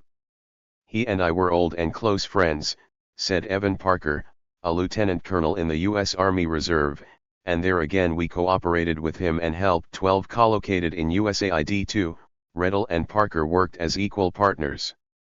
His program was also for going after the VCI, according to Parker. These were paramilitary people, mostly former Viet Cong. In many instances the province chief preferred to use them as his action arm against the infrastructure, rather than regular army forces, which were not as responsive. That's the key, the PRU were directly responsive because you were dealing with the convinced. John Wilbur recalled, "Bill Redall was a good-looking guy, Nordic, blue eyes, tanned a model type of guy. He was a good salesman, too, smooth bureaucratically and very political. He greased palms well. Bill organized it like a tour," Wilbur said of the briefing in Saigon. "There were 15 or 20 of us, SEALs. Special Forces. Force Recon Marines, and straight-leg Army infantry types. Maybe 4 or 5 of each. The way it was set up, the Force Recon people were to be advisors in I Corps, by and large the Special Forces in 2 Corps, the Army in 3 Corps, and the SEALs in 4 Corps. Most of us were officers or senior enlisted men. During the first week we all stayed at the same hotel, and we were indoctrinated in what civil operations and revolutionary development support was all about: census grievance, revolutionary development, etc. We were given a presentation indicating that we were all volunteers, then were told what the PRU mission was: to target the political infrastructure of the Viet Cong, to gather and compile accurate information about it, and to react upon that information to try to destroy the political and economic infrastructure of COSVN. A lot of our briefing concerned COSVN's political, economic, and military arms. We were told what the VCI was, how it operated, and why we were targeted against it. It was almost like learning about chords. It was exciting and heady, too. Coming from the military envelope, I was awakened into this whole new world. It was, hey, this is a secret and we're the tough guys. I was pretty impressed with myself. Then we spent 2 days down at the Vung Tau training camp. It was actually a short helicopter ride north, off in the dunes on the South China Sea. The training facility was a corrugated iron compound with classrooms and barracks, a chow hall, and lecture rooms. 200 or 300 people. Then there were rifle ranges and the operational course. There were American instructors, but not many, and the chief administrator was an American, one of the colorful names: bald-head, barrel-chested, tough, marinish. It was also at Vung Tau that I met Kinloch Bull. Then we all returned to our tactical areas of responsibility. I went to Kendo to talk further with Kinloch Bull.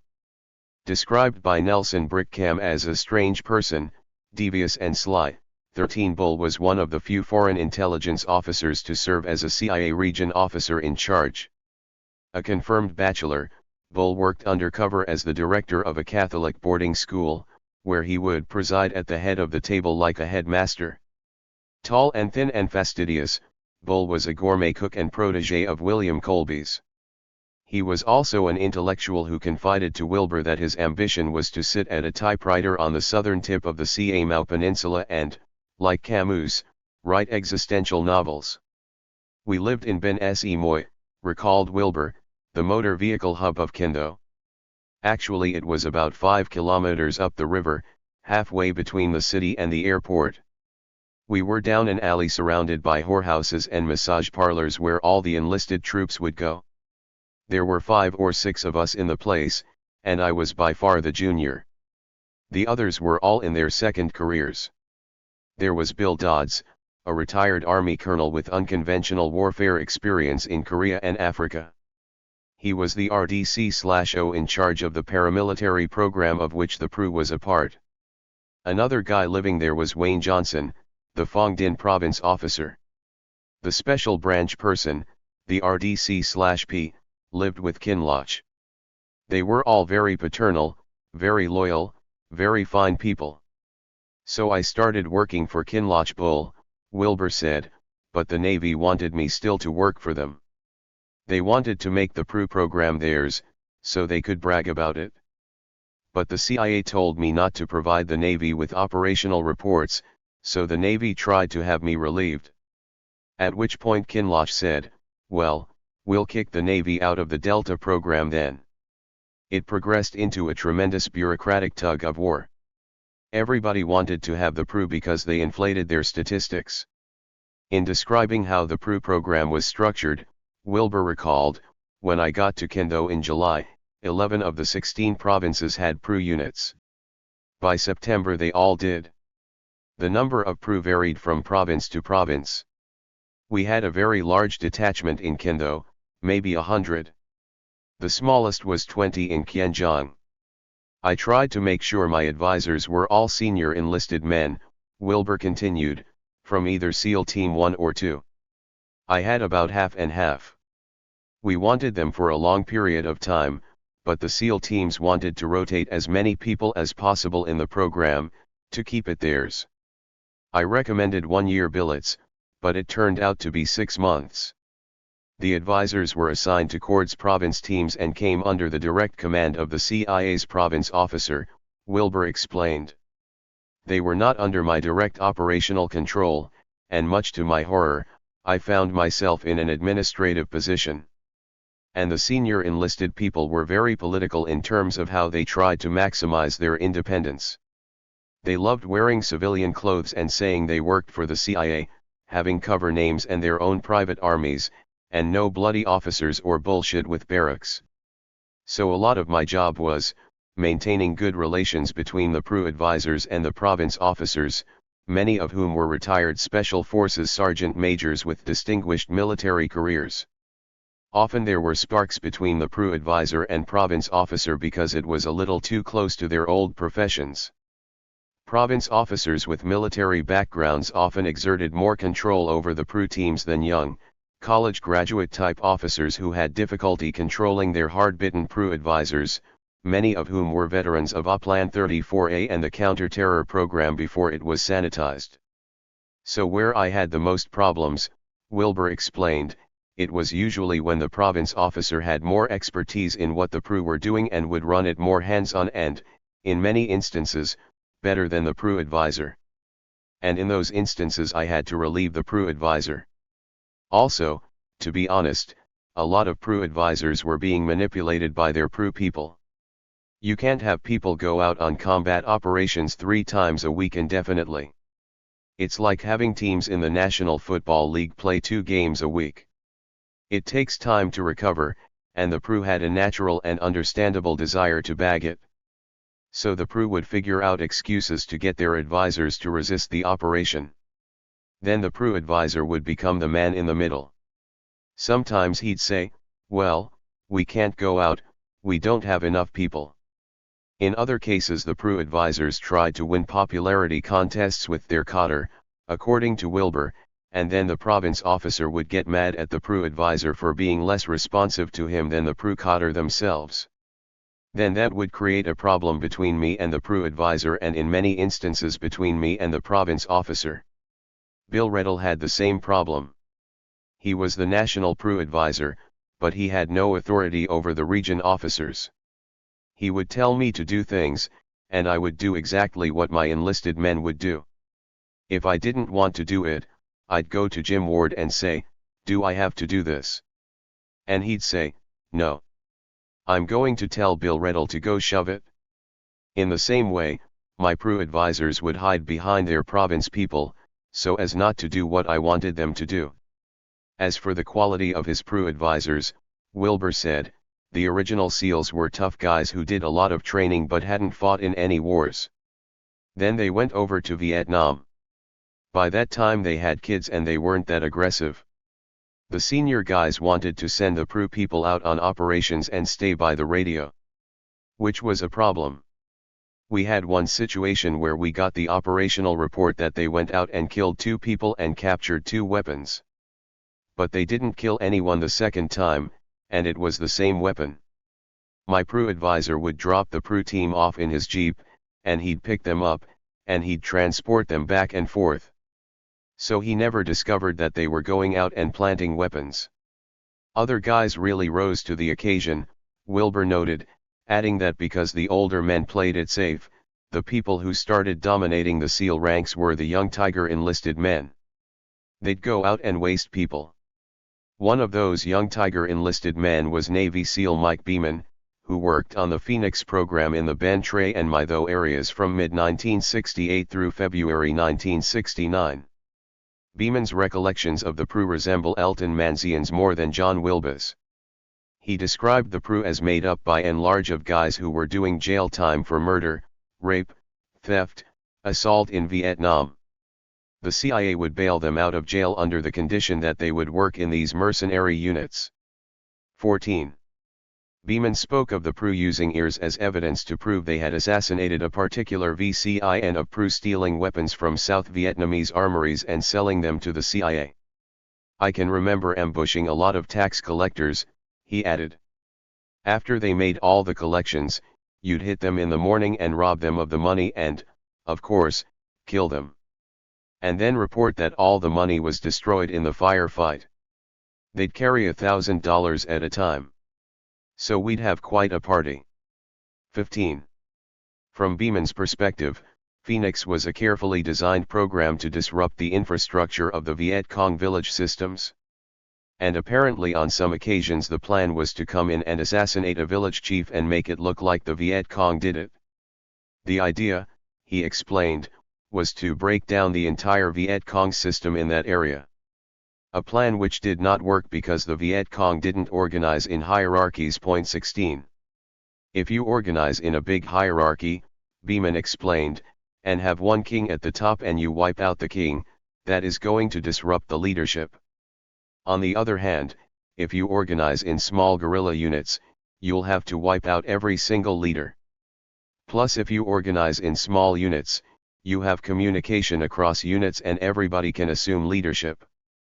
It is my feeling, he said, that later on we were hitting people that the Viet Cong wanted us to hit, because they would feed information through us and other intelligence sources to the CIA and set up a target that maybe wasn't a Viet Cong, but some person they wanted wiped out. It might even have been a South Vietnamese leader. I didn't understand Vietnamese. The guy could have said he was president for all I knew. He wasn't talking with me. I had a knife on him. It was just absolute chaos out there. Here we are, their top unit. It was absolutely insane. 17. From that you can perceive what my job was, Wilbur told me, referring to the dichotomy between the theoretical goals of administrative officers and the operational realities endured by enlisted men trying to achieve those goals. It was quality control, he said. I spent a lot of time traveling between the provinces, doing inspections and field checks on the efficiency of these groups. My objective was to go out on operations with all the units so I could report from first-hand knowledge on what their capabilities and problems were. I was constantly on the road, except when Dodds would make me sit in the office and handle the reports which were sent to me from the PRU advisors in the field. The biggest problem was the thousands of reports.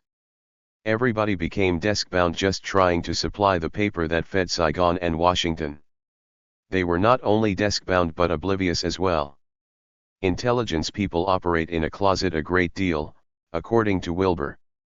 It got so the guy literally didn't know what was happening on the street corner where he was, 15 feet away from him, when he could find the answer by asking someone over coffee.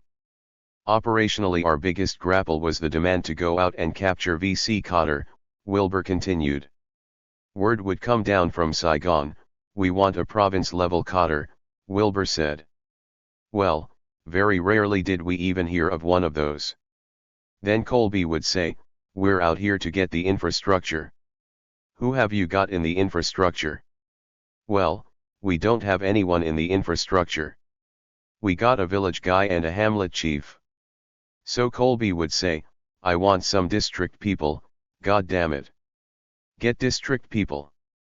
But operationally there's nothing more difficult to do than to capture somebody who's got a gun and doesn't want to be captured.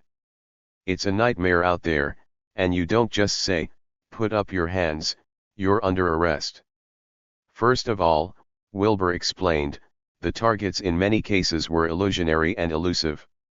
Illusionary in that we never really knew who the VC district chief was. In some cases there wasn't any district there. And even if there was someone there, to find out where he was going to be tomorrow and get the machinery there before him, that's the elusive part. Operationally, in order to do that, you have to work very comprehensively on a target to the exclusion of all other demands. To get a district chief, you may have to isolate an agent out there and set in motion an operation that may not culminate for 6 months. It was much easier to go out and shoot people to set up an ambush. So what happened? The American demand for immediate results to justify this new program, ICEX, started to swamp our operational capabilities. Also at this particular juncture, the province chiefs started seeing the PRU as their only effective combat reaction force, and they ultimately were not guys you could say no to all the time. So the province advisor had to spend a tremendous amount of time trying to keep the province chief from using the PRU as his personal bodyguards, to guard his house or bridges or to go fight VC battalions. We literally had times when the province chiefs ordered the PRU to go engage a battalion, and therein was the daily tension of trying to keep the PRU on track, to respond to the demand for high-level Cotter-type targets. The value of pursuing such an illusionary and elusive policy was, of course, debated within the CIA itself, with Jim Ward and Kinloch Bull personifying the CIA's schizophrenia on the subject.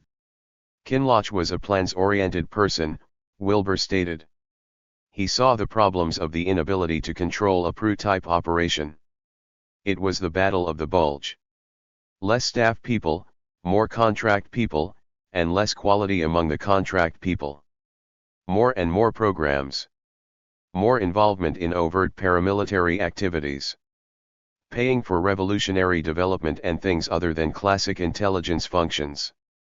But whereas Bull tried to stem the tide, his replacement, Jim Ward, hastened the inevitable. PRU was Jim Ward's baby, Wilbur remarked. That was his love. PRU in the Delta, said Ward, were the finest fighting force in the country. How does Ward know? I went out with the PRU, he answered, but just to see how they were operating. And Ward expected his province officers to do likewise. We encouraged the province officers to go on enough of these operations to make sure they're properly connected. But the SEAL guy had to go on more, he added. Doc Sells down in Bac province used to go on 3-man operations. He went out at night dressed in black pajamas, his face darkened with root juices. They'd go deep into enemy territory. They'd grab some figure and they'd bring him back. On the subject of terror, Ward said, the PRU started off as a counter-terror program, but that wasn't too well received in certain areas. That wasn't the basic mission anyway. They were to get at the guys who were ordering the assassinations of school teachers and the village headmen. They were trying to counter terror. Their basic mission was as an armed intelligence collection unit to capture prisoners and bring back documents.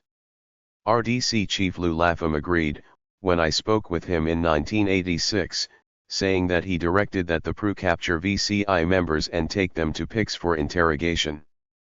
But none of us were so naive, he added, as to think that we could stop every PRU team from carrying out the assassination mission they had as CTS. We lived in the real world. You just cannot control the people fighting the war 18 as Phoenix attempted to do. Jim Ward wanted ICEX to work, Wilbur said apologetically. ICEX was something that Jim came in and proselytized. Committees were set up. But since ICEX was a broad term that assumed coordination of multi-agencies, I perceived it as something that was going to make the intelligence gathering capabilities more efficient, and that we in the PRU program were simply going to continue doing what we were doing. The idea of ICEX was to give us better and more timely information on the VCI, and we were to be the reaction arm of ICEX.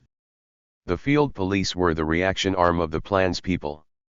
We're on call, ICEX comes in with a hot number, and we go out with the ambulance. ICEX was a name and appeared to create a process, but the process was informally in place anyway. As for the viability of the Phoenix PRU program, Wilbur commented, people didn't recognize the practical difficulties of achieving what its academic objective was to be, which somehow was to be an ambulance squad that went out and anesthetized the district people and brought them in, where they were mentally dissected, and all this information would come in. It was a rhetorical approach that just didn't work out there. In any event, Wilbur said, Ted put all that in abatement. Ted happens and it's don't give me all this ICEX crap. Go out and get the guys with the guns. Ted propelled the PRU into conventional type small unit infantry tactics, which, really, they felt more comfortable with than this sophisticated mission, which was elusive and illusionary. There's a VC squad in the woods. Let's go get 'em. It was a more tangible and interesting thing to do. It's easier to go on an ambush.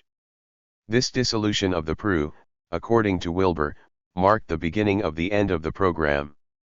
People began perceiving them as a strike force, a shock troop sort of thing, he said, adding, with Ted, the PRU got visible.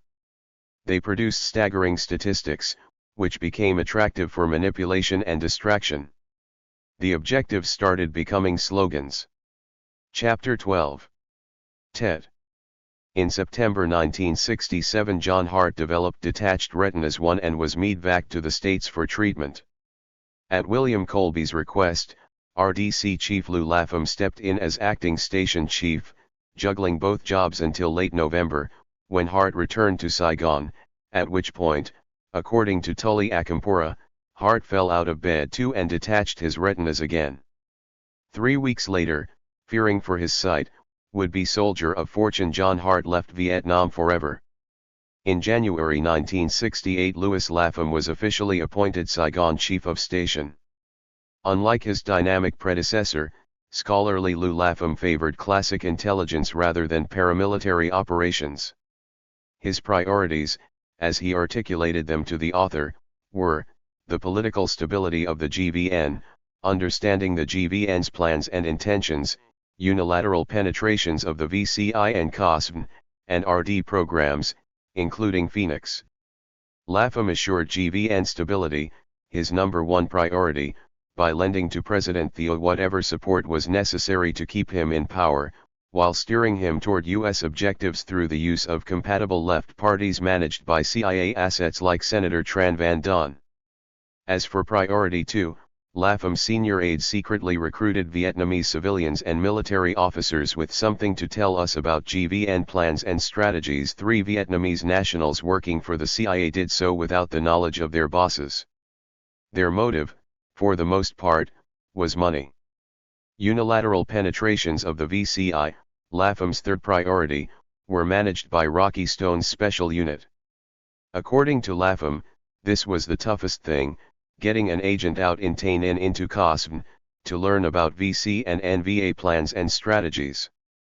But we thought we did. The operation was a valid one when I left. 4. Lapham described his first 3 priorities as strategic intelligence. Phoenix, the other RD programs, and SOG were tactical. Phoenix was designed to identify and harass VCI, Lapham said, while the station kept its strategic penetrations and operations secret. And even though tactical intelligence was not as desirable as the strategic sort, Lapham was careful to point out that it was not always easy to delineate between them. What you get at a low level often reflects a high-level directive. That's why the station has analysts reading captured documents, intelligence reports from region officers, and briefings from interrogators. They put it all together for us, with bits and pieces adding up to reflect guidelines from Hanoi. That's how you do it, unless you can read Ho's reports. When put in the proper context, Phoenix-generated intelligence on occasion had strategic implications. So CIA officers on the Phoenix staff also briefed station officers in liaison with the CIO, and Evan Parker himself attended station meetings thrice weekly. In these ways the station kept abreast of strategic intelligence Phoenix stumbled on while coordinating its sapper-level programs. Despite its strategic potential, Phoenix was designed primarily to sharpen the attack against the sapper-level VCI. Renz Hoeksema explained how, with the PRU you didn't have controlled sources, and so the information wasn't reliable. That's why I didn't mind Phoenix. It was a way to corroborate low-level intelligence. For instance, if Special Branch has an informer, say, a rickshaw driver, who falls into something and passes the information back, then we've got to check on it. But otherwise, everybody was too busy with their own operations to check. Phoenix steps in to do coordinating. 5. That's why, Lapham said, the relationship between Special Branch and the PRU is so important. The PRU was the only station means to respond in an operational way to the VCI. When we got hot information through a DIAC or PIAC, we could mount an attack. Clearly, in its fledgling stage, when the majority of Phoenix coordinators were CIA officers operating under cover of cords, the program was designed primarily to improve coordination between the station's liaison and covert action branches. It also provided Phoenix coordinators with American and Vietnamese military augmentation and intended to redirect them, by example, against the VCI. However, as John Wilbur explained, TET put all that in abatement 6. And TET was a result of Robert Comer's desire to show success, which prompted him to withdraw U.S. forces from Contact 4 even though General Lone was predicting a major assault against Saigon and to realign South Vietnam's political forces behind THIO. This is the strategic political aspect of Phoenix alluded to earlier by Vietnam's Diogenes, Tullius Accampora as conducted by the CIO. The CIO, according to Lou Lapham, didn't trust the police and wouldn't leave high-level penetrations to the Special Branch. And because THIO and KY were just as concerned with suppressing dissidents as DM, Lapham explained, there was an element in the police under the CIO for this purpose. Liaison with the CIO, an organization Lapham described as basically military intelligence, was handled by the special unit created by Rocky Stone, which met with the CIA's region and province officers and absconded with their best penetrations. The CIA is strategic intelligence, Howard Rocky Stone asserted when we spoke in 1987. We were more interested in talking than in killing. So in 1967 I set up an intelligence division at the National Interrogation Center with the Military Security Service and with McChristian. Within this division, Stone revealed, I set up a separate unit to select targets to recruit people with something to tell us. This is the precursor to Phoenix. But when I described Phoenix to Helms, he said, give it to the military. And the military broadened it into something else. 7. Short, moon-faced, and a member of the CIA's Vince Lombardi clique, Stone said solemnly, this has never been told, but we thought that by contacting North Vietnamese and South Vietnamese communists and giving them secure communications, we could initiate a dialogue toward a settlement. We began negotiating with powerful people. It was only after McCarthy entered the race that problems developed. What those problems were, Stone would not divulge, but he did refer obliquely to lines of communication being compromised. He would also like to have the record show that we were close in terms of timing and political considerations. There were potential avenues for political negotiations in late 1967, but when those collapsed, the Vietnamese thought we were delaying. Negotiations became impossible in 1968, and that resulted in TET. Stone's revelation flies in the face of contemporary wisdom. Stanley Carnot, for one, writes that a settlement was impossible in late 1967 because the Communists had been planning a major offensive since the summer, that would throw the Americans and the Saigon regime into utmost confusion. 8. Regardless of why it happened, Tet surely did throw the GVN into utmost chaos. On January 31, 1968, thousands of VC simultaneously attacked hundreds of South Vietnam cities and towns and in the process destroyed the credibility of the American war managers who had pointed to the light at the end of the tunnel.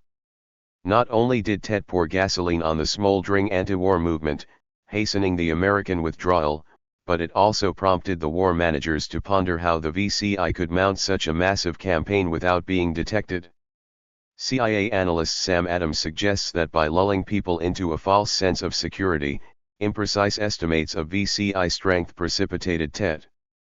That opinion is backed by Tom McCoy, the CIA's chief of East Asian political and psychological operations, who quit the agency in November 1967 to join McCarthy's campaign. Said McCoy, LBJ was the victim of a military snow job. 3 members of the CIA were back-channeling information, contravening the advice of McNamara, the State Department, and the Joint Chiefs of Staff. But the directive from the field was to report positively, and the CIA was outdistanced by regular channels of communication. 9.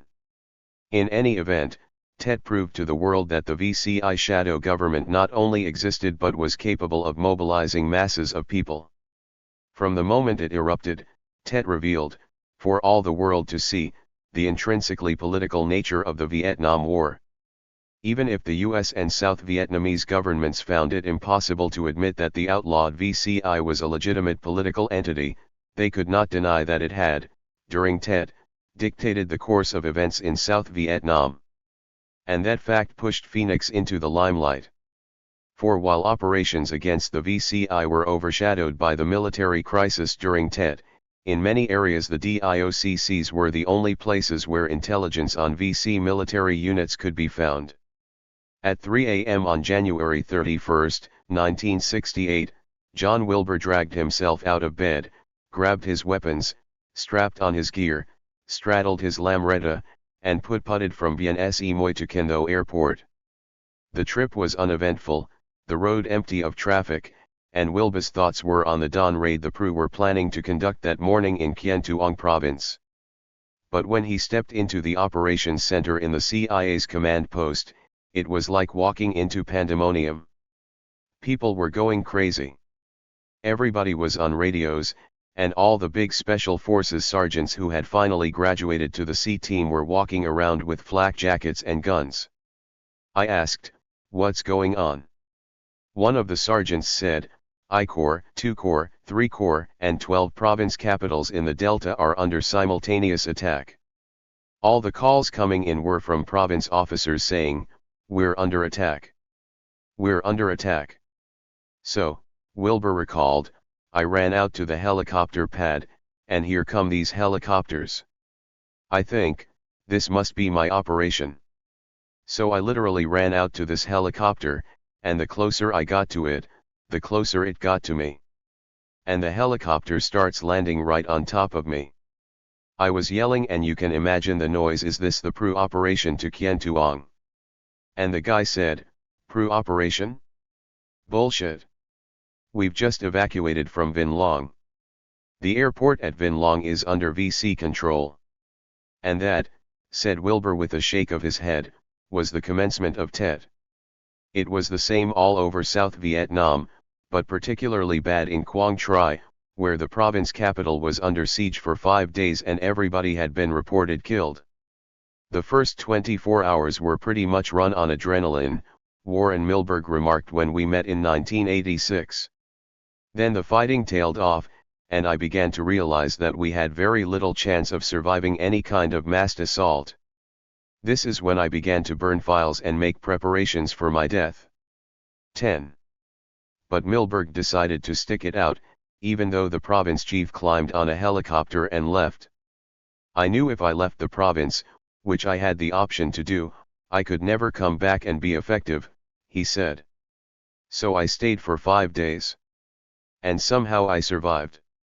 When the Tet offensive was over, Milberg went on, the month of February was one of cleaning up and trying to resurrect whatever kinds of agent networks you had of finding out who survived. For Milberg, this meant traveling to Hue to look for Bob Hubbard, one of several CIA province officers killed during the first hours of TET, when the VC aimed their attacks at the CIA's interrogation centers and embassy houses. Milberg described Hugh as a scene of what Germany must have been like during the Allied bombings. I'd never seen anything like it. Fighting was still going on. You heard shots here and there. Some armor units were still in a pitched battle against the NVA in the Citadel. What happened in Hugh was pretty traumatic for me, Milberg confided. At one point, in looking through the rubble for Hubbard, I stumbled on a Marine colonel alive and well and looting bodies. I nearly killed him, I was so angry. But I wound up drawing my pistol instead, taking him into custody and driving him, screaming and shouting, to the nearest military police unit. I won't give you his name, but he was court-martialed. Next, said Milberg, I confronted what the North Vietnamese had done in the city of Hue and probably elsewhere. They had lists of all the people who had collaborated with the Americans and apparently had lined a lot of these people up and summarily shot them. But the most grotesque thing was to find some of the graves where hundreds of people had been pushed in alive and were buried. After a long period of silence, Milberg added softly, it's the kind of thing I still think about. When asked if he thought the lists used by the NVA and VC in Hue were any different from Phoenix blacklists, Milberg said, I see a lot of qualitative differences. He would not say what those qualitative differences were. Quantitative discrepancies need explaining, too.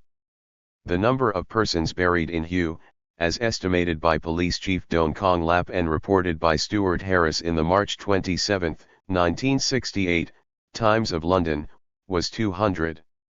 The mayor of Hue, according to Harris, found the bodies of 300 local officials and prominent citizens in the mass grave.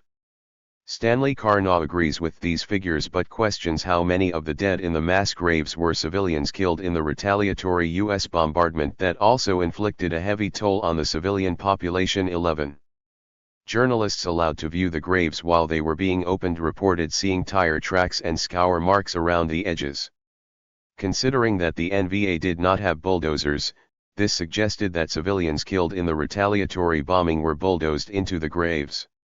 Just as disturbing is a February 1972 article in the Washington Monthly, by Oriana Felici, titled Working Up to Killing. Felici writes that more than 1,000 people were killed after the liberation of Hue by Saigon forces, including VC Cotters, who surfaced during TET and were identified and killed by the secret police. One person who knows what happened in Hue in February 1968 is PVT, the I Corps Peru and Phoenix inspector. The background of this unilaterally controlled CIA asset bears examination. Because his father was a police officer in Hue, PVT was accepted into the Surete Federal in 1954. When the Americans took over in 1955, he moved over to the Vietnamese Bureau of Investigation, rising through the ranks to become Chief of Region 1 in Hue. Unfortunately for his career, his job included investigating the Buddhist immolations, and after the Diem coup PVT was jailed on suspicion of being Kin Lao. Released a few months later, he and many of his tainted Catholic colleagues went to work for the CIA because they didn't like the government of General Nguyen Quan. Intelligent and tough, PVT served the CIA well as a special branch administrator in Nha Trang, Phan Thiet, and My Tho. In 1965, when Nguyen Caoky sold the CIA the right to organize counter-terror, census grievance, and political action franchises in the provinces, PVT went to work for CIA officer Rudy Enders in Bien Hoa, as his special assistant for pacification. A fast friendship formed between the two men, and when Enders was reassigned to I Corps as the CIA senior paramilitary advisor, PVT tagged along and helped his patron manage the region's Peru, RD Cotter, Census Grievance, Special Branch, and Phoenix programs. The CIA officer in charge of Hue in February 1968 was William Melton, an older man, according to PVT, hard and mean, who was angered over the death of his Peru advisor. While the battle for Hue was raging, Enders came down from Da Nang to lend Melton a hand. After a quick look around, Enders decided to go after the VCI who had surfaced at Tet. We had troop density, Enders explained to me, and we had all these files, so now we grab hold 12. Also arriving on the scene at that moment were Evan Parker, Tully Akampora, and General Lone, who a few days earlier, on February 2, 1968, had achieved notoriety when, in retaliation for the murder of several of his secret policemen, he had summarily shot a VC sapper in the head in front of a TV camera crew. Bringing the same avenging spirit to Hue, Lone officially sanctioned Vietnamese participation in Phoenix operations in I Corps when he tacked the ICEX chart to the wall of the Hue City Police Station.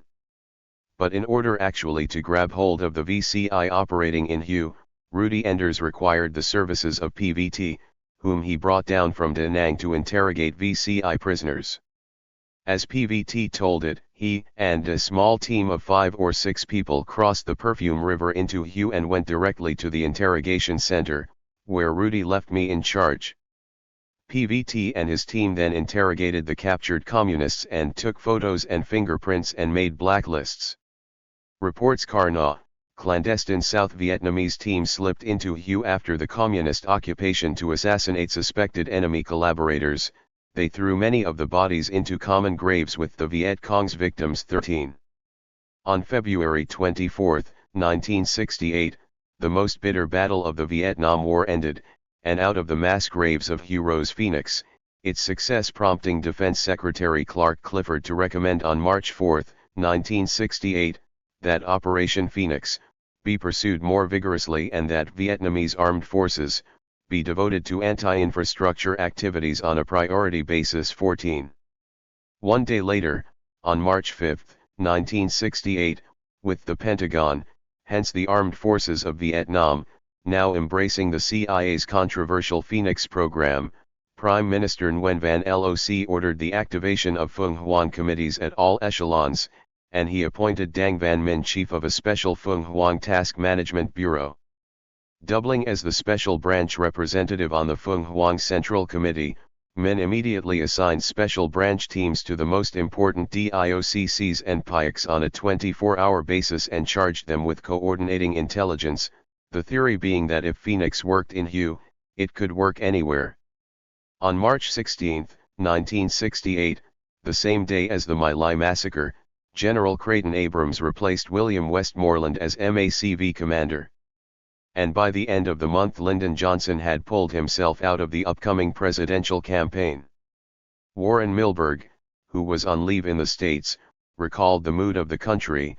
I remember coming back and listening to LBJ tell everybody that he wasn't going to seek re-election. That kind of reinforced in my mind the futility of the whole endeavor. It really made a big impact on me. I mean, LBJ was a casualty of the Tet Offensive among other things. Many dedicated American soldiers and civilians, after Tet, felt the same way. On the other hand, while demoralizing many Americans, the trauma of Tet spurred others on to greater acts of violence. For them, Phoenix would become an instrument to exact vengeance on a crippled, exposed enemy. Up until the 1968 offensives, Robert Slater writes, the VCI cadre were almost untouchable. Any losses suffered prior to then were insignificant. Confident of almost certain victory during the Tet offensives, however, they surfaced their key cadre. The results are well known. The attacks cost the Viet Cong thousands of their most valuable cadre, including irreplaceable veterans with 10 to 20 years of revolutionary activity. 15. Professor Hui concurred, writing that many agents whom the VC had planted in the towns and cities were discovered because of their activities during the attack, and were eliminated by the Saigon government. 16. It is a fact that Tet was a psychological victory for the VCI. But it was a Pyrrhic victory, too, for in proving itself a viable political entity, the VCI backed the GVN into a corner. Fear, and a chance to exact revenge, finally brought Phoenix to the forefront of the GVN's attention. All that remained was for Lieutenant Colonel Robert Inman to bring everyone together at the middle management level. Having served in Vietnam with the Army Security Agency from 1963 till 1965, Robert Inman had already had, like many Phoenix officers, a tour of duty under his belt. Also, like many Phoenix veterans who contributed to this book, Inman is compassionate, intelligent, and more than a little irreverent. At the time I arrived in Saigon in early 1968, he told me, there was a US staff but no corresponding Vietnamese staff. On the US side there were about 20 people, mostly military, although the key management level positions at the directorate were CIA. We had 2 red files, one for everybody and one for the CIA only. The distinction was maintained throughout my tour, but he chuckled I got to read the CIA stuff. 17. The reason for the compartmentation, according to Inman, was that CIA coordination with Special Branch continued at a higher level than Phoenix. Likewise, the parallel chains of command extended into the field, with CIA province officers receiving operational direction from ROICs while at the same time, in their capacity as Phoenix coordinators and members of the CORDS Province Advisory Team, reporting administratively to the CORDS Province Senior Advisor. U.S. military personnel serving as Phoenix coordinators fell administratively within CORDS but received operational direction from MACV. The CIA-MACV schism was to be narrowed in some provinces, but the gap was never universally bridged. At the time Inman arrived at the Phoenix Directorate, there were 3 State Department officers on staff, Lionel Rosenblatt, Bernard Picard, and their boss, John E. MacDonald. According to Inman, MacDonald's job was never revealed. Picard, now a prominent Washington lawyer, would not explain to me what he did. Rosenblatt merely said, as a junior officer. I was assigned to CORDS Phoenix in December 1967 and served there till June 1969. During this time my principal duties were, orientation and visits to DIOCCs, December 1967 until March 1968, Cam Ran City Phung Hoan Coordinator, March 1968 through September 1968, and Phung Hoan Liaison Officer in Saigon. 18. Executive Director Joe Sargiano, Inman recalled, spent a lot of time with agency officers in the provinces, trying to coordinate the RDC/P people who ran the PICs with the RDC/O people who ran the PRU under the province officer system. Inman himself was assigned to the operations section of the Phoenix staff, of which, he said, there was a unilateral agency effort and a binational effort. And they were separate, too. The Phoenix Reports Branch, under Lieutenant Colonel Lemire, was headquartered not in USAID 2 but in the old embassy building on the river. Nothing was computerized, Inman stated. It was all pens and pencils and paper. There were, in addition, a plans and training section under Lieutenant Colonel Ashley Ivey and an administrative section under CIA officer James Brogdon. As for the mood of the Phoenix staff, according to Inman, the problem on the US side was that cynicism was developing. Gooks, slopes, dinks, you didn't hear those words in the Saigon office, but the attitude was there. This racist attitude generally belonged to proponents of unilateral operations, as opposed to people, like Inman, who wanted to hand the job to the Vietnamese. There were definitely 2 sides. He sighed, adding, a lot of people after 3 months said, why should I waste my time with the Vietnamese at the national level? I can get into the special branch files, and I can run the PRU, so what the hell? When asked if this was due to legitimate security concerns, Inman responded, lack of security was often just an excuse for incompetency. Inman did not blame even Parker for the bigotry evident at the Phoenix Directorate. Parker was not paternal, he said. But he had reached a point in his career where he was functioning more on a diplomatic than an operational level. And Ev had frustrations with his own people inside the CIA who viewed the RDC/P and RDC/O systems as competitive. Each side would say, yeah, talk to them, but don't tell them too much. No one wanted to divulge his sources. There were other problems with Phoenix. For example, Inman commented, one province in 3 Corps was relatively pacified, and the province senior advisor there thought Phoenix would only stir things up. He thought his 95% HES rating would drop if they started looking for trouble. The problem, Inman explained, was that the US had tremendous resources, enough to fund 25 programs, all first priority. Bigger pigs, and better rice, and Phoenix. Now, some province senior advisors simply said, there's no way to do it all, and picked one or two to focus on and not always Phoenix. The other major problem, Inman said, was that Phoenix was used for personal vendettas. When Inman arrived at the Phoenix Directorate, Evan Parker's military deputy was Colonel William Greenwald, an administrator trapped in an office. Inman and his best friend on the Phoenix staff, Lieutenant Colonel William Singleton, concluded that the CIA had Greenwald there to take the rap if anything went wrong. What went wrong was Greenwald's career. Greenwald was slated to become a brigadier general, but by virtue of his association with the CIA, via Phoenix, his career jumped track, and he retired as a colonel when his Phoenix tour ended. Operations was run by a civilian, Inman recalled, a retired full colonel on contract to the CIA. His name was William Law. He'd been the military attaché in Laos. Singleton and I were assigned to Law, and Law told us to review everything in the files because he didn't know what the next step was going to be. After a month it got to be a drag, so I complained to Greenwald. I said, I want another job. I'm wasting my time. Greenwald relented. He gave me and Singleton 3 or 4 actions, which we resolved in about an hour, Inman recalled, and shortly thereafter Law was sent down to the Delta to be the CIA's contact with the Hoa. Law was replaced by George French, a very personable, very experienced CIA officer who had done some very dramatic things in his career, from the OSS to Cuba. George French's first job was as a demolitions expert in an Arizona lead mine, in the years before World War II.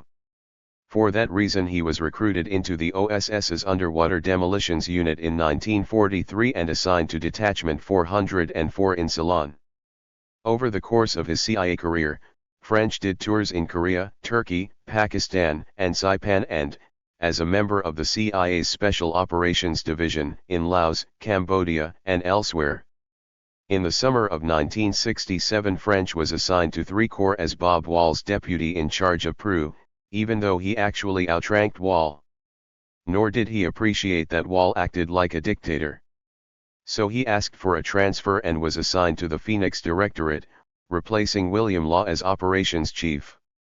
French described the job as mostly traveling to the provinces to see what was going on and asking, "How's your body count?"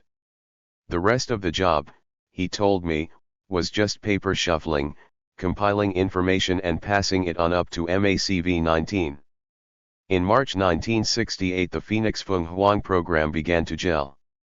Passing up the opportunity to manage the Soviet/Russia division, William Colby instead had returned to Vietnam, at the request of Richard Helms, to serve as acting chief of staff of corps. Because he was too overbearing to communicate effectively with the Vietnamese, Robert Colmer needed Colby to work with Interior Minister Tran Tien Kim in formulating counterinsurgency policy and procedure at the national level.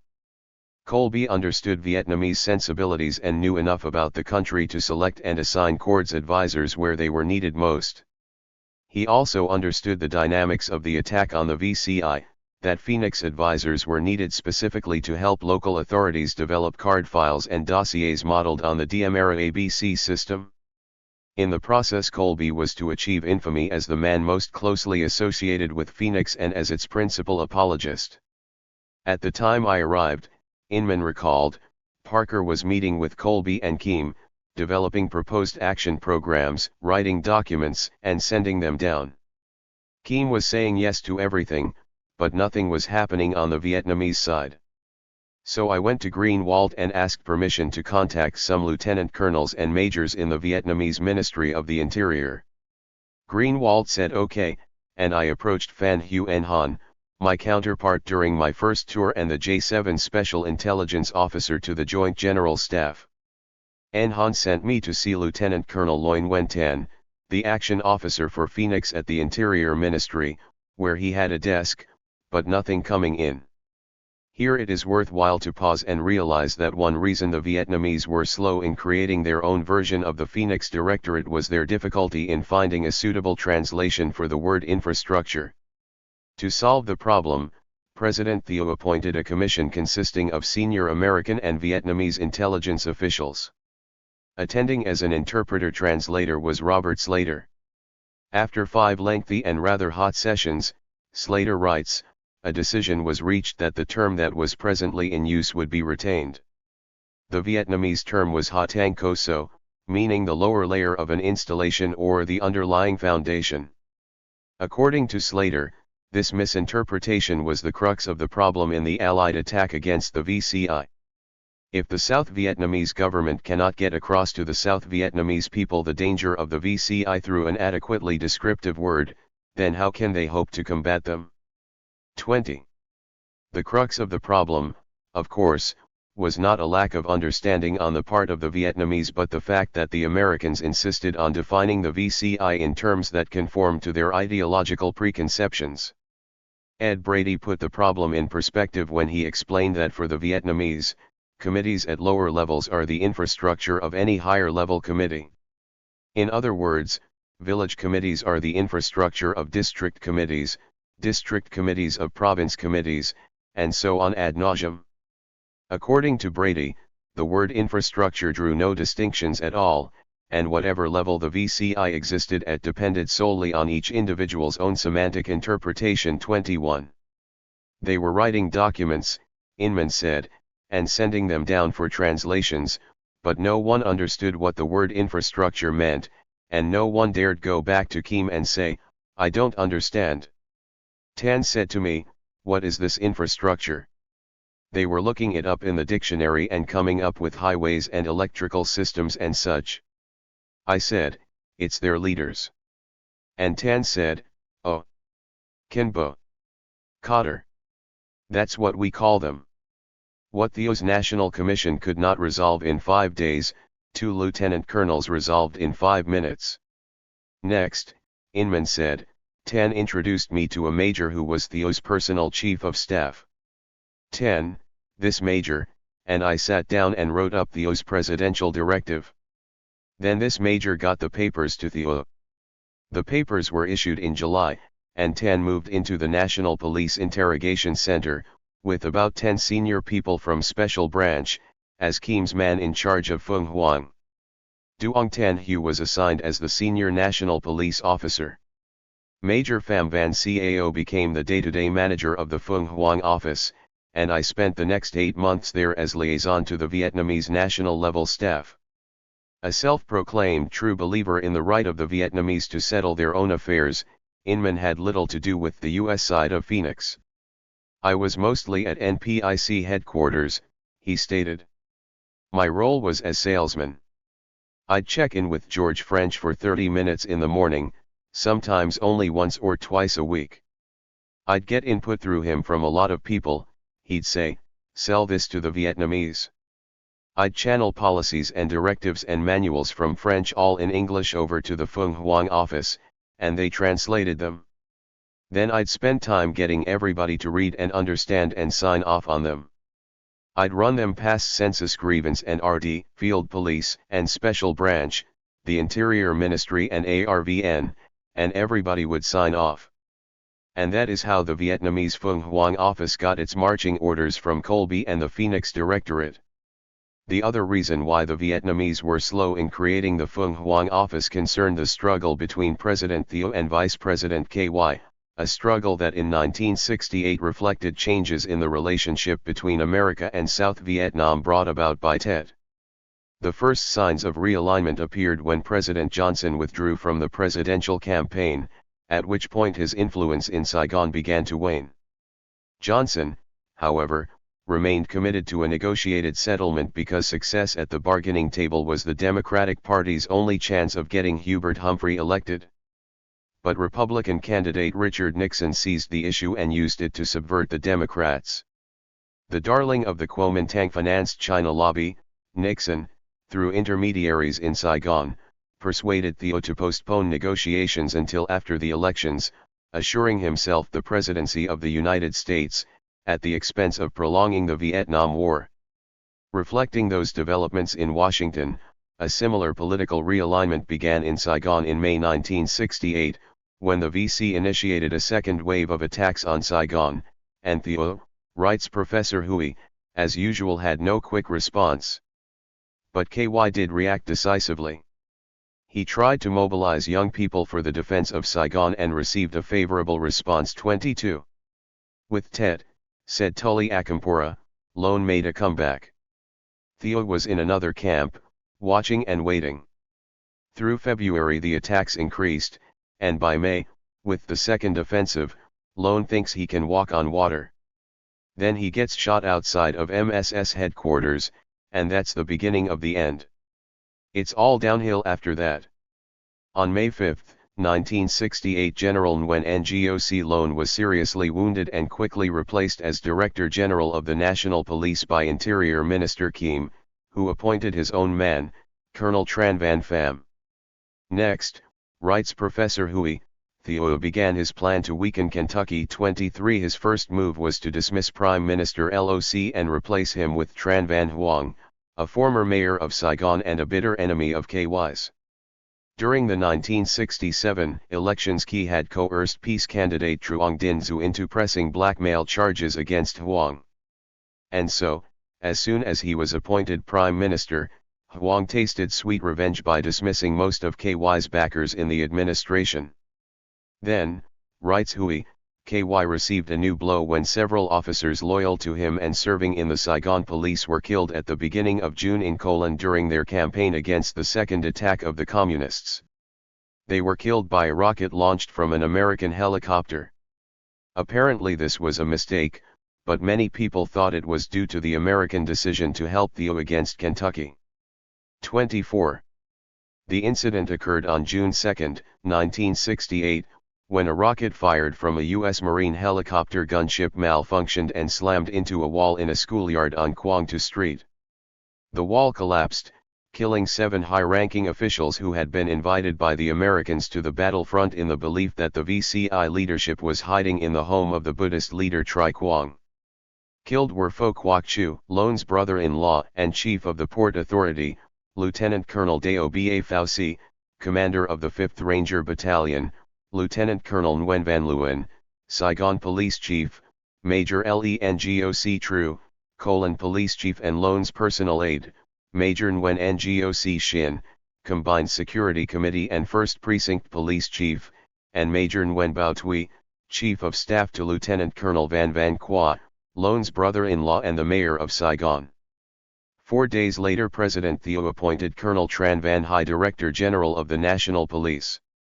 On the same day that he took office, Hai dismissed KY's 8 remaining police chiefs in Saigon and replaced Special Branch Chief Nguyen Tien with his friend Major Nguyen Mao, who refused to accept Phoenix within the Special Branch and instead incorporated the combined intelligence staff within a new Capital Military District Command.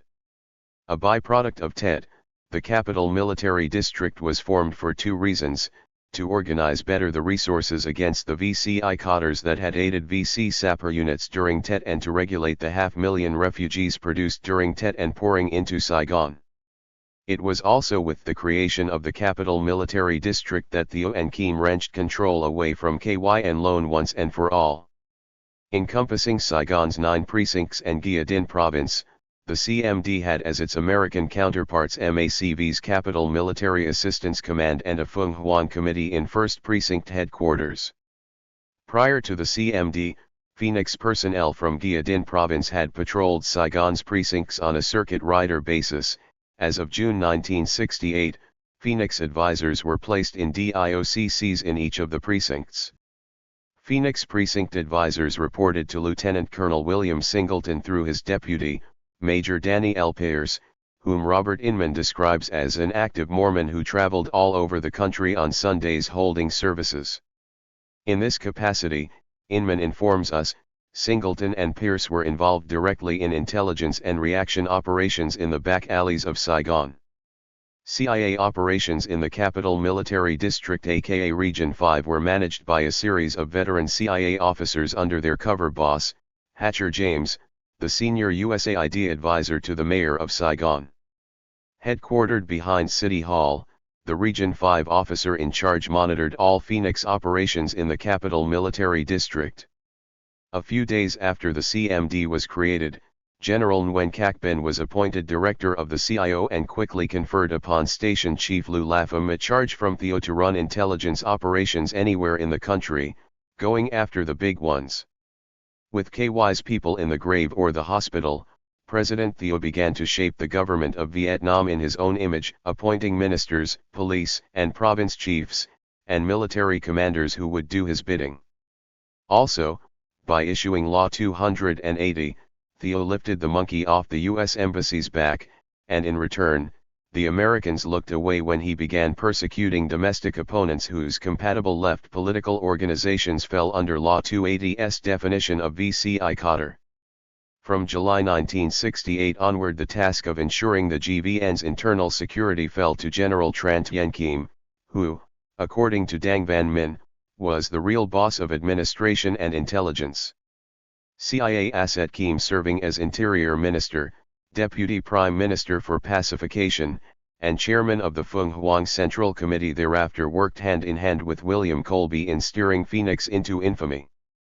With the promulgation of Law 280, which compelled Vietnamese Corps commanders and province chiefs to organize Phuong Hoang committees, and, 1 week later, MACV Directive 381-41, which ordered U.S. military and civilian organizations to support Phuong Hoang, Phoenix was ready to run on both its American and Vietnamese cylinders.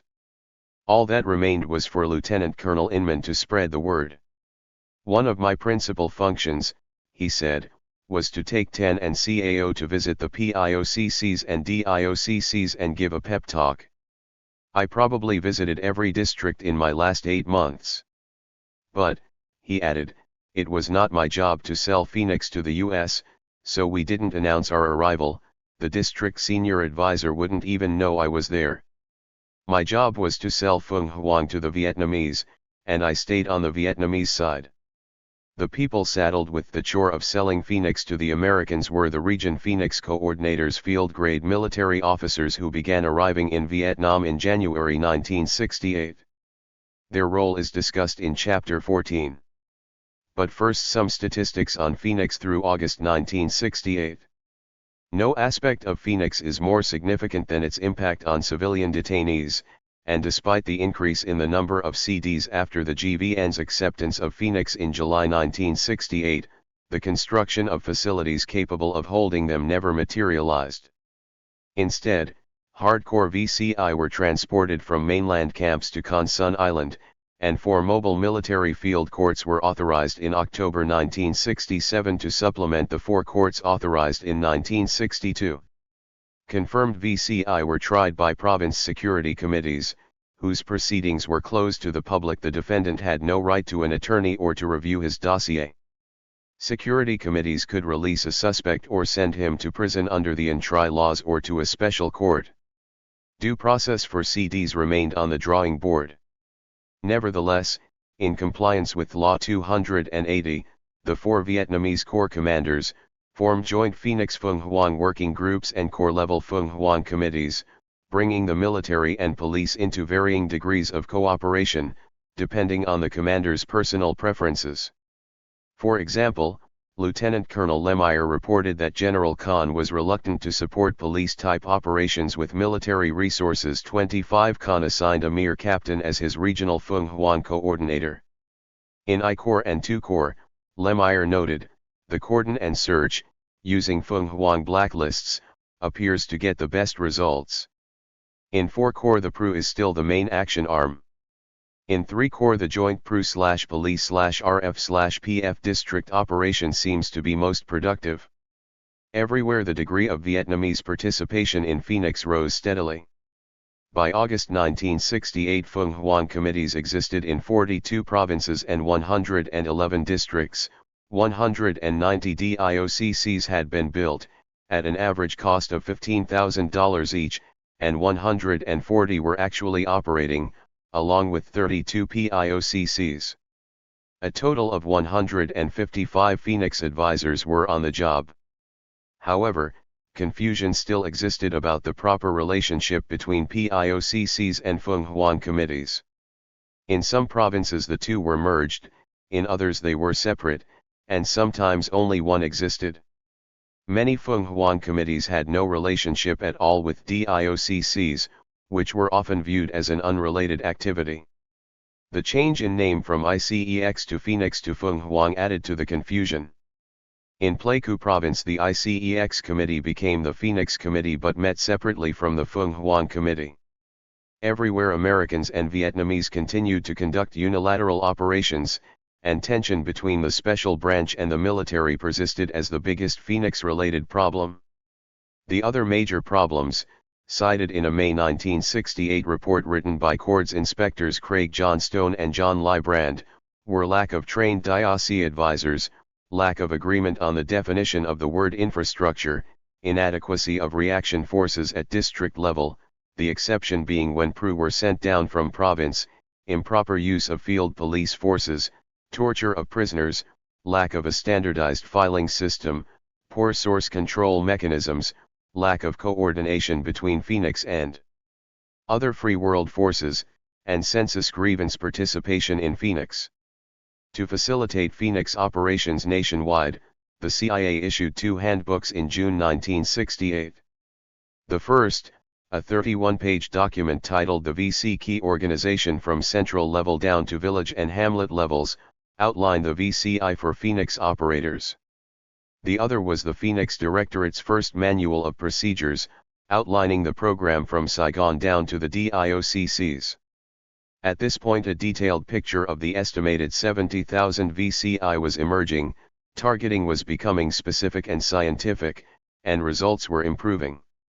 Lieutenant Colonel Lemire reported that as the DIOCCs and PIOCCs have refined databases, gained experience, and mounted more operations against targeted individuals, the neutralization rate has been well over 1,000 per month for the last 4 months. In Guyia Dinh province, Lemire reported, the combination of an aggressive province chief and a dedicated Phoenix coordinator has more than quadrupled the monthly rate of killed, captured, and rallied VCI. Much emphasis was placed on neutralization rates, which were deemed the only objective way of measuring Phoenix success. As reports poured into the Directorate from all over the country, numbers were tabulated and scores posted. By the end of June 1968, more than 6,000 VCI had been neutralized, with exact numbers available from each diocese so Phoenix managers could judge performance. As Evan Parker explained it, you've got people. You've got some sort of structure set up, some facilities and money and resources. Then you need a record-keeping system. Unfortunately, he added, people lived on reporting. In order to get brownie points, a guy would say, we conducted X many Phoenix operations, and that looks good on your record. But simply because they were ordered to conduct sweeps, they might pick up some VC, but they could just as easily have been soldiers as civilians. Whatever the results were, it was conducted in the name of Phoenix. A lot of things were done in the name of Phoenix. And this goes into your record-keeping system. Ralph Johnson writes, it was this reporting weakness which for a long time attracted much of the foreign press criticism of Feng Huang 26. Then Parker groaned. Comer took it one step beyond and assigned goals for the number of VCI neutralized. Comer was a great one for setting objectives, then keeping score of your performance against these objectives. And this is how quotas got developed in the summer of 1968. Borrowing military kills to meet Comer's quotas was more than inflationary. John Cook, the Phoenix coordinator in Dien District in Guyia Dinh province, in his book The Advisor notes that switching the identity of a VC soldier killed in combat with that of a known member of the infrastructure meant that if at a latter date the real member was captured or killed, this action could not be reported, for you can only eliminate a man once. 27. Comer didn't understand the police nature of the attack against the VCI, Bob Wall said scoffingly. When LBJ put pressure on him, he invented quotas as a management tool, and this destroyed Phoenix. Quotas gave starving policemen a way to feed families. It let them bring in bodies and say they were VCI. 28. I resisted like mad the idea of quotas, insisted Evan Parker, because I felt this would lead to cheating, or in innocent people being arrested, and this looking good on the quota. Or there might even be names listed on arrest reports that didn't even exist. In one area I was told they were taking names off the gravestones. But he sighed they had quotas, and they tried to meet quotas, and that's how you get the idea that this was some sort of murder organization. Indeed, Phoenix was labeled an assassination program, evoking the specter of war crimes and leading many people to minimize the impact of quotas. I think it was mood, Warren Milberg said. It was something I just ignored. For the most part it was coming to you from people in Saigon who were going home at night and sitting under the veranda of the Continental Hotel. You just didn't take that stuff seriously. They couldn't relate to what you were doing, just like you couldn't relate to what they were doing. It was a different war. It was a different part of the world. Another Phoenix coordinator, a CIA Czechoslovakian desk officer sent to Bien Hoa province in 1968, saw comparisons between Phoenix and Gestapo tactics in World War II. For him, the reports I sent in from my province on the number of communists that were neutralized reminded me of the reports Hitler's concentration camp commanders sent in on how many inmates they had exterminated, each commander lying that he had killed more than the others to please Himmler. Why one person remained silent and went along with Phoenix while another spoke out against it is the subject of the next chapter. CIA compounds in the provinces were called embassy houses, because they were extensions of the State Department's consulates. Decree Law 280 defined the VCI as all party members from COSM to Hamlet level and as cadre that direct and control other parties and organizations such as, the Alliance of National Democratic and Peace Forces, or other similar organizations in the future. The only people named as not being VCI were VC military units and citizens forced to perform as laborers. Law 280 charged the Ministry of the Interior, not the Defense Ministry, with footing the Fung Huang Bill. One day later Colonel Lu Kim Kwang, commander of the 1st Transport Group and a senior aide to KY, was killed by border police on the outskirts of Saigon. Writes John Stone, the truncheon and electric shock methods of interrogation were in widespread use, with almost all advisors admitting to have witnessed instances of use of these methods. Chapter 13. Parallax Views. Our Pru and Quang Tri were all victims of communist terror, said Bob Brewer, who, like many CIA officers in Vietnam, believed he was singled out for assassination. A dedicated anti-communist who felt personally threatened, Brewer was motivated, and so were his Pru. They were so red-hot you had to control them, he added with delight. 1. The man with the job of controlling the Pru in Quang Tri province was Warren Milberg. Elegant and sophisticated, Milberg today is the consummate corporate American male. His employer, the Titan Corporation, designs Star Wars lasers. And more than 20 years after the fact, despite a lingering resentment against cynical war managers who send idealistic young soldiers on suicidal rites of passage, Warren Milberg still embraces the Cold War ideology and its corresponding Phoenix mythology. At the core of Milberg's melancholy are two related experiences. Both happened in 1965 during his first tour in Vietnam, when he was Deputy Chief of Security at the Da Nang Air Base. There Milberg's involvement with Agent Nets brought him into contact with local CIA operators, who liked his style and invited him to participate in the ongoing SOG operation called Prairie Fire. Milberg joined SOG without the knowledge of his Air Force superiors. He put on black pajamas and worked with a team of Nung mercenaries, leading them on long-range patrols into Laos to monitor and interdict NVA units. Sometimes they sat on the Ho Chi Minh Trail and shot field-grade NVA officers from 1,000 yards away, so they never even heard the report too.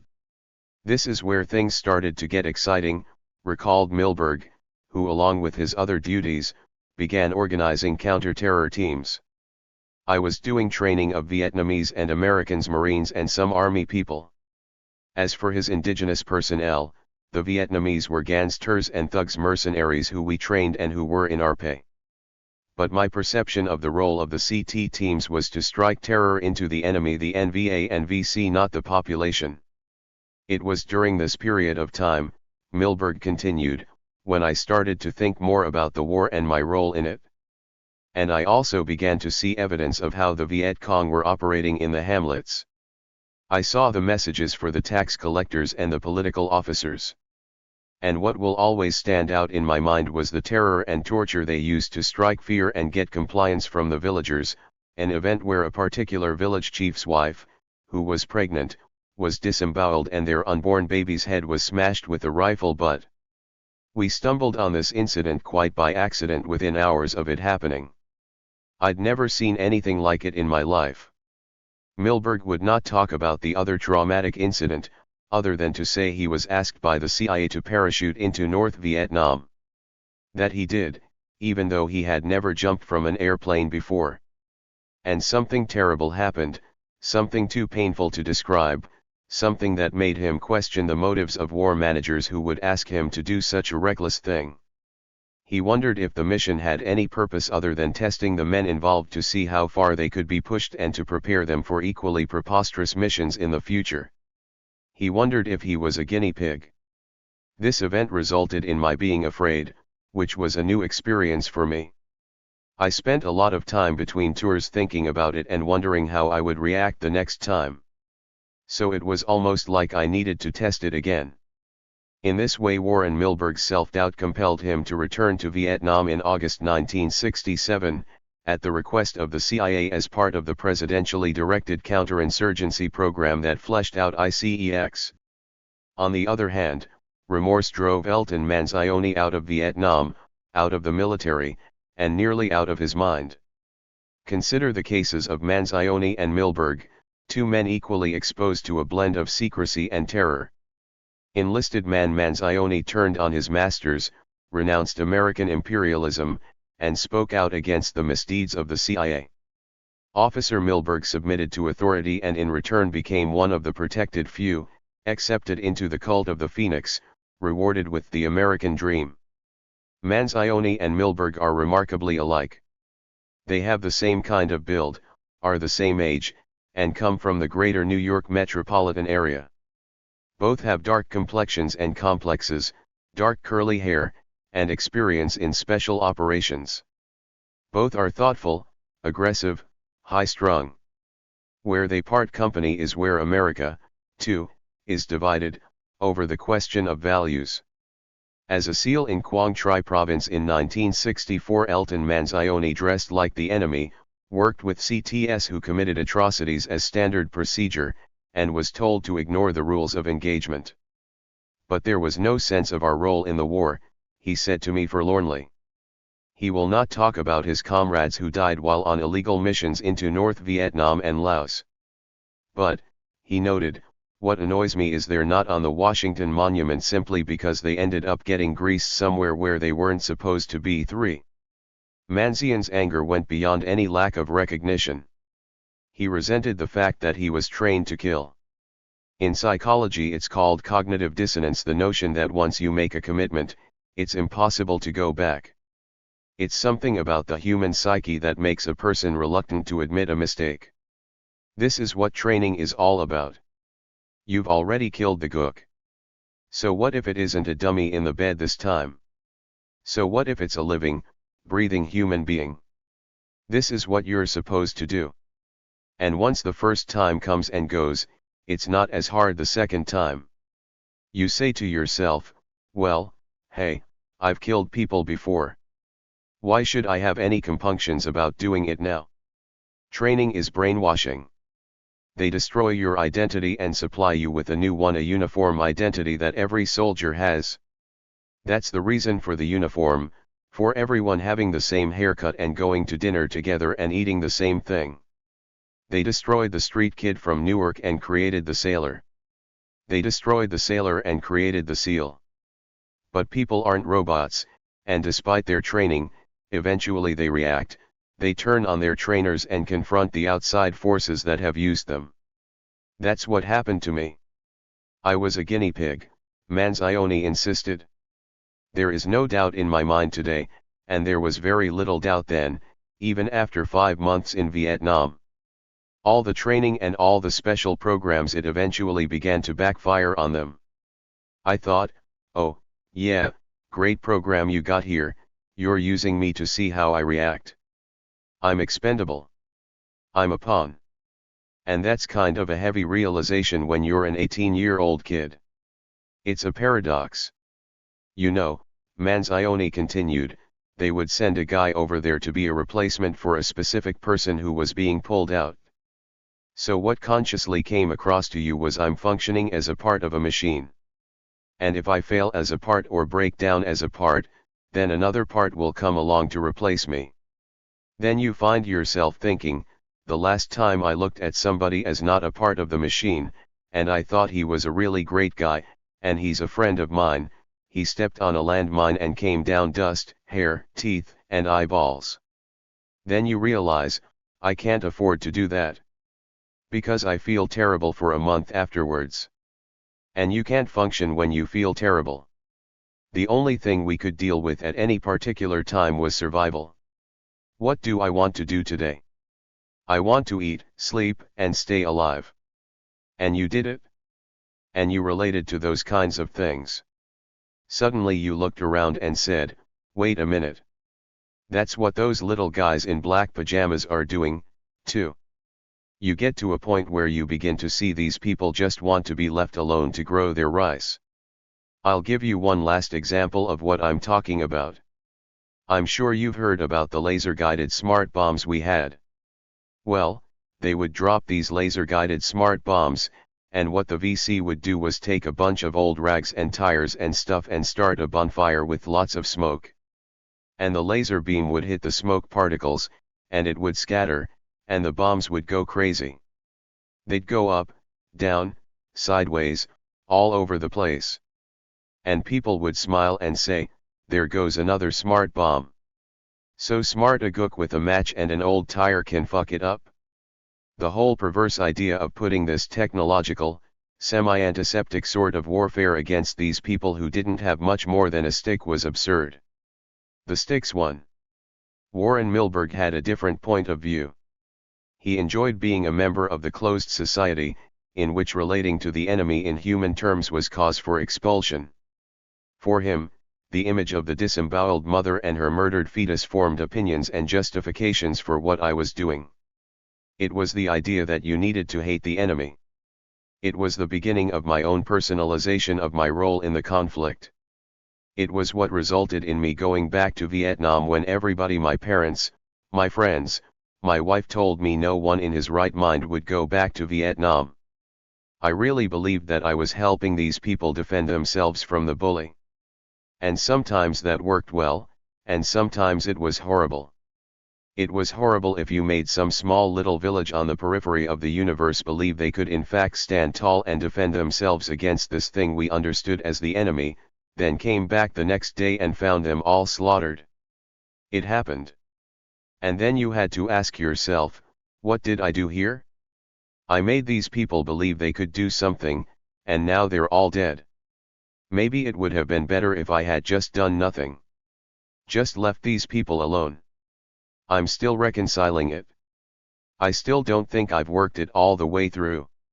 Warren Milberg stared into the distance, seeing sights that only combat veterans see.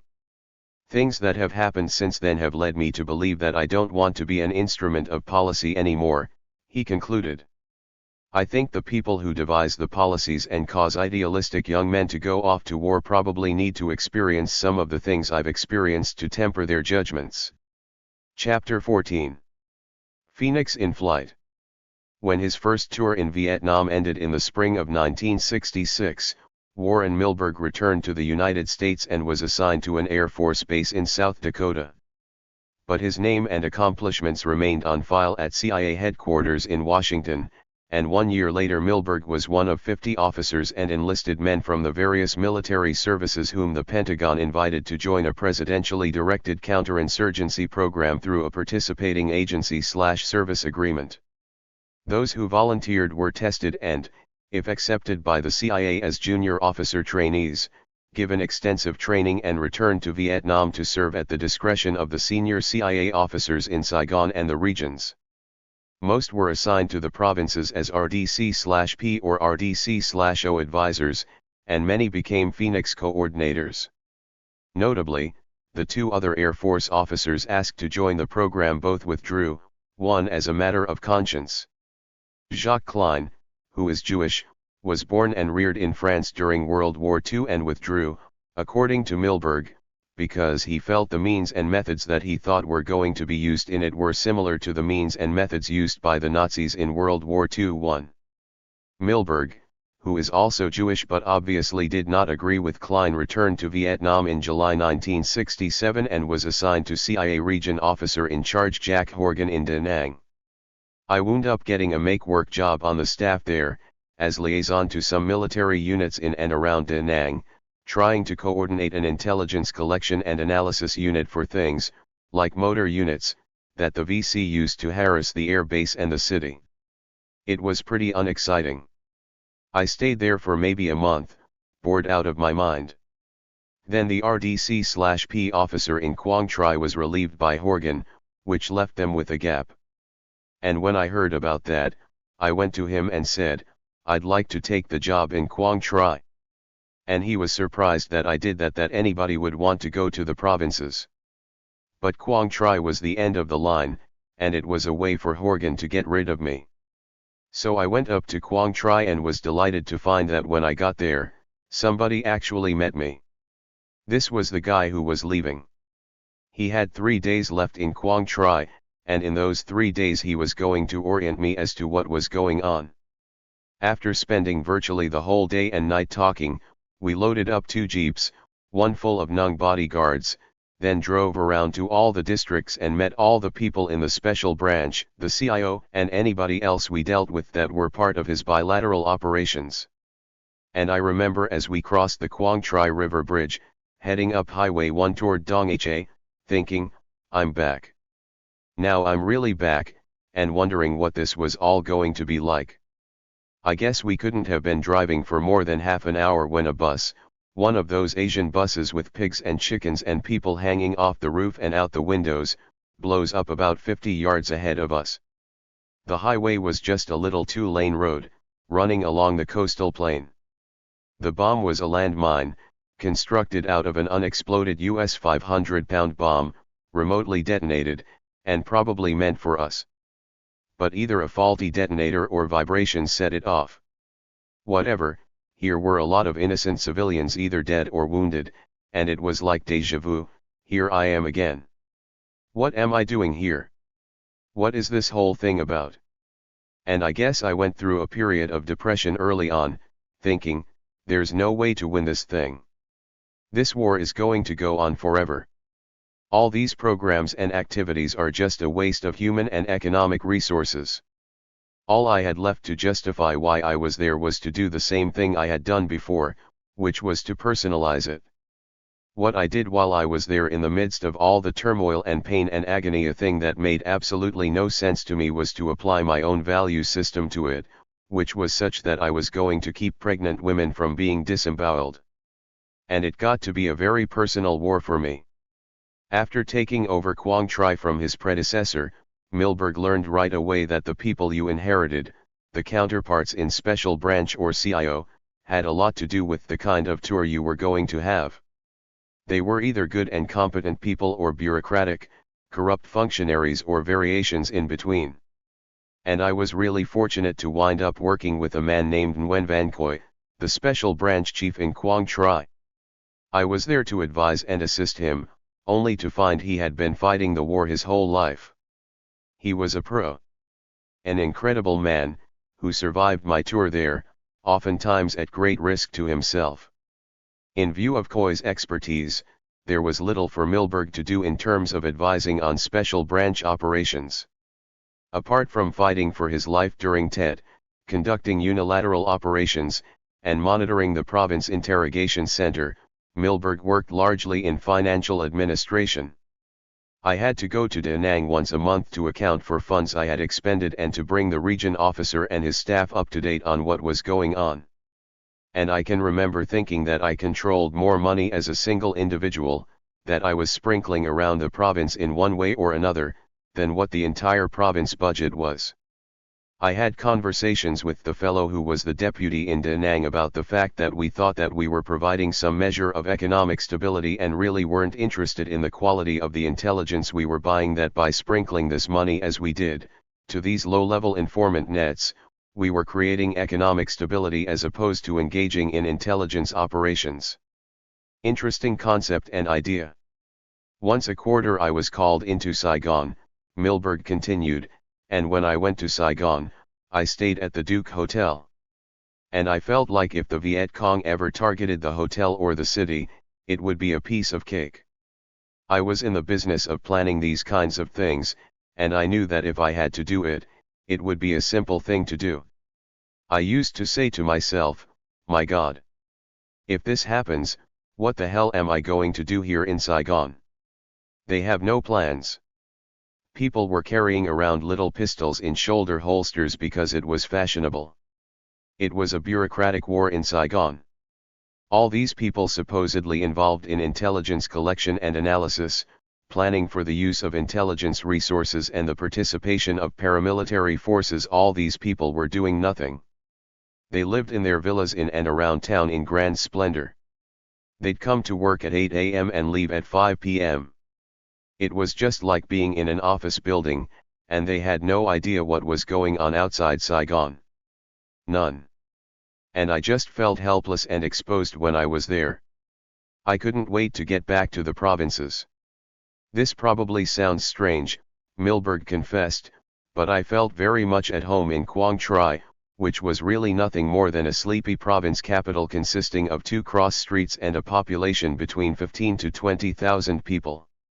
When I got to Saigon, with its teeming millions, I felt in more danger than I did upcountry in my little rural compound in Quang Tri.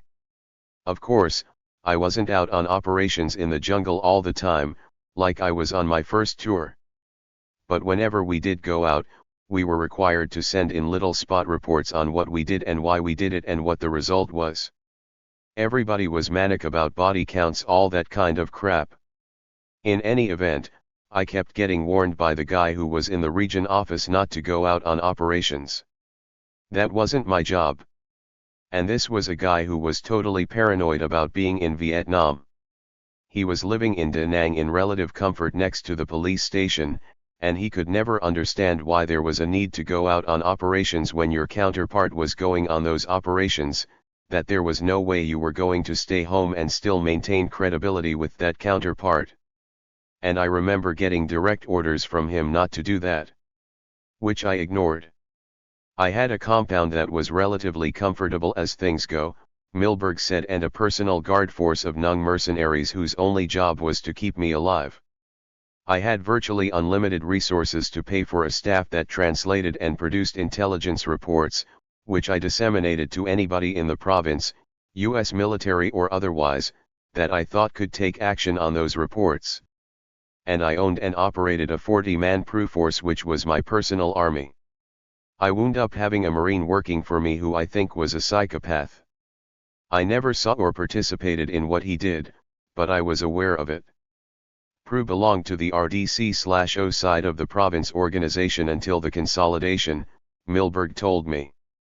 I started out as the plans officer, but toward the end of 1967 I was appointed the province officer in charge of both programs. This is where I actually control and direct the PRU myself. Prior to this, if I had need of the PRU, because of some intelligence I had developed, what I did was go and see the RDC/O people, which was a relatively large program, 5 or 6 Americans involved, whereas RDC/P was only me. I lived by myself away from them. But I'm not sure if that's the way it was in every province. In regard to Phoenix, Milberg said, I'm not sure how you bound Phoenix, but it certainly falls right in the middle. But at this point the agency was beginning to turn the reins of the program over to the U.S. Army, as advisors to the Vietnamese, and going through whatever Orwellian mindset was necessary to make believe this was a Vietnamese program. Phoenix operations in Quang Tri province were different from Phoenix operations in other provinces, Milberg explained, in that a lot of military activity was going on, as opposed to the Viet Cong insurgency. Clearly, both things were going on, but it was a heavily militarily oriented province. So there was a lot of action there.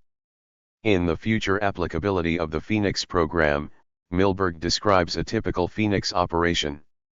Capitalizing on their assets in the CIO, PRU, and Special Branch, Milberg and Quang Tri Province Senior Advisor Bob Brewer mounted a Phoenix operation in the village of Thuong Xa, 14 miles south of the DMZ. As Elton Manzioni noted earlier, in this area it was hard to determine anyone's political affiliations, and the tendency was to consider everyone a Viet Cong sympathizer. Indeed, Thuong Xa had served as a staging area for the Viet Minh in the First Indochina War, and in 1968 its inhabitants were supporting the Viet Cong in the same manner against the Americans. Milberg writes this was because the people were afraid to offer information since they feared VC reprisals. 3. A decision to conduct a Phoenix operation of massive proportions against Thuong Xa was made by Quang Tri's Province Security Council at Brewer's urging.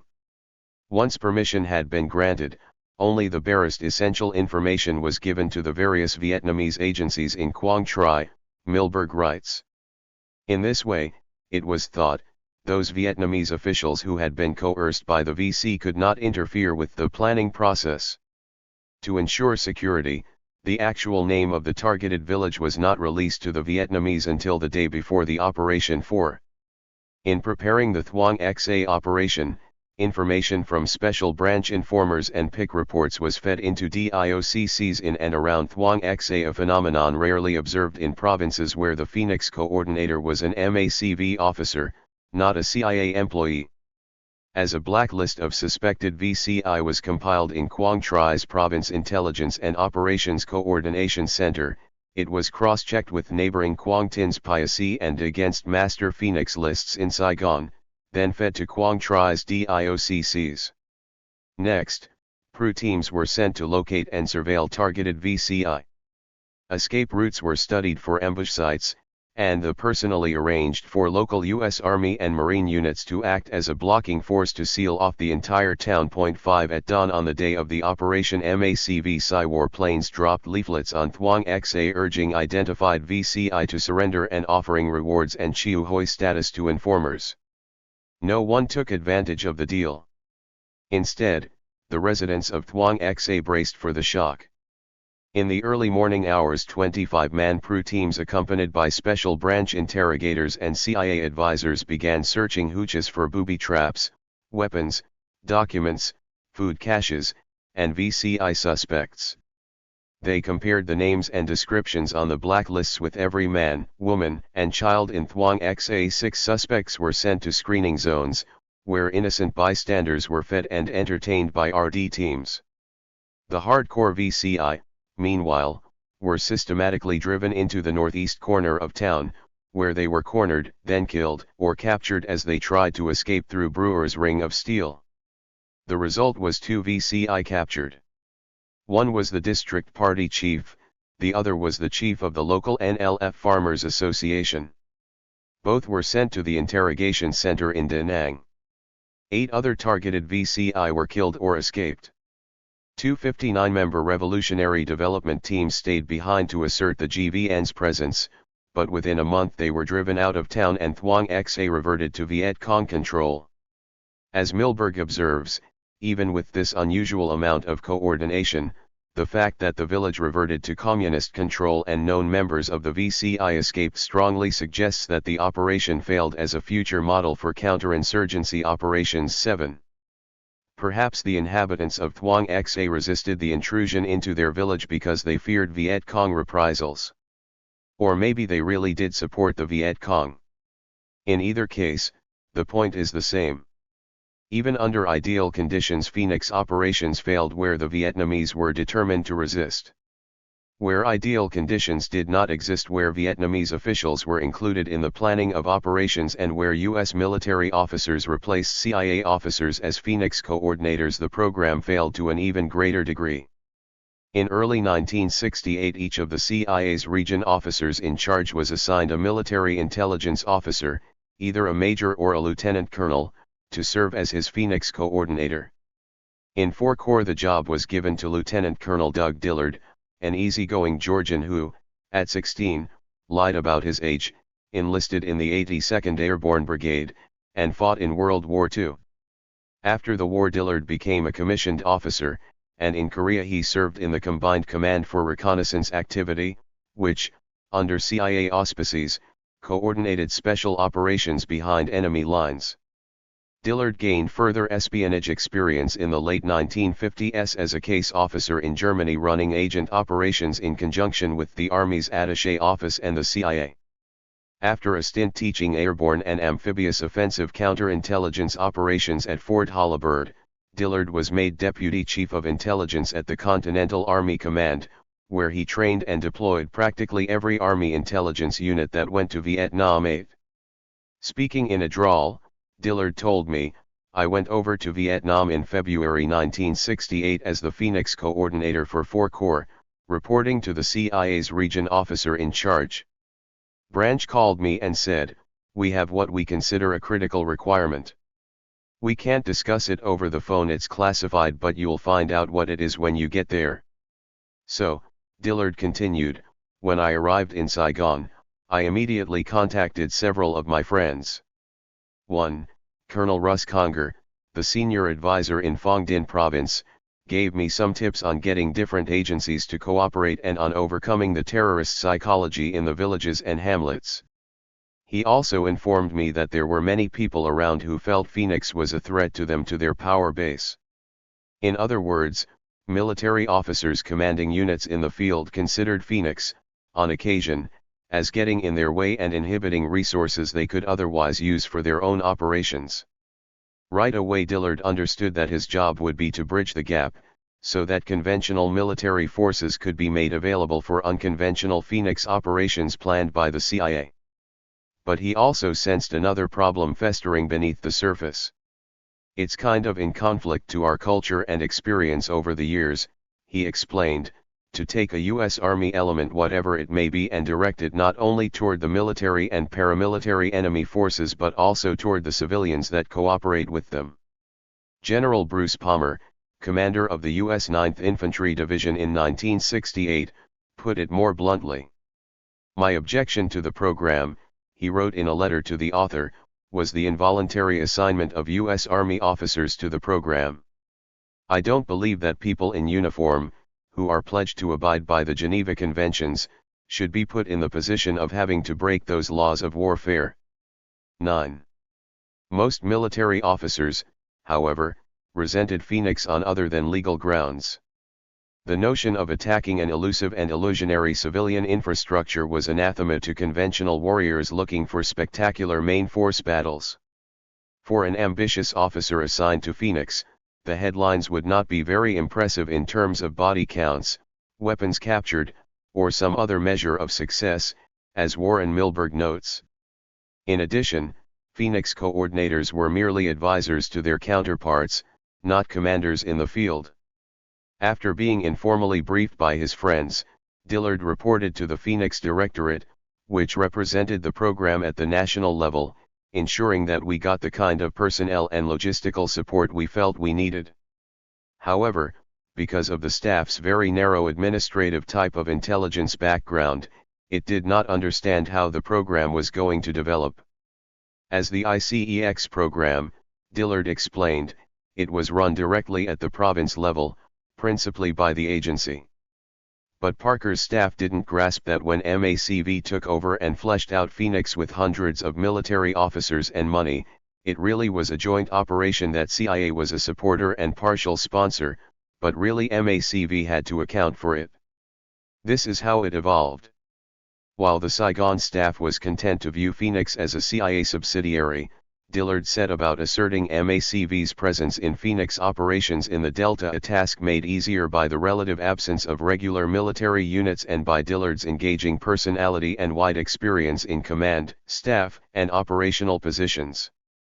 Ultimately, though, Dillard's leverage was logistics. As a matter of protocol between itself and the CIA, Dillard explained, MACV assumed half of the agency's operational expenses in support of Phoenix. For example, every time the agency's aircraft were used to support a Phoenix activity, technically it should have been charged against the fund allocation MACV had given to the Phoenix program. So when I found out about that, I contacted the Air America operations people in 4 Corps and said, just to keep everybody honest, I want a record of what you're charging for aircraft support against the Phoenix program. And thereafter I tried to get air support from U.S. Army Region Headquarters at Kendo, so I didn't have to squander MACV operational funds reimbursing the agency for use of its aircraft. By protecting MACV's financial interests, Dillard won the support of 4 Corps Commander, General George Eckhart. Most of my work with the MACV staff was either with General Eckhart directly, or with the intelligence chief, Colonel Ted Grayman, Dillard recalled. Ted and I worked hand in hand coordinating the activity, and it paid off.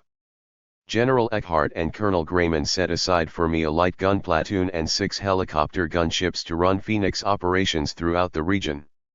This contingent became a regional reaction force to haul troops and provide fire support. With it, Dillard was able to provide the PRU with air mobility and thus get access to CIA intelligence in exchange. Jim Ward spoke highly of Doug Dillard, saying, he was assigned to me because they wanted the best man they could get down in the Delta 10. The admiration was mutual. About Ward and his deputy, Andy Rogers, Dillard said, they were great guys to work with. There was an immediate acceptance of my credentials. That was not always the case. But Dillard and Ward agreed on what constituted a legitimate Phoenix operation, be it an ambush dreamed up at a diocese or a multi-province operation concocted by the CIA, and together they would push Phoenix beyond the narrow rifle shot parameters advocated by Robert Comer. Dillard's liberal interpretation of Phoenix is partially the result of his perception of the terrorist psychology in Vietnam. I arrived in Kendo on a Friday afternoon, he recalled. The 2 Army sergeants that had come in to be my administrative assistants met me at the airport and took me over to the compound and settled me in the CIA's regional house, which was also being used by the local Phong Dinh province CIA personnel.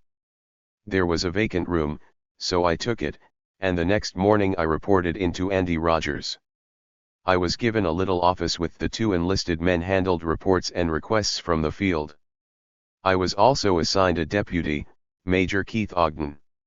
Anyway, I found out there was a helicopter going up to Chau Doc province on the Cambodian border on Sunday morning, so I went up there. It was my first introduction to the real war. It was right after Tet, and there was still a lot of activity. The young sergeant there, Drew Dix, had been in a little village early that morning. The VC had come in and got a couple out that were accused of collaborating with the government, and they'd shot them in the ears. Their bodies were lying out on a cart. We drove out there, and I looked at that, and I had my first awareness of what those natives were up against. Because during the night, the damn VC team would come in, gather all those villagers together, warn them about cooperating, and present an example of what happened to collaborators. They shot them in the ears on the spot. So I knew what my job was. I realized there was a tremendous psychological problem to overcome in getting that specific group of villagers to cooperate in the program. Because to me the Phoenix program was one requiring adequate, timely, and detailed information so we could intercept, make to defect, kill, maim, or capture the Viet Cong guerrilla forces operating in our area. Or put a strike on them. If either through intercepting messages or capturing VCI, you could get information on some of the main force guerrilla battalion activity, you could put a B-52 strike on them, which we did in 4 Corps. For Jim Ward, intelligence was the most important part of Phoenix. Handling that task for Ward was a regular staffer with the agency who worked full-time on intelligence, the real sensitive, important operations, meaning unilateral penetrations into the VCI and GVN. The staffer had military people assigned to him, working as liaison officers in the provinces, as well as CIA, State Department, and USIS officers and policemen from the United States. His job was making sure they were properly supervised. Of course, the station's special unit could abscond with any penetrations that had national significance. At the other end of the spectrum, the first and most important purpose of the DIOC, according to Ward, the one that got General Ton behind Phoenix, was getting tactical military intelligence. When managed by a military officer, as they usually were, DIOCCs focused on this area, while the PIOCCs, where the CIA exerted greater influence, focused on the VCI. According to Ward, when information generally obtained from interrogation centers or Hamlet informants indicated that a person was a VCI, the CIA's liaison officer started a 3x5 card file on that person at the Province Intelligence and Operations Coordination Center, which was often located in the Embassy House. When a second piece of information came in from the provincial reconnaissance units or the regional and popular forces, a folder was opened. After a third source had incriminated the suspect, he or she was targeted for penetration, defection, or capture and interrogation at the PIC, then turned over to the Province Security Committee with evidence for sentencing. This was the rifle shot approach. But where large concentrations of people or security teams surrounded the targeted VCI, Jim Ward favored a variation on the cordon and search method employed by Brewer and Milberg in Quang Tri, where you move in at 3 a.m., surround the entire area, and block everybody off. However, because Ward lacked the troop density enjoyed in I Corps, in his Phoenix operations he used light observation helicopters to buzz the paddy fields to keep people from running off. You don't have enough men to cordon off an entire village when you have only 100 PRU and 2 Americans, he said, the 2 Americans being the PRU advisor and the Phoenix coordinator. Using this approach, which relied on surprise, Ward would conduct 5 operations in a day. They would go in on one side of the village. The first outfit would jump off a helicopter with 1 advisor and set up a block.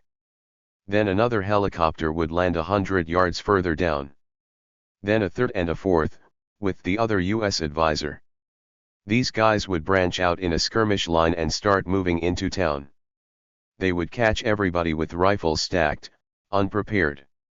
When a helicopter is coming in low, Ward explained, you don't even hear it coming in your direction. All of a sudden there's a tremendous roar, and they see people landing in different places. The PRU knew exactly what to do, Ward continued. They'd get all these people out in a larger helicopter and take them back to where the province chief could put them in a special stockade. Then they'd get special branch people going through identifying each one. Meanwhile, the PRU would re-equip with more ammo and go to the next drop.